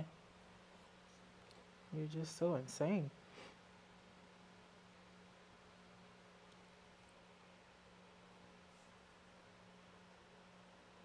Okay.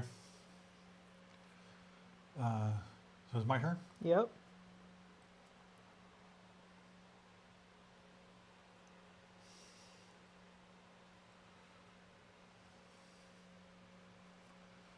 I'm going to play the Migo, and I'm playing the Insanity.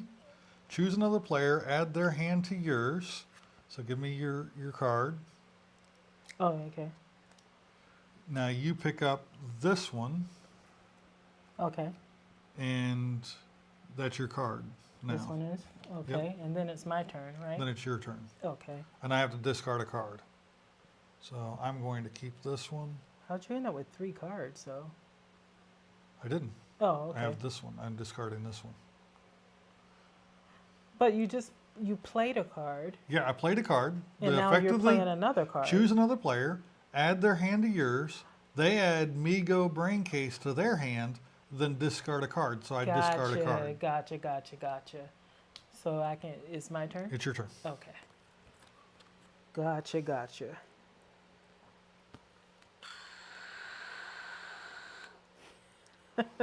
That was a really good move because I'm in a lose-lose situation. I know. Yeah. But there was no way for you to know what was going to come up next. I could have gotten a card I could use. Yeah. But I did you're not. You're in a lose-lose situation right now. Okay. I have the card he gave me, which is you're knocked out of the round. And then I have one that is if you discard this card, you're immediately knocked out of the round. So either way, I'm knocked out of the round. So I'm just going to play this one. That was a wise decision. Yeah. And because you have no insanity tokens, you win another sanity token. Mm-hmm. If you would have discarded this one, you would have gained an insanity token. Mm-hmm. Basically, it would have been counterproductive. That's why I didn't do it. So, but well played. But I also had the Did you want to put any other ones back in here, or are you good? Because you said something about putting those other 6 in and taking 6 out and all that. Did you want to do that? So you want me to take out 6? No, just shuffle those together and then take out 6. Okay.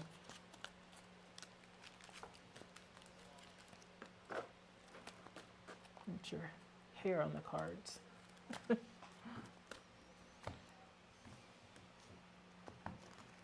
my so-called shuffling.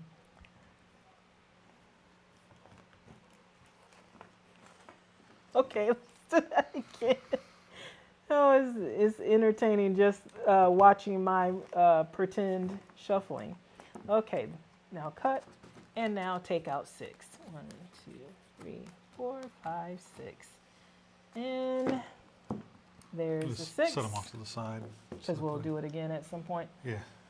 All right, so I'm going to draw, and then you draw, and then I go. Yep. And I'm going to I'm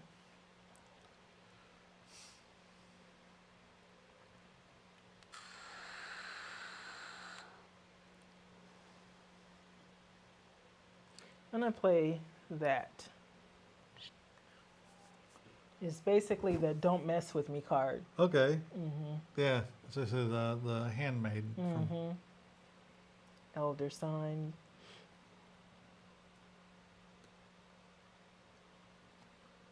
I'm gonna choose you to discard. You can't because I'd play the "You don't mess with me" card. All right, go ahead. Okay. All right. Okay, I'm going to name a number other than 1, and if you have it, you're knocked out. So I'm going to say, I'm going to say 8. Oh. Dang it. I tried. You can mess with me. All right, let me see your hand. Oops. Okay. All right, and showing it to them as well. I'm gonna show them mine as well. Okay.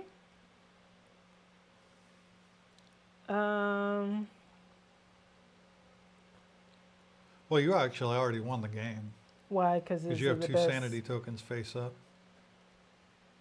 Does that end the game though? Yeah. You have 2 sanity tokens face up. Well, in that case, I'm going to end the game. And I'm knocking myself out of the round. Oh, okay. Well, that was interesting. Then I gain an insanity token, but it's... So game over, right? Right. Okay. There you go. Lovecraft's letter. Lovecraft letter. It plays very similar, but it's got a lot more. It's a little more complex than Love Letter. It's got a lot more going on than the very simple. Each card does one thing and one thing only, and this one has a lot more variety in the cards. I like Love Letter better though. Sometimes the You like Love simplicity. Letter better though? Yeah. Sometimes the simplicity is good. It doesn't. No, yeah. It's such a good game. It doesn't need any extra stuff in it, and that's what I feel about Love Letter. It's fun. But this adds added complexity without being like, oh God, I gotta go through all of these extra steps. That's true. This doesn't have any real extra steps. It's just No. got a little more, just a little bit more. Yeah, I like it. It plays the same, similar enough to Love Letter, where you'll like it if you like Love Letter, and like you said, just gives a little bit of variation, so you do feel like you're playing a different game, but not too different. So I do like it, but I like Love Letter better.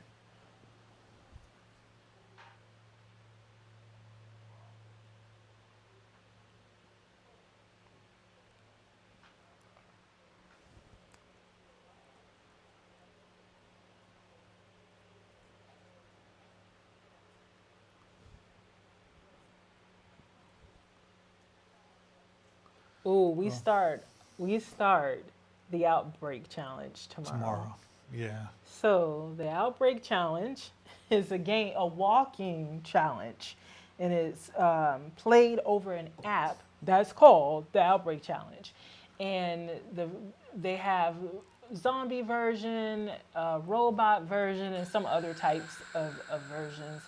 But we started out playing the zombie. And how that works is you're on a team. You have to have at least 3 members on your team, and you're playing against other teams.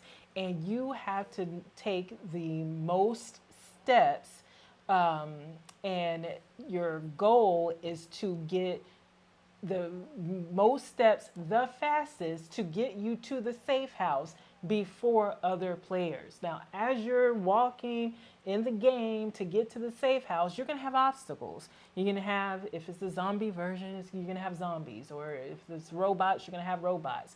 And when you encounter them, they're basically roadblocks. Yeah. And so when you encounter those roadblocks, you have to spend power to beat them. And if you don't have enough power, you're going to stay there fighting those zombies or those robots until you can beat them all and move on. It is a team effort, because if your team, if you don't have enough power, then you're relying on your other team members to have enough power to help you beat those zombies or robots to move on. And you get power by doing exercise or steps, walking steps, those type of things to get you power. Yep. And in the game, you click on icons to get you to use the power to beat the stuff. Yep. And it's really motivating. To me, it's really motivating. I really wish, though, that for those of us who tend to get to the checkpoints, I wish there was a way to spend your points when you are at the checkpoint to get some cool stuff, maybe like cosmetic stuff, to motivate you. I really want this really cool sword. It's not going to do anything for you in the game, but instead of a baseball bat, you've got a really cool sword that you can show off as like a trophy during the game. People know that you worked for it. So when you're in the safe house, I wish those steps and those other things would get you not only your team points for the day, but also you could spend the effort to get some cool gear for your character to wear during that challenge. Doesn't necessarily have to stay for the entire time you play the game, like the next time you come in and do another challenge. But he's right, because this game is supposed to motivate you to walk and to keep moving. And if you really get into the challenge of it, you're going to get to the safe house pretty quickly. Once you get there, you're like, okay, I'm here. I don't have any I just more gotta make my zombies minimums to fight. Let's just make the minimum steps to make sure I get the victory point for that day, and I'm good. And if you're on the team where your other team members do enough combined to get those that victory point, you can pretty much rest and not really even get any steps. And it would make it more fair to the people that on the team, because there have been a lot of times with you on the team, even me, other people on the team, where you get to the safe house, you get through the last obstacle, you get to the safe house, you've got a massive amount of power because your teammates were kicking ass and everybody was taking out the obstacles before you got a chance to do any of it. And now you got all this power and you're sitting in the safe house with no place for it to go. That it would just be really cool to be able to spend that on things like just goofy little cosmetic items to show, to have a reward for your effort. If you look at the app, there are a lot of people who have complained about that over the years. And I'm hoping that since it's been a while since we've played it, we're like almost at the halfway point of this year, and we haven't played it at all this year. I'm hoping that maybe they've made some changes like that. Because I know when we stepped away from the game for a while, why you yawning? Why you yawning? I'm tired. I know It's been a long day. I know when we stepped away from the game for a while and came back, they did make some upgrades to the different gear that you can have. And now I don't think it's just the bat that you can have. There's helmets and vests and different things like that. But hopefully they've done the same thing, that when you get to the safe house, you have some options to spend all of that power that you have. I don't know, but it would be really nice. And I wasn't going to play it this go round because my knees are just getting worse, and I really get into the challenge. And when I'm hurting, I don't stop. I gotta get to that safe house, or I've got to beat this other team and beat these zombies, and I keep pushing through it. And I didn't want to do that, but we have so much stuff coming up that's going to require a lot of walking, and I really want to get my energy back up. So I'm excited to do it because it is very motivating. It's called the Outbreak Challenge. They have the team challenge that you can do, but there's also the marathon challenge that you can do where you can just do it individually. And it's about the distance that you go. And if you go past, you make it to a certain distance, then you get a medal. And we did do that. And they now, when we first started doing that, we did just the one. They only had the one medal at the time. They now have more. So I will be doing some of the other ones with just the distance, so I can get some of these other medals. Yeah, I do too. I like the medals. We used to have the medals right here. There's one up there somewhere, right there. Outbreak. So to give you an idea, here it is. Yes, it's in this envelope here. So they are really nice medals. Like this is the one we got. I think this one's mine. Yeah. It could be hers. Yeah, it's yours. So mine's in the other room. Camera 2.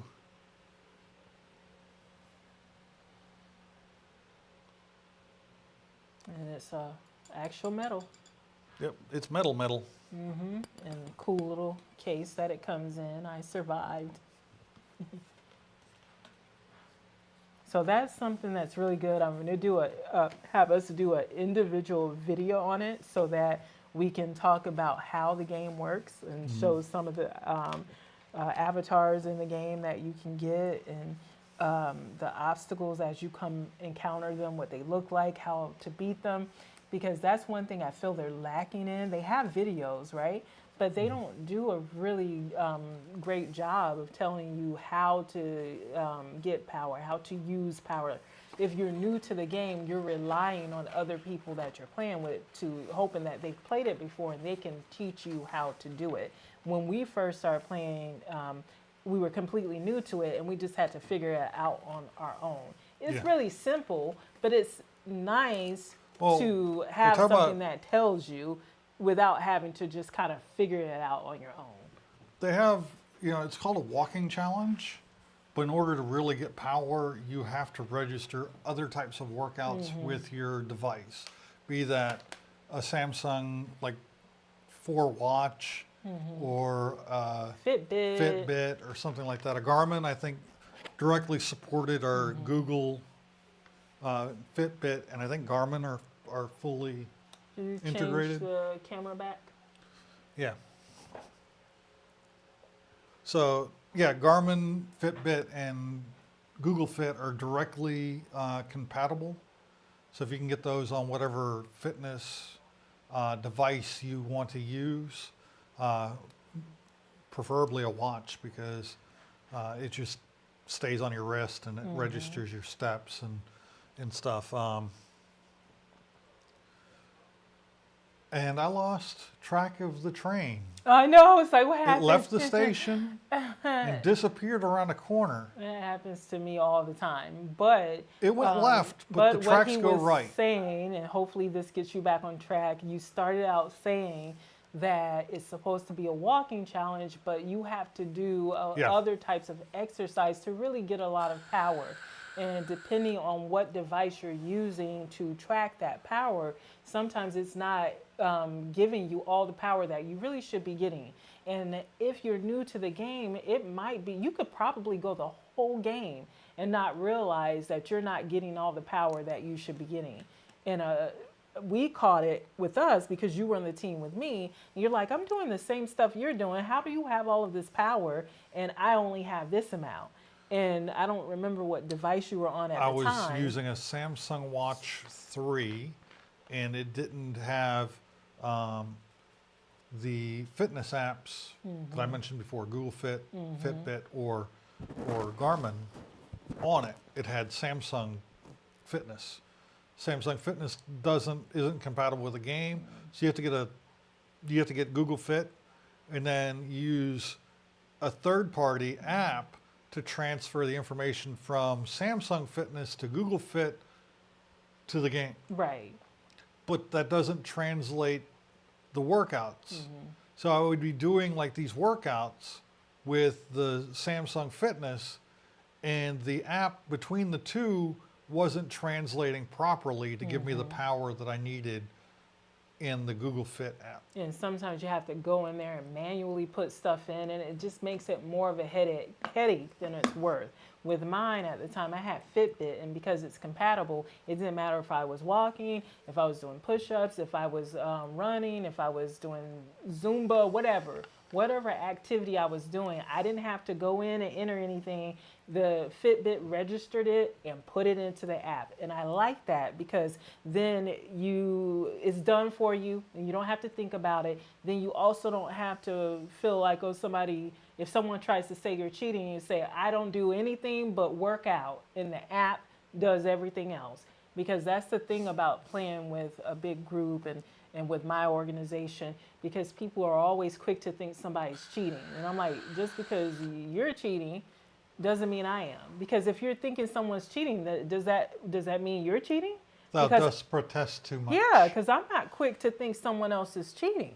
Yeah. It's just I'm competitive, and I'm going to work. If I have to be up at 4 a.m. to get in my steps She's before going to be someone up at else, 4 a.m. I'm doing going to her be up at steps. 4 a.m.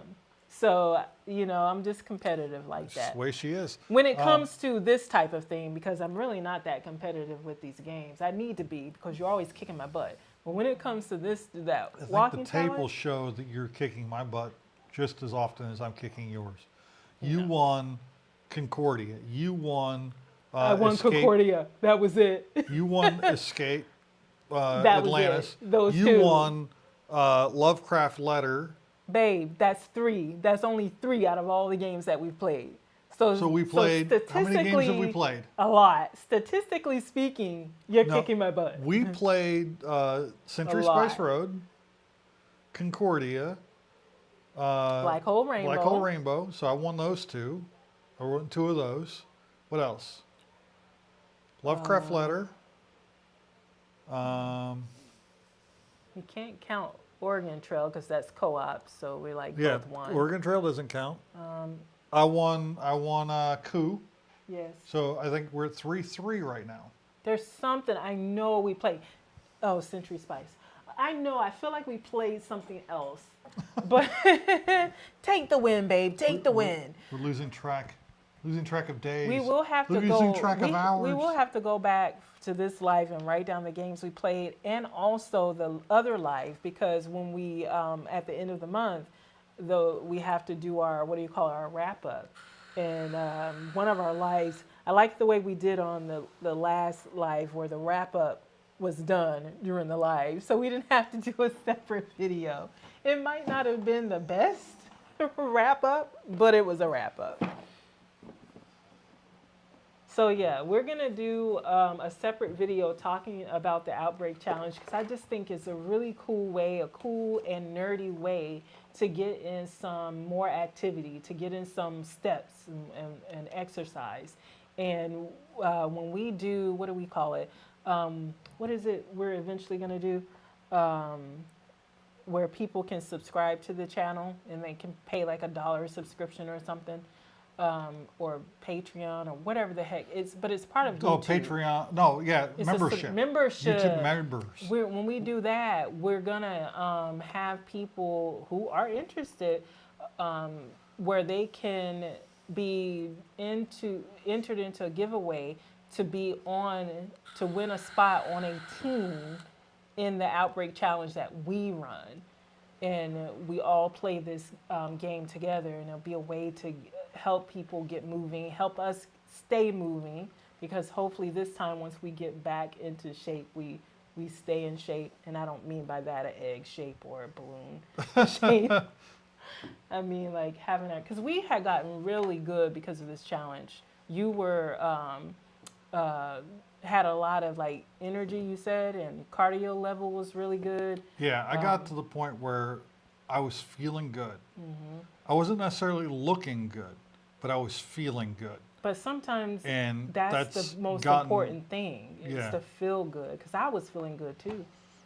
I wasn't looking good. Weight-wise is what we're talking about. We hadn't lost much weight, but we felt amazing. And I would take that. I would love to have that again, to just really feel good and have good energy level. Looking at setup. Yep. Well, you're talking about that stuff. Oh, okay. You want me to keep talking about that stuff? Yeah. So I'll keep talking about that stuff. So yeah, we were feeling really energetic, and then going to stuff like conventions, going to the cruises, and walking all around during both of those things. We really didn't feel it. We would be up early till early in the morning till late at night, being very active, and we felt great. And it was all because of that walking challenge, because we were doing the maximum amount of steps, and we did that for 6 weeks, because it's a 6-week. The one we did, it was a 6-week program. There are ones that you can do less. You can do 2 weeks. Heck, you can even do 1 week. And when we do the membership one, it's going to be probably a smaller length of time. That way we can possibly do more of them and have more people be able to be involved in it. That's something we just got to work out. So that's to come. Stay tuned for that. And we did the 6-week one, and I think my organization took like a couple of weeks off or something like that, and then we came back and did another 6-week one. So it was almost back to back, and so that was basically 3 months of like really actively walking. And one challenge I did, both challenges we did together, I think it was 25K steps was the max, right? Yeah. And I was doing that. And then one that I did by myself, which is the one that broke me, I was doing 50K steps a day. So if you can just kind of imagine how much exercise and walking you have to do to get that a day, and you're doing that every day for 6 weeks. It was too much. It was too much. But I was in great shape. Didn't look like it, but I could feel it. And you felt it too when you were doing it. Yeah. So enough about the outbreak challenge, because that is going to be a separate video that we do. We're just going to show you how it works and do more on that. So I don't want to, wear my welcome out talking about it. But another thing that we are going to talk about, and this is going to be a separate video as well, because we're really wanting to, like we said, get back healthy. But we like to get healthy doing, we're the nerdy Wes, so we like doing nerdy stuff to get healthy, hence the outbreak. But we do have some other games that you can play that will get you moving and help you get in shape in a nerdy way, So if it's fun, you're gonna keep doing it. That's the hope. That's the goal. So we're gonna do a video where we show some different games that you can play to hopefully help you get into shape. And that's to come soon. I'm hoping within the next month. And the reason I say within the next month is because, like he said earlier, we have a really, really busy next month in 2 months, because we've got a cruise coming up. We've got Dice Tower, Dragon Con, Game and Party Con,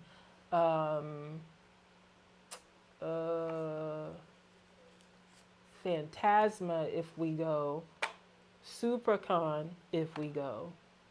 So it's a lot of stuff coming up in the next 2 months. So that whole video with the games might have to wait, because we want to show them, but we also want to do them ourselves to try to get active, lose weight, get in shape, all that good stuff. All them good things. All them good things. All right. So, my yakking was good timing, right? You're done. Okay. Yeah, let me take a look at what we got here. What we got? Why are you doing that? I'll put these away before I end up knocking them over. Colony.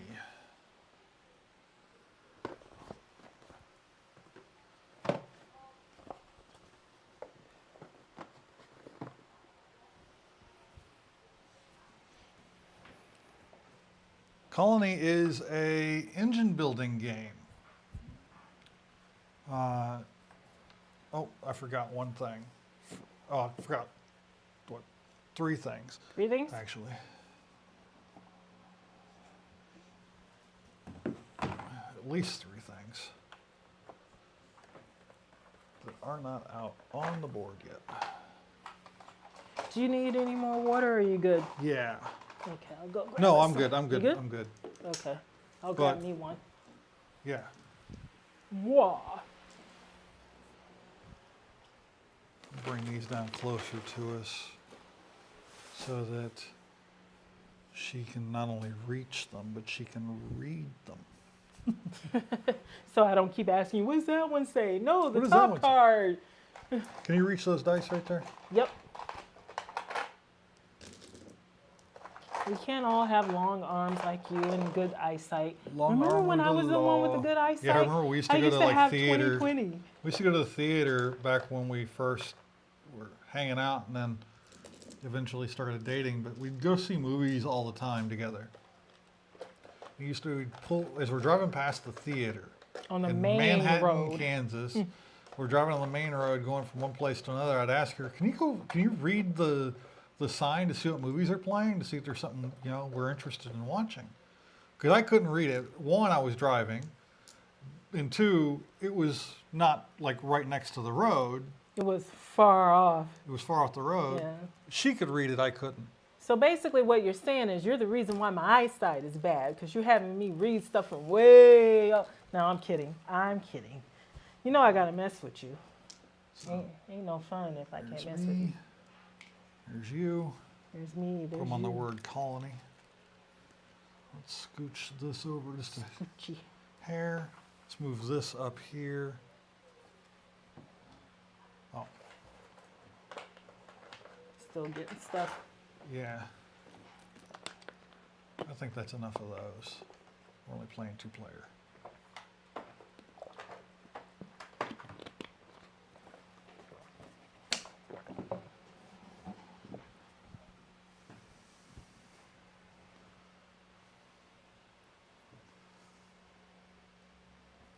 I'm gonna scooch these a little bit closer to each other so I can at least get my starting cards in the shot. Okay. So as I'm Yeah. going over what we're doing, Are they in the people shop? can- they are now. Okay. So yeah, this game I had on my to buy or play list for years. So long that I don't remember where I saw this game being played. Then when we went to your turn to their flea market when they're selling all of their games because the store cafe is closing or closed, I saw it there for $5, and I was like, no freaking way. So I got it and barely remembered, well, didn't remember how to play because I remember you asking me, well, what is that game? How does that work? And I'm like, it's a good game, but I don't remember because it's been on my list for years.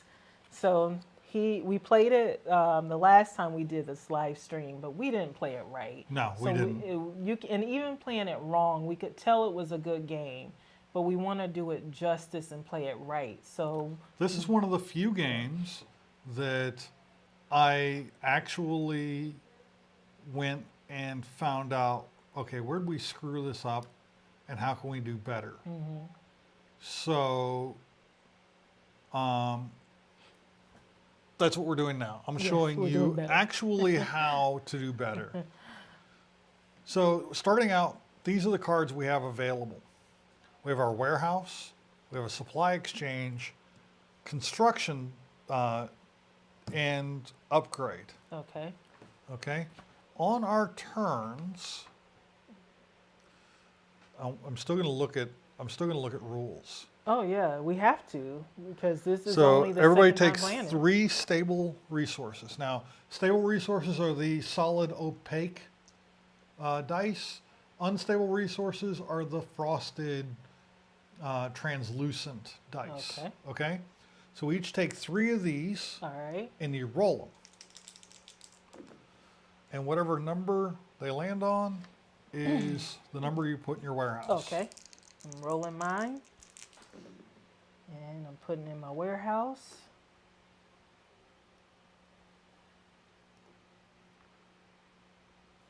All right. Each one of those numbers represents a resource. Okay. Food are 2s. Protein is 3. Fabric is 4. Fiber is 5. Uranium is 6. And then that's all of the resources except for scrap is a 1. Okay. So metal scrap or whatever it is. It depends on the game or on which cards you put out. But that is a 1. So you're trying to collect these resources to utilize them to upgrade or purchase new stuff. So one of the things you want to purchase is different ways to get resources on your turn to make it where you can buy more things and upgrade things and do all of that. So you have supply exchange. Let's go with the starting cards right here. Supply exchange, you take 2 equal amount of resource. So your 2 6s, you could exchange them for 1 stable resource of your choice. Okay? Construction. Wait, let me make sure this is on the right thing. Yeah. Construction, you're going to take the 1.0 side of a card plus what was it? All right, you either do one or the other. You're going to build a 1.0 card, or you're going to take one of these. Okay. So how do you build cards? Well, if you have the resources to build them, let's say you have 3 3s and 2 2s, you could buy this and put it in. So at the start of your turn, that produces resources for you. So these produce resources, any ones that have the thing at the bottom, they produce resources. Oh, okay. All right? The upgrade, if you spend this, plus this, plus this, plus this, you can upgrade anything, including the upgrades, to the 2.0 side. Okay. Makes it a more powerful card to use. I was just checking the camera. Yeah, because you heard that. I heard a noise. Yeah, it It- might have been my tablet, but I don't know why it's doing that. One of the best ways to show is the supply exchange. On the 1.0 side, you need 2 equal resources to equal any resource of your choice. So you take 2 6s, for instance, and make it into a 1 or 2 or 3 or 4 or 5.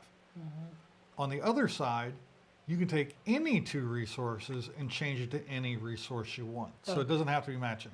Okay. So if you upgrade the supply exchange, it becomes a more powerful supply exchange. Okay. And it's the same with all the cards. They all do something, but if you upgrade them, they do better. Okay. All right.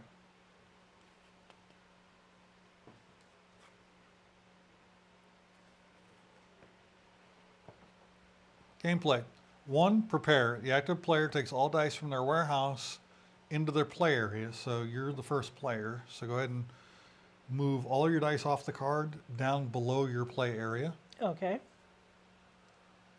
Scavenge. The active player picks up 3 stable resources from the supply and rolls them. And you get to choose one. Oops. So I roll them, Yep. and I get to choose one to what? Keep? Yeah, you choose one to keep, and you That pass the ant rest is to killing me. me. Where? Right there. It's actually carrying food.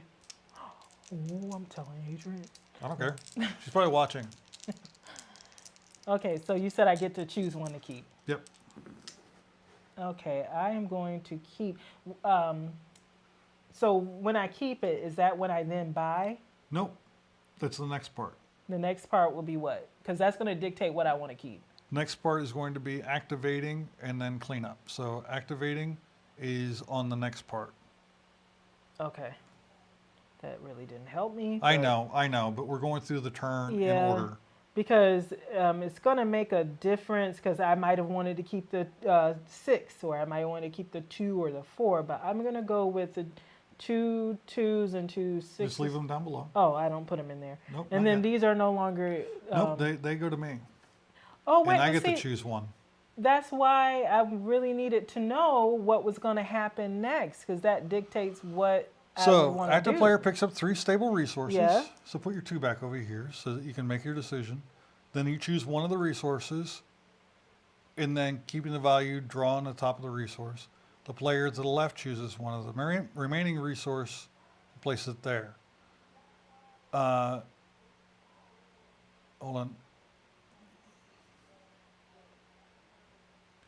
In 2-player game, the active player takes the remaining resources and place it in front of them. So you take the first one. I take whichever one I want to And keep, then I and you take take the another third one. one. Okay. Yes.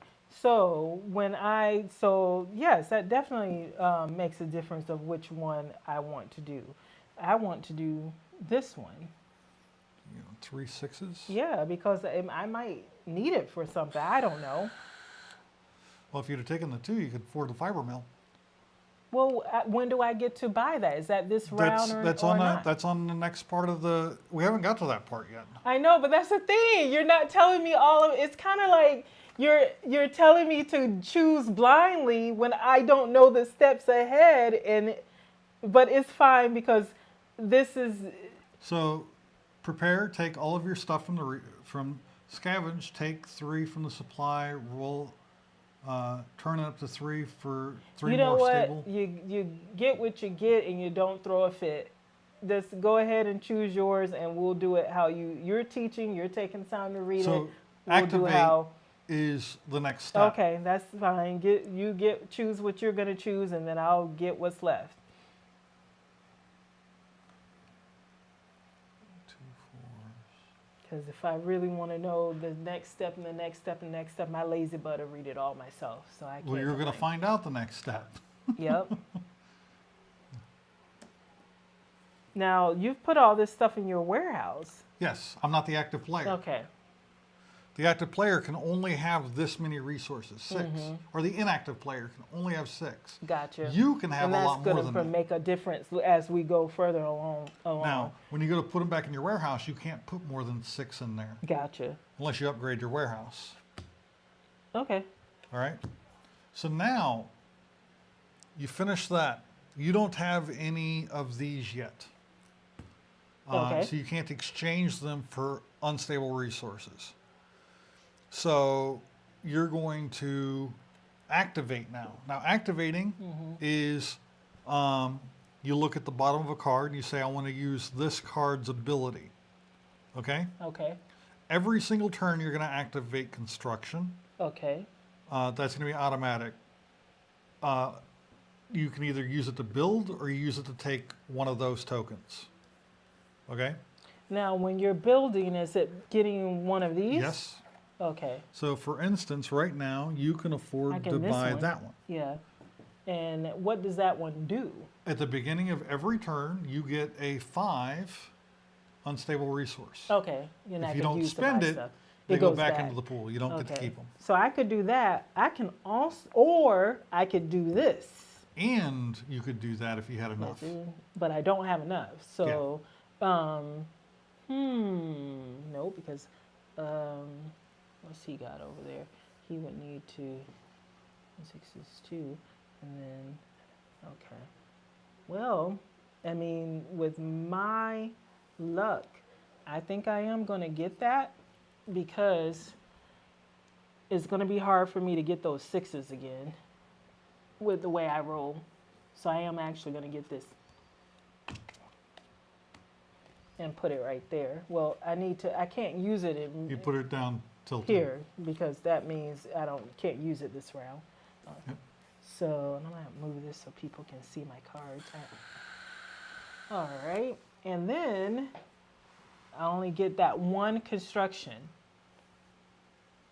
And so now that's it. That's all I can do. Clean up. You put any This leftover here. resources you have up there. And And it's your turn.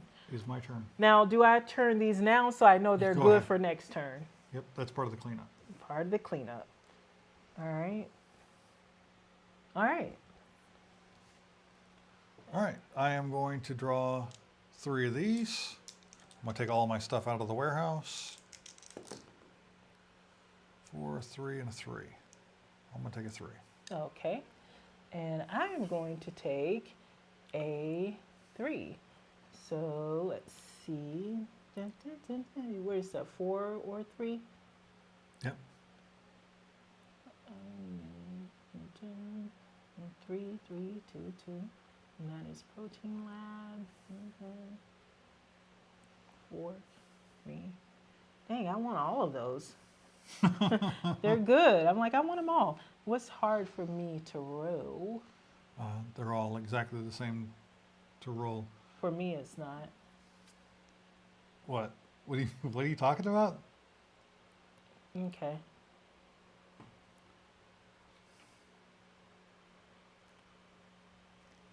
All right. Like, what the hell, Peggy? Oh, man. That doesn't help me at all. Okay. Neither one of them would have helped you. Well, if you'd have taken the 3 and left me a 4, that would have helped me. Oh. A little bit, but not much. Yeah, I just don't have any luck on this roll.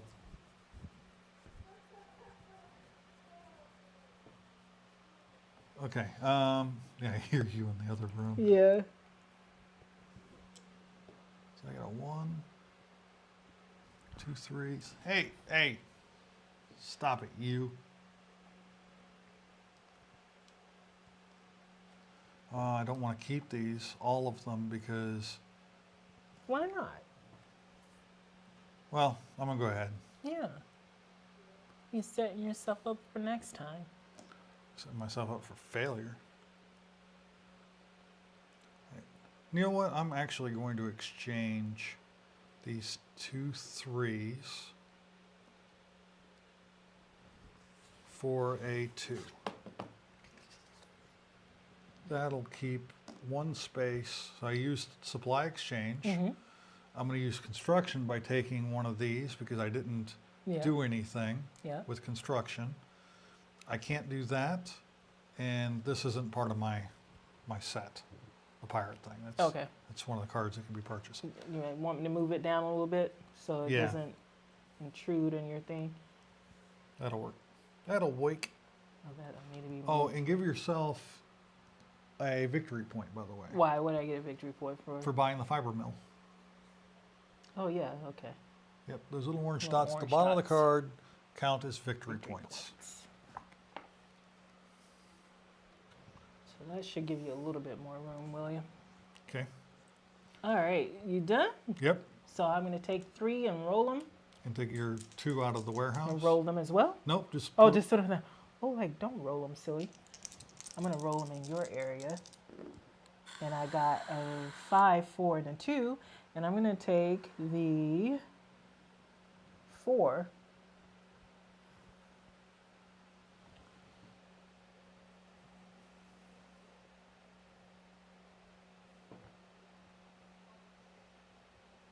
See, not so easy, is it? You're doing Yeah. what I did. It's not so easy to took decide the which 4 one you I want. wanted out of your I need stack that there. 4. I need that 4. I needed the 4 too. I want to take the 5. Okay, If I don't knock it over and make it not a 5 anymore. fair enough. So I'm going to take the 2, and then I am going to I don't get to roll again. I could have sworn I had a 3, but I don't. So I'm going to, where's this one? I get to use this one. I have to have the stuff on top to use it. 2 6s and 2 2s, right? Yep. Okay.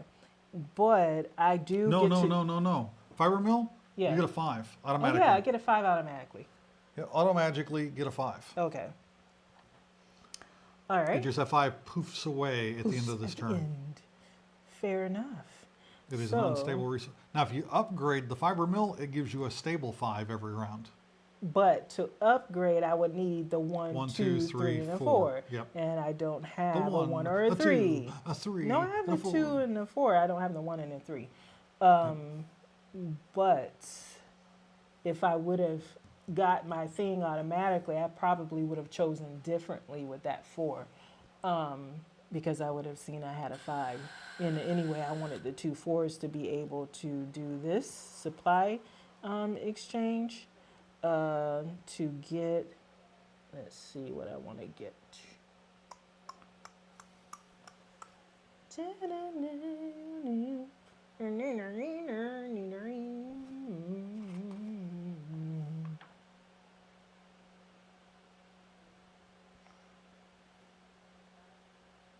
I want to get 6.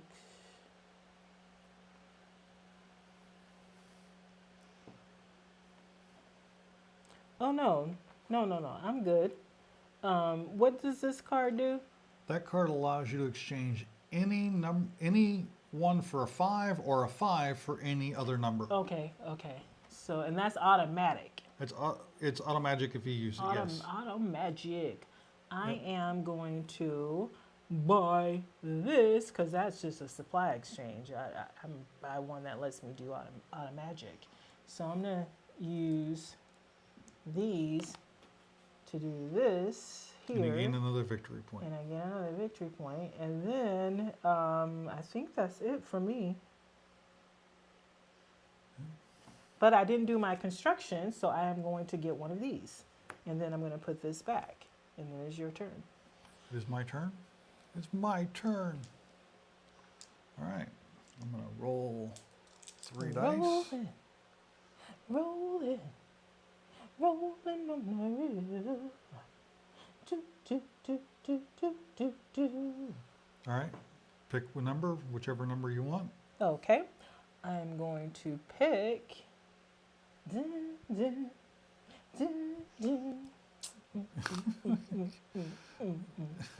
What?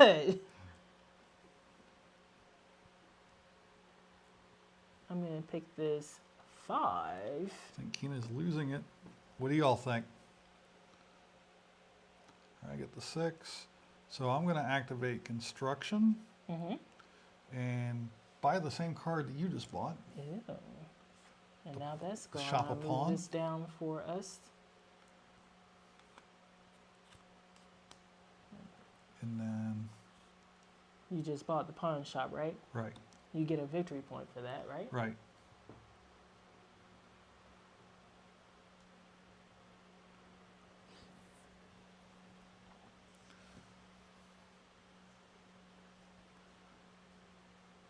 I'm going to clean Put up, your card over there. and it is now your turn. All right. I am going to. And the game ends when somebody reaches 20 points in a 2-player game. Question. Answer.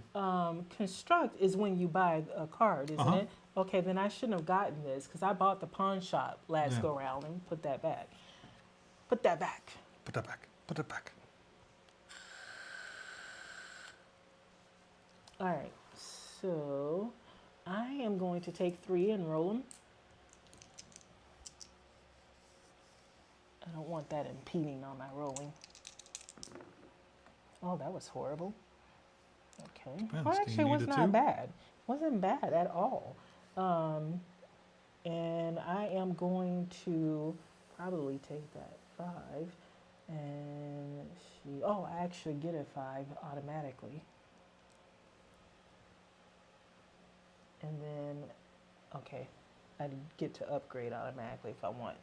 I wonder if you can do like in Citry Spice, you can, if you have 2 5s, if you can upgrade or convert more than ones. I can answer your question.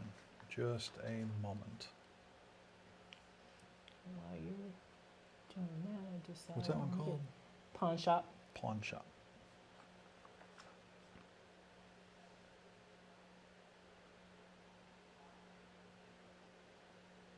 Pawn shop. Exchange a question mark for a stable 5 or exchange a stable 5 for any stable. Nope. Just Okay, one. that answers that question. Thank you.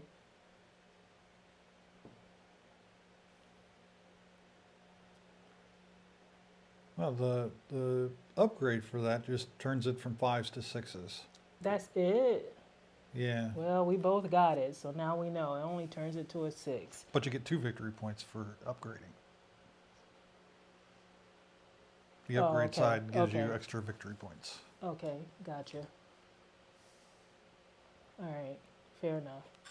So if you upgrade, you just get, okay, gotcha. All right. Did you decide which? No. I was waiting for you to answer the question, William, No, because I was it's going one. to do that. It's a 1 for 1. Okay, it's a 1 for 1, so I don't want to do it, but I was going to do it if it was more than a 1 for 1.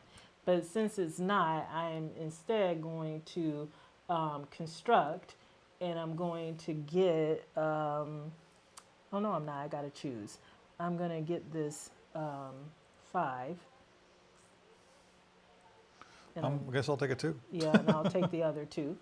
And I have another question. With this fallout shelter, there's a 6 here and a bunch of equals. So You have to have a 6 and 4 other die that all equal each other. Okay. All right. Fair enough. But you don't get victory points for it, do you? You get 1 victory point for having 1 fallout shelter, 2 victory points for having 3, 3 victory points for having 2, 6 victory points for having 3. I think the fallout shelter is actually supposed to have more than.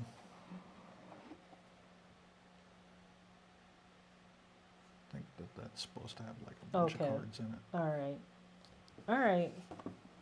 So there's no point in it if it doesn't.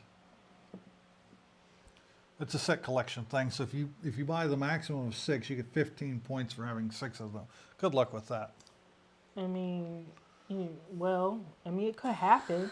So I'm going to.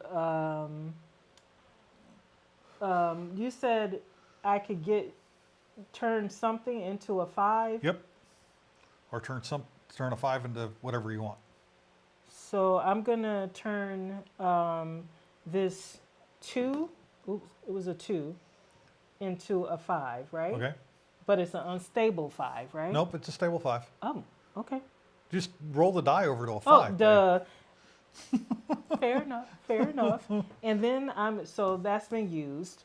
Then I am going to do the construct, and I'm going to take 1, 2, 3, 4 of these 5s and a 6 and get this. Okay.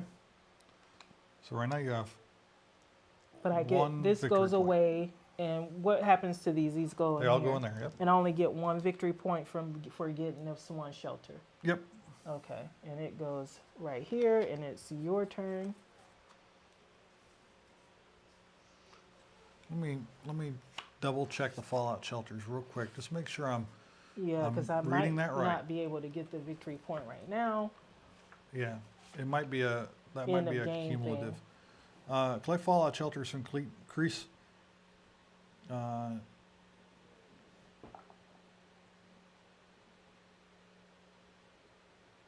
I really think that we are supposed to be collecting the victory points at the end of the game. Okay, do you want to do that? But we just that go doesn't back make to any 0. sense because What ends the game? when somebody reaches 20 points. So then So- I think we have to do it now. Unless you're keeping track of your victory points and you're like, I've reached 20, and then we stop, and then we score. And Yeah. I'm fine with doing it either way. Just let me know which way you want to do it.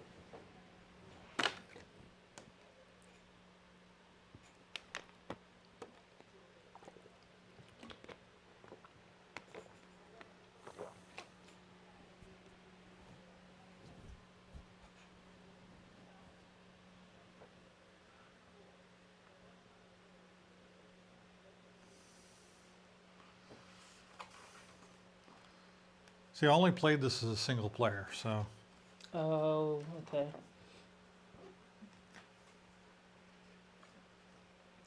No, I like this game. Even when we played it the first time, we actually played it pretty late, so we were really tired, and we did not play it correctly, and we still liked the game. I think it's a fun game. And it doesn't have too much going on where you get bogged down with having to make a bunch of different moves or feeling like you're going to distract the other person who's trying to come up with their strategy. So you can still have fun while playing it. It's just buying some cards and trying to get some points and calling it a day. I think that if you get a second one, it's only worth 2 additional points. So it goes up to 3. Okay, So and then it's the a next total of one will 3. go up to a 6, and the next Yeah. one will go up to 9, and then like Yeah. that, right? So you gotta just think about it when you get it. Okay. All right. So you're So- just subtracting the number before it. So if I would add 2 to that 1, and then I would add 3 to this 6. So, it goes up by, like you just said, literally just said, it goes up by 3. Each time you move, it goes up by Yeah. 3. Okay. Okay, Your turn. my turn. So I'm gonna take 3 die. You might take want to it. move your stuff out of that warehouse.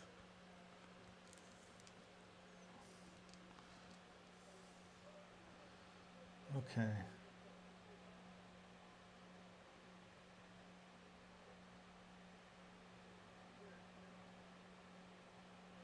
All right, go ahead. You took the 4? Yep. Okay. Oh, that was good.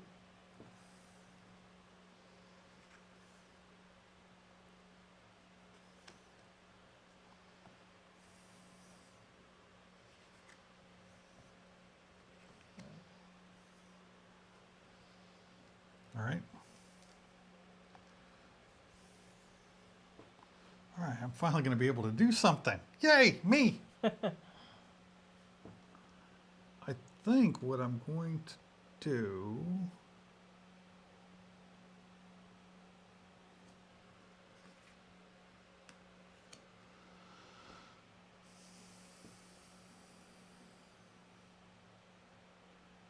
You upgraded? Not yet. Haven't done anything yet. Oh, okay. I thought I saw you turn over a card, but it looks No, like I you just put looked it at the back back. on. I just Oh, looked at the okay. back. See how I don't give you a hard time about taking your time and deciding what you're going to do and start messing with you about you have analysis paralysis and all of this stuff?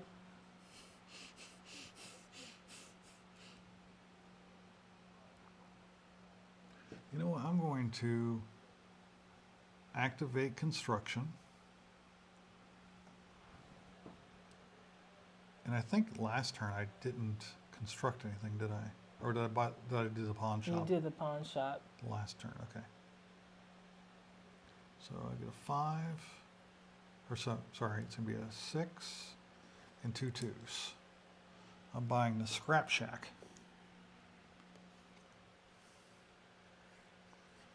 And I'm going to give you your victory point for that. Yep.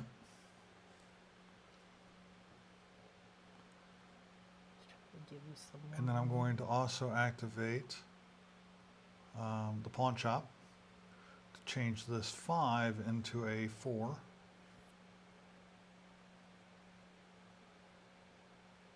No, sorry, 3. Mhm. 3. And so doing the pawn shop. And that's going to be the end of my turn. Okay. I'm going to roll.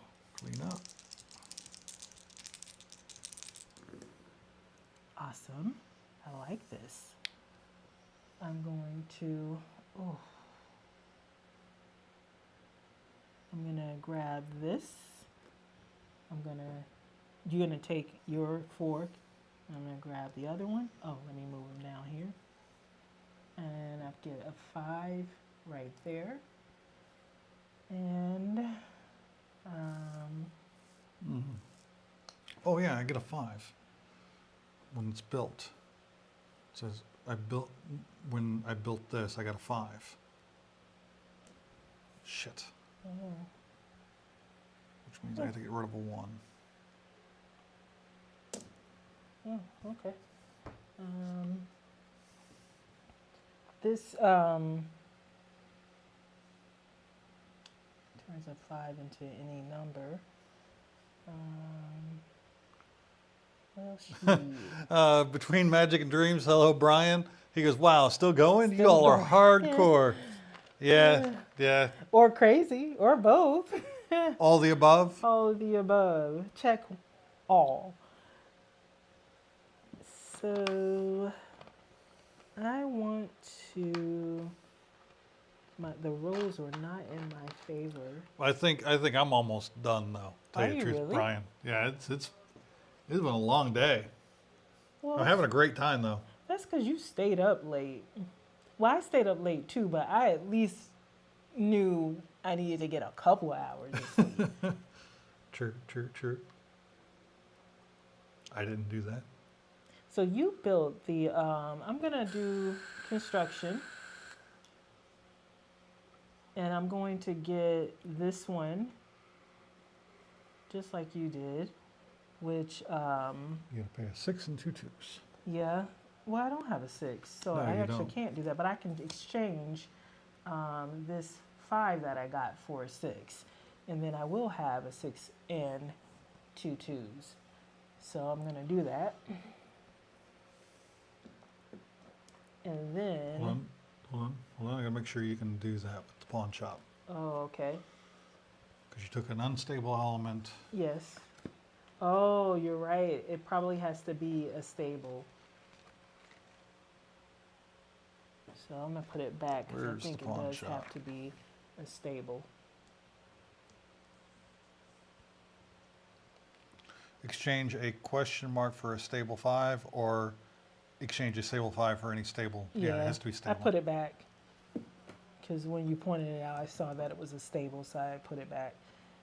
How do I upgrade? I would need a 1, which I don't have, a 2, a 3, a 4, none of that stuff that I have.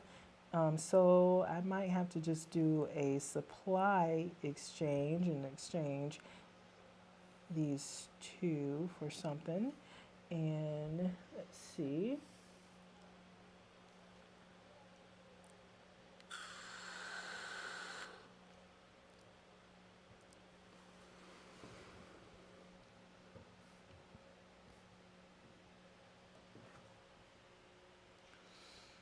Hardcore crazy.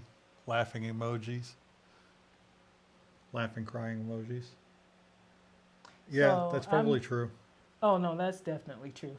So I'm exchanging these. I'm doing this one, turning in these to get a 6. And I'll go a 6.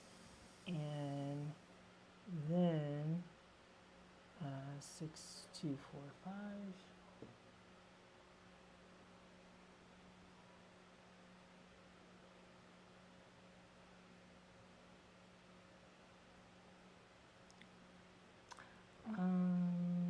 Well, that was unfortunate. I just didn't have what I needed. 1, 2, 1 and a 3 is what I would have needed, but that. What is this? Anything here? Time like vault. Yep, 3 of anything. And they don't have to be stable. They don't have to be stable. Nope.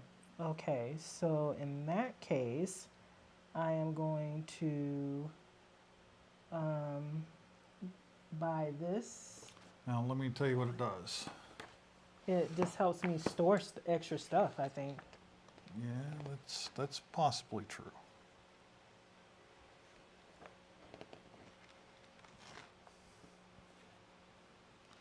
During cleanup phase, store up to 2 stable on this card. Even if the time like vault was built earlier that same turn. So you can do it this turn. Get a point for that.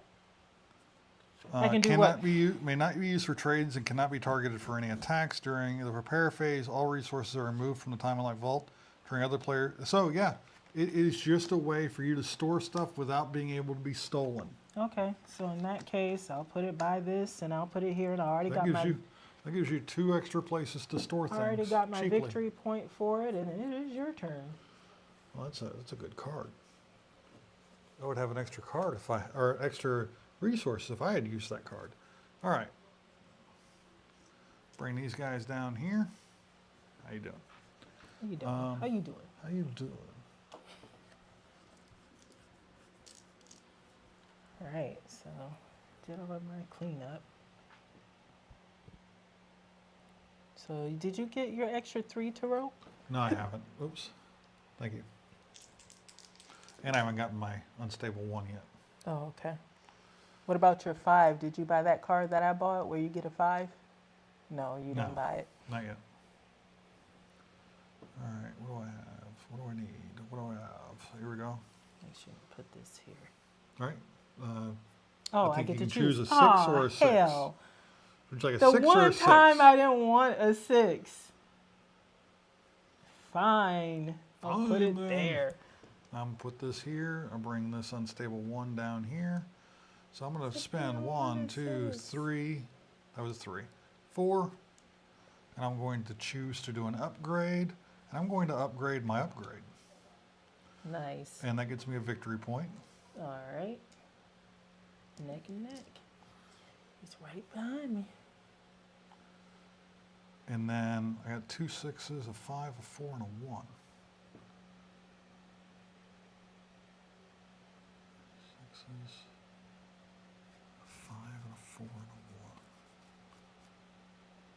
So what you gonna get? So You know many what? choices. Just to make it interesting, I'm going to spend 3 different resources and grab the second time lock vault. I get another victory point. Thank Okay. you. We are now at the same spot. Oh, okay. So upgrading it allows you to store 4 in there. Oh, okay. All right. Clean up, put the stuff away, and it is your Okay, I'm gonna go. take 3. And I didn't. Oh, I did You build. I did build. Damn You it. keep trying to get those. I'm like, you built every round but one. But now upgrading only takes a 2, 3, and a 4 for me. I don't need I the 1. know. Oh, I've got 5 and a 3. So I'm gonna take this 3. You're gonna take the 5 because they're both the same. And I'm gonna take the other 5, and I'm going to get my 5 that I get from this one. So I'm going to go ahead and turn that. And then let's move this here so it's out of the way. So my unstable 5. And then, dang it, so close but so far away. That roll. I'm going to, let's see.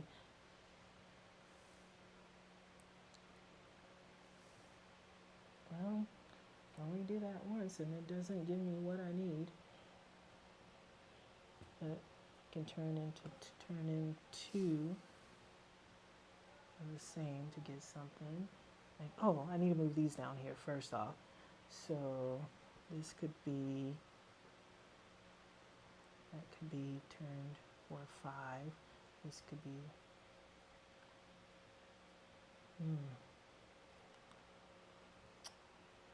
I want to upgrade, but I have absolutely nothing that will help me.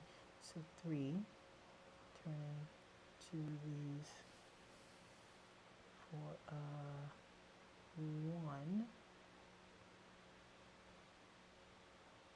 Dang it, I'm 1 away. So, and there's nothing to allow me to roll. Let's see what these up here get me. So, I still gives me 5, 5.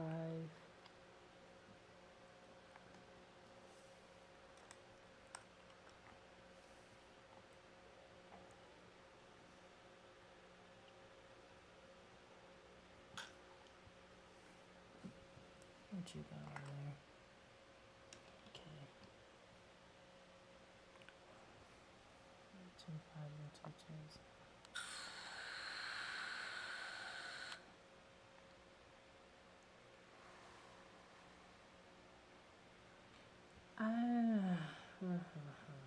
Did you roll your 3 die? Yeah, you did. Yeah, I did. I'm going to an attack, roll a die, face those things, ignore the attack. I don't want that. There's stuff I want to do, but I can't do it because I don't have the right numbers. Well, There's then several things that I want to do, and I can't Yep. do any of them. that's the problem with an And so I engine want building game. You have to build the upgrade. engine first. I'm trying, but it's depending on the roll. It's I not know. the engine, it's the roll. Oh, and I am going to stop whining and just do something. You can't do it, so move on. Construction. What do you do? What can you do with these things? Oh, you can trade up to 3 of them per turn to roll unstable resources? You have to have 3 of them.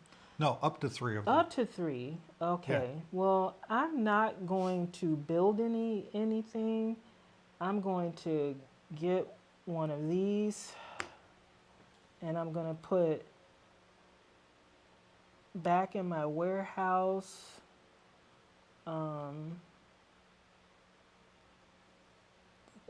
this stuff.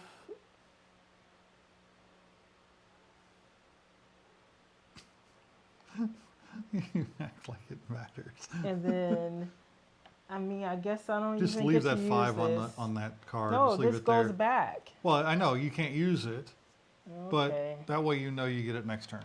All right, it's your turn. I got nothing. Big All old right, I get a- 0. I get a 1, and I'll pull these You guys gonna roll? Oh, down here. I'm gonna roll. roll something good because I'm not. So I'm relying on you. No, that wasn't good. I'm gonna take this 1. All right. I'm gonna exchange this 5 Was for decent. a That wasn't bad. 2. I'm going to take these, spend them to buy this. Is that the one that gives you the 5? Yep. So now we both have it. Okay. I've got a 1 and a 3. I'm just going to put that 1 back right there. Put this right here, and that is the end of my turn. You just Clean bought up. something, right? Yep. It gave you a 1? Gave me 1. Yep. All right. So I gave it to you. You are That gives now me- in the lead, my friend. All right. Yep. So I am going to first off grab these 3 and then roll. And I now I get the 1. Now I get it. I'm gonna get this 4. What you gonna get? Choose wisely. I actually don't care what you choose, so I can be chipper about it because I don't need either one of those. Oh, wow, okay. I needed the 1 I'll take last that one. time, You can have the but 6. then I didn't get it, and now when I don't need it is when I got it. So let's move all of this stuff down here, and let's see. 1, I will eventually need a 2, 3, and 4, and then my stable. My stable.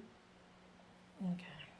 1, 2, 4, and I'm going to turn this frown into a smile. No, I'm going to.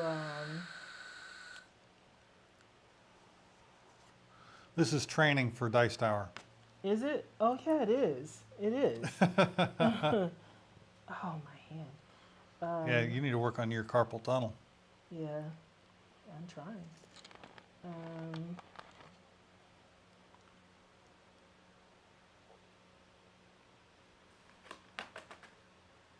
I'm going to turn this 5 into a 1, 3, into a 2. So turn it into a 2. You keep reaching And for then, the... and then I'm going to turn in these, and I'm going to upgrade starting with this. So I turn it this way, I get my point, and then I'm going to put in the volt put this 5 back because I can't use it. Oh, I haven't done construction. It might be something I can buy. There might be. Doubtful. You know, I think he's right. Like doubtful. Yeah, looks like he's right. Yep, doubtful. So this goes back here because I can't use it. And I can't do construction, so I'm gonna get another. Oh wait, but I can use this to You can use roll. that right now to roll an unstable resource of your choice. Or roll one of those Yeah. to get another unstable resource, Yep. which might give you something you can use. I'm looking now to see if it's even worth it based on what I've got, and it's not. So there's actually no point in me wasting this to roll. So I'm going to instead go ahead and get another one of these because I'm not going to construct.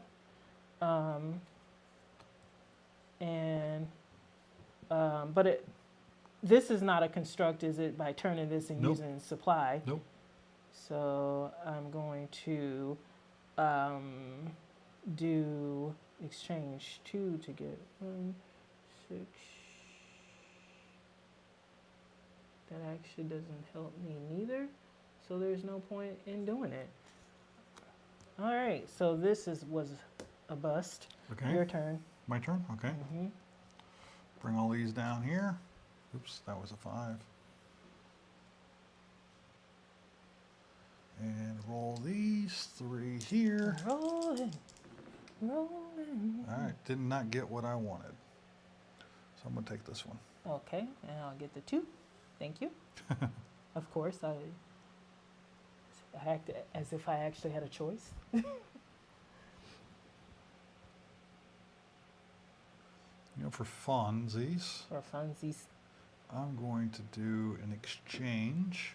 Oh. So I'm going to supply exchange these Okay. 2 3s for a 5. And I'm going to spend 2 5s and 2 1s to get the pirate. And you get a point for that. Yep. Oh, Put wow. this back and I get another chipsy. No, chippies. why? Oh, no, I You don't. I just You constructed. keep trying to get those. You want those so bad. It's like, I want no, chippies. put that back. I don't know what it is about those chips, but you like them. I want chippies. Every round you're like, can I get one of these? I'm like, nope, you don't. Okay, so I'm gonna roll. I want chippies. First off, I'm gonna move these down here. And then I'm going to roll loud. Yeah. No, it's because that speaker's up in there. It should be down. All That right. sounds good. I just have it turned up louder because we were really low, and I turned it up to see how low we were with this other microphone. Yeah. I got to check it because that microphone shouldn't have been that low. No, it really shouldn't have, but stuff happens. I'm going to take A break after this. my freaking hand. Oh. I'm going to take the 4, All right. What's left? a 3 and a 2. A 3 and a 2. I'll take the 3. Thank you. Okay. All right. And then I'm going to put this 5 down here. Maybe I'll actually use it this time. And let's see, that gives me, that was my 5 that I took down there. And I can upgrade, I can display. I am going to use the 2, I thought I had a 3. I don't. Oh, okay. Well, I don't have a 3. So I You got rolled a 3, but I took it. You took it. Oh. I was like, I'm going to use this 2, 3, and 4. And like, you don't have a 3. I'm going to instead turn this, no, it's got to be stable. And you do not have a stable 5. So I'm going to instead exchange.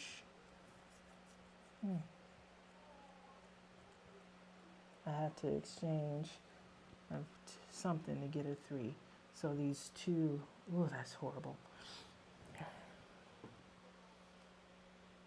3 6s and 2 2s. What's that give me? 3 6s and 2 2s. When built, roll some stuff, add the lowest value below. And it gives me a victory point. What is this right here? Is that a victory point? Yeah, that's a victory point because it's got the little thing there. That is a victory point contingent on something. Oh, ow. So when built, add a 1 from the supply, a 1 pip from the supply to the Okay. Oh, no, that's the investment bank. Yeah, Price this is save. price save. When built, roll 3 dice from the supply. Add the lowest value to the price safe. The value of the question mark is the V piece for this card. Okay. So I am going to build that for 3 6s and 2 2s, and I add what there? It says I roll 3. You roll 3 dice. And then add the lowest number. The lowest number. So I'm gonna roll these 3. Let's put those right there out of the way for now. Okay, 4. I roll You all rolled 3 4s. 4s. Okay, so let's put those over So there. it's worth 4 VP. That's a pretty hefty card. So That go give is. yourself 4 victory points. Okay, 1, 2, 3, 4.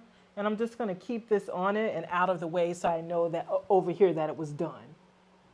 Because I can't do it again, No, right? that's it. That's it. So I'm going to, now I have a 4 and a 5. I get to keep the 4. And I don't think that 5 is going to be used unless there's something with the 4 and the 5. And there's not. So it's your turn. Oh, wait. I want to roll. I want to roll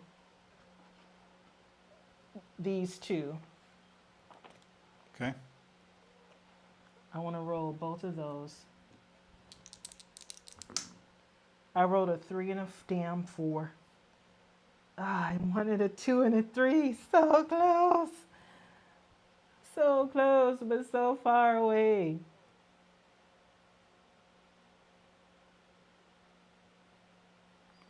Okay.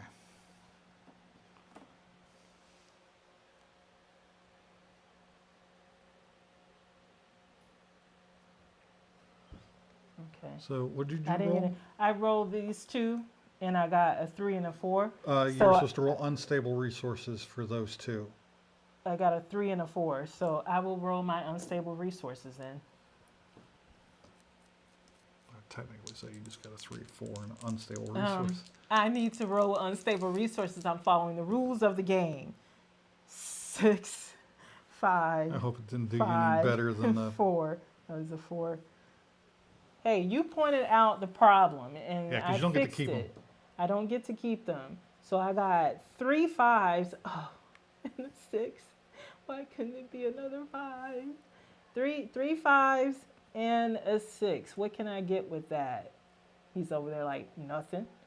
You can't, because didn't you build the prize safe already? Yeah, I did. So you can't get anything. Why would you even roll those? I don't know. I don't know. I'm tired. I don't know why Just I take rolled your those. chippies back, because you should never even have rolled those. No. Because there's no way for you to build anything. You could have gone for an upgrade. I but could you have. didn't get I the- was going for the upgrade and I didn't get it, so Okay. I lose them. Yeah. I'm gonna be fair. All right, I'm gonna undo that, and I'm gonna roll my 3 resources. I'm gonna keep a 4. You may take Oh, what may I take? a 4 or a 5. I'm gonna take the 5. Thank All you. right. I'm gonna take a 4. Yep. And I'm going to activate pirates. Roll a d6 from the supply. You have to put that in your warehouse. Okay. You can only put stuff in there in the cleanup. Oh, okay. Roll a d from the supply. If it is 1, discard this card. Oof. If it's a 2, 3, or 4, choose an opponent to give you a die. If it's a 5, take a die from any opponent. If it's a 6, gain 2 6s. Ooh. Ooh. Oh It is a no! 6. Are you kidding me? How did you do that? I need that luck where I'm like, I need a 3. Let me roll a 3. Oh my gosh. And those are stable too. I know that sucks. So- That's horrible. That's so bad. And I get a 1 and a 5 unstable. That card is great, but not for people like me who have horrible rolls.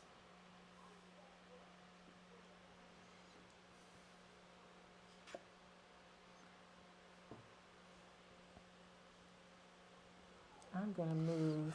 And I am going some of to this stuff upgrade. down.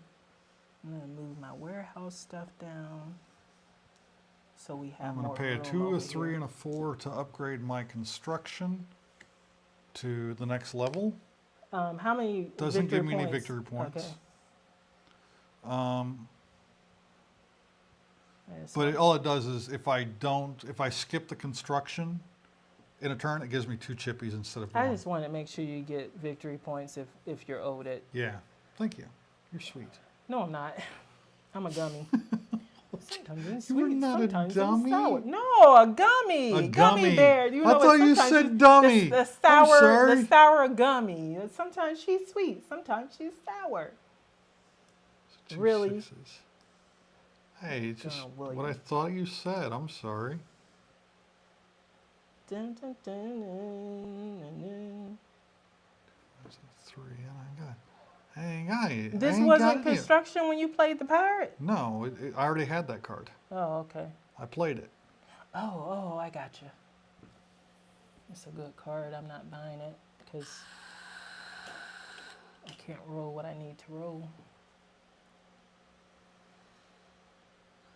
All right, well, I'm just going to put these up in here. Up in here. Up in I here. knew you were going to do it. That's Yep. why I did it too. Clean up. Actually, I'm going to. No, I don't need it because you don't have anything that can mess with anything.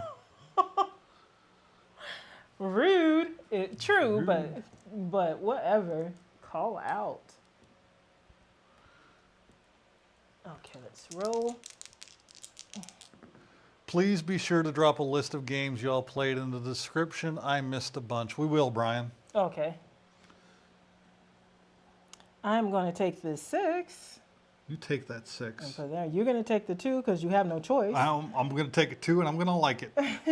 I mean, that's all that was there. And then I'm going to put this stuff down here. I'm going to get my unstable 5. Hey, I get 2 chippies.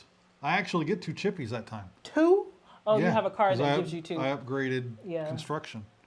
So Like it's not 2? just a fluke this 2? time. Okay. Mm-hmm.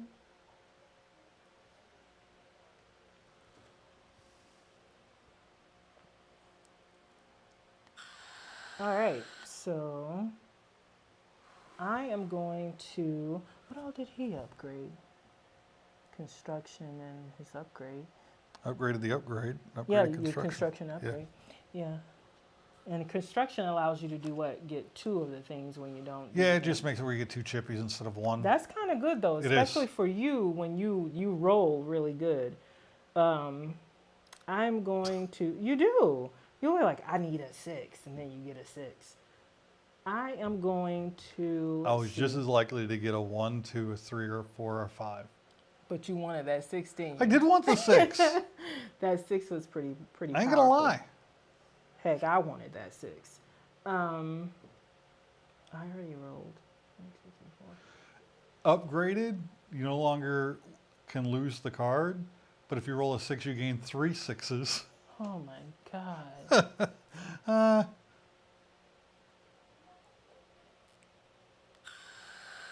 Um.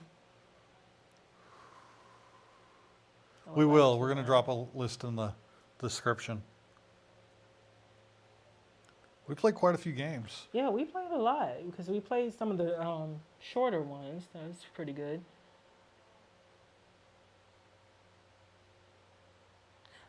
I am going to. Do I already have it?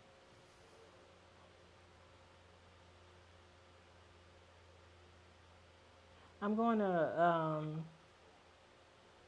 1, 3, 4, which I really don't have it. 6 and I'm going to use my pawn shop where I can turn this 5 into a 2. Okay. And then I'm going to use my construction and buy the scrap shack for 622.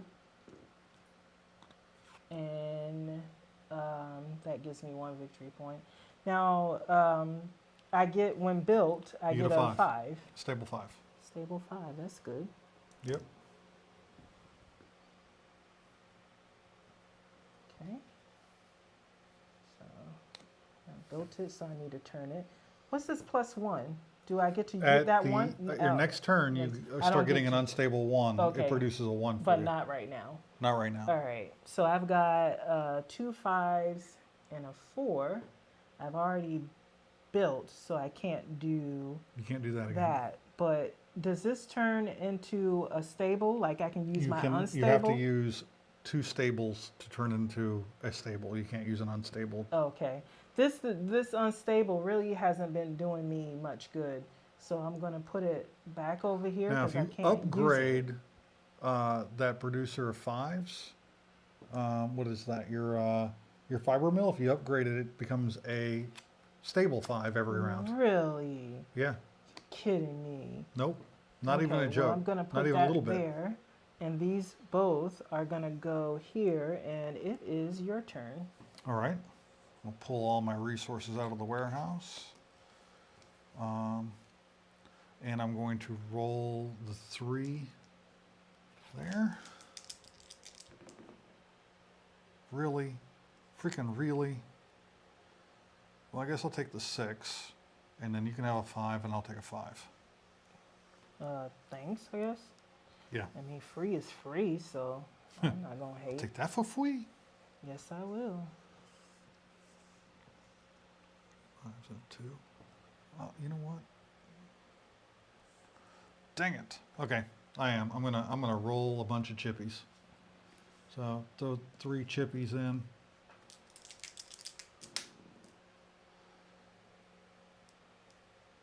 Two 3s and a 2. And you know what? I'm gonna go ahead and activate my pirate as well. Mm-hmm. rolled a 5, take I'll take this 5 from you.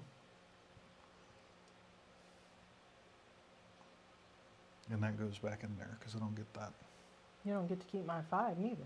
I actually do, actually. I just felt like saying it. It felt good to say it, whether it was true or not. Good. Like, you don't get to keep that 5 neither. So I'm going to take, what is this, 1, 2, 3, 3 5s and a 2. And by the fabric replicator, How many victory points? 1. So I use construction. Yeah, you just brought the fabric replicator. So 2, 3, 4. I'm going to upgrade. I'm going to upgrade my fiber mill. That gets me another victory point. You just upgraded it? Yep. Does it give you just 1 victory point? Oh, One, yeah, because yeah. you already took the 1 on the front side. Yep. Gotcha.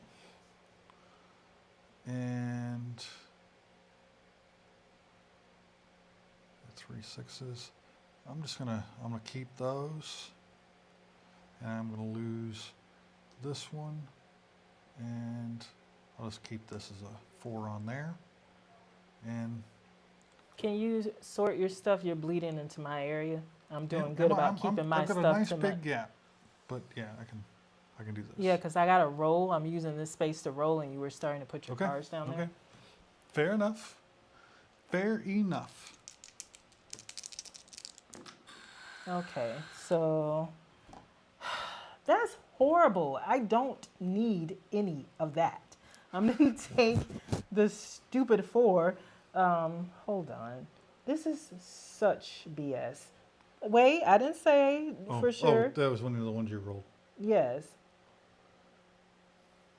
These ants are killing me. God, I had just... Okay, so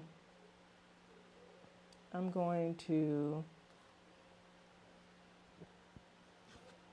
take the... Okay.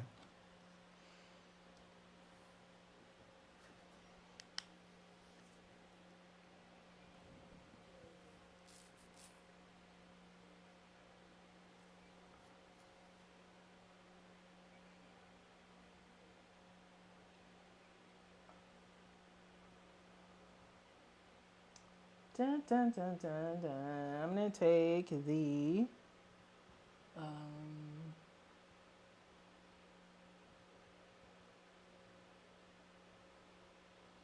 going to take the 2. You're taking a 2? Mm-hmm. Well, in that case,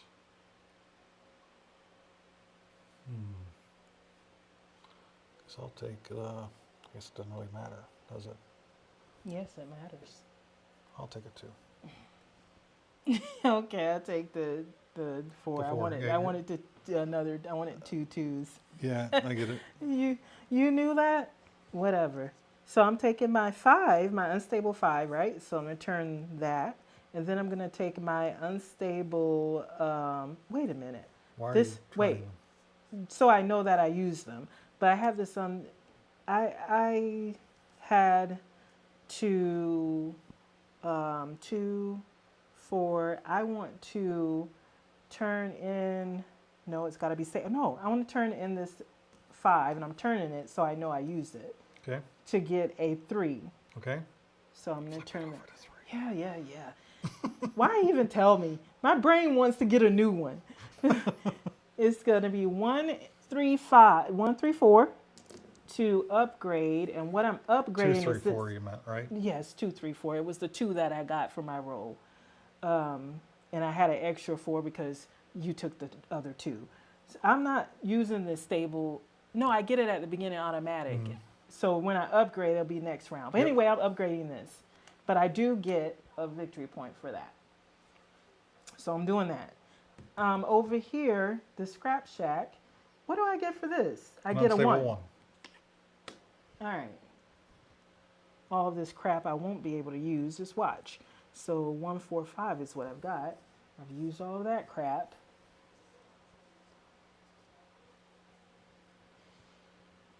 I have not constructed, so I'll probably, if I don't construct, I'll get some stuff. 1, 4, 5. That's all I've got. So I've got nothing I can do anything with. These go back on here. This actually goes in there because it's going to be stable. But that goes there. And I have 4. And that's it for me. Okay. It's your turn. It is my turn. Yes, it is. It is. It is. So.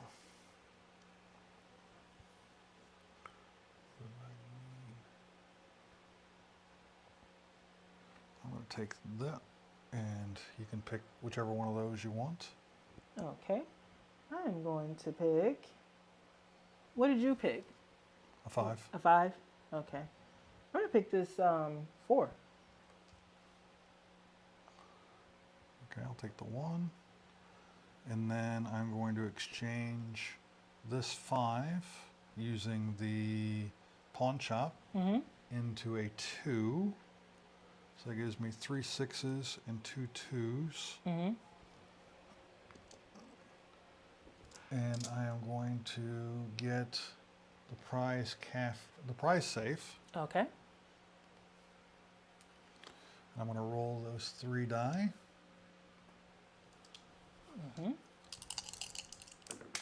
Lower number. It's only worth 3 points. I mean, it's only one less than me, and it puts you right next to me again. And then you want to put that off so we know we already gave you your points. Okay. Put it over there. See how I put mine over out the way? Yeah, Yeah. I'll put it right. So we know we already got the victory points for it. All right, now I got all these. I got 5 and 2 1s.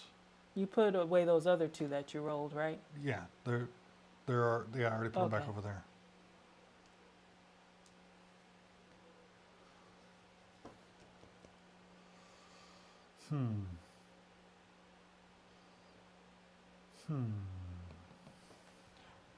Oh, I didn't construct last round, so I didn't get my chippy. Okay.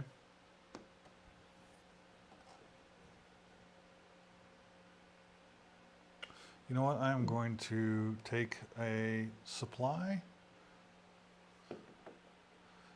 I get 2 6s Of course you do. from the.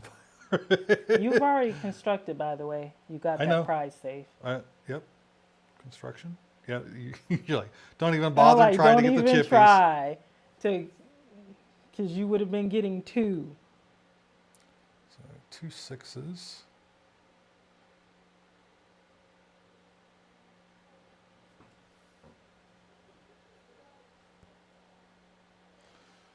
And I've already done the pawn shop, I think, this turn.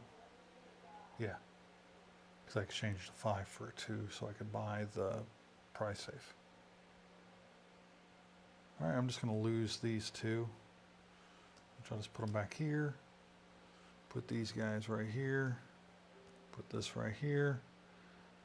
Undo all this, and it is now your go, my love. Okay, I'm going to go ahead and get my stable 5 for this. And I'm going to turn it so I know that I've done that. I'm going to move these down here, and I'm going to roll 3. Oh, also I'm going to, my unstable 1 is down there, so I'm going to turn it so I can put it over here. And rolling. Okay, 6 5 1. All right, I am going to. None of this is what I want. I'm going to take the 6 as if he doesn't have enough already. So your turn to choose which one of those you want. Okay.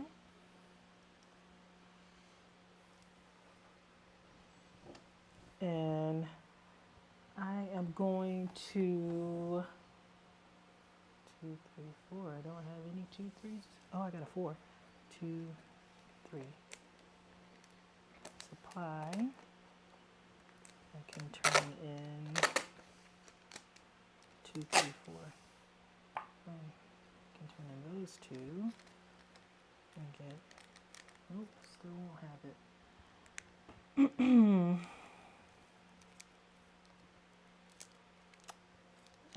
I get to keep all of those. So I am going to rolling, rolling on a river. I am going to, what does this do? Pawn shop. Turn in a 5 to get something. Okay, I'll use the pawn shop. I'm going to turn in a 5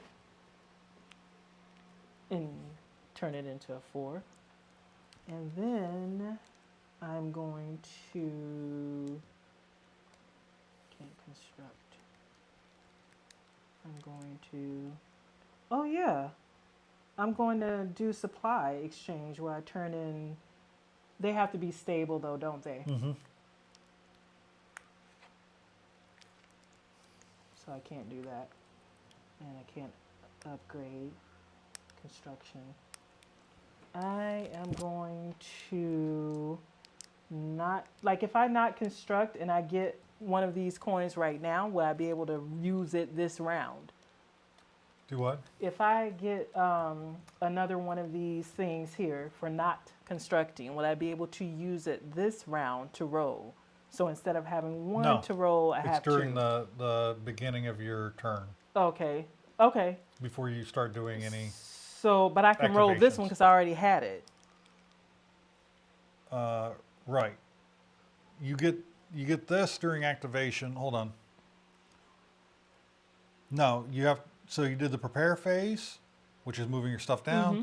The scavenge phase is when you roll, and that's when you can roll the chippies. You have to make the decision So I right can't then. roll. I already missed my Yeah, window activation on is that. Okay, stage I 4. missed my window on it. That's fine. But I do still get a chippy Yep. because, all right. So I am done. This goes back over here because you can go because I didn't use it.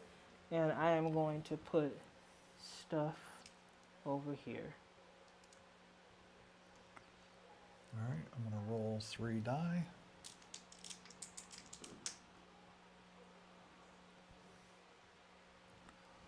I'm going to take a 2, or it's the 3, and you're going to take a 4, and I'm going to take a 4. Okay. Okay. Well, I do want that, but I also need a 2 and a 3. Not that All right, I should I be get telling this you that, but it 4 doesn't matter. and this 1, and then I'm going to exchange this 5 for a 2, and then 2, 3, 4. It's going to allow me to do an upgrade, and that upgrade is going to be to the pirates. You like that pirate, another, don't you? I gain another victory Just point. one? Okay. Now I don't have to worry about rolling a 1 and losing my pirates. See, I rolled a 6. You That literally gives roll me 6 3 every 6s. single time. Now tell me you are not lucky with these rolls. Every single time that you roll it, you got the 6. Why? But if I take you to Vegas, are you going to do that? Because No. we need to win big money. No. We need to go to Vegas and you need to do these rolls. Just be like, I want a 7. I want I to want say. 21. Let's get Right. this. Right. Let's get this money. Okay. Let's get this money.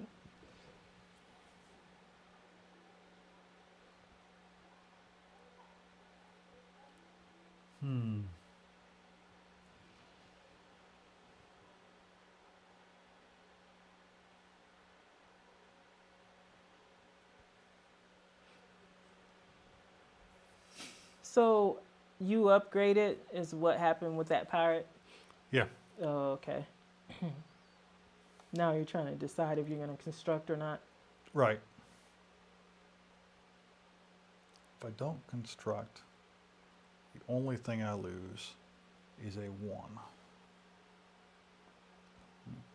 Make sure everything will fit in here. Oh, it will barely fit.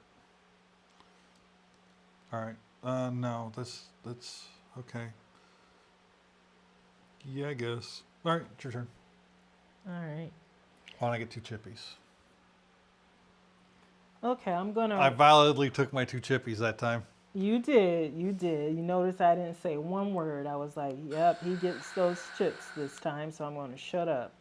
I'm going to roll 3. Doubtful. When you roll these, are they unstable? Well, it doesn't matter. Yep, They go back unstable. anyway. They go They're back anyway. Unstable, yep. So I'm rolling 2, and I got a 1 and a 2. A 1, So a 2, a 1, 2, 3. the 2 will work. So now I'm going to move all this stuff down here. And I'm going to... Don't forget to get all your unstables. Oh, from yes, over there. yes, yes. And any stables you have, like your stable 5. Yeah, I'm going to get it here in a minute. Just give me a second to organize this crap the way that I want it. So I can see what all I have. So I'll get my 5. And I'll turn it so I know I got that. And then I get I took the 1 off of this that was on there already, so I'll turn it. And then I can upgrade that if I want. So let's see what I get if I upgrade this. Oh, I get a 6 when I upgrade. And then I get A stable 1 from that stable point on. 1. Instead of then- unstable. So I'll have to look at that and upgrade this. I don't care about that. So I'm not upgrading that. But let's see, 2, I need a 2, 3, and a 4. So I got a 2, 4, and let's see, this will get me a 3, and I'd be able to upgrade, but I'd lose the ability to do the 1 move that I wanted to do. But I have a 5 that it lets me get a 4 back. So I'd be able to exchange that for that 4 that I need. So I'm actually going to go ahead and use this. I'm going to use a 5. Did you roll your 3 dice? What 3 dice? When Oh, you no, started your turn? I didn't. Because you distracted me with get all your stuff that you get for free and all of this stuff. So I actually did not roll those 3. Wait, are we sure I didn't roll the 3 already? I haven't Because your thing was My full. thing was full, and I have And you not made a can't- decision of whether or not which one I want to keep. Oh, you get to choose? Yeah. Okay. All right. Fair enough. You're right. I didn't. I can't choose either one of these 2, but up here I can choose. Okay. All right. Let's roll. Okay. So I'm going to take this 3. Wait. Yeah, I'm taking. I know I need that 4, and then I wouldn't have to worry about upgrading. Oh yeah, I'm taking this 4. And you get Well, a I get a 3, and 3. I get a 3. All right, so you decide what you're going to do over there while I go ahead and upgrade with this 2, 3, and 4. And I get to There's nothing for me to do upgrade. with that, so I'm going to And I said I was going to upgrade this one. actually take this one and turn it to a 5 and just leave it there. So I get a victory point. 4 right here. I get a 6. Because when I upgrade, I get, it's stable. And then, do I get this 1? Like, because you really don't put stuff on here until the game actually the 1. starts. I would have to put the unstable 1 back and get a stable 1. Yeah. Okay, so I'll put that back and get a stable 1. Yeah, from now on it's a stable 1. All right. And then I get so I upgraded. I got all this stuff. I'm getting a lot of stuff over here. I'm going to, It's an engine building game. yeah, it's just too much stuff. No, it's actually, I'm happy for the stuff. I'm not complaining. I am going to, I knocked that. I don't know what it was, but it was over here. So it was, I think it was a 5. It was a 5 because I had them separated by numbers. So anyway, I'm doing the 6 and 4 4s to get a construction.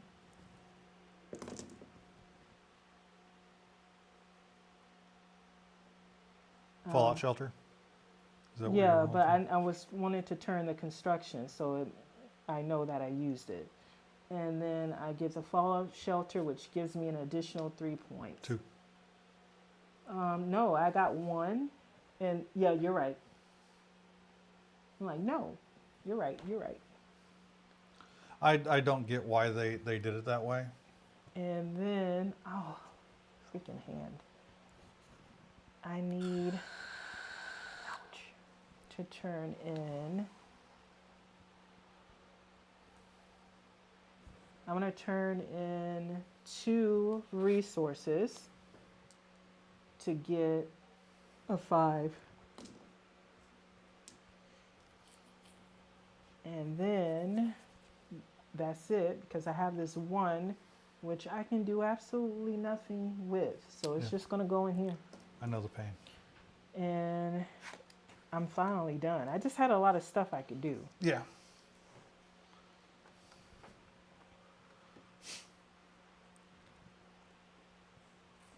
I got the Scrap Shack, but then got rid of one of the only cards in the game. Well, I've already purchased. And got rid of the requirement for the only ones in the game.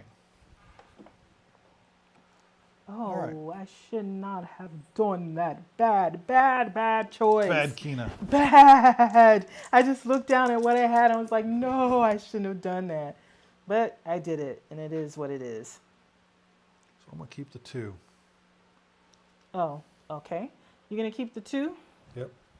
Well, I am going, woo, Jesus. Do you even have, what's all this stuff you got? With all those 6s. It doesn't matter if you need a 6, you're going to get a 6. And you're probably going to get another one because I'm probably going to choose something else other than that 6. This is, you're nuts. Well, you have a choice between a 4 and a 6. That's it. That's all you got. That's all I got. I'll take the 6. I'll take the 4. I have no choice. Oh, look at all these dice. Yeah, you have It's so many. sexy. Because you keep playing that pirate and taking my stuff and rolling 6s what? and getting I'm more gonna- 6s. You're I'm doing the gonna- pirate, aren't you? I'm doing the pirate again. Oh my God. Oh, I rolled a Wow. 5. Take resource from any opponent. Oh, it'll be a 6. He's gonna take a 6 Do I want because the he wanted 6? he wanted a 6, and he was gonna find a way to get it. I'll take the 6. Of course he was. He was gonna find a way to get that 6. I knew it. Oh my God. This is why I don't like D&D. Because the rolls. That does not compute. It does. All right, I'm going to buy for 5 6s and a 2. Of course you are. And he'll get 2 victory points for that. And make sure you turn your construction so you're not trying to get some extra chippies. Well, excuse you. You use this, right? So this goes, does this go over there? Because Did I use this? you rolled a 5 or something. Oh, yeah, So, yeah, it goes over That's how you have all of these dice. there. Because No. Usually I'm putting the 6 right here with the other 6s. Tell me anything. Tell you. Tell me what lies. I want to tell you. Yeah, and sweet little lies. I'm going to exchange one of these 5s using Rude. the pawn shop Rude. for, say I need a 4, a 3, for a 2. And I'm going to use upgrade to upgrade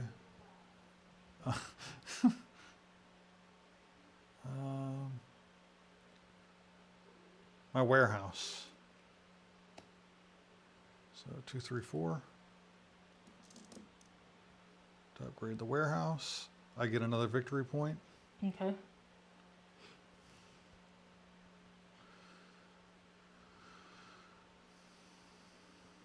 And I'm going to plug everything into the warehouse. Well, might as well just put that back here. Put a 4 right here. I'll put a 5 right here. All right, and done? that's my cleanup, and Cleanup. that ends my turn. All right. So I'm going to go ahead and put this 5 here. Go ahead and put this 1 here. I think to keep track of it, we should go ahead and tap construction when you decide you're not going to construct and take your chippies right then. I That's the have way no it's supposed to problem work. keeping track of mine. It's Okay. you who is having a problem keeping track of yours. Excuse So me. now I'm going to take these and turn them. And take all of these down. And then roll. Excuse me. You are excused, homie. Okay. Let's see. I'm going to roll 3. Big money, big money, big money. Whammy, whammy, whammy. Okay, so what do I want? Tell me what you want. None of this crap. And What I you really, should really not want. have gotten rid of my ones. Why did I do it? Why? That was, I said, a bad move earlier. It was a bad move. But let's see, 1, 3, 4. Is there anything I can salvage? Nope, not a damn thing. I'm going to take, I wonder if he needs a 6. I'm giving him another 6. Oh, I always use 6s. Yeah, Give he me all the loves them. 6s. Give me all the 6s. Oh, wait. I bought this and didn't take it. Because that's what I constructed the you last did. round. Yeah.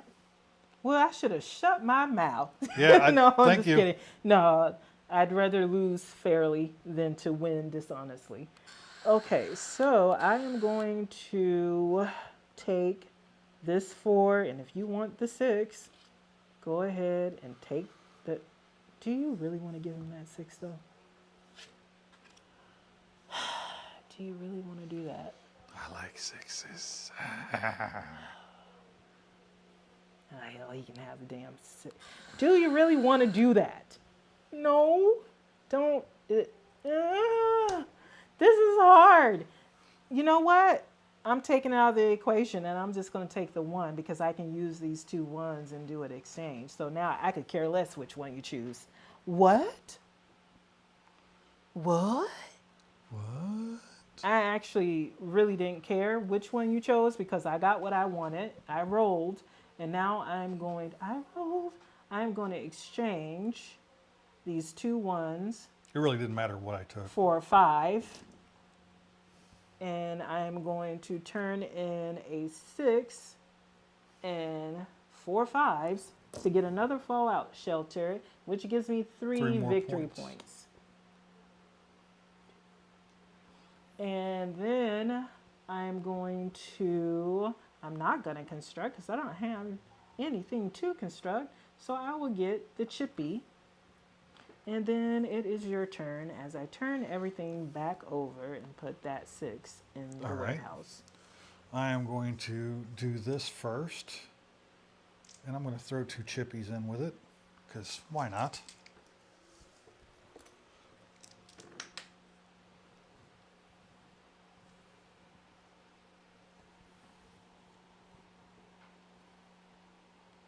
You have a great engine.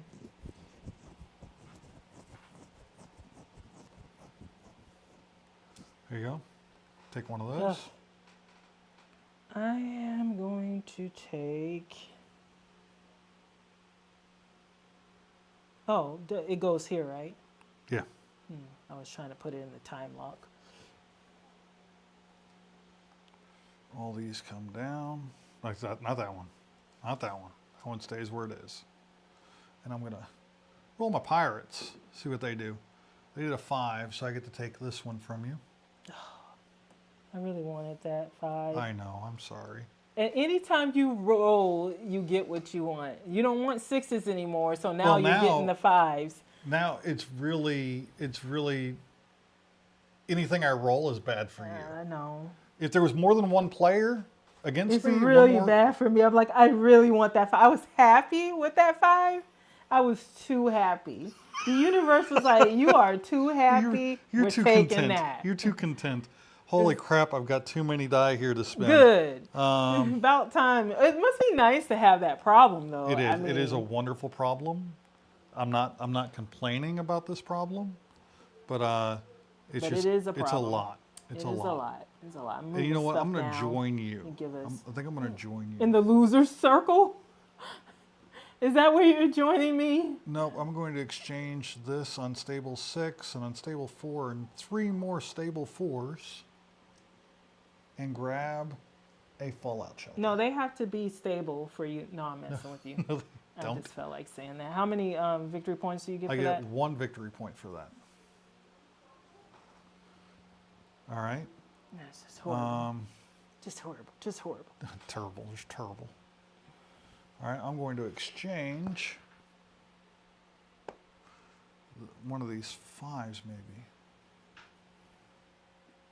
This game is fun. I like this Yeah, game. this game. You're kicking my butt, but It's I'm having a good time. of interesting things. Well, right now you're leading. That means absolutely nothing. With all those cards you've got over there, I mean, don't you do? Is there end of the game scoring or something in this? No, we've been Oh. keeping the score the entire time. Oh, So yeah, whoever it's gets neck to and 20 neck. first It's neck wins, and neck. basically. We've been like at the same spot. One person goes ahead by 1, 2 at the most. So this is anybody's game then. And with the way you're rolling, it's gonna be your game. But I'm gonna try to beat you. Just to let you know, I'm trying to beat you. So I built a fallout shelter this round, right? Yeah, Yeah. you did.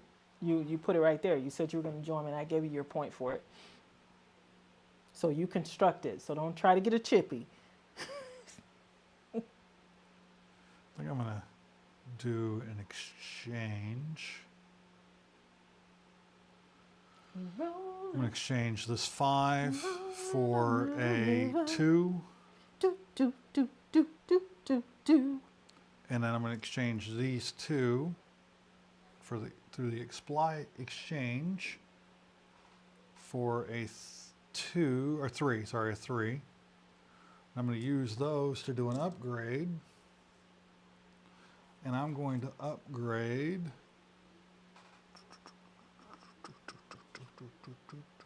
that would give me a point. Pretty much anything would give me a point. Since I'm so fond of 6s, I'm just going to upgrade the pawn shop. Give me another victory point, please. Okay, you upgraded the pawn shop. Yes, ma'am. And I've used that this round. I rolled the pirate this round.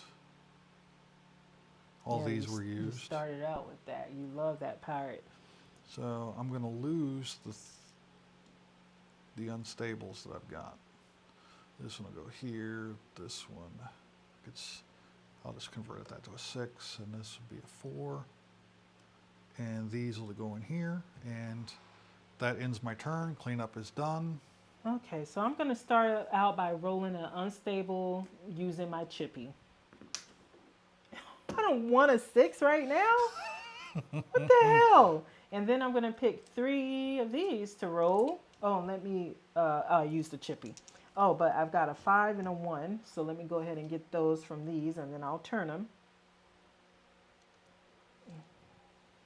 So that we know that I've used them. And now let's roll. So 1, 2, and 6. I am going to. This is interesting. This is interesting. I'm going to. So I could exchange that.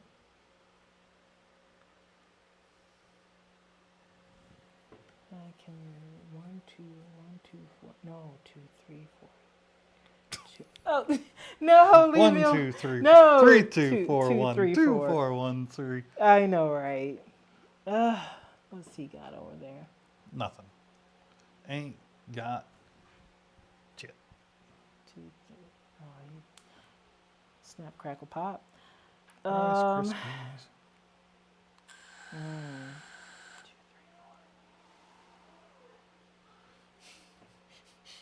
4. It's just funny the delay hearing us in the other room. So you're like, no. This just not. It's not helping me. Okay, what can I buy?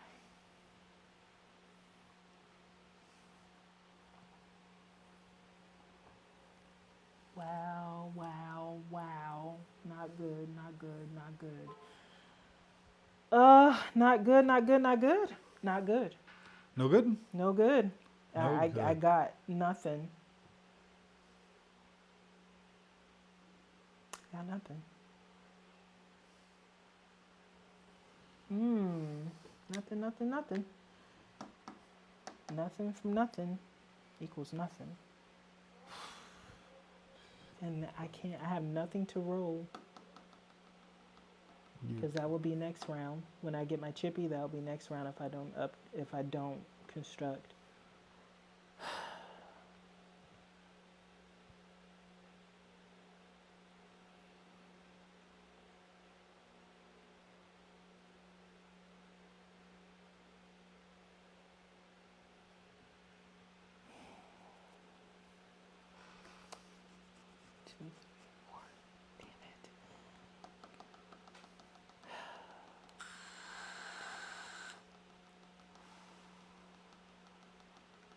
I don't know. Damn it.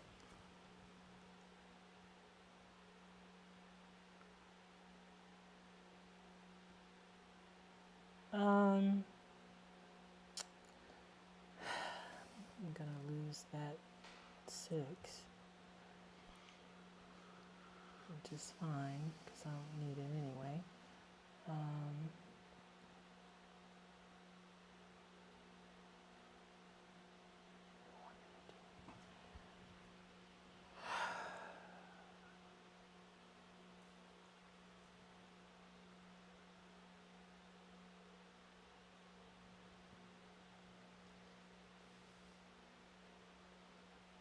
Why are you so concerned looking over here? You should be contemplating that. There's nothing you can do over here. I know, but because I don't really have anything that I can do, I need to not let you. I need to not make it easy for you. Are you still trying to decide which of these die you're going to keep? Yes, because I need to, at this point, because I'm trying to not make it easy for you to get what you're trying to get, because I have nothing. So you know what, there you go. Analysis paralysis on the next level. You can go. Okay. Thank you. That's You're what welcome, I wanted. love. So I'm going to turn these 2 in. All of that for this. Yes, I'm going to turn in these 2 1s to get a 6. I'm going to turn in this 5 over here to get a 6. And then I'm going to use a 6 and 4 6s to win the game. To get this fallout shelter. Which gives you 3 points. Which gives me 3 points and closes out the game. Closes out the game. You did all of that. All that analysis paralysis. It was a mental, no, it was a ploy. It was not a ploy. It was a ploy so you wouldn't know what it was that I wanted. I needed you to think I was confused so you wouldn't take what I wanted.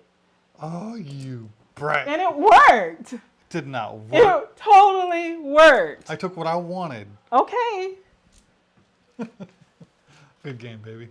This was a good game. Like we really literally cool thing didn't about know it who was is going to win this game because it was neck and neck the whole time. That pirate though, that pirate's damn real. Pirate is real. It's cheap too. 2 5s and 2 1s. Yeah. You could have bought it at any point. I couldn't because you see how I roll.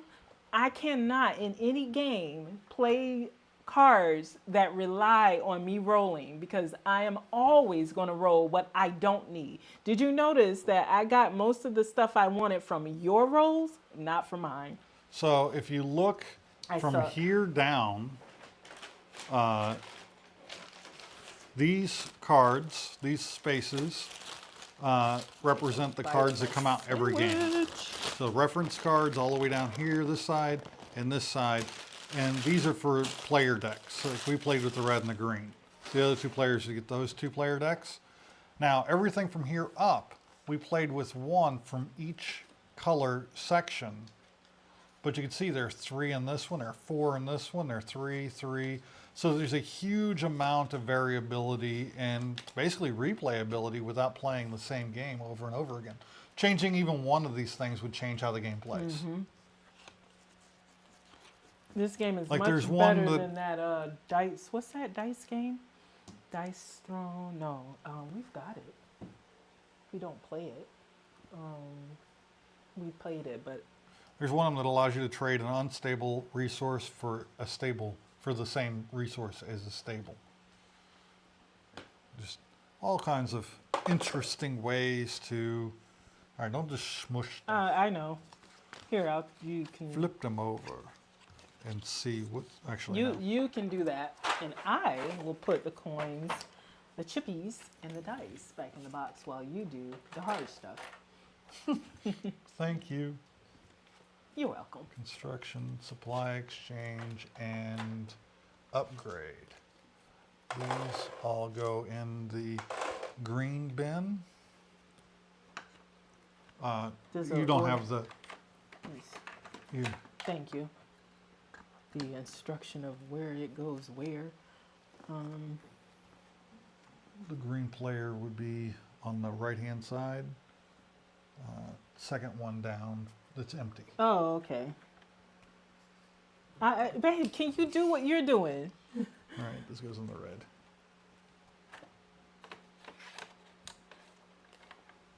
It's like, if you want to do it, I can hand you the box and you can just do it.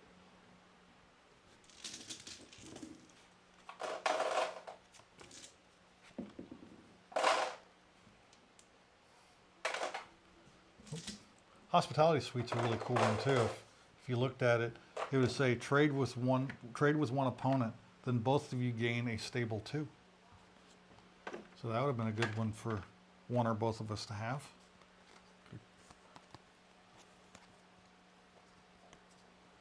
Pawn shop, price safe. Here's the box so that you can start putting the stuff you're gathering in. Here's for the red and the green Okay. pip thing.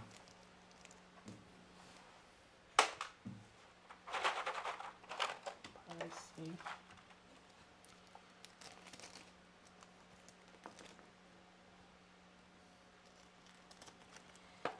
Drop it in one of those spots. There you go.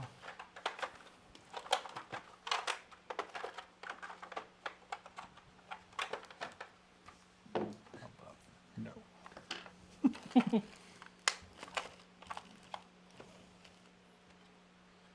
Where's the price safe?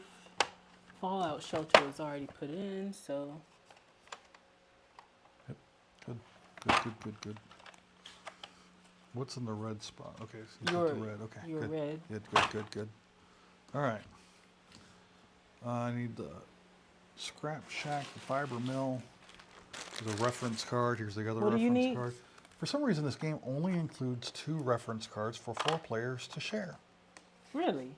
Yeah, it's weird. It's weird that they. Maybe 2 are missing. All right, GMO farm. Neither one of us used a GMO farm in the game. Where are the rest of the GMO farms? Fabric See. replicator. Scratch 'em. Die. Fabric replicator.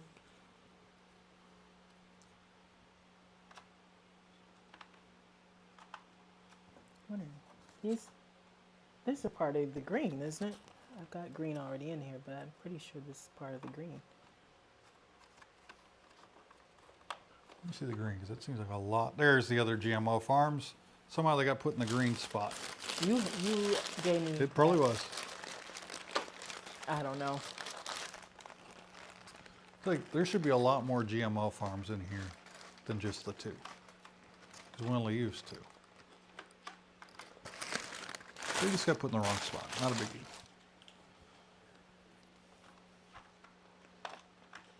This is a blessing and a curse. Scrap shack. You got the scrap shack over there? Nope. Oh, it's right here. The other scrap shack.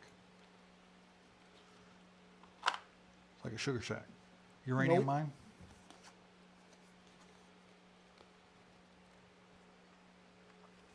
Did you already do pawn shop? Because there's only one pawn shop over here. Nope, there's 2 pawn shops. Oh, okay. One of us, each of us had one. All right. Pawn shop. Pawn shop. Price safe. Okay, good. You know, my Italian sandwich, it ain't giving. ain't giving? I should have gotten the wraps for dinner. I think the wraps were so good. The wraps were so good that you don't like the. And that's unusual. I usually like the sandwich the best. 14 live. And I think we're going to get ready to wrap this up here pretty soon. We only got an hour and a half left. I know. Awesome. Really sweet. No, Time lock I'm fine bolts. with wrapping things up if you're ready.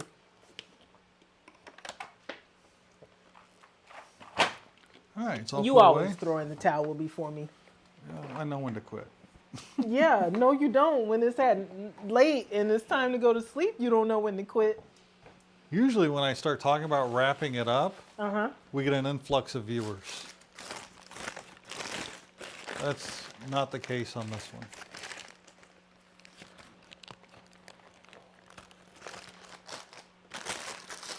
Well, if we are wrapping it up, we could probably end with talking about stuff instead of playing a game. All right, It's up to you. let's do that. Yeah. Is there 6 people watching right now? Okay, so that was Colony. Okay. And Do I 5 want of them to- are us. Do I want to do my haul of the other comic books that I got from Yeah, do that. when we went to that thrift shop, I think it was flea market and some other places? Yeah. I don't think I showed my stuff, did I? We just showed yours, right? I'm not Actually- really sure. Let me take a look and we'll see.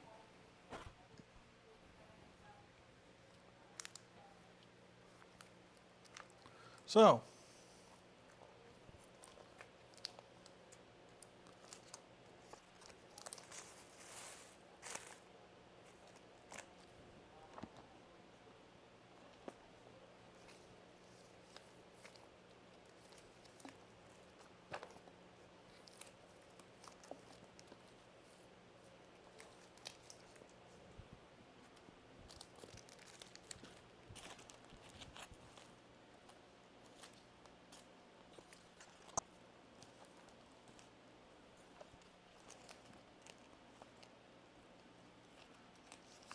so 11 hours.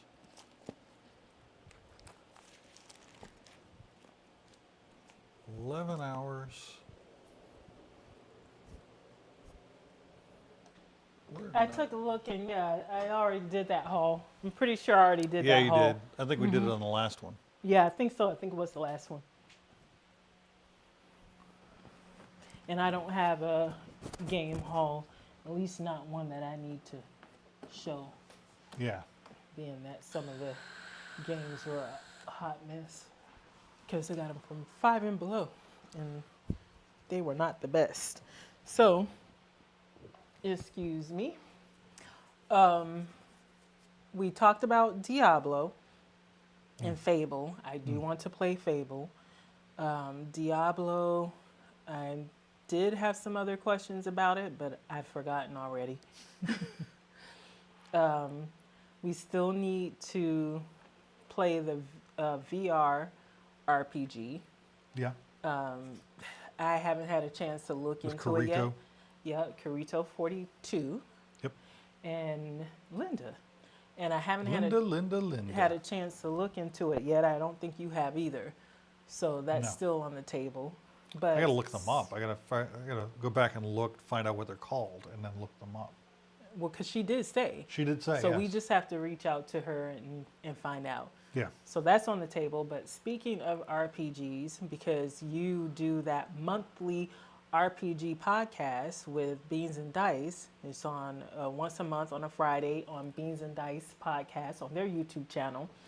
I wanted to talk a little bit about RPGs, not anything that you guys are going to talk about, because we could just go to their channel and go to the segment that you guys do.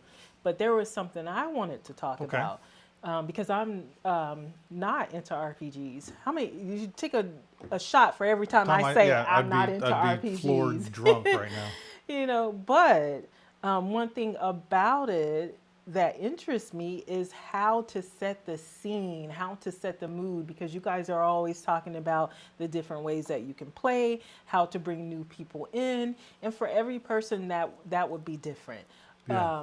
But I really like what you guys are doing because you're coming up with games that you don't automatically think of for RPGs, but they have that role playing game element into it. So it's a way to ease people into it. Yeah. And for me, a lot of times it's just setting the mood and setting the scene. That's something that helps me get comfortable and get lost in the world and get lost in the game. So what are some ways that you can set the scene and you can set the mood to get people in the right frame of mind or immersed into the game, into the RPG? One of the great ways when we played Vampire a long time ago is we had a dark room, for instance. And the way I would do that today, as opposed to the way we did it when we were younger, is I'd have the room darkened. I'd have candles going, or electric candles going, more than likely, and just keep that ambiance of darkness. Now, people are like, well, I got to read my character sheet. I got to see what dice rolls I made and all that stuff. Everybody has a flashlight. Oh, I like that. So whenever you need to see your sheet, you need to see what's going on, you turn on your flashlight, you read what you need to read, turn it off, you're right back into the scene, you're back into the ambiance. And I like games that are about telling stories. Now, I will not knock anybody for their desire to play a game that's more hackety slashety. But I'm like, you can play a board game for that. Sorry, Carlos, but you can. You can play Gloomhaven if all you want to do is kill the monsters. But isn't there a Role-playing way games to are more combine than the that. two? Yes, but some people, that's all they want to do. They don't want to do any storytelling. They just want to roll dice. They just want to challenge the monster. They just want to have a pass or fail. Whereas I like when you do combine the two. Okay. There is a place in role-playing game for dice. I mean, they're there for a reason. I don't like it when a GM relies completely on the dice. We had a GM that ran our games, and every time we were doing something, he would roll a percentile to see if there was anything in the car. He'd roll a percentile to find out what was in the car. And it was just like, dude, just tell us we didn't find anything. Or tell us, we spent a lot of time going from one dice roll to the next, to the next, to the next. And there was no game to be played because we were constantly just rolling dice. And we never got into a story because it took us an hour to get down the street. Because we had nothing. Our characters had no real starting gear. We had no real weapons. We're going into a scenario and we're like, we need to get equipped to go into this building. And the only way to do that was to search like cars and vehicles and little like boxes and stuff that were on the street. But every time we turned around, we were rolling more dice, rolling more dice, rolling more dice. And we never really got to the game. I think if it's something that is a critical, like, can make or break what's happening, roll the dice. Okay. But if it's as simple as we're looking for weapons and you can have us roll a die or roll a set of dice to determine how good a weapon we're going to find, but your objective is to let us play the game. Let us find something we're looking for. You can use the dice to determine how good it is. If we roll really well, we might find a pistol with some ammo. If we roll really bad, we might find a pistol or ammo. Yeah. But allow us to complete that action. We found weapons. All right, we're good to go. Let's go to the next part. Instead, it was, there wasn't any weapons here. I'm going to go search here. There weren't any weapons there. And that's every single player doing that over and over and over and over again. It is just, yeah. And combat takes seconds in the reality of your character's life, right? But combat can take hours to resolve in role-playing game sense.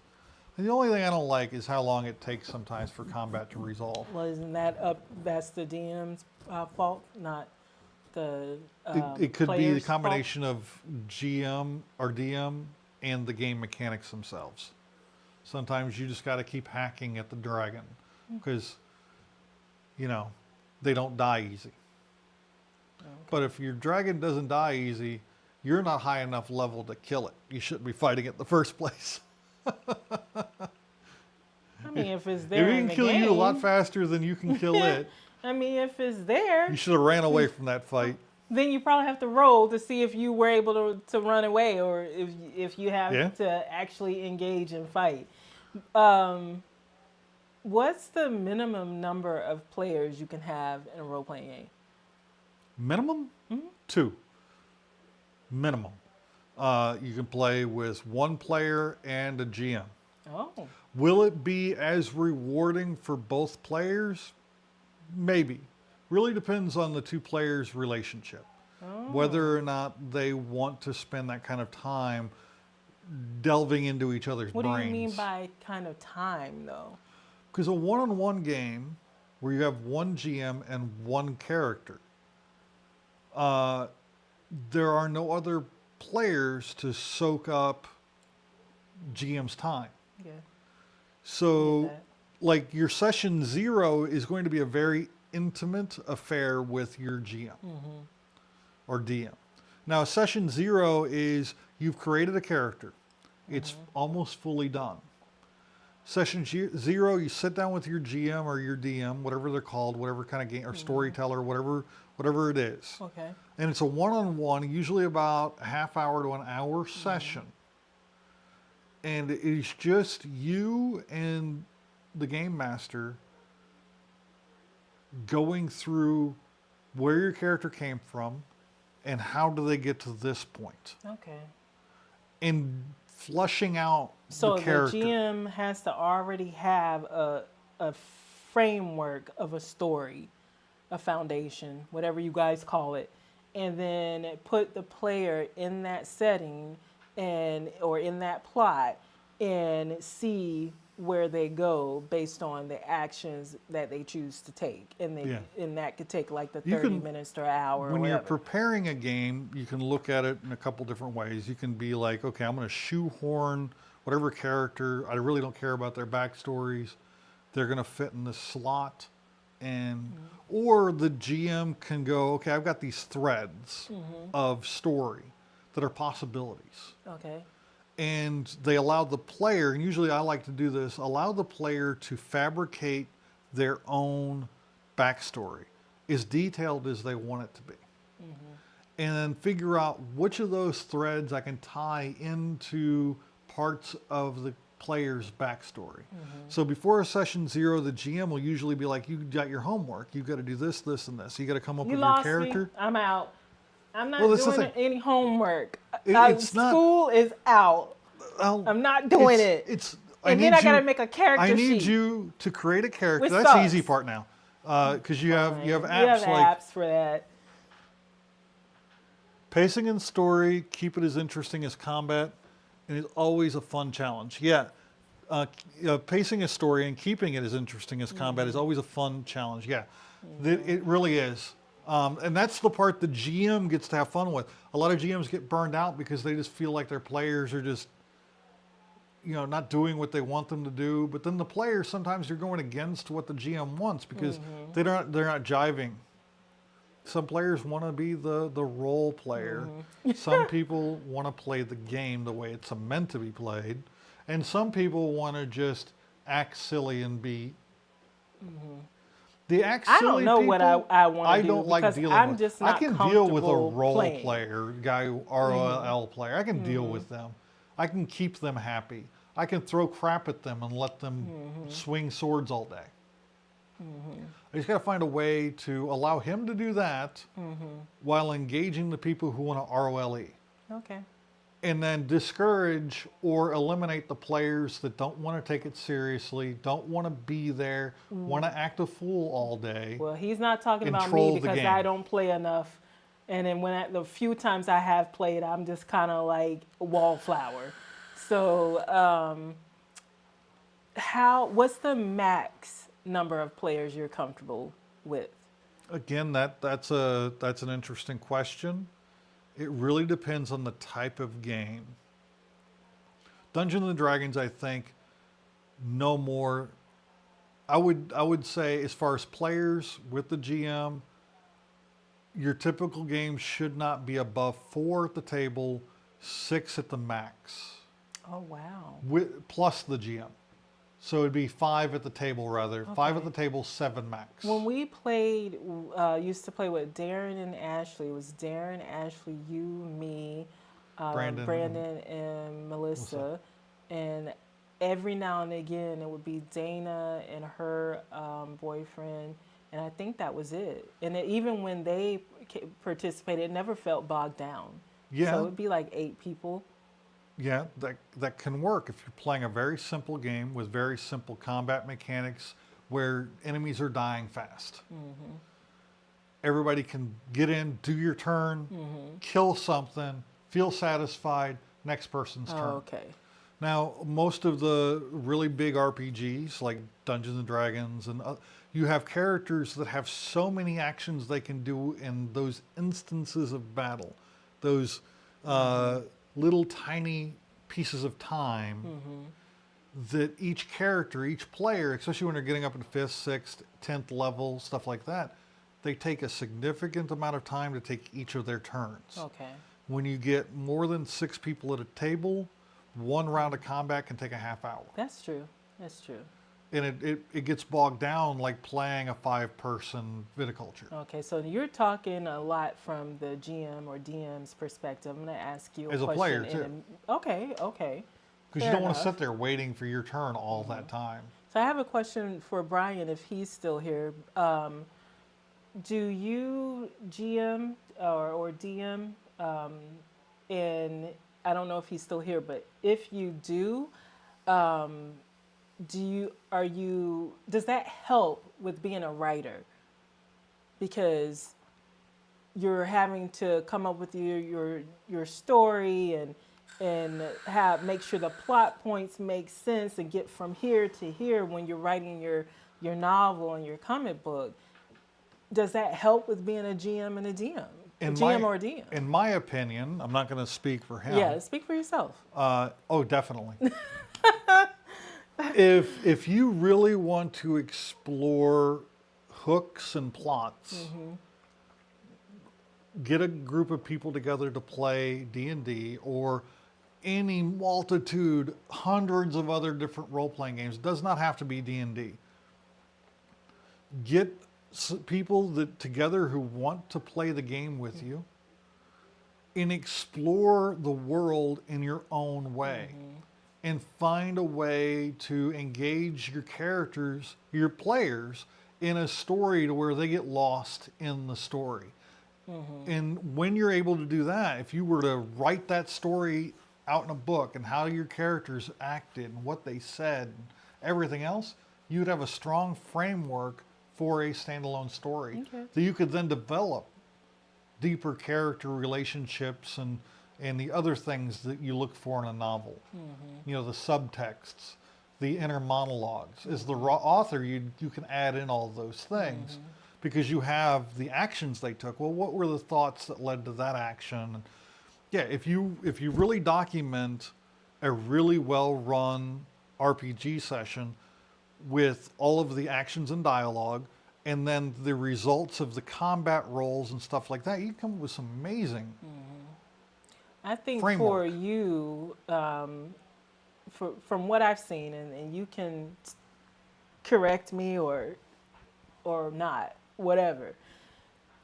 I've seen you run games, and then I've seen you play in games, and to me, it seems like you get more enjoyment out of running the game, out of being a GM or a DM, because when you're playing it, it's like the wheels are turning and there's a part of you. Yeah, everyone's home, but there's all of them that are there in the house are like, I would do this differently, you know. Oh, yeah.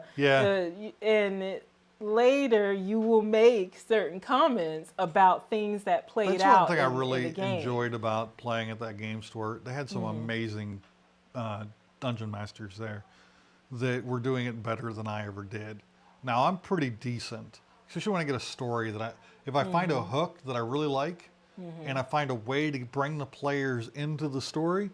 All right, we got an answer from Between Magic and Dreams.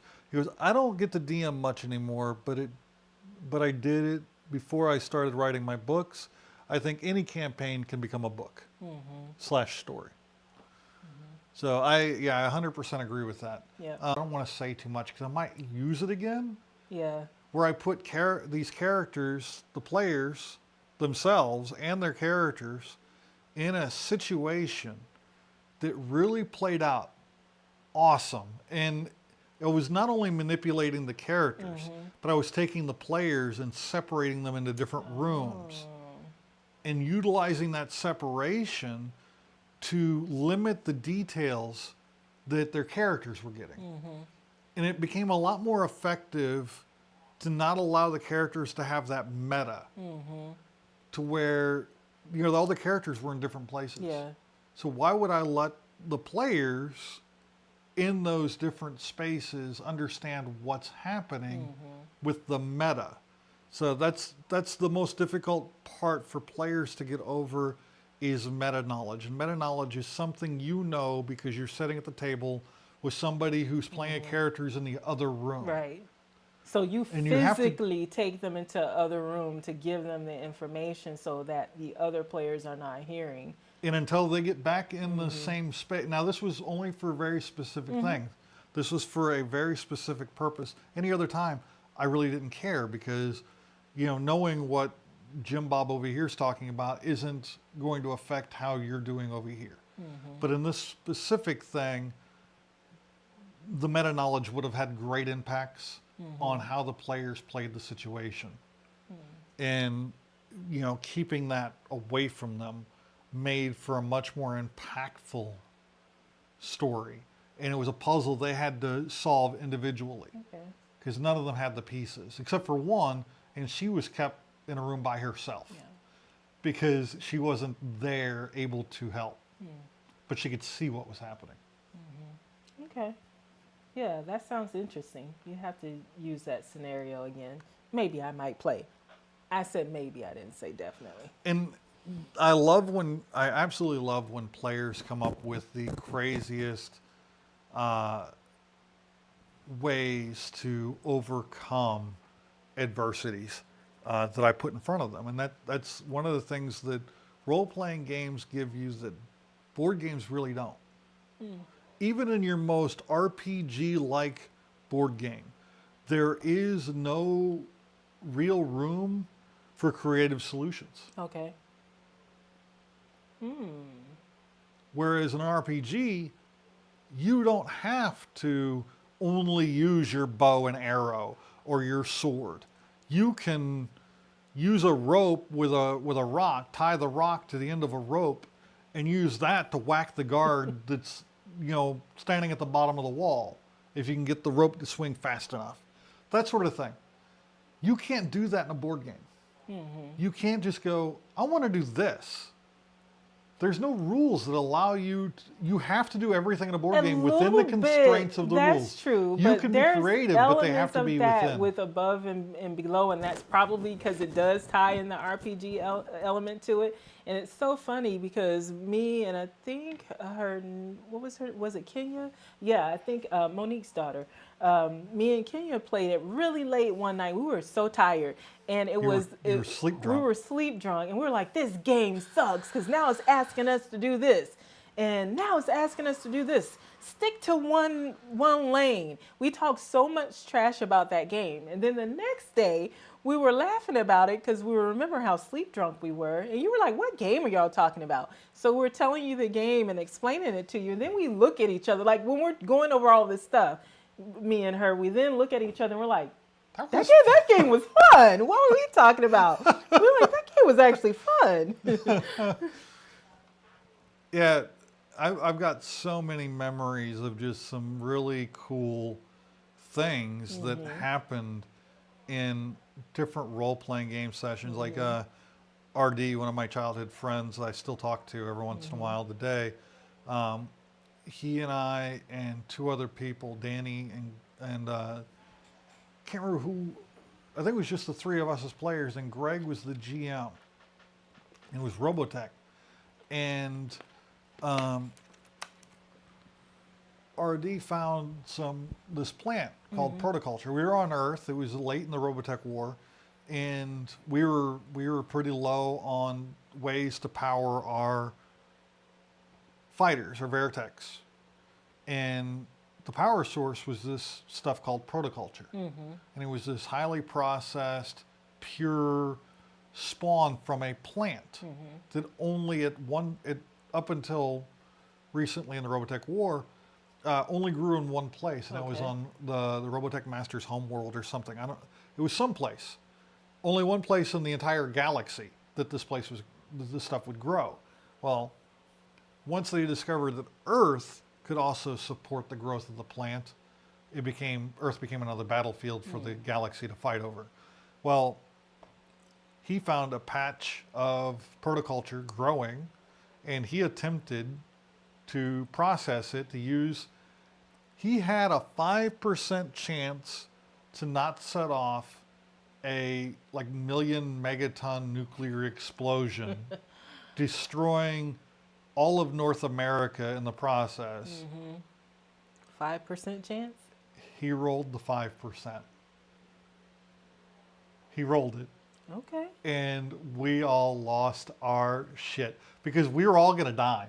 Based on that roll with a 5% chance, we were all going to die. There was no savings throws. There was no, I can take it.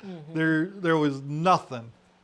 All of us and everybody else, an entire continent, and probably the rest of the world as well, was going to die because he didn't know what the hell he was doing. But he rolled what he needed to roll. He rolled what he needed. It didn't work, but it didn't kill us. Right. He was rolling all those sixes like you were doing in Colony earlier. Yeah. Yeah, he rolled on two 10-sided die. He rolled the 5.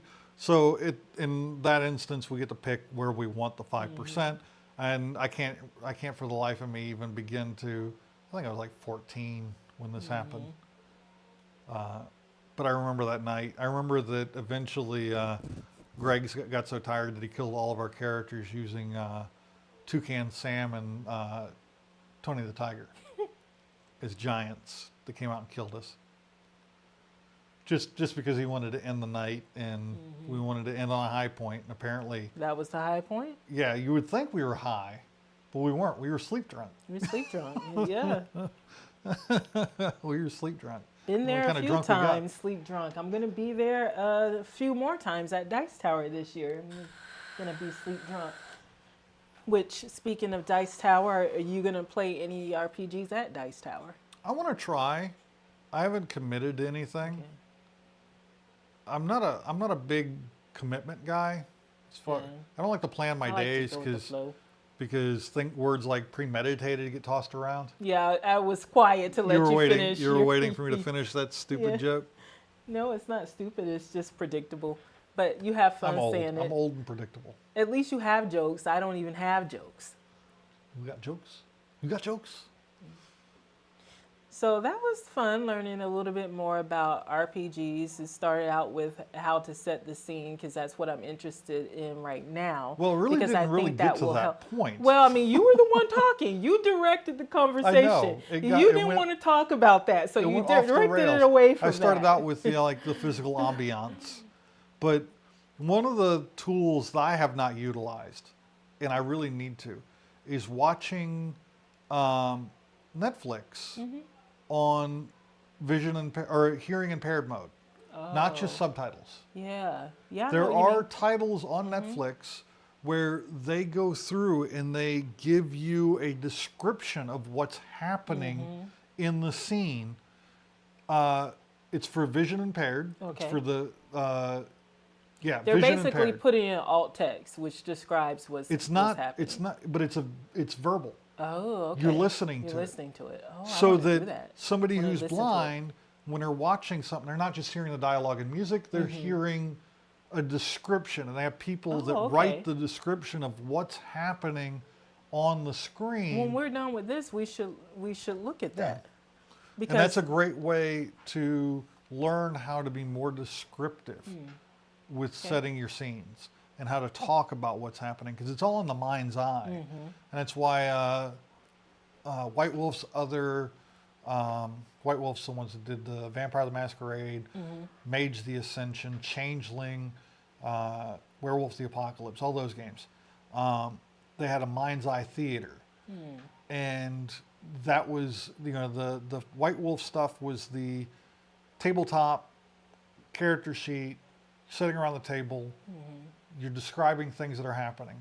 The Mind's Eye Theater was a LARPing version of the same games. So the Mind's Eye Theater stuff, you were personifying your character. You dressed as your character. You acted like your character, and you were in a room with a bunch of other people doing the same thing. Okay. And you have different objectives and goals. Those might be aided by other players. They might be against other players. And you're trying to accomplish. It's kind of a social deduction role-playing experience where you're trying to accomplish tasks in a group. Have you heard about this? Oh man, wish I had something to look it up on. But there is this convention, for lack of a better word, where you can go to and do live action role play, and then you have like your character and all of that stuff There are a bunch of them, beforehand. And everyone is dressed in costume the entire time, and you have the story that you're participating in. Everything's already set out, and it only a certain amount of people because they're accounting for being able to accommodate everyone who's there. And the entire time you're there, you're in costume and you're within the character. story and you're within character. And I was like, that is so cool. It's like, too bad I'm short. Too bad I'm not really into RPGs, because I would love to do this, but I would just be in the way. But that would be something I would be in. I mean, can I be an NPC, non-player character? But yeah, that Most looks people are. so much fun. And when you were just talking about that, it made me think of that that experience. Yeah. Well, and those games, those environments tend to not have non-player characters. Everybody has a role they're playing, and they're all part of the experience. Now, when you go to, what do you call it? The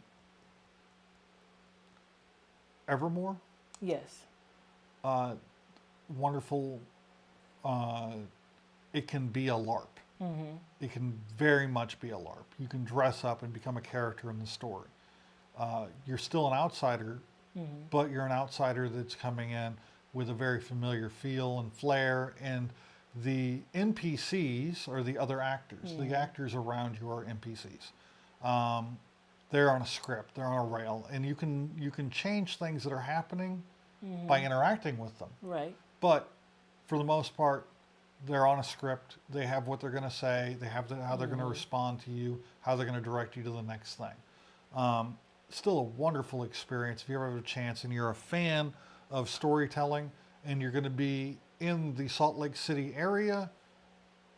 It's really cool. Go check it out. I can't recommend And it it's enough. only like $22 unless Well, it the depends prices on what have the prices gone. are now. Yeah, It that's could be like what- $100 a ticket now because of inflation.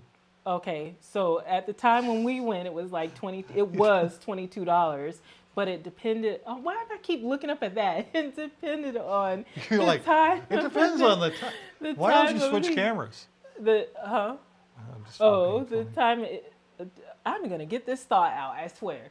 It depends on the time of the year that you go, because if you go during the holidays like Halloween, Christmas, that time, I am sleep drunk. It's gonna cost more. But yeah, the off season it was like $22, but I'm sure it's gone up because this was 2019 when we went. And he's looking it up right now. I'm looking it up right now. I'm curious. Yeah, I'm curious I'm curious to know what because we the actually prices want are. to go back. We went, like we said, we went off season, and it was cold, so we want to go again during like Halloween. Right now is Mythos. Life returns to the land. Enjoy knife throwing, archery, battle arena, stunning food, quests, characters, live show, and so much more. Event is now open May 12th through August 12th. Book today for the online discount. And then coming is Pirates versus Knights. Ooh. Choose sides in a battle for the ages. Enjoy a delicious buffet and partake in a thrilling show.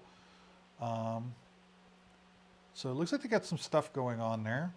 It's a Pirates and Knights dinner show that's coming soon. Well, click on the first one, the May Right. to August. Buy a ticket. So that's what we were looking to answer, but then we saw other things. I saw other things. Buy now.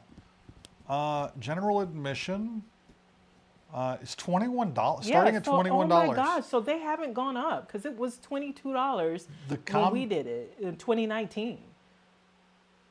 So the combo pass recommended, experience everything the Mythos has to offer, and that starts at $40. It's worth Still it. really good. It's worth it. And then Supernatural Sleepover, a once-in-a-lifetime experience, includes camping under the stars, tents provided, ghost story adventure and haunted antiques tour, yummy dinner, breakfast, hot chocolate, cider, and coffee and sodas, ghost hunter, psychic medium, scary campfire stories, music experience, park-wide activities, cash bar available in Vanderskeep. That's new. I'm sitting here like, how much is it? I'm on It the is suspense, starting at the edge of my $200, sheet, and the it edge is of my limited seat. to 300 tickets. Oh, okay.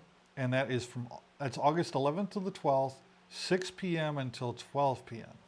Okay. It goes from I 6 don't p.m. one need night to- to 12 I p.m. don't the need next to day. do the overnight because the one that you get for $22 or even the 50, it is worth 40. it because or the 40. Because when we went and we paid what we paid, we left and we were like, that was very cheap for what you got. The price you paid was really cheap. And we were like, I'd come back, then if we were here longer, I'd come back tomorrow and pay another $22. So the fact that it is 2023 and they really haven't gone up on the general admission since 2019 is crazy to me. So you're looking to see what all you get? Yeah, it looks like the only things you get more for the $39, and that might just be in work in progress for this. It looks like you get the Champions Battle Arena, ticket to the Evermore Express train, Okay. and delicious entree, drink, and side from fantasy concession stores. So that's included in your price. Basically Yeah. a meal. Okay. Is included in because your we price. did have to pay our meal. Yeah. Yeah. Oh, the food was great. Yeah, it was. I enjoyed everything. Yeah. The only complaint that I had was we went in December, if I'm not mistaken, and it was Yes. cold. We're Floridians. Oh my God, was it and not? Oh, it going was freezing. to freaking Salt Lake City in December was not like the smartest thing No, for a it's probably couple the of Floridians dumbest to thing do. we've done in a long time. But it was so much fun. was so But good. literally the only complaint we had was I'm cold and I would love to stay here longer, but I'm cold. We have to leave. We left much sooner than we It was would so have cold. wanted Just to. keep this in mind. It was so cold. How cold was it? That they were ice skating on the lake just a couple 100 feet above where we were. Oh no. It No, was too no, cold. not doing that again. So we knew we gotta go summertime. Summertime. Summertime. Yeah, but that is one I would love to go with a group. Yes. So that's Evermore. Definitely Evermore. worth looking into it. Going if we do make it back there, I'm doing a costume. It would be a nice non-con for friends. Invite a bunch of people. Let's all go to Salt Lake City together. I know that sounds weird, but trust me. Make a long weekend of it. One of the things you do on that weekend is go here. And they have a lot of board game cafes in Salt Lake. They had a couple. Salt Lake City. They had a couple. They had one that was really nice that we went to. That was really cool. It was over near Evermore, actually. Yep. And we paid $5 to sit down and play games, but that $5 comes off your food bill if you order food and drinks. We was talked a lot of about fun. it in our video where we talk about ways to get in more board games. We talked about that cafe. It is a big nerd community there because there's a lot of people, a lot of writers that are from there. You're one of your favorite. Brando Sando. Yeah, there you go. Oh, it's giving you an opportunity to bring him up again. and The there you Stormlight go. Archive. There you go. If you haven't read the Stormlight Archive, read it. It is phenomenal. The final book, I think, is the next book that's coming, hopefully probably in the next year or so. I haven't finished the 4th book. I'm already waiting for the 5th one to come out. But I'm taking my time with it. I've been enjoying it and listening to it here and there. I've spent a lot of time where I pull into where I need to go, and I set for another 20 minutes just to finish out what's happening in the story. Because I don't want to get out of the car halfway through what is happening here, and I want to know. I want to keep listening. Now the truth comes out. That's why I'm late That's to why everything. you're late to The everything. Starlight Archive is why I'm late to everything. So I've been listening to an audiobook, beautifully narrated by Kate Redding and Michael Kramer. They need to be Dragon Con guests, so I can meet them. They might have been. They might have Brandon been. Sanderson's been a few times. Yeah, Brando Sando. Yeah. He's also a professor at, what's the name of that college there? That university? It's the Mormon one? I don't know. We went to a library. Oh, Brigham Young. Brigham right? Young, yeah. Right? Yep. Yeah. He's a professor at that Brigham Young. He posts all of his lectures on YouTube, and I've watched a few of them. And if you really want to get into writing, his lectures are amazing to watch. He really gets into the nuance of writing, because the guy, that's all he does. And the reason why he is such a prolific writer is because that's what he does for fun. He loves writing, and not writing is not fun. And writing is fun, so he has a lot of fun and writes a lot of books. The man He can does. write. He pops them out like candy. Yeah, but Popcorn. they're all good. They are. They are good. Well, circling back to one of your favorite topics, RPG, we're talking about setting the scene, and I can't talk about that and not mention Is it the Crafty Gamer? It's a board game store that we learned about at. Yes.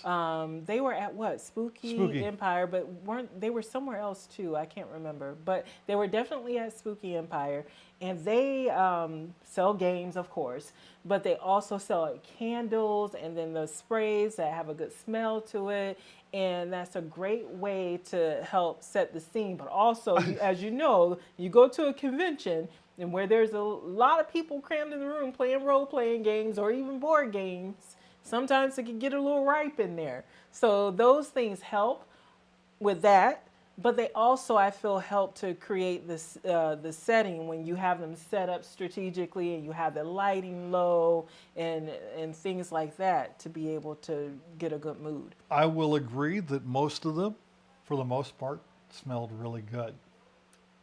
There were a few that are purpose made to set a scene. And if you really want your scene to smell like a deep, dank, moldy dungeon, they have a candle for that. So that's part of the scene, though. Seriously, though. No, because, it is. It's great. You touch all the senses. You have your mind where you're given a description, like you were talking about with the whole Netflix thing, learning how to describe things in a good way. But then you have the lighting, changing that to make things dark if you need to, or foggy. And then also with the smell, all of that's part of it. Odors and aromas are a great tie to memory. You can you can connect an aroma to something that's happening to them.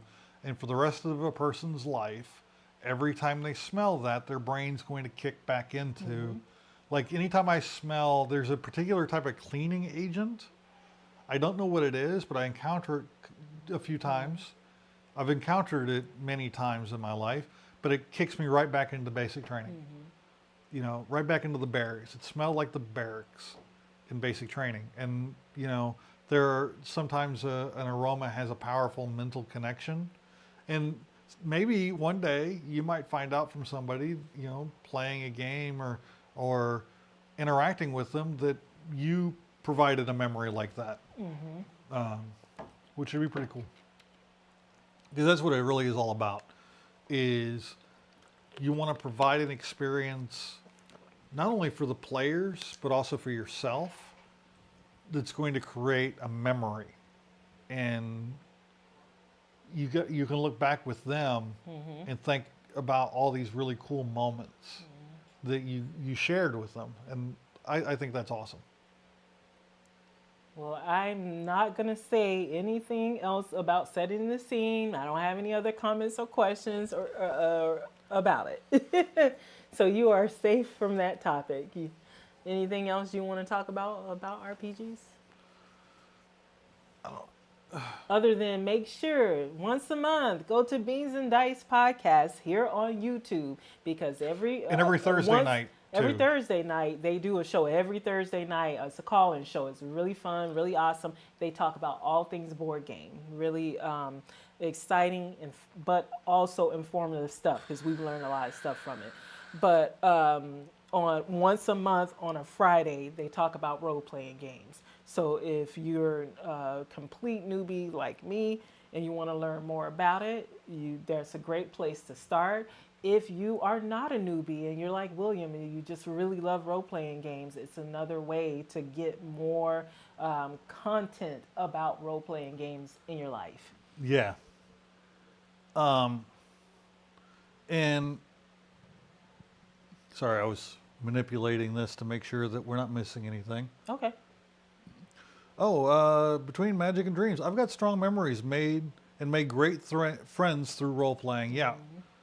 And it's a great way to.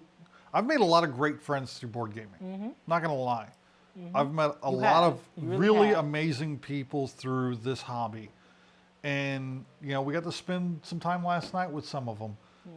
We got to we're gonna make more friends, and that's really the fun, the most fun aspect of board gaming, especially when you go to a convention. Best at Star Trek talked about how he doesn't need to go to board game conventions. And I understand that. Him and his wife, it's not for he and his everyone. wife play board games together all the time, every night, he said. And that's awesome. I don't not envy him for that, because we certainly could spend more time playing with each other. But going to board game conventions is a great opportunity to meet people from all over the world.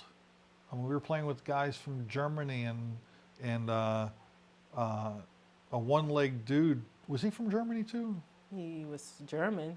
He was German. He was from Germany. He lives here in America. Lost his leg in Greece when he fell down a set of stairs. But be careful of the stairs in Greece, apparently. We are going to Greece. We are going to Greece in a month. And just getting to not only meet these people, because I meet a lot of people in a lot of places, like going to conventions and stuff like that.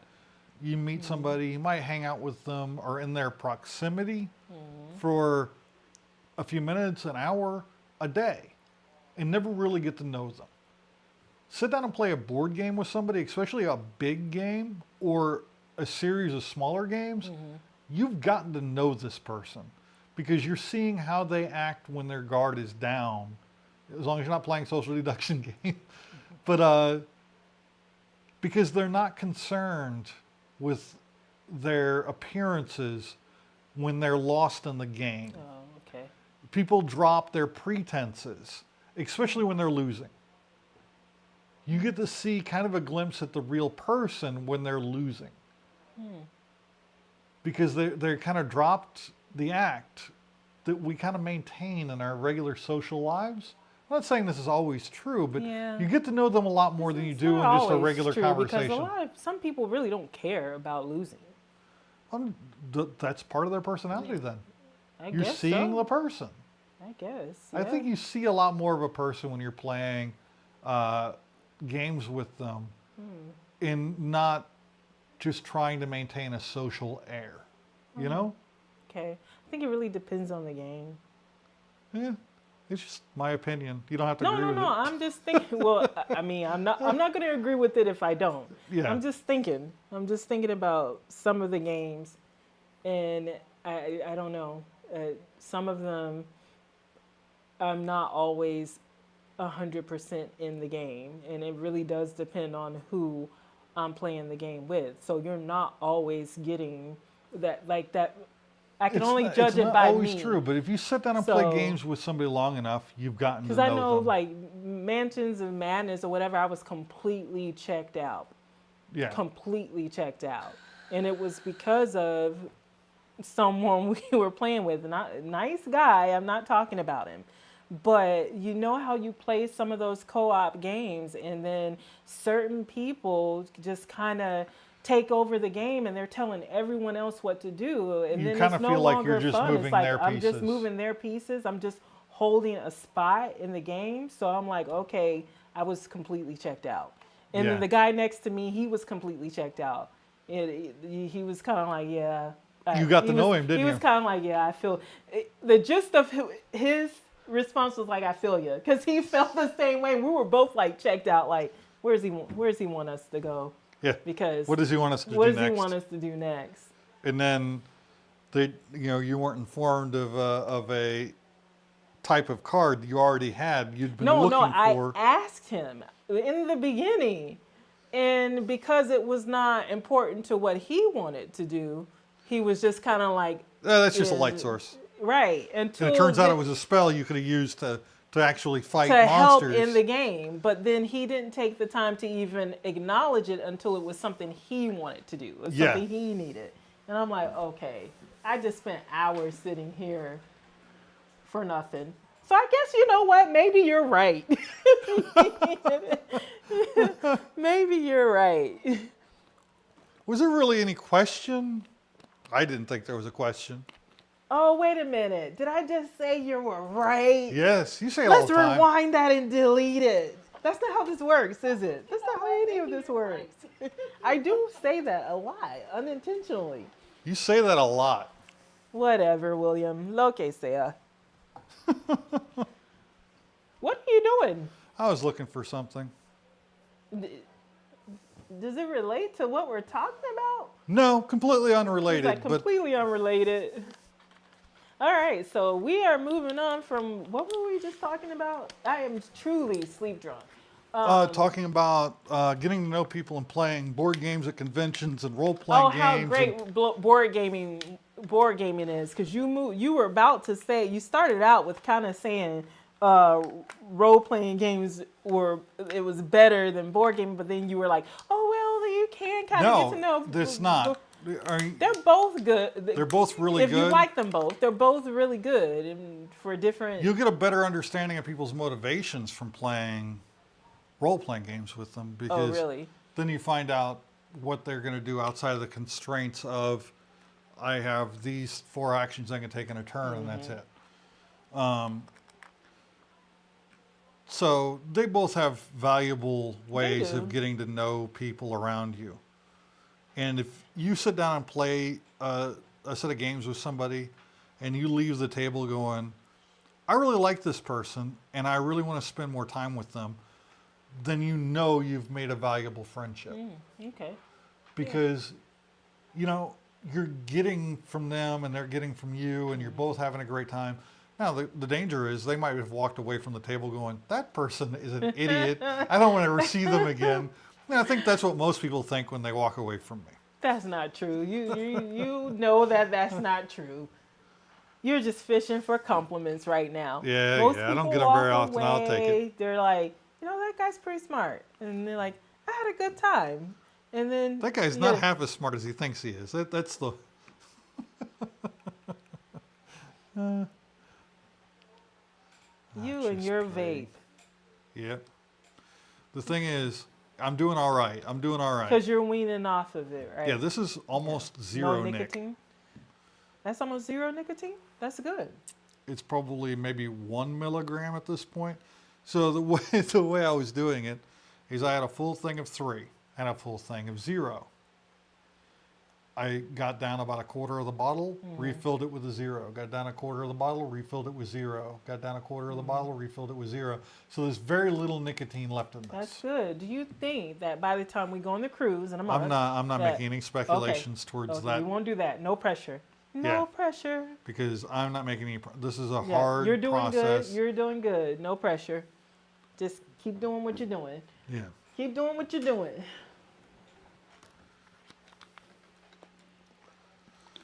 Well, I So think we've that- talked about RPGs. We still having half an hour. We can make it. We can do this, William. We can do it. Okay, so we talked about role-playing games. Let's end this last stretch, which is about a half an hour. Put us solidly at 12 hours.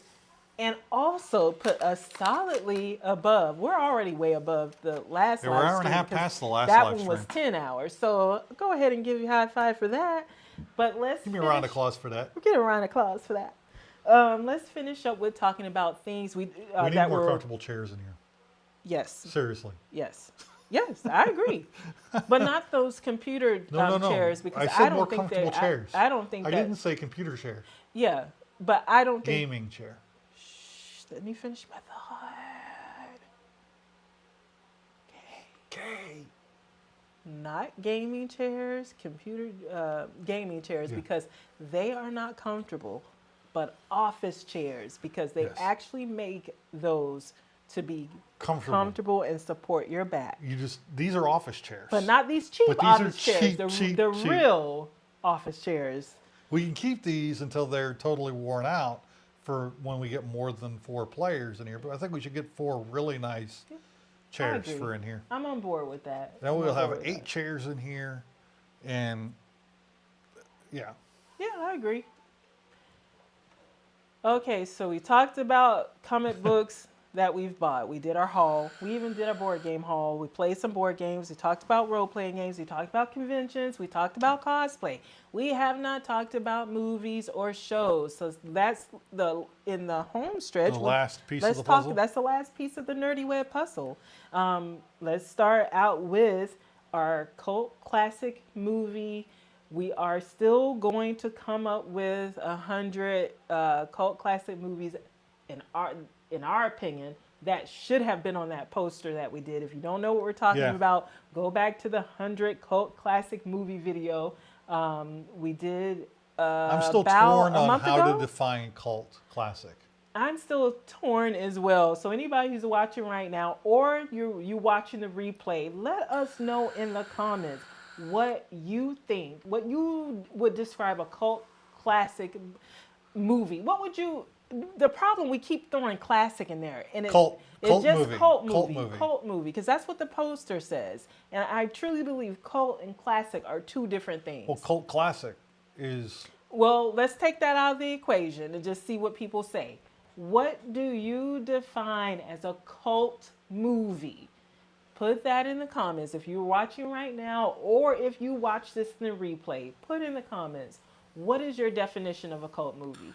And then when you get some free time, go to our video list and look for the 100 cult movie poster video. where we have a poster that has supposedly 100 cult movies on it, and some of them we were like, no, this shouldn't have been on there. And there's a bunch where we're like, Some of them were only on there because they were so obscure nobody knew what they were. I think that is clearly not a. Now, the problem is we don't know about them. But there were a lot of people like Shelley. But Shelley's not a good example of somebody who knows what is a cult movie because she has some really strange movie tastes. I love her. and she has but- some really obscure movies that she knows that a lot of other people are not going to know. And they might be a cult of people who really appreciate that movie. I'm not that kind of person. I'm not watching the obscure stuff. I'm not going out deep diving into these weird nooks and crannies of B movies and horror-esque and thriller kind of. It's not my jam. I barely have time to watch movies, let alone go out and find movies that nobody else is watching. Well, I know for Shelley, that is a big hobby of hers. Yep. That is something that is fun for her. For her, And I'm not taking away from it. And just like board gaming is our thing, and a lot of people are not going to go out and buy a bunch of board games like we do, and play a bunch of board games like we do. Everyone has their thing, and for her, that is her thing. And she has a huge collection of movies, just like we have a huge collection of board games. So I am personally excited that we are going to not only come up with, our 100 Yep. cult movies, but we're doing that with friends, with including Shelley, because Yep. I'm so interested. Because we need to her perspective. We need her perspective. And because, as much as I seem to be down on her perspective, yeah, I know that you're not. I was I'm just not. telling my opinion. it just I'm not built. She's built different. Yeah, I That's know. all I'm I know saying. you weren't down on her. Yeah, Yeah, but yeah, I'm excited about that. And we also have another friend. I was getting to that, but Okay. go ahead. But you can go ahead. No, I was just joining in. I'm tired. Well, go ahead and finish. Oh. You already started. Adrian is going to join us on that video as well. So she's putting together what she feels like is 100 cult movies that you should watch, according to her. Yes. So our lists are going to be very interesting. I don't know if Shelley's is going to overlap any of ours. I think some. You think so? Mm-hmm. Okay. Not a lot, but I think some will. There will be at least a couple. I'm just torn on what I consider, because on one hand I'm always like, I think of cult movies as movies that had a significant impact on their audiences, regardless of whether or not the movie was successful. Mm-hmm. And sometimes those movies are successful because they had an impact on the audience, not because they were really great movies. Mm-hmm. So going to, I'm going to, okay, feathers are going to get ruffled right now. All right. I don't think on any real spectrum of, sorry, I'm trying to remember his name. Tim Curry. I'm with Tim Curry. I don't think that that Rocky Horror Picture Show was a good movie. I really don't. But nobody can deny its social impact. I think that a large part of its success is audience participation, and it developed a cult following as a result of that. It's not a movie I would ever just sit down to watch the movie because I enjoy it. Okay. I think that is a cult movie. So we can pretty much figure that's going to be on his list. We know at least one that's going to be on his list. I'm pretty sure there are a lot of people who enjoy it for the movie itself, but I think I personally feel like a majority of people who will go out to watch it are not going out to watch it because it's a great movie. They're going out because it is a great experience. Yeah. Yeah. I can see that. It's kind of the Queen of movies, except Queen's music was really good. The audience participation aspect is where I was going with that. Okay, well. Queen kind of created that whole thing with audience participation, where they had people clapping and stomping with "We Will Rock You," and other Okay. songs really brought in the audience to participate in the actual music itself. And it So was our really cool. audio still doing good? Because I know Our it went audio- dead around this time earlier. Our audio, I guess I should keep. Oh, it's going Okay, strong. good. Looking at, we have about 50% battery on each. Oh, that's good. On each That's of the good. transmitters, and 'Cause we made it to the end because we've Yeah. got about 25 more minutes or so, and we are good. That's good. this is fully charged now. So when we do the cult movie list, there's 4 of us. We are each going to come up. I think we said we come up with 50 per person, and then we come together and consolidate it into 100. Yeah. And we will definitely put on the list the ones that we all like. If there are any where all four of us came up with it, that's definitely going on the list. Yeah. But if there are any where it's just on one person's list, then so the list will start with the ones that are on everyone's list, and then ones that on three people's list, and then ones that are on two.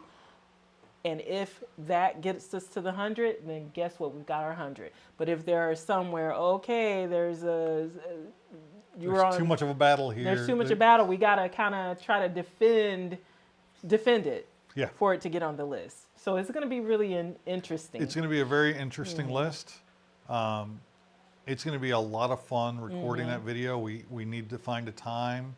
For one thing, I've got to go back to my list and reevaluate each movie on the list to see if, I wrote out the list. I got to make sure when I go back and I check it, I got to check it twice.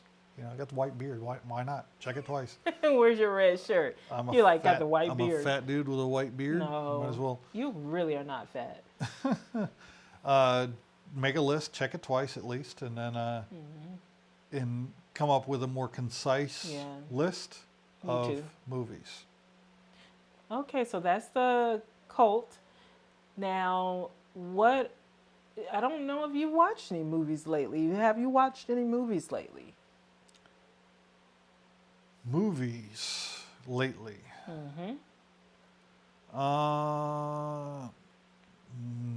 Just D&D again. Wow. So you're gonna. I've mainly been watching Naruto. Well, you're gonna get to that. We're still on movies you watch. Okay. You have not watched any, so I'm gonna talk about the ones that I've watched. And it hasn't been. Didn't we watch one together? I don't know. All right. Think about it. List it, and I'll tell you if I watched it with you, because there was one that I watched with you. I just can't remember what it is now. Yeah. Creed. You want to talk about Creed? Yeah, Creed. Yeah, Creed 3. It was a great movie. It was really a great movie. I personally feel like it was the weaker of the three, but still really good, still really worth watching. I just feel like it didn't pace as well as the first two. I kind of got out of the excitement mode that I didn't especially in that final fight. They did a creative thing. I really appreciated the creativity in that final fight, but it took me out of the fight. It subverted my expectations, but not necessarily in the way that I think that Michael Jordan intended it to do. But I appreciated its artistic nuance. If I want to get all fancy with how I'm talking, but I really think that it was a really good movie, and I think that final fight could have been done different. I agree. Yeah. Well, I'm not going to say anything about Creed because he did a great job talking about it, and I think we had pretty much a similar opinion on it. Yeah. So I'll just talk about the movies that I did watch, and trying to catch up on movies because I'm really behind. I watched The Menu, and that one is one where people go to this really exclusive and expensive dinner party on this boat by this really great chef, and it turns out that this is not exactly what they were expecting, because they are being targeted by this chef who's basically out to kill them. That I think I'm not spoiling anything because you can kind of get the gist of that from the trailer. So the question is, How is he gonna kill them, or will they get out of this alive? Will anyone get out of this alive? And why is he targeting them? What is his motivation? And all of those things do get answered in the movie, and I liked it. I really liked it because I thought they were doing some stuff that's different and innovative in that movie, and telling a different story other than the stuff that we see all the time. And I liked it. I liked the main character, and I liked the choices that she made, because sometimes you'll watch this stuff and you're like, why is she doing that? Why is this person doing that? And I think she made some choices that a lot of people watching the movie would be like, you know what? That's what I would do That's too. what I would have done too. So Okay. the menu, and then Pearl. Do you remember the short that we did from Spooky Empire, Yes. the girl with the red Beautiful dress? red dress. Yeah. So I finally got to watch that movie. And it is about this girl that lives on a farm, and she wants to be a big movie star. She wants to get out of Dodge.